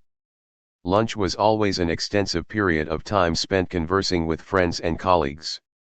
It would be wrong to think that this was mere relaxation or entertainment. Kant was continuing his philosophical activity in a different venue, enjoying his companions' friendship and discussing ideas at the same time. Kant's afternoon and evening were devoted to walking, reading, and contemplation. This cycle was repeated more or less every day and produced an extraordinary degree of scholarly work that resulted, among other things, in these major philosophical tomes: The Critique of Pure Reason, 1781, The Critique of Practical Reason, 1788, and The Critique of Judgment, 1790. There is certainly something to be said for living a well-organized life. Kant's life was not without some political controversy. As one might imagine, this controversy was in the area of religion. In 1792 to 1793, his work Religion Within the Bounds of Reason alone was submitted to governmental censors, and part of it was found to be too much of an attack on Christian orthodoxy. It was published despite their objections. In 1794, Frederick William II prohibited Kant from ever writing on this topic, and threatened him with unspecific penalties.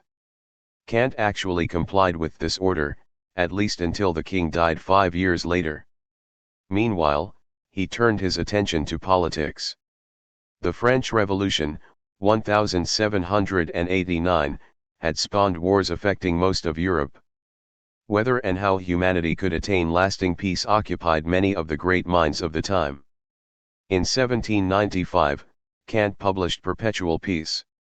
In this work he sets out a scenario for the abolition of war on the basis of inevitable political and economic change. He turned back to moral philosophy with the Metaphysics of Morals in 1797. Toward the end of his life Kant published The Conflict of the Faculties, a summary of his views on the relationship between physics and theology. This was the last significant work Kant wrote. His intellectual activity was affected by his growing weakness, and his productivity ceased as he grew older. Kant died in 1804. Understanding Kant. Unlike Marx and Engels, who share to a certain extent Kant's view of human history as driven by forces beyond any individual's control, Kant was an Enlightenment thinker. He lived during the latter part of the era, during which the term was in general use in Europe, and he shared, in a general way, certain social, political, and religious views with the other philosophers of his time. Kant believed in the Enlightenment, which means he thought society was being irrevocably affected by the spread of knowledge. Scientific knowledge was growing among the intellectual classes of Europe. Kant, and other Enlightenment philosophers, thought there was almost no stopping a trend toward a more republican form of government and a diminishment of autocratic hereditary authority.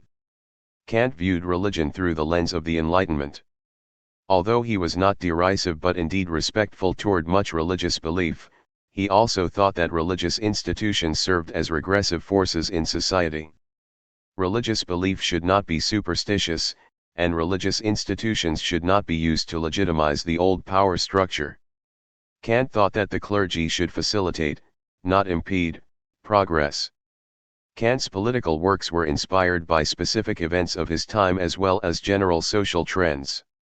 The French Revolution of 1789 created a French government and army that spread the revolution, and French power, to the rest of Europe. Kant's Prussia, under the leadership of Friedrich Wilhelm II, at Wilhelm, although he opposed the spread of French power, did not prevent the spread of Enlightenment thought and allowed it in Prussian universities like Kant's University at Königsberg. Kant disapproved of the excess of the French Revolution, including the execution of the French king and queen and the subsequent strategy of the French regime to spread revolution by force.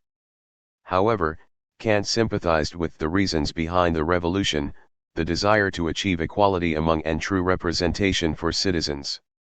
Although he had already aired his views on the enlightenment of the people and the political process in earlier essays, the treaty between Prussia and France made it politically possible for Kant to publish a vision of universal enlightenment on a grander scale, perpetual peace. In a departure from his usual practice, Kant wrote Perpetual Peace for a more popular audience. Indeed, the tract might more properly be called a political pamphlet instead of a philosophical treatise. The first edition sold out quickly, and within a year the essay came out in a second edition, translated into English and French. Interpretations varied widely, and still do. Some saw it as a sort of blueprint for world government or an international treaty of peace. Others saw it simply as a moral ideal with little relevance for real life. Still others saw it simply as a moral ideal with little relevance for real life. Still others saw it as a plea for immediate revolutionary action. A quick reading of Kant's essay, which is what most of his readers would have given it, will explain why confusion abounded.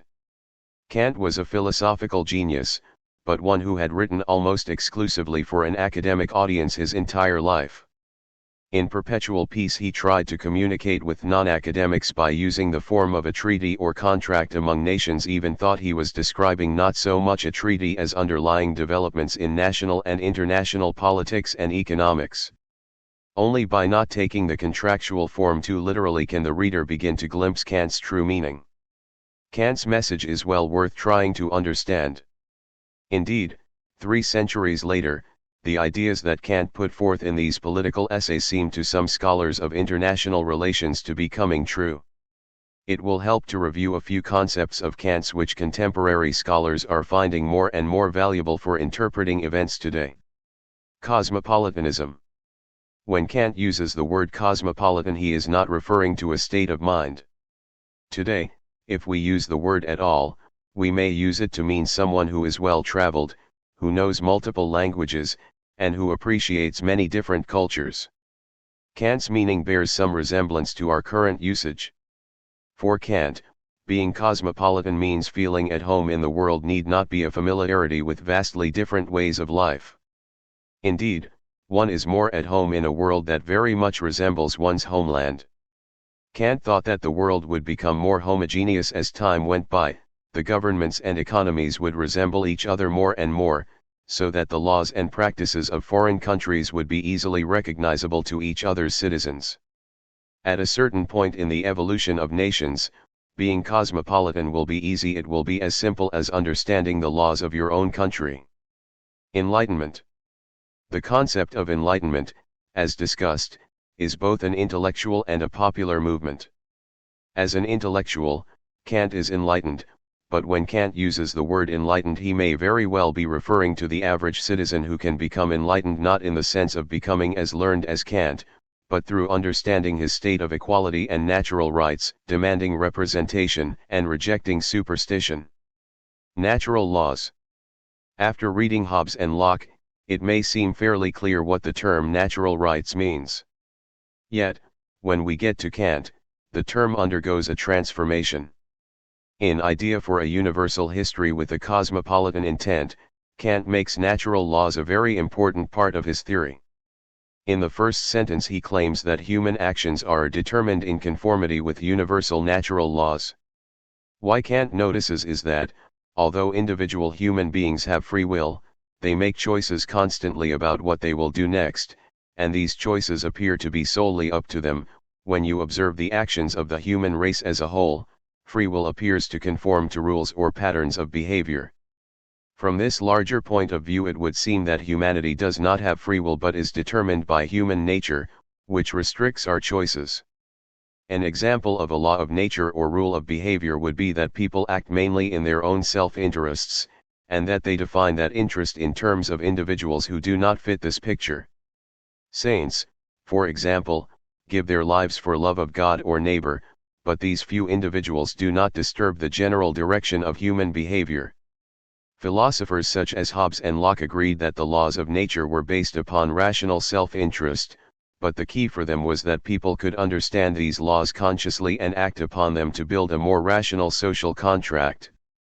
Thus, for Hobbes or Locke, people could begin to consciously direct their own destiny in a more rational manner. Kant's natural laws are less rational rules than they are irrational instincts. They exist and guide human actions even if no one but Kant ever thinks about them or understands their overall effect on the human condition. They are much more akin to the self-interest that guides Adam Smith's invisible hand in the economy than Hobbes's or Locke's laws of nature. Kant is saying that regardless of whether anyone but he ever grasps these laws of human nature, they propel the human race towards certain ends. Individual self-interest will ultimately mean human progress in economics, politics, and science. This progress will have certain results on the international scene. Eventually we will have world peace, even if no one intended such a results but only intended to pursue their own self-interest. Kant's natural laws are, for want of a better word, deterministic. They propel us forward without our consent. However, at times Kant hedges on this determinism and sounds as though he thinks achieving perpetual peace requires a push. Scholars. When Kant uses the word scholars, he may indeed be writing about people like himself, but he may also be using the word more broadly. For purposes of spreading the Enlightenment, a scholar is not necessarily someone with a doctoral degree, but it is someone who is nonetheless studious. A scholar in this broader sense is a citizen who pays attention to politics, who has educated himself well enough on matters of law and current events to speak and write informatively at public events and in popular newspapers and journals. Such scholars can and should carry on their public debates freely. They have an important role to play in the ongoing development of enlightenment in the general population. Careful reading. Kant is notorious for his difficult writing, which even in English translations sometimes seems to require further translation. Point 4. Read slowly, make marginal notes, and of course use the guides in this chapter to help you extract Kant's argument. Kant is not a writer who can be schemed or whose writing in any particular part can be understood if one simply plows ahead. Perhaps more than any of our other philosophers, Kant is one who requires reading more than once. Fortunately, our featured essays are short and you can easily read them twice, even 3 times. Below are analyses of sections from 2 of the essays featured in this chapter. On social sociability. In the 4th thesis of Idea for a Universal History with a Cosmopolitan Intent, Kant uses the terms antagonism and unsocial sociability, or similar words, depending on the translation, to describe human nature. This idea that human beings are social and unsocial at the same time can unnerve readers. Below is a passage that appears toward the end of the 4th thesis which sums up Kant's use of these terms. Thus, thanks be the nature for the incompatibility, for the distasteful, competitive vanity, for the insatiable desire to possess and also to rule. Without them, all of humanity's excellent natural capacities would have lain eternally dormant. Man wills concord, but nature better knows what is good for the species. She wills discord. He wills to live comfortably and pleasantly, but nature wills that he should be plunged from laziness and inactive comfort into work and hardship, so that he will in turn seek by his own cleverness to pull himself up from them. The natural impulse to do this, the sources of unsociability and of thoroughgoing resistance that give rise to so much evil but also drive men anew toward further exertions of their powers, consequently to diverse development of their natural capabilities, indicates the design of a wise creator, not the hand of a malicious spirit who fiddled with the creator's masterful arrangement or enviously spoiled it. p. 32. This passage is particularly rich. It is a passage to be mined for all its worth, which is a technique well worth learning. Although your primary objective is, of course, to understand Kant's main point in this particular thesis, it does not hurt to collect all the information you can. In the first part of this passage, Kant does indeed clarify what he means by unsociable sociability, though he does it by personifying nature, which may at first throw the reader off a little. Kant says thanks be to nature, almost elevating nature to the level of God. But he thanks nature for all those things we often consider negative features of humanity: incompatibility, vanity, desire for things and power. Notice how it helps to translate what Kant says into simpler sentences. Without these supposedly negative qualities, humanity's excellent capacities would have lain dormant, that is, they would never have come out. Ponder that for a moment. Without such negative qualities as vanity or pride and selfishness, our excellent qualities would not have been realized. This statement is characteristic of Kant, who wants to bring supposedly opposite ideas into harmony. How could negative qualities translate into positive qualities and outcomes? The next few sentences describe how. Kant personifies nature as a she, whereas man might will peace, that is, consciously want peace. She, man's nature or natural instinct, wills discord. Man wants to rest, but she makes him work hard to pull himself up to a better condition. Kant then addresses the moral objection: how can he characterize as good those human qualities such as vanity and selfishness that lead to competition and even war? His answer is to acknowledge that they do cause much evil, but they also drive human beings to achieve more than they otherwise would, to develop their natural capacities as much as possible.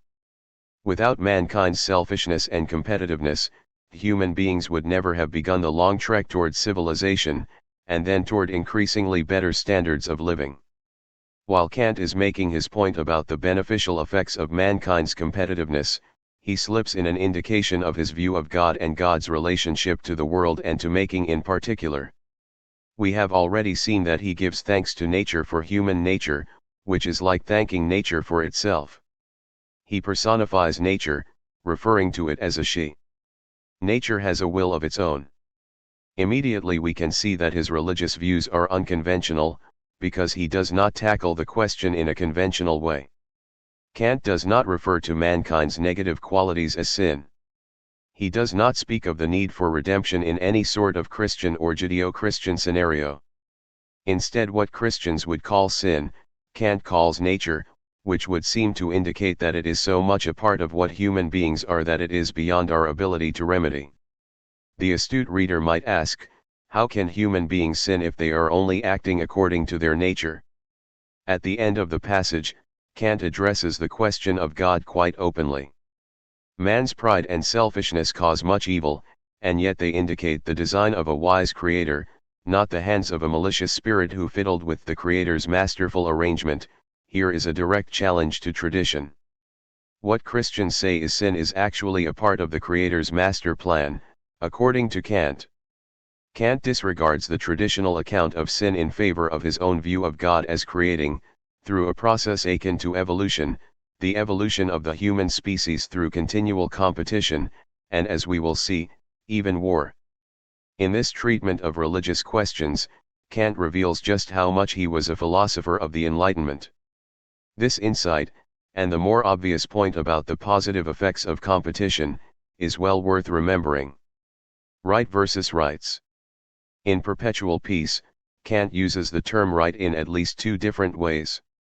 In the first way, right means something like good, or what is just. In the second way, right comes to the meaning we give today to rights, as in the right to self-defense or the right to a trial by a jury of one's peers. The trick is sorting out which way Kant is using the term in any given passage. Below is an example of the first, and less familiar use of right. The homage that every nation pays, at least in words, to the concept of right proves, nonetheless, that there is in man a still greater, though presently dormant, moral aptitude to master the evil principle in himself, a principle he cannot deny, and to hope that others will also overcome it. For otherwise the word right would never leave the mouths of those nations that want to make war on one another, unless it were used mockingly, as when that Gallic prince declared, nature has given the strong the prerogative of making the weak obey them. Nations can press for their rights only by waging war and never in a trial before an independent tribunal, but war and its favorable consequence, victory, cannot determine the right. Second definitive article, p. 116. Kant is clearly using right in the first part of the passage in the sense of what is just. Thus it may help to substitute, initially, the word justice for right here. Prior to this passage, Kant makes the point that previous scholars such as Grotius, Pufendorf, and Vattel have formulated codes of international law or justice which have not been adopted and instead have been used as a justifications for war.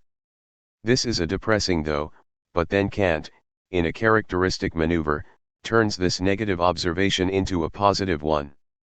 Kant makes the point that Grotius himself made, the fact that nations nonetheless pay homage, or what we might call lip service, to what is right means something. Why do nations pay homage to what is right or just? Kant is once again asking us to think deeply about the supposedly contrary human behavior.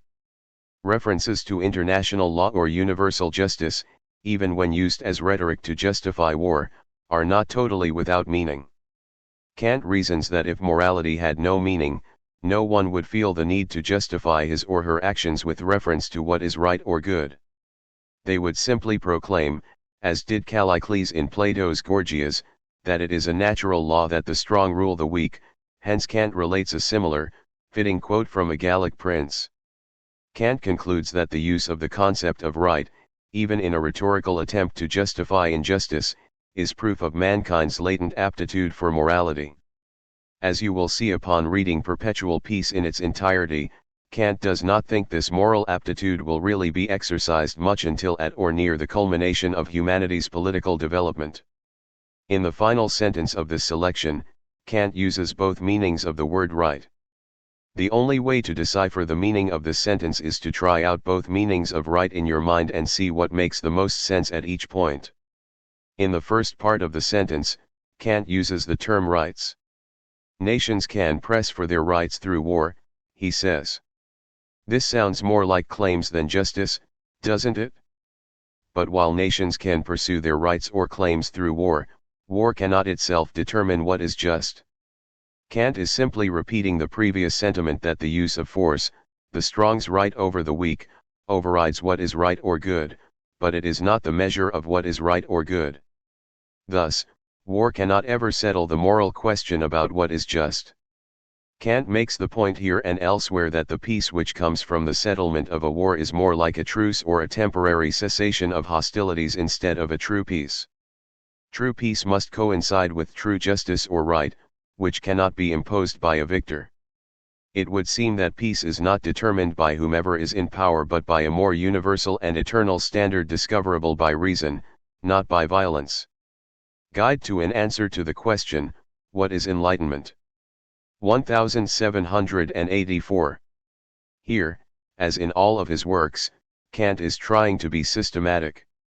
He wants to be sure he makes all of his points in logical order, but today's readers are unaccustomed to his approach. The best way to read Kant is one paragraph at a time. Number the paragraphs in your book to make answering the questions below easier. Make sure you have digested the meaning of one paragraph before moving on to the next. In addition to answering the questions below, it would help to summarize in your notes the central point of each paragraph before moving on. Paragraph I.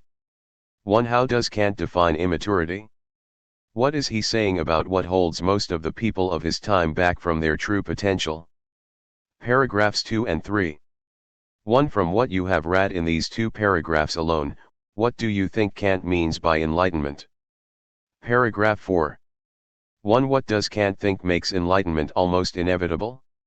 Why is the enlightenment likely to only develop slowly? Paragraph 5.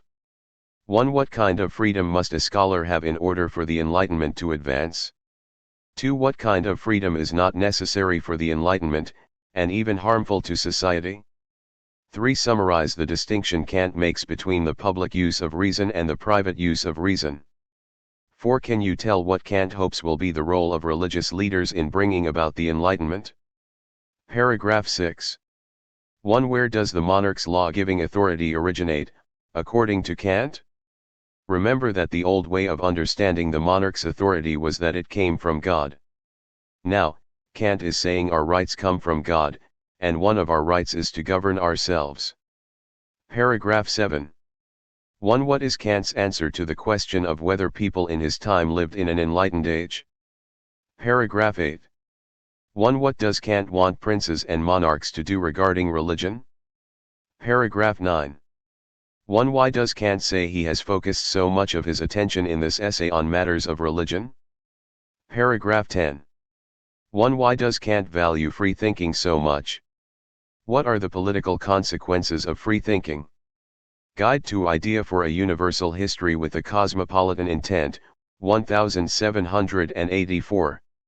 This essay is divided into 9 theses or many arguments which form part of a larger idea that Kant is trying to develop. He attempts to show how, despite our ignorance of its aims and despite our selfish human nature, human history has been leading the human race in the direction of political freedom and world peace.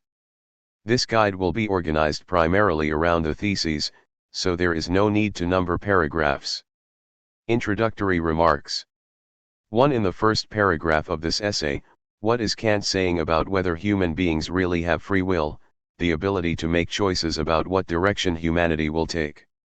2. What is the difference between looking at individuals' actions and looking at humanity's behavior in the large, as a whole? First and second theses. In the first thesis, Kant says that all animals, indeed all of nature, seem designed to develop in certain predetermined ways. An acorn, if it survives, will become an oak tree. A human infant, if it survives, will become an adult human being. Given this, in the second thesis, what is the difference he sees between man and other creatures, especially in the way the two develop toward completion? Third thesis. 1. How do people differ from the animals when it comes to caring for themselves? Fourth thesis. 1. Why do humans alone develop society and morals? Fifth thesis. 1. What is the greatest challenge or problem for the human species? Why do you think that Kant believes it is the greatest problem? See also the beginning of the sixth thesis. Sixth thesis. 1. After reading this thesis, do you have an idea of what Kant thinks of human nature? Seventh thesis. 1. What do you think Kant means by law-governed external relations among nations? Why can't nations have perfect civil constitutions, with perfect freedom, until there is perfect peace among nations? Too many think that Kant would have supported a United Nations-type organization. But Kant is saying in the seventh thesis that there will naturally develop a federation of nations. In other words, cooperation among nations will be at some point natural, and not a matter of tense and precarious agreements. In the meantime, Kant says we have alliances of nations that serve to make peace for a time. What do you suppose he means when he refers to this less optimal state as having a law of equilibrium? 3. Why does Kant think we have not yet achieved true morality? Eighth thesis. 1. Kant says that once in place, political or civil freedom is hard to infringe upon or destroy. Why? 2. What is that universal cosmopolitan state we are all headed toward as more and more nations enjoy civil freedom? Ninth thesis. 1. In this thesis, Kant is justifying his own role. Why do you think he sees his role as predictor of the future as both possible and helpful? Guide to Perpetual Peace, a Philosophical Sketch, 1795. As discussed, the format of this essay was intended by Kant to help communicate to an audience of non-scholars. It resembles a treaty or contract among nations. Thus we have preliminary articles, definitive articles, and supplements, including a secret article such as might be in a treaty. The problem is Kant does not think that international peace can come about by simply agreeing to sign a treaty. Quite the contrary, he thinks many changes in the structure of governments, and even in the worldwide economy, are necessary before world peace is a possibility. At the point when these changes are complete, such an international agreement will be easy, and will not be in writing to be effective. If we understand that Kant is not really writing a treaty for nations to adopt, but is rather sketching a scenario under which peace will happen in the future, it will be easier to decipher his argument. Point 5. To Perpetual Peace, Introductory Remarks. 1. What worry does Kant express in these opening remarks concerning his own political position upon publishing Perpetual Peace? What does he hope will save him? First section. 1. In this first section, Kant suggests 6 preliminary articles of Perpetual Peace. Think of these not as items that writing and squabbling states must embrace to achieve peace. Instead, consider them as the immediate conditions of a peace that is well underway. It may even be fruitful to think of this first section as a description among nations already at or near perpetual peace. First preliminary article. 1. Right away, Kant hits us with a statement that begs a question. A peace treaty that tacitly or secretly reserves issues and will cause future wars is really no peace treaty at all, but a sort of truce. Can you imagine what conditions would have to exist among nations for none of them to hold back any issues or points of disagreement that might cause future conflicts? Second preliminary article. 1. Here Kant must have in mind the partition of Poland, but also the many other agreements monarchs and leaders had made over the centuries to divide or carve up their weaker neighbor's territory. Kant clearly says this is wrong, because a nation is not simply the property of a sovereign. If a nation is not the property of a sovereign, how are we supposed to view it? Third preliminary article. 1. The United States, and most other nations in the world, have what Kant calls standing armies now, that is, armies that are always in existence and ready to fight. Why is it so difficult, in the world in which we live, to conceive of nations abolishing these armies? 2. Can you imagine circumstances under which nations could move to a system in which simply calling on citizens to defend their homeland if necessary would be good enough? Fourth preliminary article. 1. Kant warns against the danger to peace from nations borrowing from each other, contracting debt, to develop their war machines. Why is this kind of debt so dangerous? Fifth preliminary article. 1. What is Kant's rationale for why nations should not interfere in each other's internal political conflicts? 2. Under what circumstances is coming to the aid of one side no longer an inappropriate intervention in his eyes? Sixth preliminary article. 1. Here Kant warns of the corrosive effects of such tools of war as spies and assassins. Even in war, he says, there should be some standard of decency and these tools should not be used. However, he describes war as occurring in a state of nature. What does this term mean for Kant? 2. What damage do such tools as espionage and assassinations do in peacetime? 3. Why do nations now think that they must use these tools in war and in peace? Can you imagine a situation in which nations would not have to resort to these tools? Final paragraph of the final section. In this paragraph Kant focuses on the second preliminary article, suggesting that its implementation cannot be put off forever. He seems to be suggesting, in particular protesting the partition of Poland, that governments should adopt the philosophy of what we would call national self-determination right away. Why do you think Kant distinguishes between the mode of acquisition, which is wrong if forced upon people, and the state of ownership, the current status quo? Second section. It is useful to consider the definitive articles here not as the immediate conditions of peace or a description of peace, but rather the true causes of peace. Here we see that Kant's understanding of what truly brings peace is not at all naive. Kant understands that real political and economic changes have to take place in order for peace to be anything more than a paper exercise. But Kant also believes these changes are occurring and will, almost, surely be fully accomplished. Introductory remarks. 1. What is Kant's description of mankind's natural state here? First definitive article. 1. Kant lists 3 qualities that make a state a republic or republican. What are they? This is Kant's definition of a republic. 2. Why is it that republics are prone to peace and non-republics are prone to war? 3. Imagine a world of nothing but republican states as Kant would define them. Do you agree with Kant that such a world would finally be at peace? 4. In an attachment to the first definitive article, Kant refines his definition of republic. Describe his new definition. 5. How does Kant distinguish a republic from a democracy?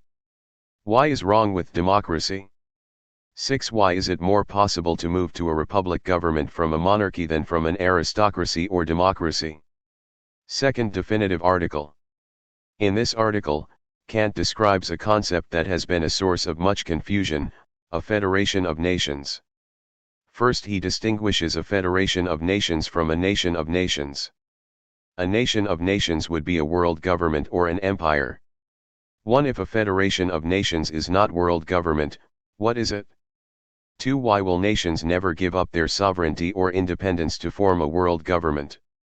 3. In the paragraph analyzed in the careful reading section, Kant mentions famous international lawyers of the past and claims that all the efforts to establish international law have been in vain. Why have they been in vain? 4. Kant describes a league of peace instead of a treaty of peace. This use of the word league tells us that Kant's federation of nations is no mere agreement like a treaty, but is much more. We know it is based upon a shared form of government, republicanism. What will make these republics form a federal association with each other, and what do you think this association will be, if not a treaty? 5. Do you think this association looks more like NATO or like the European Union? 6. In the last two paragraphs, Kant reiterates why a world government or a nation of peoples is not a possibility. Do you think anything less than that, such as a federation as Kant describes it, could bring about lasting peace? Third definitive article. 1. Cosmopolitanism is almost synonymous with hospitality, as Kant uses the term. What is Kant's definition of hospitality? 2. At the end of the first paragraph of this article, Kant gives examples of the inhospitableness of coastal and desert-dwelling tribesmen, but he says that in the case of the nomadic desert people, hospitality, the privilege of aliens to enter, is extended to the extent that it makes commerce possible. How can this limited hospitality, allowing commerce among peoples, bring us closer and closer to true hospitality or a cosmopolitan world? 3. How does Kant view the European countries' domination of native peoples in America, Africa, and elsewhere? 4. What do you think, or Kant's opinion, expressed in the final paragraph of this article, that there is a sort of community among the peoples of the earth which makes injustices in one part of the world felt in all other parts? Is this true today? If not, why not? If so, what is the practical effect of such feelings? First supplement, on the guarantee of perpetual peace. In the first two supplements, Kant gives the reader the underlying, theoretical reasons why perpetual peace is very likely our future. Here it would help to remember what he said in his earlier essay, Idea for a Universal History with a Cosmopolitan Intent. Both in Idea and here Kant argues that forces inherent nature and humanity's situation are driving us forward toward a day in which peace is not merely a temporary truce but a permanent reality. 1. In the first paragraph of this supplement, Kant has a debate of sorts with himself about whether to call the forces that are driving history nature or providence, God's will. Why does Kant, by the end of the paragraph, conclude that it is better to think in terms of nature? It might help your understanding to look up the Greek myth of Icarus, if you do not already know it. 2. In the third paragraph, Kant describes how nature has placed human beings in the right position to achieve peace. What are the three things nature has done that will lead to peace? 3. At the end of the third paragraph, Kant links trade with the development of peaceful relations among nations. Why do you think he links the two? 4. In the fourth paragraph, Kant details the effect war has on spreading people around the globe. From reading this paragraph, what do you think is Kant's attitude towards war in general? 5. In the fifth paragraphs, Kant explains what he means when he says nature wills something, like war, to happen. He explains that nature does not make such things a duty for men to obey. Instead, she does them herself. Explain in your own words what you think Kant means here. 3. Phenomena that will contribute to eventual peace. At the end of the first supplement, Kant enumerates 3 phenomena that will contribute to the eventual peace of the world: the development of republican governments, the continuing existence of national differences in culture and religion, and the effects of international trade. Republican governments. 1. Why does the threat of war lead people to submit to government and laws? 2. Kant states that forming a republican constitution is a difficult task. Some people even say that to form one requires a nation of angels. But he goes on to explain why a republican constitution is quite possible, even with a nation of devils. Explain Kant's reasons for this confident statement. 3. Kant goes on to point out that our sense of morality is not what causes republican constitutions or, generally, law-governed relations among human beings. Rather, a people's morality can only develop under the right type of government, and maybe the right international situation. Do you agree? Explain. National differences. 1. Why is a state of war among nations preferable to the rule of one nation over all others? 2. How does nature intervene to prevent any one nation from dominating all others? Nature's ability to prevent empire would also apply to any sort of world government. Effects of international trade. 1. Why is international trade perhaps the most effective means of bringing and preserving peace? Do you see this happening in our world today? Explain. Second supplement, secret article for perpetual peace. In this supplement, Kant tries to spell out his role in the enlightenment of mankind, and the role of other philosophers like him. As amusing as this section may seem, and we cannot possibly know if Kant's tongue was planted in his cheek or how far, it does address an important question that could not be ignored: do ideas lead this movement, or do they simply reflect the trends of the day? 1. What is this secret article? 2. How does the nation consult the advice of philosophers? How can Kant say that such a process is secret? 3. What should the relationship between the philosopher and the jurist or representative? If you sense ambiguity in what Kant has to say about this, you are right. 4. Why shouldn't kings be philosophers or philosophers kings? 5. Do you agree or disagree with Kant's final statement that philosophers as a class are incapable of plotting, sedition, forming cliques, or inventing propaganda? What type of people would they have to be in order to live up to this description? Bibliography. William A. Galston, Kant and the Problem of History, Chicago, University of Chicago Press, 1975. Arseny V. Giligia, Immanuel Kant, His Life and Thought, Boston, Birkhauser, 1987. Susan Schell, The Rights of Reason, A Study of Kant's Philosophy and Politics, Toronto, University of Toronto Press, 1980. Susan Schell, The Embodiment of Reason, Kant on Spirit, Generation, and Community. Chicago, University of Chicago Press, 1996. Yirmiyahu Yovel, Kant and the Philosophy of History, Princeton, New Jersey, Princeton University Press, 1980. Chapter 9. Marx, 1818–1883, and Engels, 1820–1895. Background. Why do we still study Marx and Engels? After all, the Berlin Wall came down in 1989 and communism in Eastern Europe and the former Soviet Union has collapsed under its own weight. Chinese communist regimes, Cuba for example, are not doing well, and it seems only a matter of time before they, too, succumb to democracy and capitalism. Understandably, many students wonder why they must study an ideology that appears to have no future. There is the historical significance, of course. To understand many of the enormous political upheavals and wars of our recent past, one needs to be aware of the source of the greatest ideological divide of the 20th century. Although few enthusiastic communists remain intent on brining the world the Marx and Engels communism, many still see the world through the Marxist lens. Soviet-style communism may indeed be on the wane, but socialism appears to have a future. Analysis of social conditions based on economic class has a future through analyses of the relations between rich and poor countries and between the rich and poor in the advanced capitalist countries. The Marxist way of thinking is alive and well and deserves a great deal of study. It is always best to go back to the original source of any political theory in order to understand its fundamentals. Karl Marx and Friedrich Engels might seem like an unlikely pair to become revolutionaries. Marx was born in 1818 in the town of Trier, Prussia. Germany was not yet a united country. He was part of a large, ethnically Jewish family. Both his mother and father came from families in which the men had been rabbis. His father, however, rejected that role and his religious heritage. He converted to Lutheranism and became a lawyer. This decision may have had more to do with practical matters than spiritual.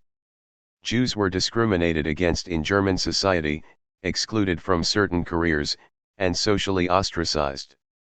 By converting to Christianity, Marx's father opened up a more promising future for himself and his family. Although he was baptized in the Lutheran Church in 1824, Marx was raised without religion and perhaps learned the lesson that serious religion was more of an impediment to progress than a help in life. Marx's father was greatly influenced by the Enlightenment views that had spread to Prussia. A neighbor of Marx's, Baron von Westerphalen was, despite his position, an advocate of what Marx and Engels call in the Communist Manifesto utopian socialism. He, too, influenced the young Karl, who was to become engaged to the Baron's daughter, Jenny. Mainly because of his father's wishes, Marx pursued an advanced education in law. He went to the University of Bonn in 1835, but he found his studies too formal and confining. He became bored quickly and spent more time socializing, drinking, and writing poetry than studying. His father transferred him to the University of Berlin. Perhaps his engagement to Jenny also motivated Marx to take college more seriously. This time, he was at a place that suited his temperament better, and he delved into a discipline that fascinated him more: philosophy. He eventually received his doctoral degree in 1841 from the University of Jena. It was the University of Berlin that Marx soaked up G.F.W. Hegel's philosophy of dialectical history. He associated with a group of students who idolized Hegel, the recently deceased professor of philosophy, and who were using his theory to formulate their own political ideas. As with any great thinker, Hegel influenced people across the political spectrum from left to right. Needless to say, Marx soon identified with the left-wing young Hegelians who used Hegel's ideas to criticize religion and the conservative Prussian government. When he graduated, Marx was unable to obtain a university teaching position with his PhD because of his radical views on politics and religion, which the government did not want to support. He became an editor of a left-wing newspaper instead, a move that would make him much more of a threat. During this time, influenced by his own social observations and by his contact with other activists and intellectuals, Marx began to put his uniquely materialistic spin on Hegel's theory of history. In 1843, Marx married Jenny, resigned from his editorship to protest the government's censorship, and he moved to Paris. Paris was a hotbed of European radicalism, an environment that quickly turned Marx into a committed communist. Influenced especially by Ludwig Feuerbach's theory of psychological alienation as the root of religion, Marx began to formulate his materialistic political and economic theory in earnest. Marx had briefly met Friedrich Engels, but he did not really know him well or appreciate his work until 1844. Impressed with some of Engels's scholarship, Marx collaborated with Engels to write a political satire, The Holy Family, in 1845. By then they were in England and the publication marked the beginning of a lifelong partnership. Engels was a member of a wealthy family that owned factories in the German Rhineland as well as in England. Unlike Marx, he did not receive any university education because he wished to go directly into the family business. This move, at age 16, did not stop his self-education, however, because he had an extraordinary mind. By the young age of 18 he was already considered an intellectual and a social critic by those who encountered him, and his influence was spreading. Although his family did not approve of his growing absorption with left-wing politics, which was often critical of the family's own way of doing business, they never disowned him. Indeed, Engels continued to work for his family's firm until retirement. His wealth allowed him to grow in knowledge and engage in scholarship critical of the government and economic injustices. It also allowed him to support Marx and his family much of the time when Marx could not provide for them without giving up his revolutionary activity. Even so, 3 of Marx's 6 children did not live to see adulthood because of the hard life they lived. It may seem strange and even hypocritical to think of Engels, certainly a member of the rich class by anyone's estimation, keeping his wealth and at the same time professing to be a friend of the working class. However, Engels apparently thought that the greater good was served by his not being poor. Marx died in 1883, but Engels lived until 1895. In these remaining years, Engels became Marx's literary executor, deciding when and how Marx's work would be presented. Through his own writings, and his presentation of Marx's writings, Engels had an enormous influence on how Marxism was to be perceived. This was especially the case with Engels' treatment of dialectical materialism as an all-encompassing way to understand just about everything in human experience. It is likely that Marx would never have agreed with this attachment to a single explanatory idea. Engels also went beyond Marx in his analysis of the plight of women. In The Origin of the Family, Private Property and the State, he claimed that original family life was communistic, but with the invention of private property came monogamous marriage and patriarchal family structures, all of which have contributed to women's subordinate and oppressed position. This thesis, and others like it, have had an important influence on modern feminist theory. A look into the way the working people lived might explain why there was so much talk of socialism, and so much social unrest, in the capitals of Europe at this time. We now know that capitalism has changed in a great many ways and has created more material abundance for more average people than any other economic system. We also know that governments have adapted to the needs of the poor and working class in ways that have softened the impact of the capitalist system. Capitalism with all its faults appears to have worked better than the experience of communism. To Marx and Engels, however, none of this seemed possible. Factory labor drew people out of the countryside and into the cities where they were more likely to experience extreme poverty than prosperity. Factory labor was long, hard, and dangerous. There were no workplace health and safety laws, and no limits on child labor, which was widespread. Women also worked long hours in factories. Many were paid barely enough to keep themselves fed and the rent paid, if they were lucky. Prostitution abounded. People died young. Capitalism appeared to be a trap in which the poor had to work simply to survive. There was no welfare safety net, no unemployment insurance, and no medical care for the poor. Under these conditions, Marx and Engels, and many others, saw the working class as virtual slaves. In their view, factory ownership treated workers as though they were no more than parts of a machine. This perception is part of what Marx and Engels came to mean by alienation or estrangement. They thought that these conditions would become so intolerable that the workers would finally achieve class consciousness and undertake the final revolution to communism. As mentioned, capitalism developed in ways Marx and Engels did not expect. A larger and larger middle class developed that had no stake in revolution and a big stake in political stability.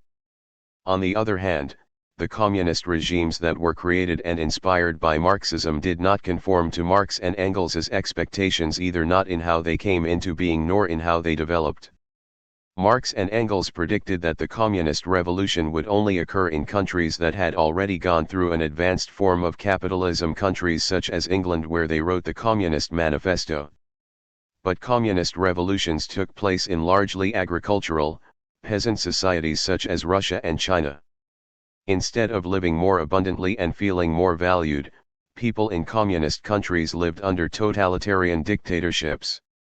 Under the Soviet leader Joseph Stalin, for example, millions of people were murdered or starved to death during Stalin's drive to consolidate his power.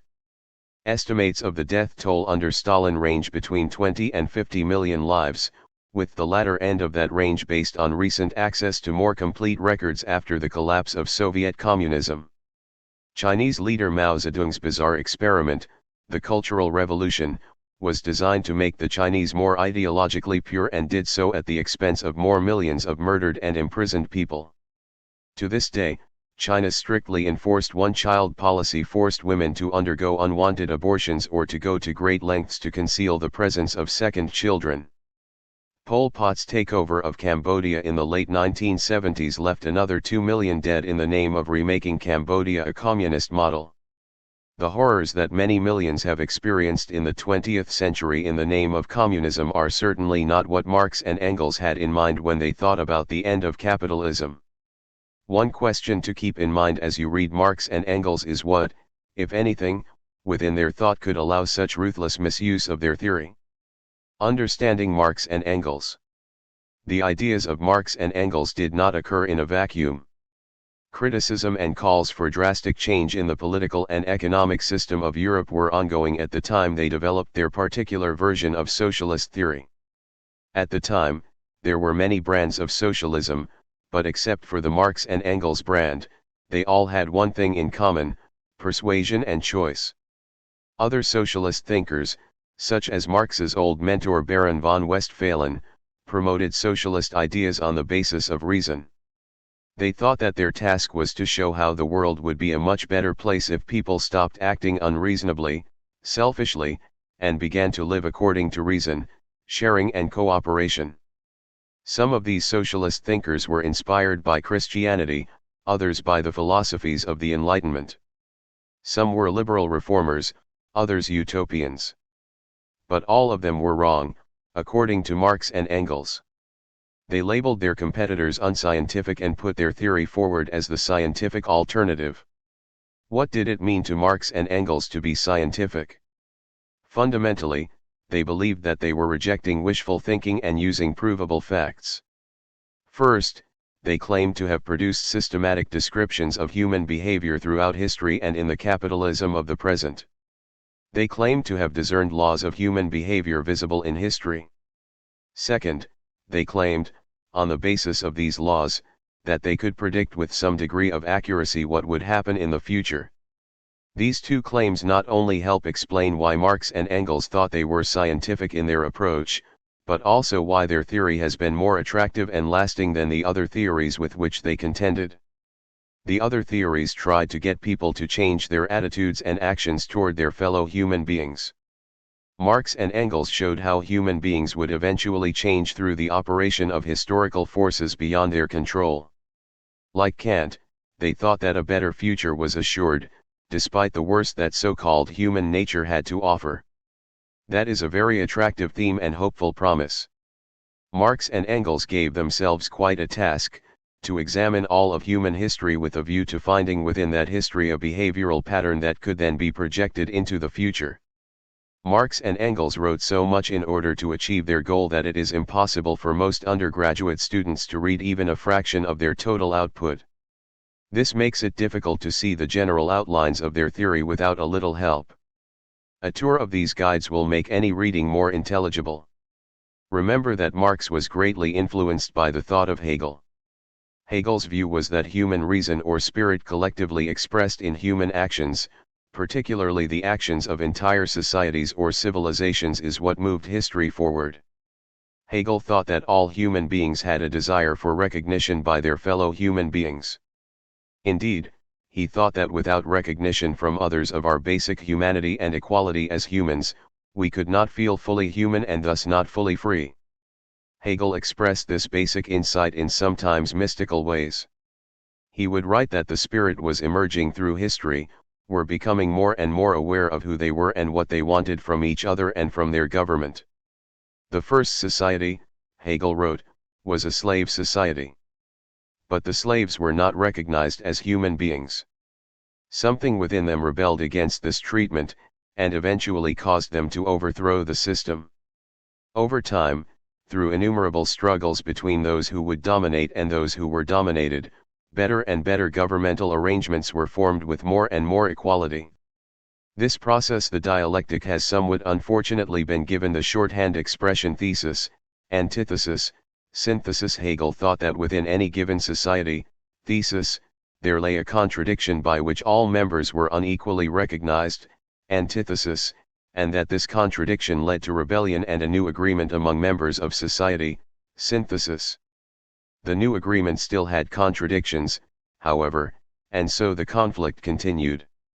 At the end of history, these struggles for recognition and equality would cease because the government made by mankind at that point would reflect these values. At the end of history, people will have arrived at the optimal form of government to fit their nature. Marx took Hegel's dialectic as his reference, but found the terms reason and spirit far too vague and mystical. Marx believed that something much more concrete shaped and motivated human behavior, things. Specifically, Marx claimed that at any given time and place, a certain level of technology existed with which to produce things. Marx calls this technology the spear and fishing pole, the ox and plow, the steam engine and assembly line, the mode of production. The mode of production greatly influenced what kind of economic and thus social relationships formed among people. Generally speaking, those who owned or controlled the mode of production became the ruling class, and those who labored for them were the ruled. Over time, the mode of production would be made obsolete as new technology was invented in the never-ending quest to improve production and prosperity. This would change the social relations, too. New economic classes would emerge and demand more political power. Rather than a struggle for recognition of human equality, the dialectic of Marx and Engels was about the struggle for ownership of the means of production and the political power that flowed from that ownership. Marx and Engels called the mode of production the base. The base largely determined the superstructure of any given society. The superstructure included the form of government, the culture, the religion, and the political philosophy of the times. By this formulation of base and superstructure, Marx and Engels claimed that such things as government, culture, religion, and political philosophy tended to support the power of the ruling class. That is not to say that members of that class got together and consciously created all of these things in order to keep their power, but rather that because they were in charge they naturally encouraged those institutions and ideas that were compatible with their own position in society. A couple of examples will suffice to show how this line of reasoning works. Both will come from the Marx and Engels analysis of capitalist society, because that was their main subject. The predominant religion of Europe was Judeo-Christianity. As you will see if you read on the Jewish question, Marx had a critical view of Judaism very early in his career. In that piece, he clearly ties Judaism with the greed of capitalism in a way that seems blatantly anti-Semitic. Christianity for Marx was a sort of ideology that allowed the masses of poor human beings to continue to accept their lot in life. If they were suffering abuse from their bosses and landlords, the Christian message encouraged them to bear these indignities and wait for their reward in heaven. By focusing on heaven instead of earth, people were encouraged not to see the injustices done to them as ultimately important, or to think that injustices would be punished in the next life by God. Marx and Engels thought that Christianity was compatible with capitalism and that it tended to support the power of the rich. In order to see their exploitation, people would have to abandon their religious beliefs, only then would they be outraged enough to revolt. Marx and Engels thought that the very deprivation and suffering caused by capitalism would eventually be enough to draw people away from faith. Once true justice among people was established on earth, there would be no need for Christianity or any other religion, none of which were ultimately true. Another useful example involves political philosophy. What would Marx and Engels have to say about the political philosophy that undergirds the U.S. government? You will get a taste of their critique of classical liberalism in the Communist Manifesto. In general, Marx and Engels thought that classical liberal ideas such as the vote, individual rights, and constitutional government were a sham. Looking at our own society, they would likely say that while the U.S. constitutional government were a sham. Looking at our own society, they would likely say that while the U.S. Constitution gives every adult citizen the right to vote, this is not a true democracy but rather a system of veiled exploitation. They would focus their attention on who runs for office and where they obtain their power. If only the rich or those supported by the rich can run for office, then the people have no real choice. They can vote for one representative of the rich or the other. A true Marxist would see very little difference between today's Democrats and Republicans. Both, they would say, are in the pockets of corporations, lobbies, and wealthy individuals with greedy interests of their own. Before we dismiss Marx and Engels as being too conspiratorially minded, we should look at contemporary controversies over campaign finance reform. Likewise, Marx and Engels would claim that the rights represented in the Constitution sound good on paper but are not equal in practice. Does the poor person really have the same free speech rights as the rich person? The rich person has far greater ability to make his or her voice heard, especially with today's mass communications technology. A person can take out ads in newspapers, on radio and television, for instance. The education gap between the poor and the rich leaves the former much less equipped to exercise all of their rights. In general, Marx and Engels thought that wealth determined who really had rights in a liberal society. That is why they called for the abolition of democracy as we know it. They did not think there was any way to make it truly democratic. Instead, true equality comes from communal property and truly puts people on an equal footing. Students are sometimes surprised at how utopian Marx and Engels sound when they write about the communist future. This is certainly the case in the essay Alienated Labor, in which they depict labor in communist society as completely satisfying and selfless.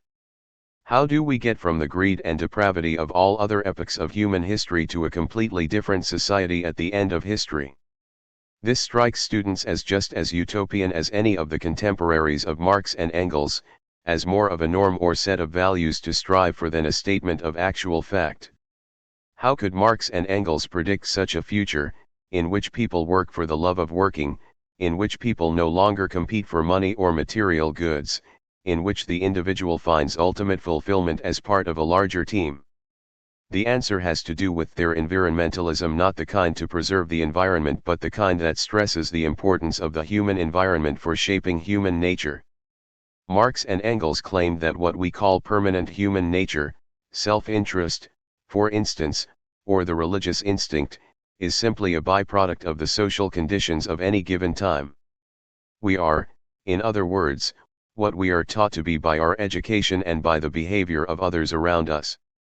Our education and the models we have in our society are strongly influenced by the mode of production, the economy, and the power relationships that these create.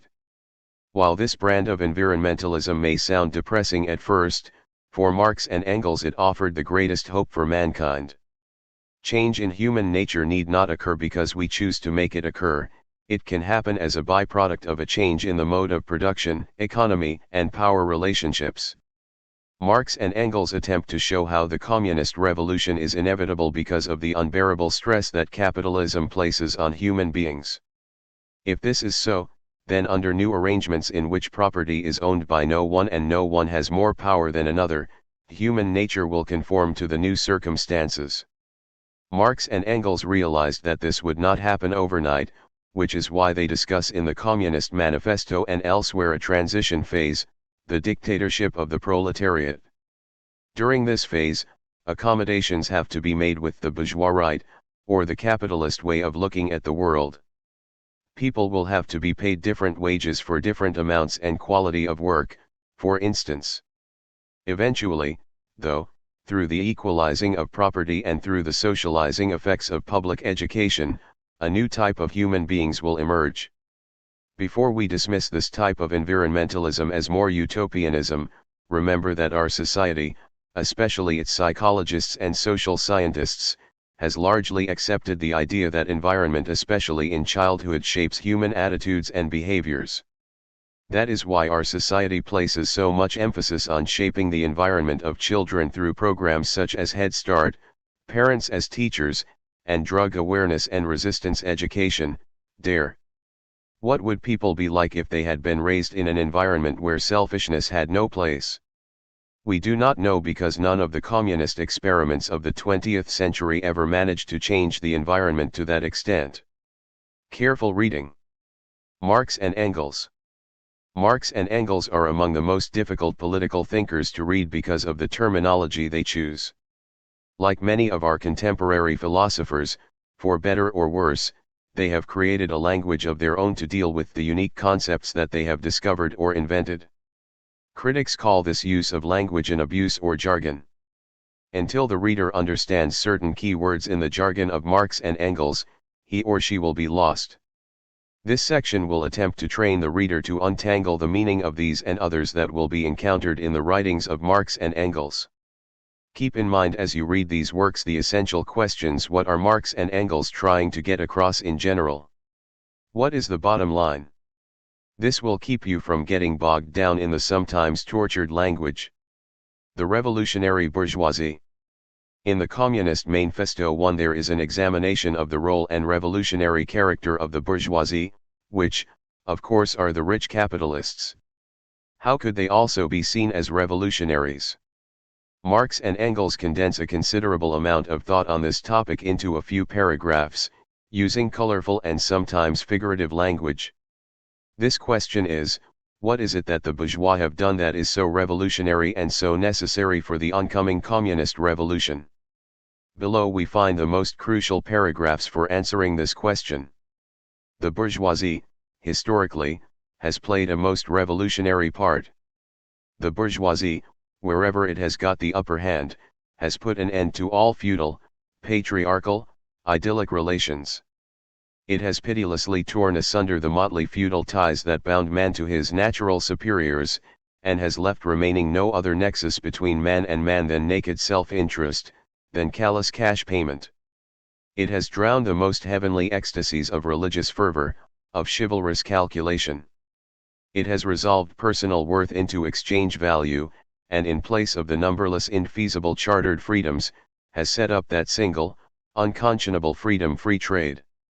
In one word, for exploitation, veiled by religious and political illusions, it has substituted naked, shameless, direct, brutal exploitation. The bourgeoisie has stripped of its halo every occupation hitherto honored and looked up to with reverent awe. It has converted the physician, the lawyer, the priest, the poet, the man of science, into its paid wage laborers. The bourgeoisie has torn away from the family its sentimental veil, and has reduced the family relation to a mere money relation. From Part I. What do Marx and Engels mean by the bourgeoisie playing a most revolutionary part? After all, we have learned that Marx and Engels thought the bourgeoisie, the rich, was the oppressor class, determined to maintain the status quo. However, remember that Marx and Engels take a very broad view of history. They see the capitalist era as one of several, each of which have swept away existing social arrangements and replaced them with new ones. Their description of the effects of the bourgeoisie on society is supposed to help us understand in what sense the bourgeoisie are revolutionaries. In the second paragraph, Marx and Engels compare the effects of bourgeoisie or capitalist society with feudal or medieval times. Here, if you encounter some unfamiliar words, the best you can do is look them up.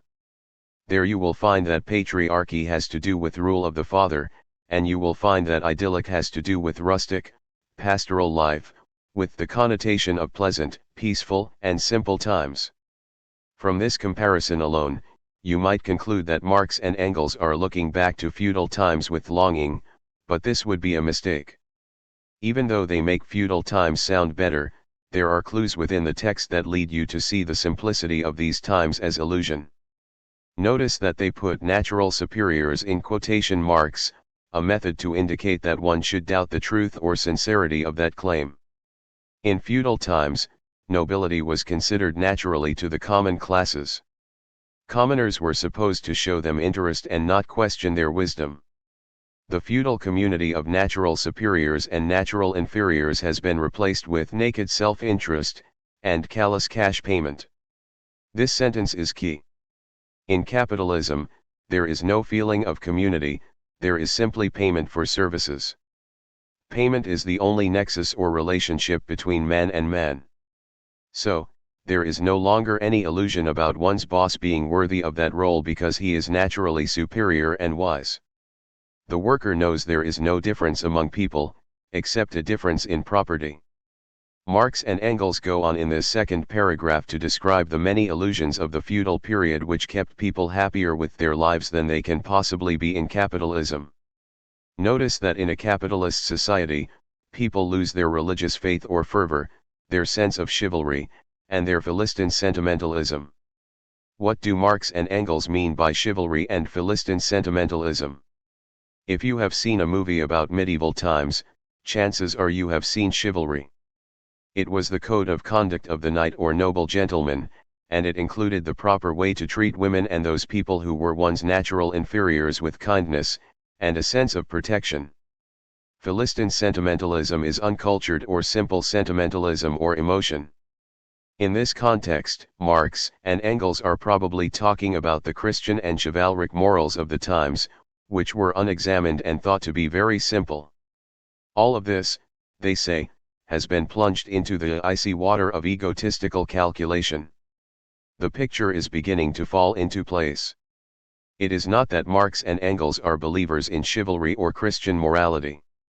Rather, they are describing a process in which people have been forcibly stripped of their illusions, their ability to justify their existence based upon beliefs about their place in society, their religious faith, their moral code. Capitalism makes it impossible to hang on to these illusions, which in the past gave people quite a bit of psychological comfort. The rest of the paragraph only helps us understand this process better. Human value is exchange value, that is, in capitalism we become what are worth on the market, the price of our labor. Marx and Engels make reference to the numberless infeasible chartered freedoms, which are the freedoms of the feudal era. Infeasible has the same meaning as the more familiar unalienable.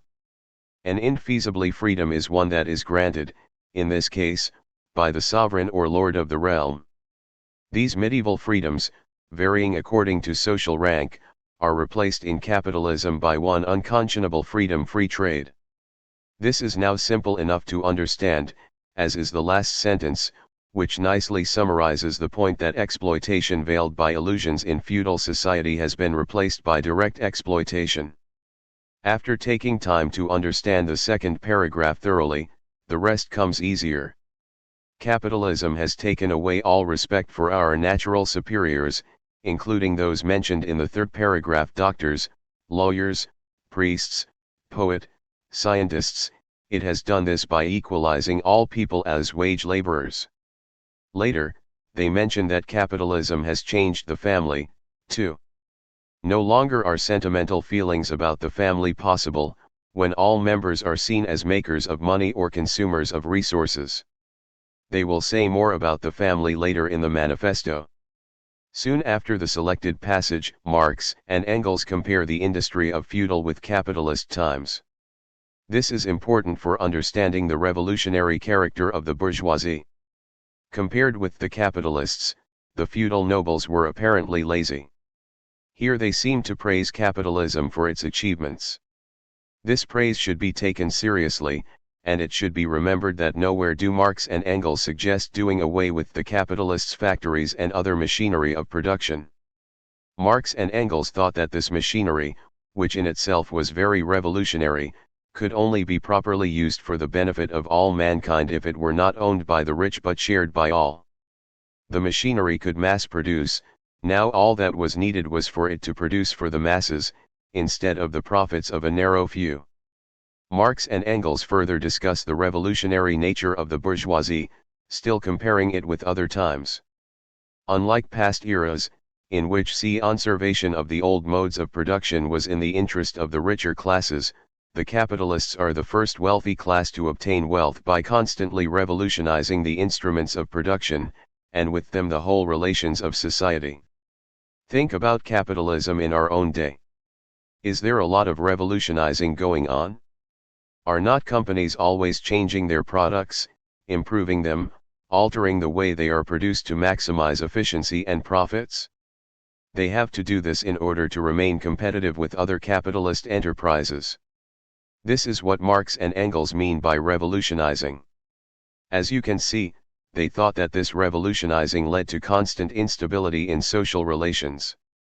Again, think of the situation today. When a company changes the technology it uses to produce something, it may have to fire old workers and hire new ones with different skills. If a company invests in computerization, it may need fewer workers to do the same amount of work, and so lay off or let go some of its employees. Even today, workers may often feel at the mercy of their lifetime. Marx and Engels are pointing out that all of this constant change can be very socially destructive. They finish by using another strong comparison with feudal illusions. When they say all that is solid melts into air, they are not saying that feudal beliefs were solid, but that they seemed solid. On the basis of this condemnation of capitalism, the reader might think there is nothing good that comes out of this mode of production. However, it is precisely the lack of illusions, the naked misery that Marx and Engels thought was the inevitable product of capitalism that was necessary for class consciousness to emerge in the people. Unless they were driven to abandon their romantic illusions, they would never see that they were an exploited class, and they would never get angry enough to revolt and change their situation. In this sense, also, the bourgeoisie are a revolutionary class. They are more or less compelled by the logic of profits to create the conditions for revolution, and thus for their own destruction. Alienation. The term alienated appears throughout Marx's essay entitled, Alienated Labor. Some translators use the term estranged instead. Point 2. We use this term today to mean a certain attitude toward others. It indicates not identifying with others, or feeling like an outcast. This meaning is not wholly different from what Marx is trying to get across. However, Marx's meaning is more specific and has to do with the effects on people of the capitalist mode of production. The following passage from the beginning of Alienated Labor contains this concept and a few others that can bedevil the reader. We proceed from a present fact of political economy. The worker becomes poorer the more wealth he produces, the more his production increases in power and extent. The worker becomes a cheaper commodity the more commodities he produces. The increase in value of the world of things is directly proportional to the decrease in value of the human world. Labor not only produces commodities. It also produces itself and the worker as a commodity, and indeed in the same proportion as it produces commodities in general. This fact simply indicates that the object which labor produces, its product, stands opposed to it as an alien thing, as a power independent of the producer. The product of labor is labor embodied and made objective in a thing. It is the objectification of labor. The realization of labor is its objectification. In the viewpoint of political economy, this realization of labor appears as the diminution of the worker, the objectification as the loss of and subservience to the object, and the appropriation as alienation in Fremdung, as externalization in Tauserung. So much does the realization of labor appear as diminution that the worker is diminished to the point of starvation. So much does objectification appear as loss of the object that the worker is robbed of the most essential objects not only of life but also of work. Indeed, work itself becomes a thing of which he can take possession only with the greatest of effort and with the most unpredictable interruptions. So much does the appropriation of the object appear as alienation that the more objects the worker produces, the fewer he can own and the more he falls under the domination of his product, capital. Pages 59 to 60. Keeping in mind Marx's agenda, the criticism of capitalism and the promotion of communism will help a great deal in understanding this and other passages in Alienated Labor. With this much insight alone, you can no doubt get the drift of what Marx is saying here about what labor is like under capitalism. However, the specifics are less clear, partly because of the rather alien terminology. The first term that we encounter is political economy. Take a moment to think about this term. In what way would the economy be political for Marx? Of course, the economy influences politics, and politics is an attempt to maintain the status quo of the economy for the benefit of the rich. So, for Marx, politics and economics are very much intertwined and a person cannot understand one without the other. Capitalism is political economy, and only under communism will people experience economy without politics. Then Marx introduces some paradoxes which he has observed in capitalism. The worker becomes poorer the more wealth he produces, for instance. Here he is trying to describe the illogic he sees in capitalism, but even more, he is trying to show the human impact of capitalism. In capitalism, the increase in the value of things causes a decrease in the value of the human world. What exactly does this mean? We know that capitalism is always about producing more and better things and making more money.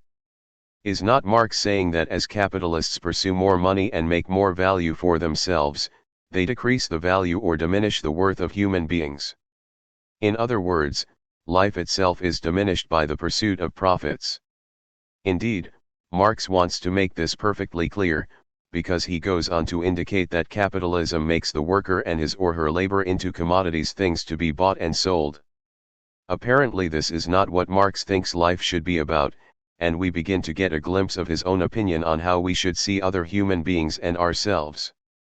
Marx then goes on to refine what he is saying about people and their labor being commodities under capitalism.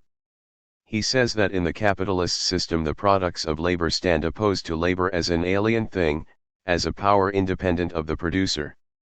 Again, we have to stand back and think about how capitalism operates. Marx says that the person who labors under capitalism produces something that is alien to himself, something that is other than himself. How could it be different, the reader might ask. What we produce is not who we are, right? Well, we have to consider the possibility that Marx would not agree. In fact, Marx might say that we are thinking like products of a capitalist environment.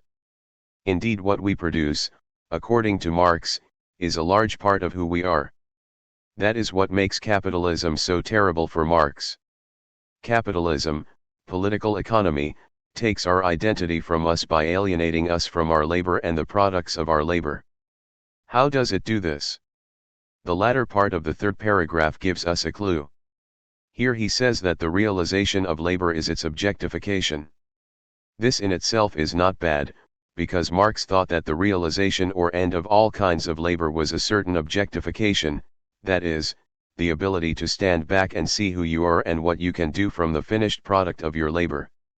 However, in capitalism this realization of labor appears as the diminution of the worker, the objectification as the loss of and subservience to the object, and the appropriation as alienation.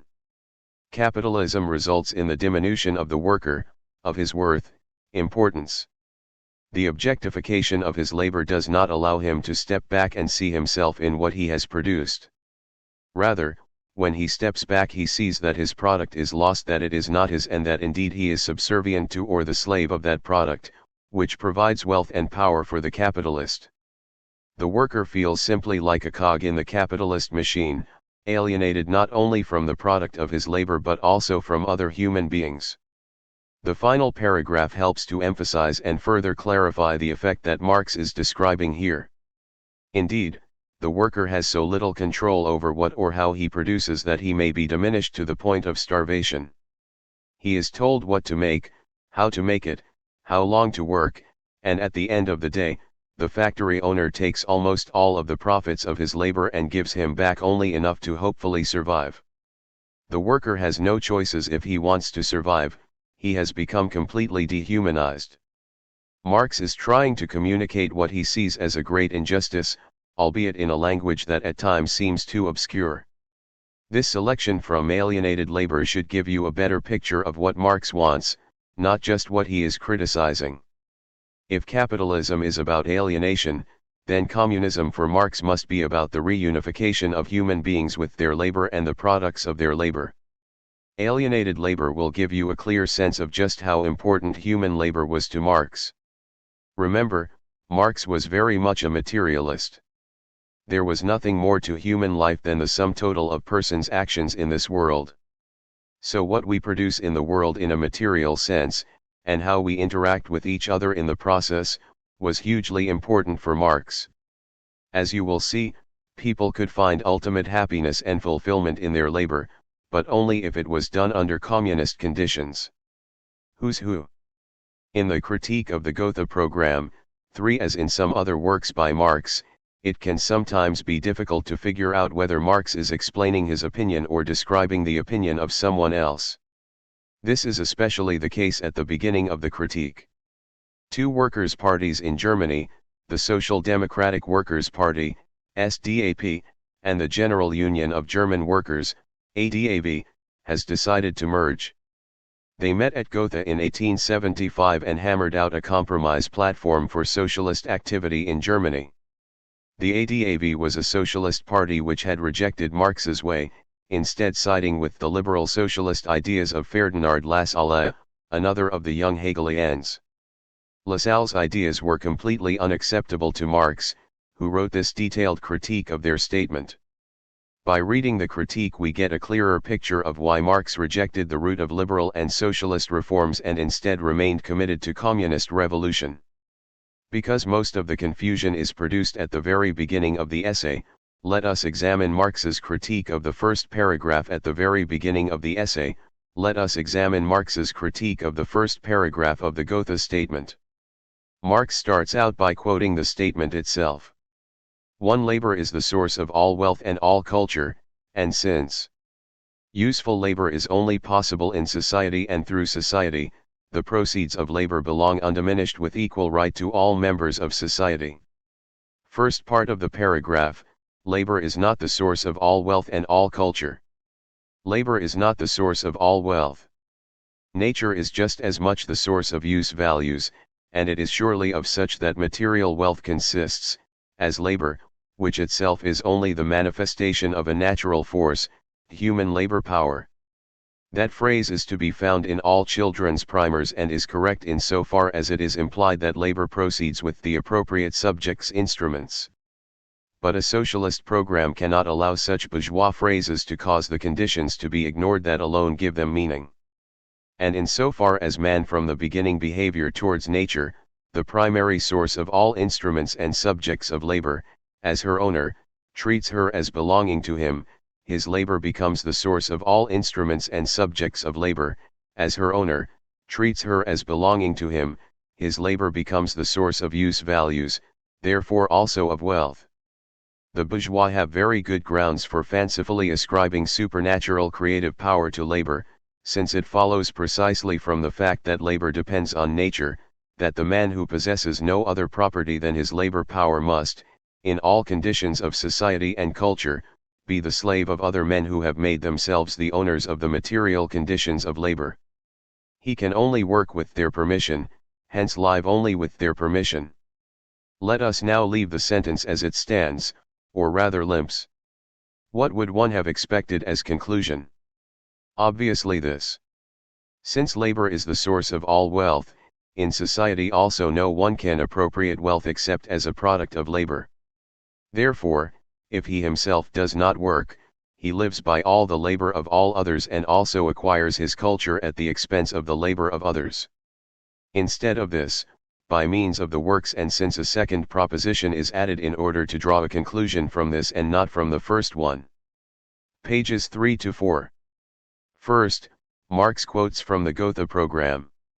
In one sentence the program makes a very powerful statement that must be broken down to be thoroughly understood. Only if we thoroughly understand what the authors wanted to say in this sentence will we really understand Marx's critique. Labor, according to the program, is the source of all wealth. Of course the authors are attempting to criticize the existing capitalist economy, so most capitalists would not look at wealth in this way.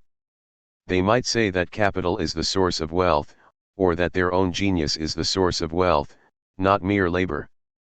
So by saying that labor is the source of wealth, the authors of the Gotha program are locating the true overlap of wealth in those who labor, not those who own or those who plan. They go on to say that labor is also the source of all culture. In their opinion, perhaps it is those who actually produce the cultural products, the manifestation of culture such as buildings, music, food, not just those who conceive of them, who are to be credited with creating the culture. Labor is possibly only in and through society, according to the authors. They see labor not as isolated individuals who make a social contract for the protection of their individual safety and rights. They conclude that because labor is a social activity, the proceeds of labor belong equally to all members of society. This conclusion does not necessarily follow their premises.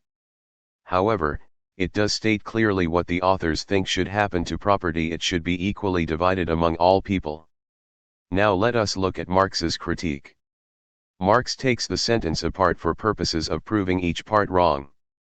Obviously, there are many areas in which the authors of the Gotha program and Marx would agree in general. Remember, however, that Marx thought his theory scientific and superior to all others. He is trying to establish his theory as better than that of the Gotha program. It is for this reason that he takes on each premise and the conclusion. Marx disputes the idea that labor is the only source of wealth. Nature, he says, is just as much a source of wealth as labor. Human labor is actually just another manifestation of a natural force.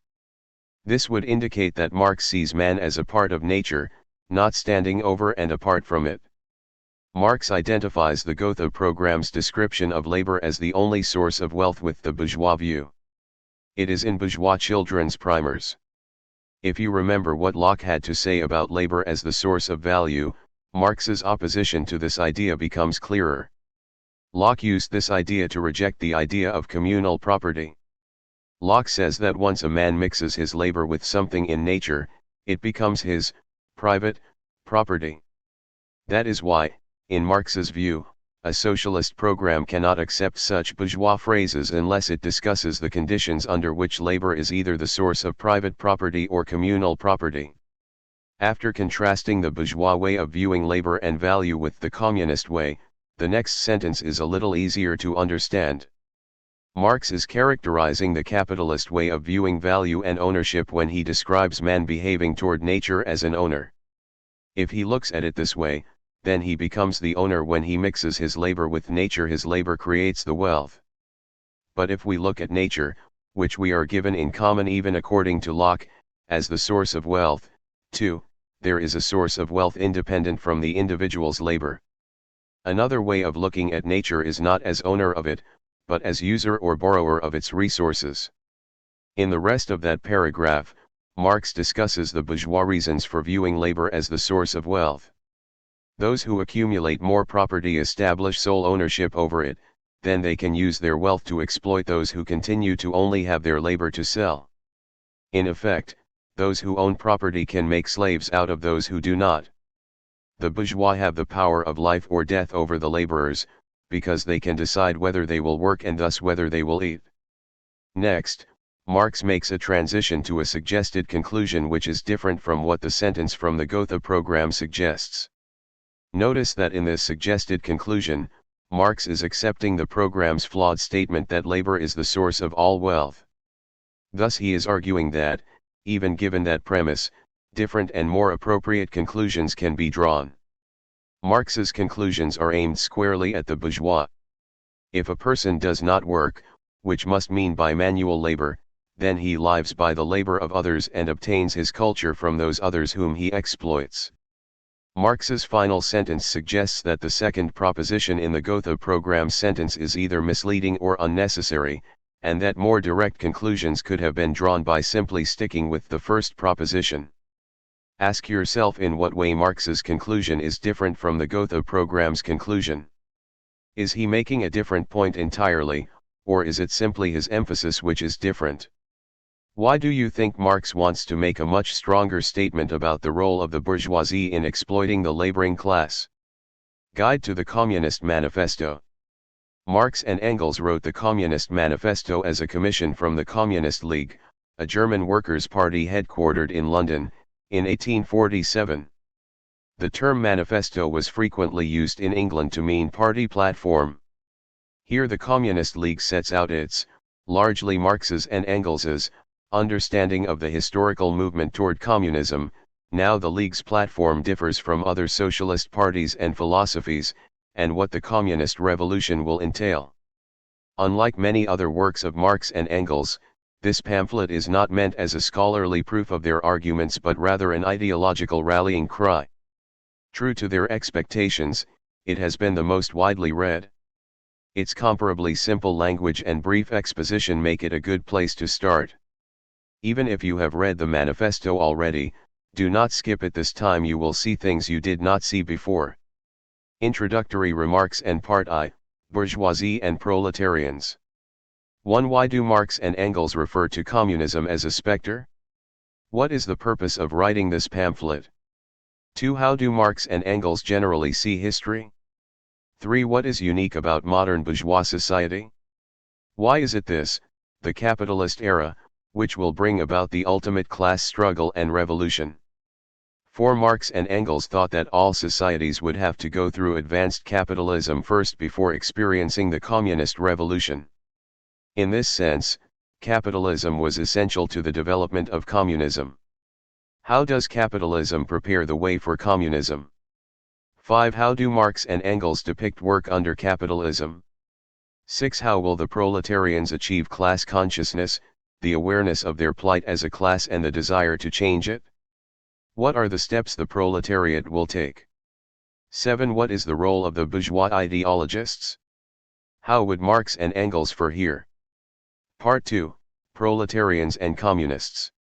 1. How are the communists distinguished from the other working class parties, and how do they see their role in bringing about change? 2. In this part, Marx and Engels take on Lockean liberal ideas such as individual liberty and the right to private property. Keeping in mind that they are addressing classical liberalism, what do they say about each of the following issues? Underscore underscore underscore underscore underscore private property. Underscore underscore underscore underscore underscore wage labor. Underscore underscore underscore underscore underscore individuality and freedom. Underscore underscore underscore underscore underscore incentive to work. Underscore underscore underscore underscore underscore high bourgeois culture. Underscore underscore underscore underscore underscore the bourgeois family. Underscore underscore underscore underscore underscore the proletarian family.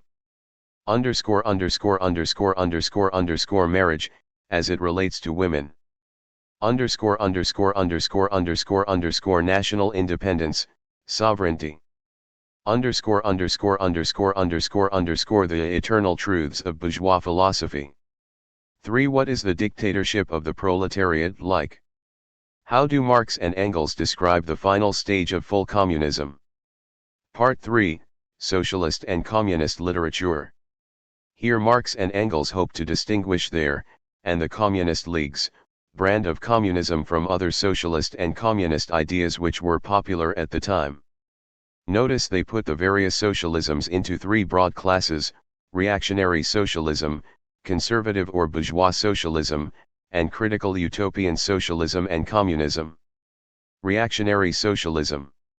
1. The first example of reactionary socialism is feudal socialism. Feudal socialism emerged as a reaction to the new bourgeoisie. This class got its power from its own industry, not from inherited wealth and land. Do you get a sense of when these advocates of dying feudalism could be called socialists? 2. Marx and Engels briefly discuss clerical socialism under the category of feudal socialism. What is clerical socialism and how do Marx and Engels criticize it? 3. Next, Marx and Engels discuss petty bourgeoisie socialism. Who were the petty bourgeoisie? 4. What were their socialist themes? 5. Why will the petty bourgeoisie eventually disappear? 6. What was the influence of French thought on German socialism? What opinion do Marx and Engels express of the quality of German socialist literature? 7. Marx and Engels imply that German socialism arrived on the scene too soon, and was aimed at the wrong target. How so? 8. How do Marx and Engels tie the petty bourgeoisie, the Philistine, together with German or true socialism? Conservative, or bourgeois, socialism. 1. Marx and Engels do not deal with separate schools of thought in this category, but lump many people together. What kind of people fall under the category of conservative socialism? What do you think they all have in common? 2. How do Marx and Engels see the conservative socialists' attitude toward the proletariat? 3. What is the attitude of Marx and Engels toward the conservative socialists' tendency to push for reforms instead of revolution? Critical utopian socialism and communism. 1. Marx and Engels list socialist thinkers Saint-Simon, Fourier, and Owen in this section. What do they all have in common? 2. Marx and Engels contrast the development of actual conditions for the emancipation of the proletariat. The capitalist era must come before communism, with the new social science advocated by critical utopian socialists and communists.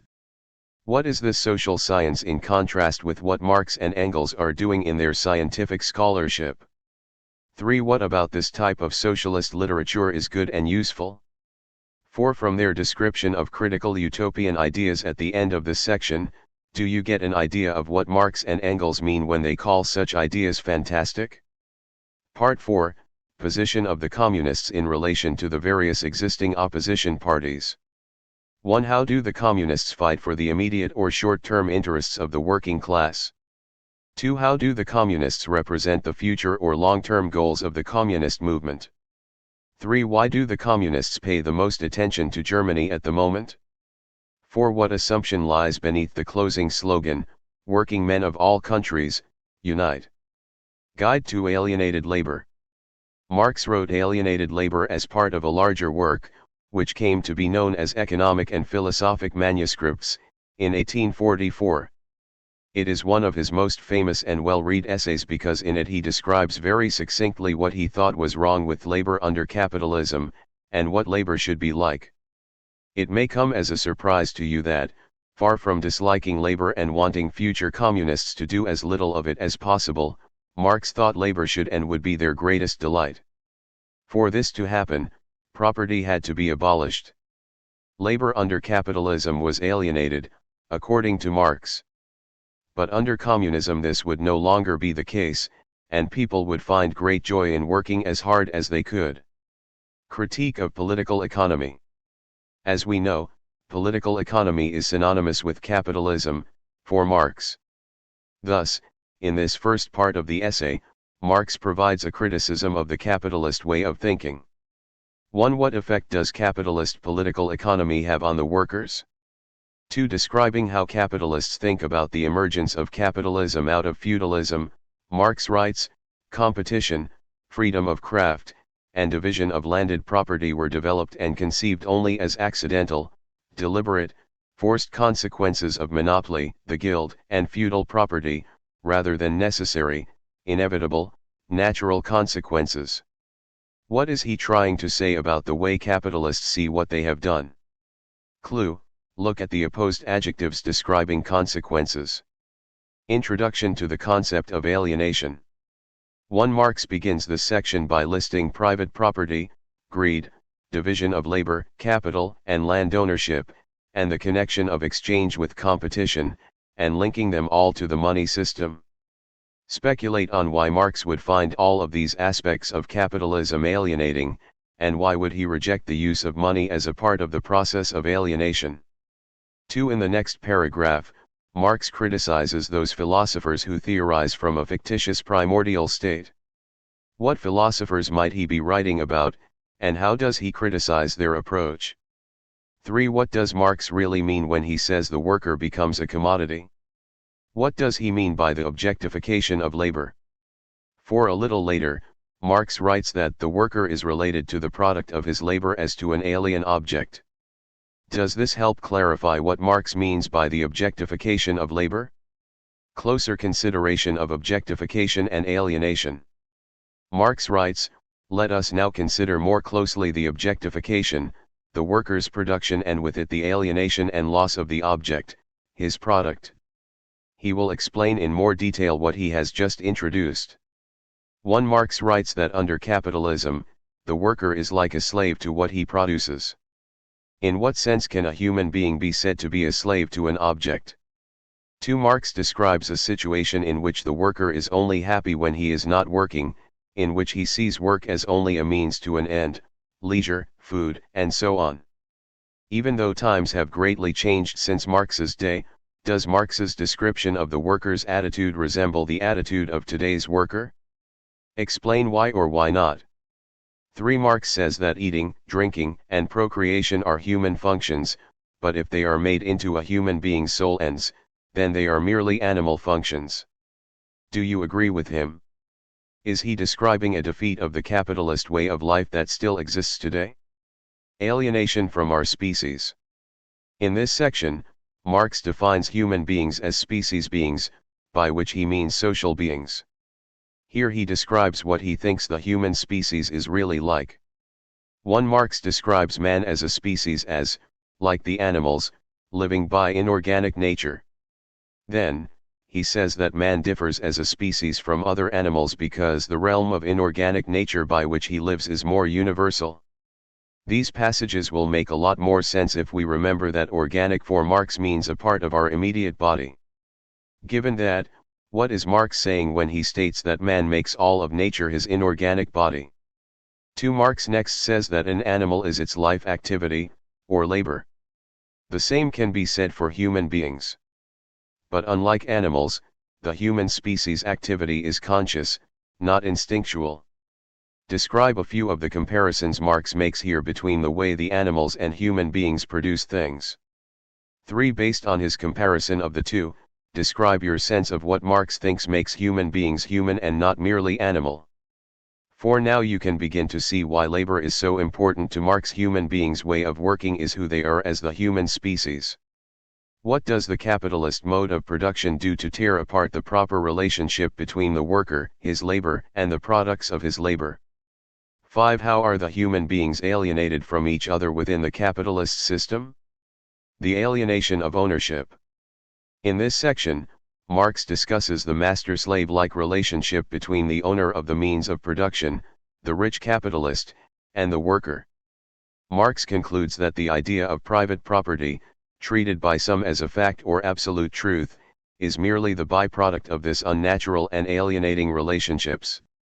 1. Marx writes, "If the product of labor does not belong to me, to whom then does it belong?" How does he answer this question? 2. What is the relationship between the worker and the capitalist?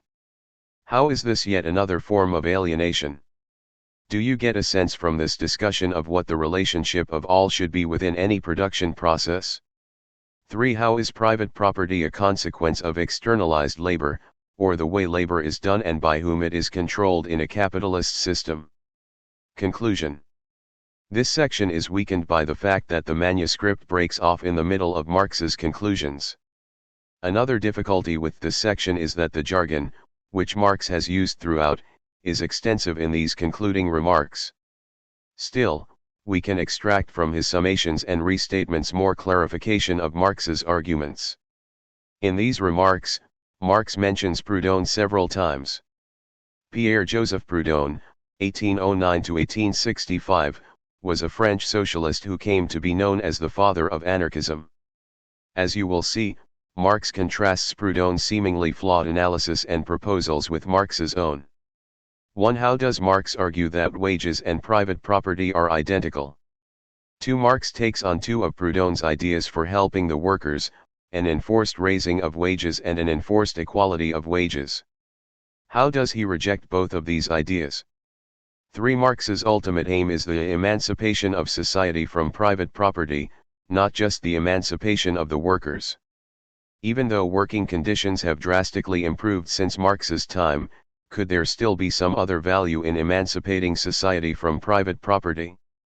4. Marx says in his statement of the second problem toward the end of the essay, "We have already achieved much in resolving the problem by transforming the question concerning the origin of private property into the question concerning the relationship of externalized labor to evolution of humanity."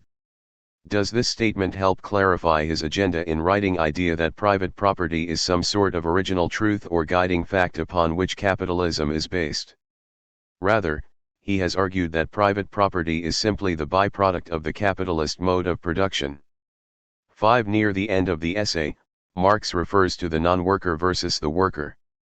Who is the non-worker in the capitalist system? Why do you think Marx chose this terminology to describe this class of people? Guide to Critique of the Gotha Program. Part of the difficulty of reading this critique lies in the fact that it is a critique, a reaction to someone else's work. From this reaction, the reader must glean what Marx is advocating, not just what he is denouncing. Marx's criticisms can sometimes be petty, other times profound. One of the reader's tasks is to sort out the latter and not be too mired in the former. Marx starts every section off with a paragraph from the Gotha program. Then, he goes on to critique the ideas embodied in that paragraph. He also sometimes goes beyond this critique to expound on his own teachings. Part I. First sentence. Marx's critique of the first paragraph of the Gotha program starts out in a seemingly nitpicking way but ends up making a deeper point. 1. Why does Marx criticize the program's phrase, "Labor is the source of all wealth and all culture," as a bourgeois phrase? Remember what Locke had to say about labor as the source of private property. 2. Marx offers the following substitute for the first part of the Gotha sentence: since labor is the source of all wealth in society, but also no one can appropriate wealth except as the product of labor. Therefore, if he himself does not work, he lives by the labor of others. How does Marx's sentence improve upon the Goethe sentence? 3. Marx catches a logical problem with the second part of the Goethe sentence: useful labor is only possible in society and through society. What is the logical problem?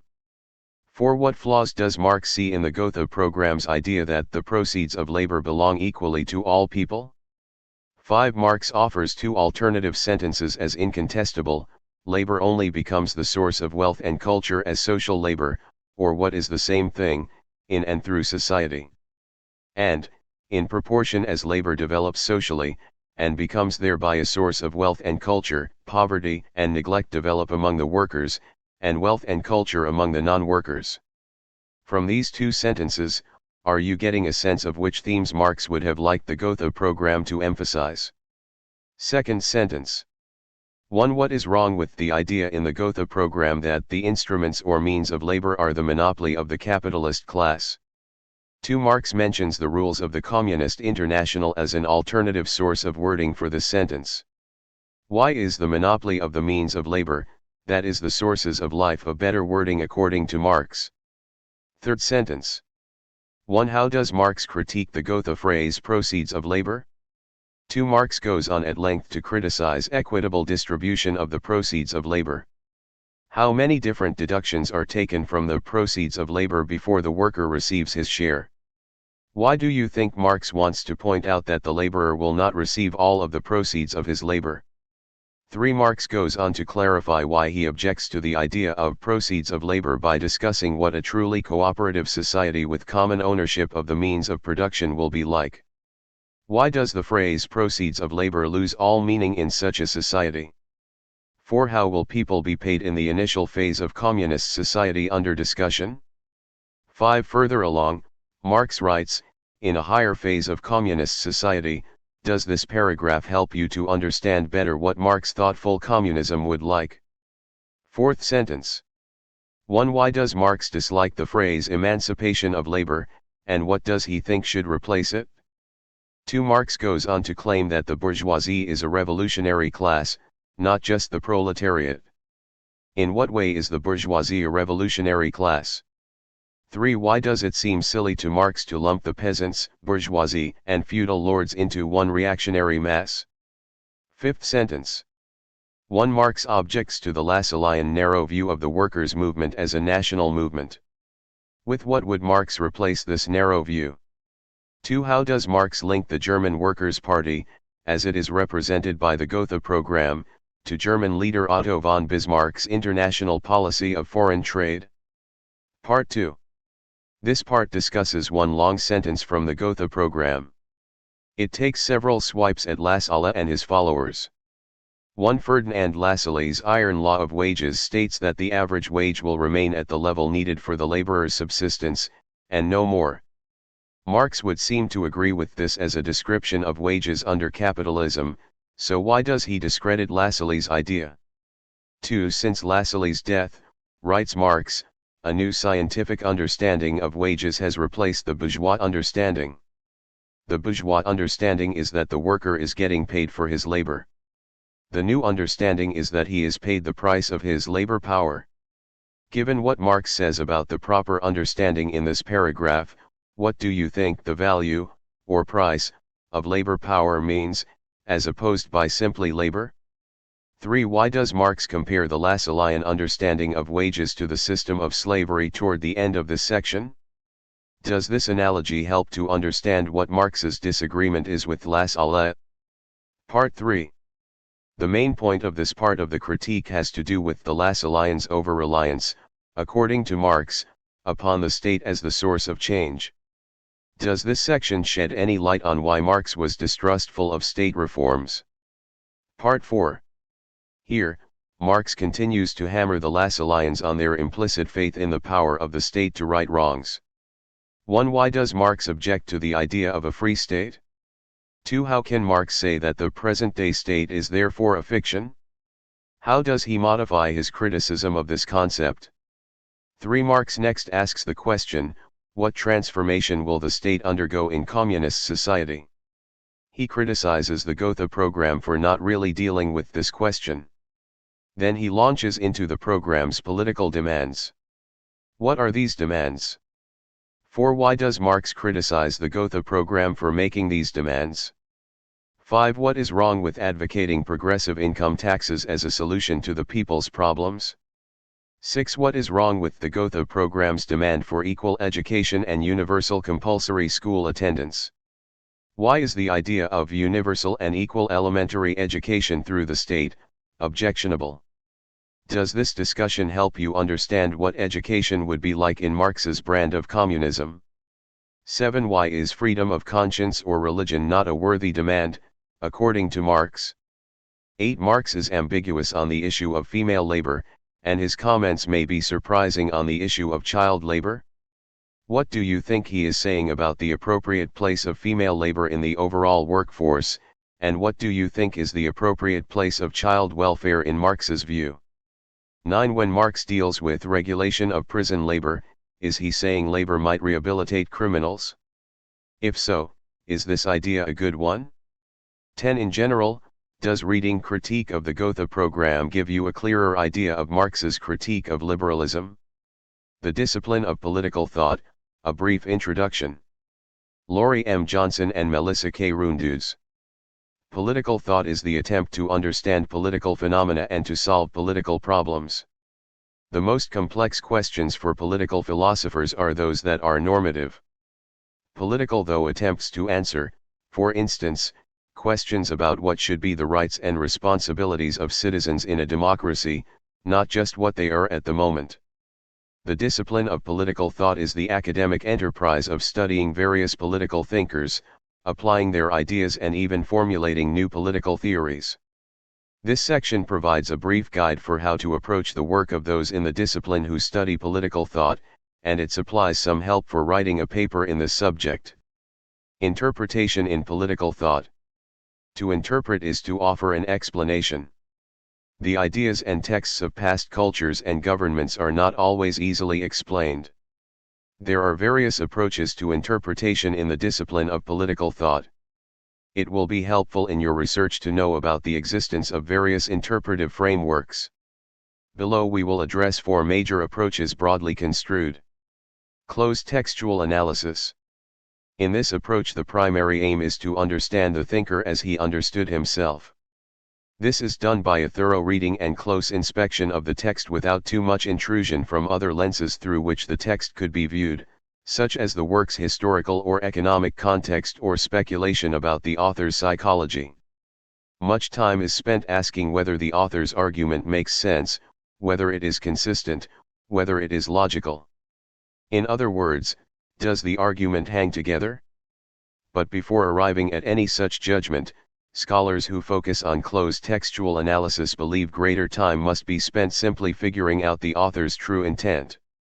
The author's intent can often be misconstrued, they argue, by the casual reader. Many philosophers wrote their works in such a way that the only discerning reader would fully understand their message, and some even tried to hide their true intent from all but a few for fear political or religious persecution. Authors and professors who follow this approach will often move through a work line by line or sentence by sentence in an attempt to thoroughly understand the argument of the author. Using this approach, it soon becomes obvious to the student how little of the political thought they read is obvious and how much is a matter of argument. At the end of such an analysis, however, the readers or students are better informed about the philosopher's teaching and more able to make arguments of their own. The historical approach. Scholars who follow this approach believe that to get the most out of a text, they must know the circumstances that surrounded the author. According to these scholars, the meaning of a historical text cannot be understood through a close reading alone. For political historians to understand the meaning of philosophical works, they must learn and know about the political language and concepts of the time. Such scholars see political texts as forms of political action. Historical reconstruction shows the world the author lived in and the events that influenced his behavior. For example, the historical interpretation of Machiavelli would focus on understanding the impact of Renaissance, Italian politics, the religious beliefs of the time, Machiavelli's personal history, his associations, and his political ambitions. According to this approach, without this type of historical information, we are likely to misconstrue what an author says and therefore miss his or her true intent. The relativist approach. The relativist approach disagrees with focusing on the original intentions of the author and thus differs from both approaches above. Relativists believe that there is no fixed truth, because all truths are relative to things such as time, culture, sex, and race. Relativists range from completely giving up on trying to understand an author's intent to attempting to show the numerous factors that influenced the author's intentions to point out how many motives existed for a writing beside those consciously stated by the author. For these scholars, every reader receives and interprets the text differently, and so the reader, in effect, writes the text while reading it. From the relativist perspective, objective reading is impossible. Everyone has different values and experiences and will gain different insights from the same readings. Relativists believe that what one gains from a text is and should be primarily determined by the reader's current problems and interests. The economic approach. The economic approach is based on the idea that political thought is greatly influenced by the economic institutions and class structures of the time.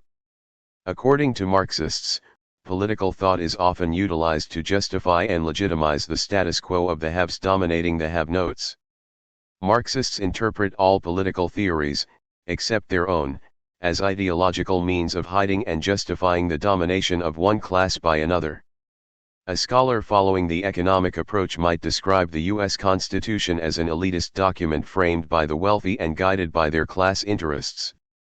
He might attempt to prove that the founders profited directly from policies initiated under the new Constitution. The founders' intentions, seen from this perspective, were to erect a government strong enough to protect the haves from the have-nots. Such a scholar might view the Constitution as actually being a mechanism for protecting property rights, not civil liberties and rights. The liberties and rights enshrined in the Constitution cannot benefit everyone, according to Marxist scholars, only those who have the wealth to invest, trade, and accumulate more wealth. A brief history of the discipline of political thought. When doing research in political thought, it may help to understand a particular scholar's argument by understanding a little about the history of the discipline of political thought. The distinction usually made today between political science and political thought is a fairly recent one which came about during the behavioral revolution, a movement of a new generation of scholars that emerged after World War II. Members of this movement were intent on studying only what could be counted and tested using empirical methodology. They wanted to completely avoid value judgments. Behaviorists called for the discipline of political science to abandon traditional methods of argumentation, such as those used in political philosophy, in exchange for modern scientific inquiry. The behaviorist movement led to a temporary and partial rejection of traditional political thought by the discipline of political science.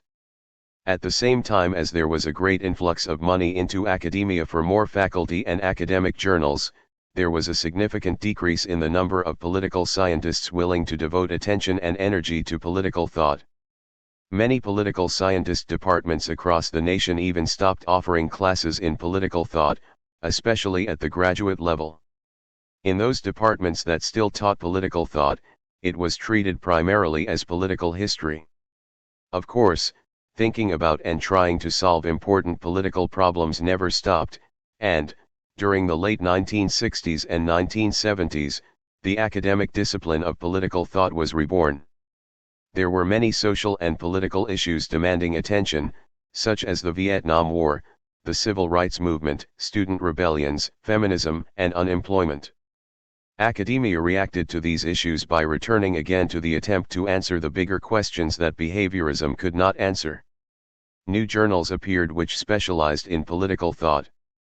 Throughout the 1990s, there was continued growth in political thought. Issues such as welfare policies, economic crises, conservation, and sexual and racial equality provided plenty for political theorists to think and write about. Continued study of the old but timeless ideas of political thinkers on issues such as democracy, justice, and political legitimacy informed their inquiries. The crucial political issues of the future include environmental concerns and the question of our obligation to future generations, and the ethics of government policies on abortion, cloning, and genetic screening.